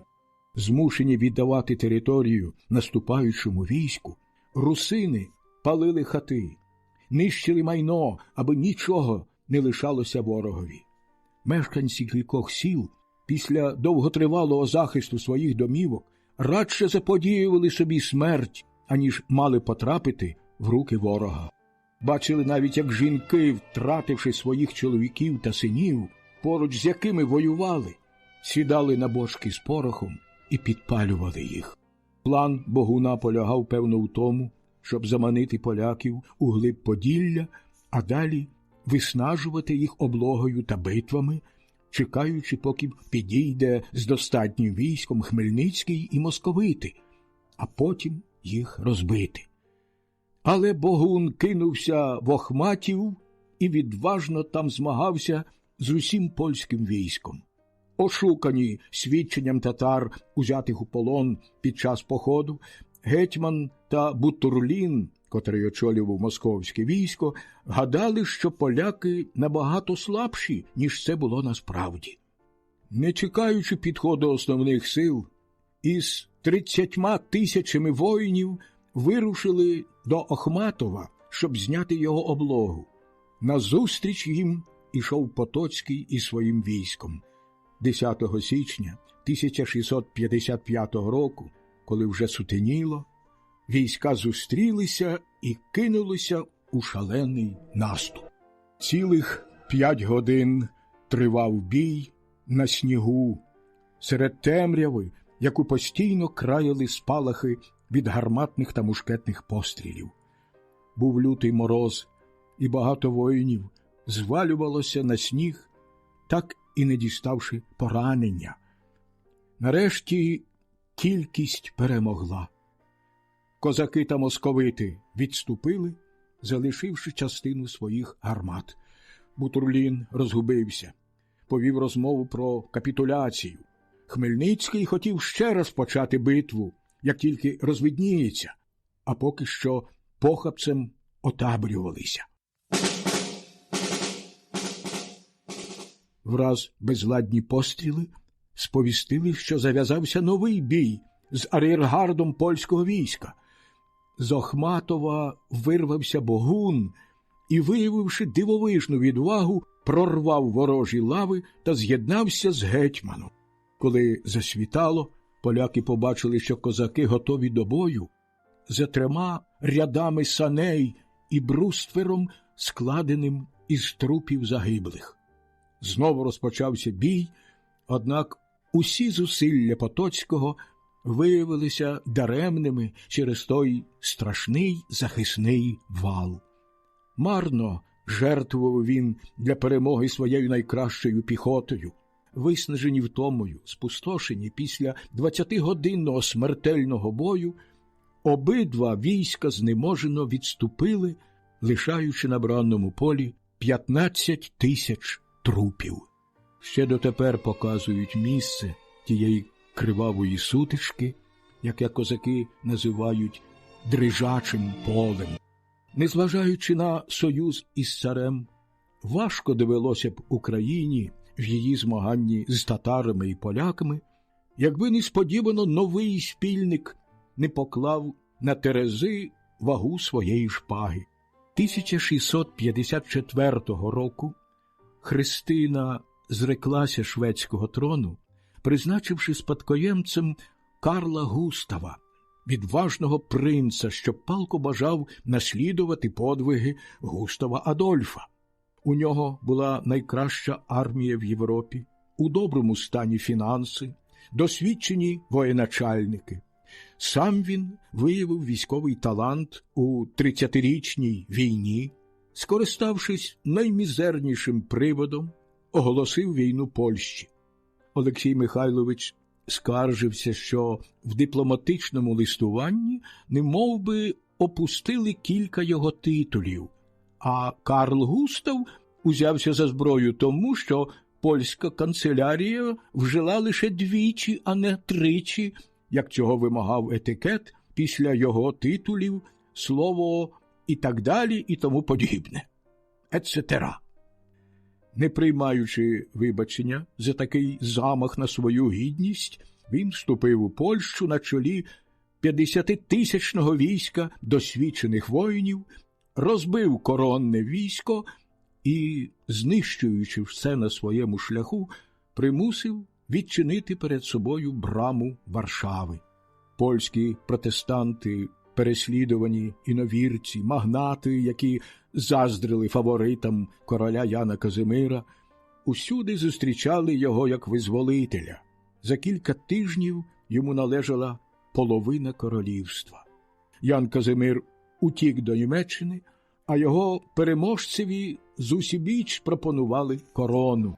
Вже кілька років перед тим Хмельницький налагодив стосунки зі Швецією і підштовхував її до того, щоб вона напала на Польщу, скориставшись із безладдя у тому краї, і відібрала в неї кілька провінцій. Кажуть навіть, що пропонувався план поділу території Речі Посполитої поміж союзниками-сусідами. Карл Густав не оминув пропозиції, яку Христина зустріла без особливого ентузіазму, і скоро погодився на союз із козаками. У той час, як шведи вторглися у Польщу з півночі, Хмельницький, позбувшись коронного війська, попрямував у її південні провінції, які сподівався приєднати до України. Майже підійшовши до Львова, натрапив на рештки шляхетського війська під орудою Потоцького і вщент розбив його. Врятувавшись від козаків, польський гетьман не мав іншого виходу, як визнати себе підданним Карла Густава. Простуючи українськими провінціями, гетьман повсюдну вимагав від мешканців присяги на вірність цареві, своєму новому покровителеві, та водночас дарував їм привілеї запорізького війська, закликав брати зброю для захисту православної віри і набирав у козацтво. Генерал московитів зауважив, що Хмельницький більше чинить для себе, ніж для царя, і від того неприязнь між двома полководцями з кожним днем зростала. Вона спалахнула під Львовом, обложеним їхніми військами. Змушені відчинити браму і визнати своїм покровителем Олексія Михайловича, магістратори міста відповіли: «Ми поклалися на вашу волю і добре знаємо, що не маємо звідкіля чекати порятунку, але нашим благодійником був Ян Казимир. Ми присягали йому, і якщо тепер присягнемо на вірність іншому господареві, втратимо вашу повагу і самі себе не поважатимемо». Слова, за які генерал московитів хотів покарати як за спробу бунту, сподобалися козацьким полковникам, і один з них, Тетеря, що мав певну освіту, звернувся до урядників латиною: «Постійне і благородне місто». Хмельницький повівся з ними дуже ввічливо і стиха натякнув, що готовий зняти облогу, якщо місто сплатить контрибуцію. Пропозиція була відразу ж прийнята, і козаки в домовлений день відступили, пройшовши бойовими порядками перед захисними валами, немовби вшановуючи таким чином постійність його мешканців. Обурений воєначальник московитів мав надто мало війська, щоб самому штурмувати добре укріплене місто, і незабаром також зняв облогу. Хмельницький ще стояв з військом під Львовом, коли прибув гонець від Яна Казимира. Перебуваючи в Сілезії, позбавлений володіння, король не тратив надії і пробував посіяти розбрат поміж своїми ворогами.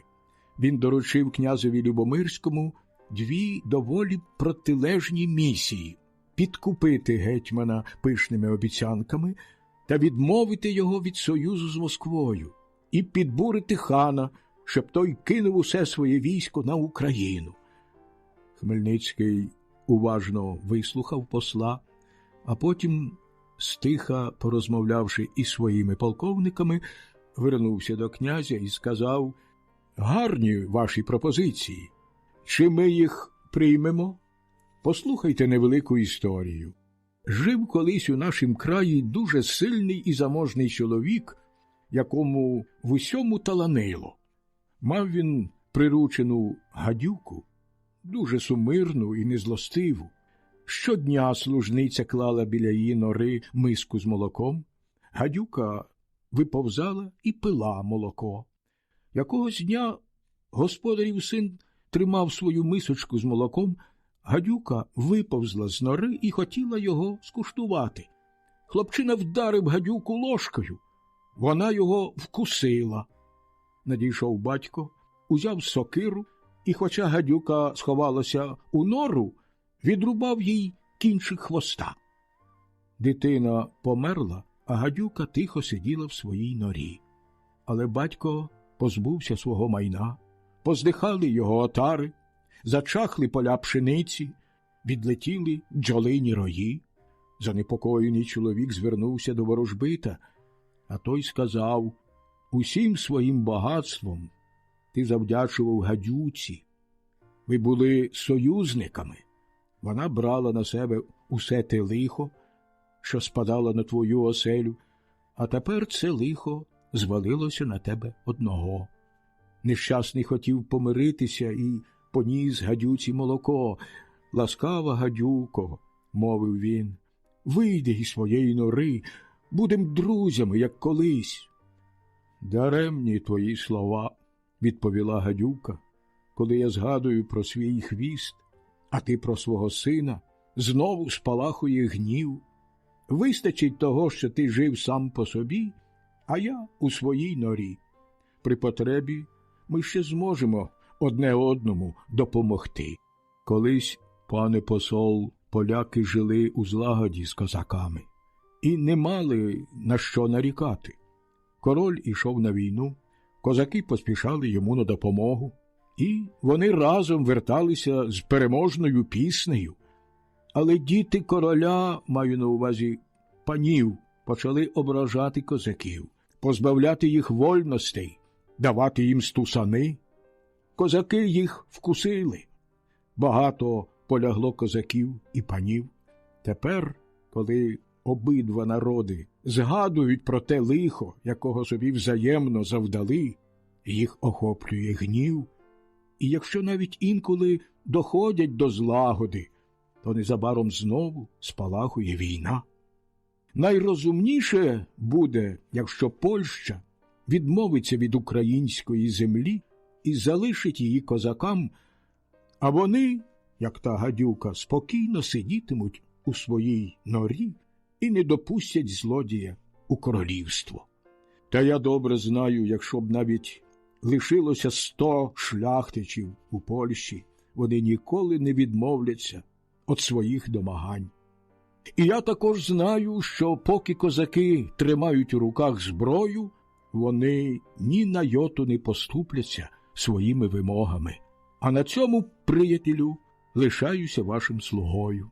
Не знайшовши відповіді на цю апологію, Любомирський доволі довго мовчав, а потім витягнув із кишені сувій і невеликий пакунок, перев'язаний печаткою, і мовив до гетьмана: «Її королівська світлість знала, що я вас побачу, і доручила мені цього листа, а з ним і коштовності для дружини вашої величності. Не знаю, чи вона тут, при війську, та я хотів би сповнити свою місію і вручаю їх у ваші руки». Хмельницький прочитав листа, зронив сльозу і вигукнув: «О, Господи всемогутній! Що я напроти тебе? Мерзенний хроб!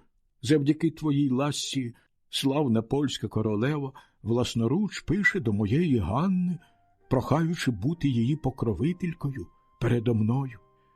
Ти все зробив, мій Боже, щоб славилося твоє ім'я навіки вічні». Після такого побожного вияву почуттів старий гетьман знову сказав: «Королева вимагає від мене неможливого. Я не можу розірвати своїх угод із московитами та шведами. Але з тих провінцій, що повинні вернутися до козаків, я готовий відступити Люблінське та Бельське воєводства, Волинь і Червону Русь, де гадав перезимувати. А собі залишу тільки Ярославську округу. Хай король вертається, порозмовляє із союзниками, і з часом усе влаштується.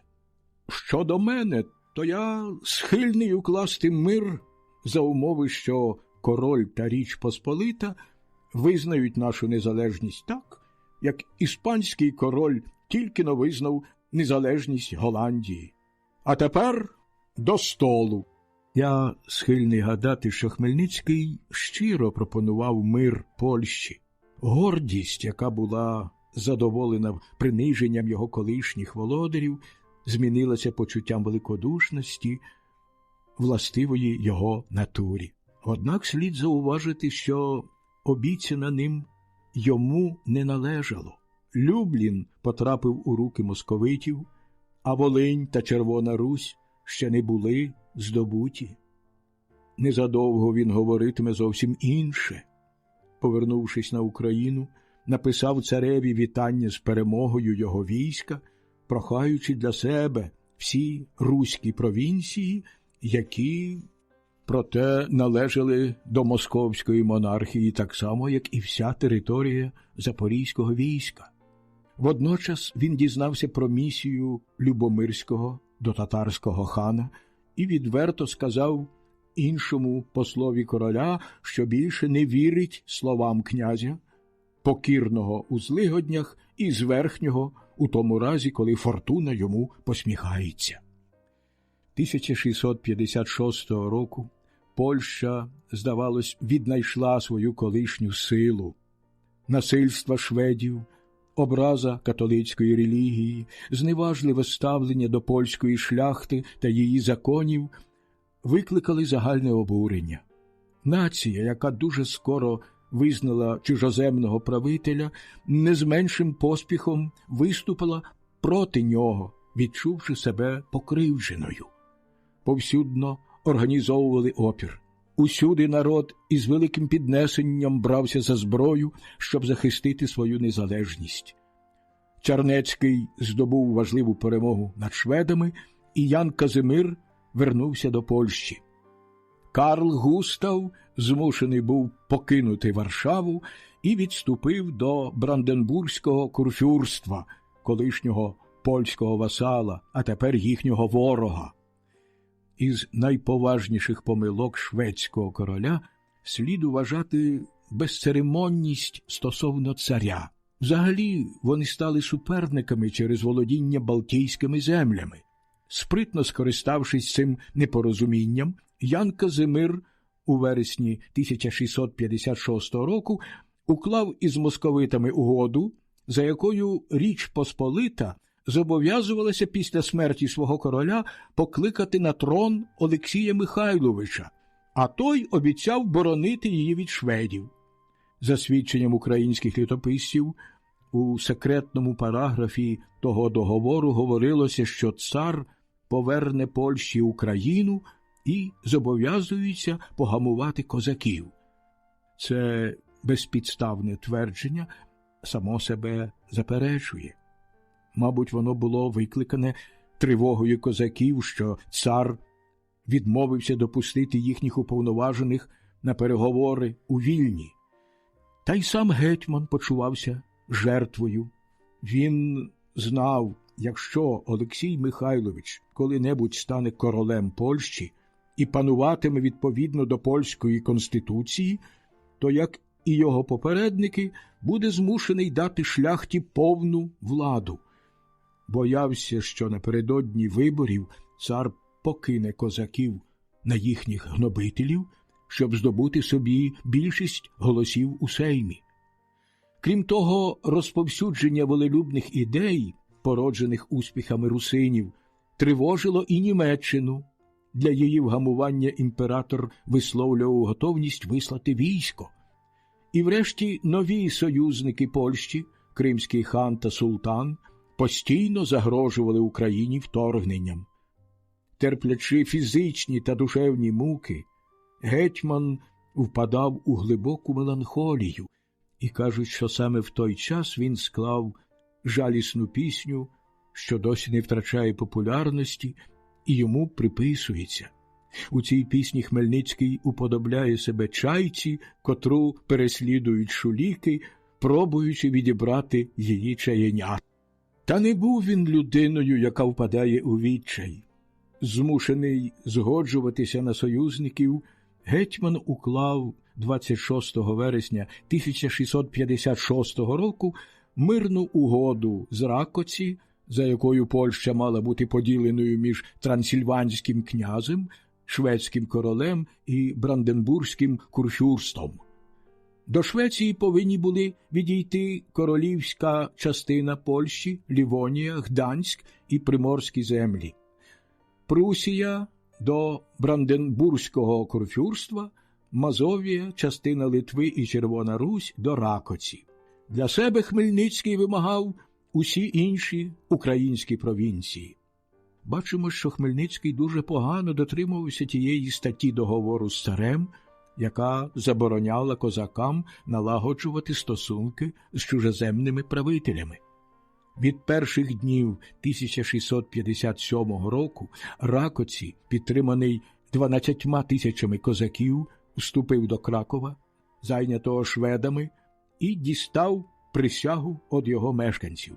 Та незабаром, зазнавши поразки під Замостям і відчуваючи загрозу з боку царя, котрий уже вважав Польщу своєю вотчиною і хотів зберегти її цілість, на яку зазіхали татари і самі поляки, трансильванський князь переконався, що найкраще королівство – твій власний табір. Але і його незабаром важко було боронити, бо нестримна анархія солдатів, які жили тільки грабунками, повсюдно піднімала проти нього місцеве населення. Хмельницький перебував на Україні, провадив розмови з претендентами на польський трон, постійно шукав союзників і, незважаючи на недугу, нічого не опускав, готуючи себе до непередбаченого. У квітні 1657 року прийняв нове посольство од Яна Казимира. Тепер в основу договору повноважний польський посол Беньовський клав визнання незалежності України та її повне відокремлення од Речі Посполитої. Від Хмельницького вимагалося лише надіслати додаткове козацьке військо для підтримки короля і відмовитися від союзу із Швецією та Ракоці. За цим договором, підписаним у червні того ж року, а згодом підтвердженим іншим мирним договором із союзниками Польщі, татарами, кордони України встановлювалися майже такими, як і в угоді, за якою Хмельницький визнав покровительство царя. Таким чином, він не покидав свого нового суверена, а якщо навіть вів переговори без його згоди і всупереч його забороні, то в усякому разі не ображав його монарших прав. В одній з розмов із гетьманом Беньовський спробував відмовити його від Московії. «Чому, – запитав він, – ви не відмовитесь від покровительства царя? Повірте мені, що ніколи він не пануватиме в Польщі. Укладімо краще наш спільний союз, поляки і козаки, як колишні спільники, як вільні з вільними». «Я стою однією ногою у могилі, – відповів йому Хмельницький, – і не зламаю своєї присяги цареві. Який хосен королю та Речі Посполитій з такого немічного старого, як я? Якщо цей юнак, – показав на свого останнього сина Юрія, – колись стане гетьманом, ніщо не завадить йому послужити королю».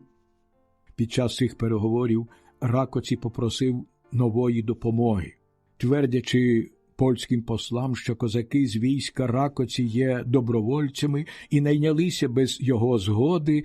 Хмельницький скликав військо і послав Юрія на чолі доволі великого загону на з'єднання з королівськими послами. Та кажуть, що Юрій мав наказ правувати не так швидко і чекати, поки сама доля не вирішить суперечки між трансильванським князем та коронним гетьманом. Вона не примусила себе довго чекати. Покинений козаками, переслідуваний Чернецьким, Ракоці ганебно капітулював і вернувся у свій край. Уже кілька місяців сили Хмельницького більше не відповідали жвавості його мислі. Тривога, що пожирала гетьмана, ще більше ускладнювала його становище. Усі чигиринці помітили його прогресуючу недугу. І так, немов би не було 10 виснажливих військових походів, усіляких прикрощів та великої утоми від керівництва військом, що могли б підточити найміцніший організм, стали розповсюджуватися чутки про його отруєння. Казали, що якось на Україну прибув польський шляхтич просити руки однієї з гетьманських дочок. Він подарував Хмельницькому кілька сулійок горілки і, припрошуючи його почастуватися, налив у чарку повільно діючу отруту. У той час усі вірили в повільно діючі отрути. Думка про злочин в очах більшості людей підтверджувалася тим фактом, що той поляк більше не показувався. Хоча гетьман і був виснажений недугою, однак з не меншою старанністю стежив за ходом складних переговорів. Недуга так швидко прогресувала, що вже можна було передбачити близьку і неминучу розв'язку, а тут до Чигирина прибули царські посли на чолі з Бутурліним, який товаришував Хмельницькому в його останньому бойовому поході. Царські посли на чолі з Бутурліним прибули від імені свого монарха, щоб дістати від гетьмана пояснення його вчинків і дорікали йому за договори із Швецією та Ракоці, які він уклав всупереч існуючій обіцянці. Московити ще нічого не знали про його останні стосунки з Польщею. Хмельницький запевнив їх у своїй відданості, пояснив усе воєнними потребами та політичними міркуваннями, а далі, несподівано перервавши втомлюючу для себе розмову, запросив послів до обіднього столу покуштувати те, що Бог дав. Більше з ними не побачився. Тверезо розсудивши, що йому лишається жити недовго, Хмельницький хотів зужити решту своїх сил для прощання із своїми співвітчизниками. На 6 серпня скликав Велику Раду Запорізького війська. Вийшов перед неї, підтримуваний 2 старшинами. Був надто кволий, щоб самому ступати. За звичаєм зняв шапку і мовив схвильованим голосом: «Братове, час і недуга кваплять мене. Не буду повторювати те, що добре знаєте. Лихоліття та нещастя, які витерпів руський люд під польською шляхтою, і страждання нашої православної церкви, переслідуваної папістами. Господь врешті простягнув над нами свою заступницьку руку, як зробив це колись над ізраїльтянами в Єгипті. Ми знову воздвигли наші вівтарі і скинули ганебне ярмо. Та скільки це коштувало нам крові, самі добре знаєте. Цілих 10 років я посвятив служінню батьківщині, не шкодуючи ні здоров'я, ні життя свого. Волею всемогутнього Бога недуга і старість звалили мене. Тепер я немічний, помираю і лишаю вас, мої братове, вашій долі. Дякую вам усім, дорогі братове, за ту честь, яку мені виявили, обравши своїм гетьманом, за вашу вірність та слухняність.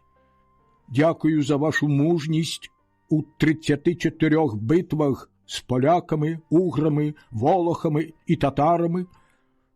А ще дякую особливо за ту згоду і братерський союз, які підтримували нас у тяжкі дні. Повертаю вам булаву, бунчук, знамено, печатки, символи моєї влади.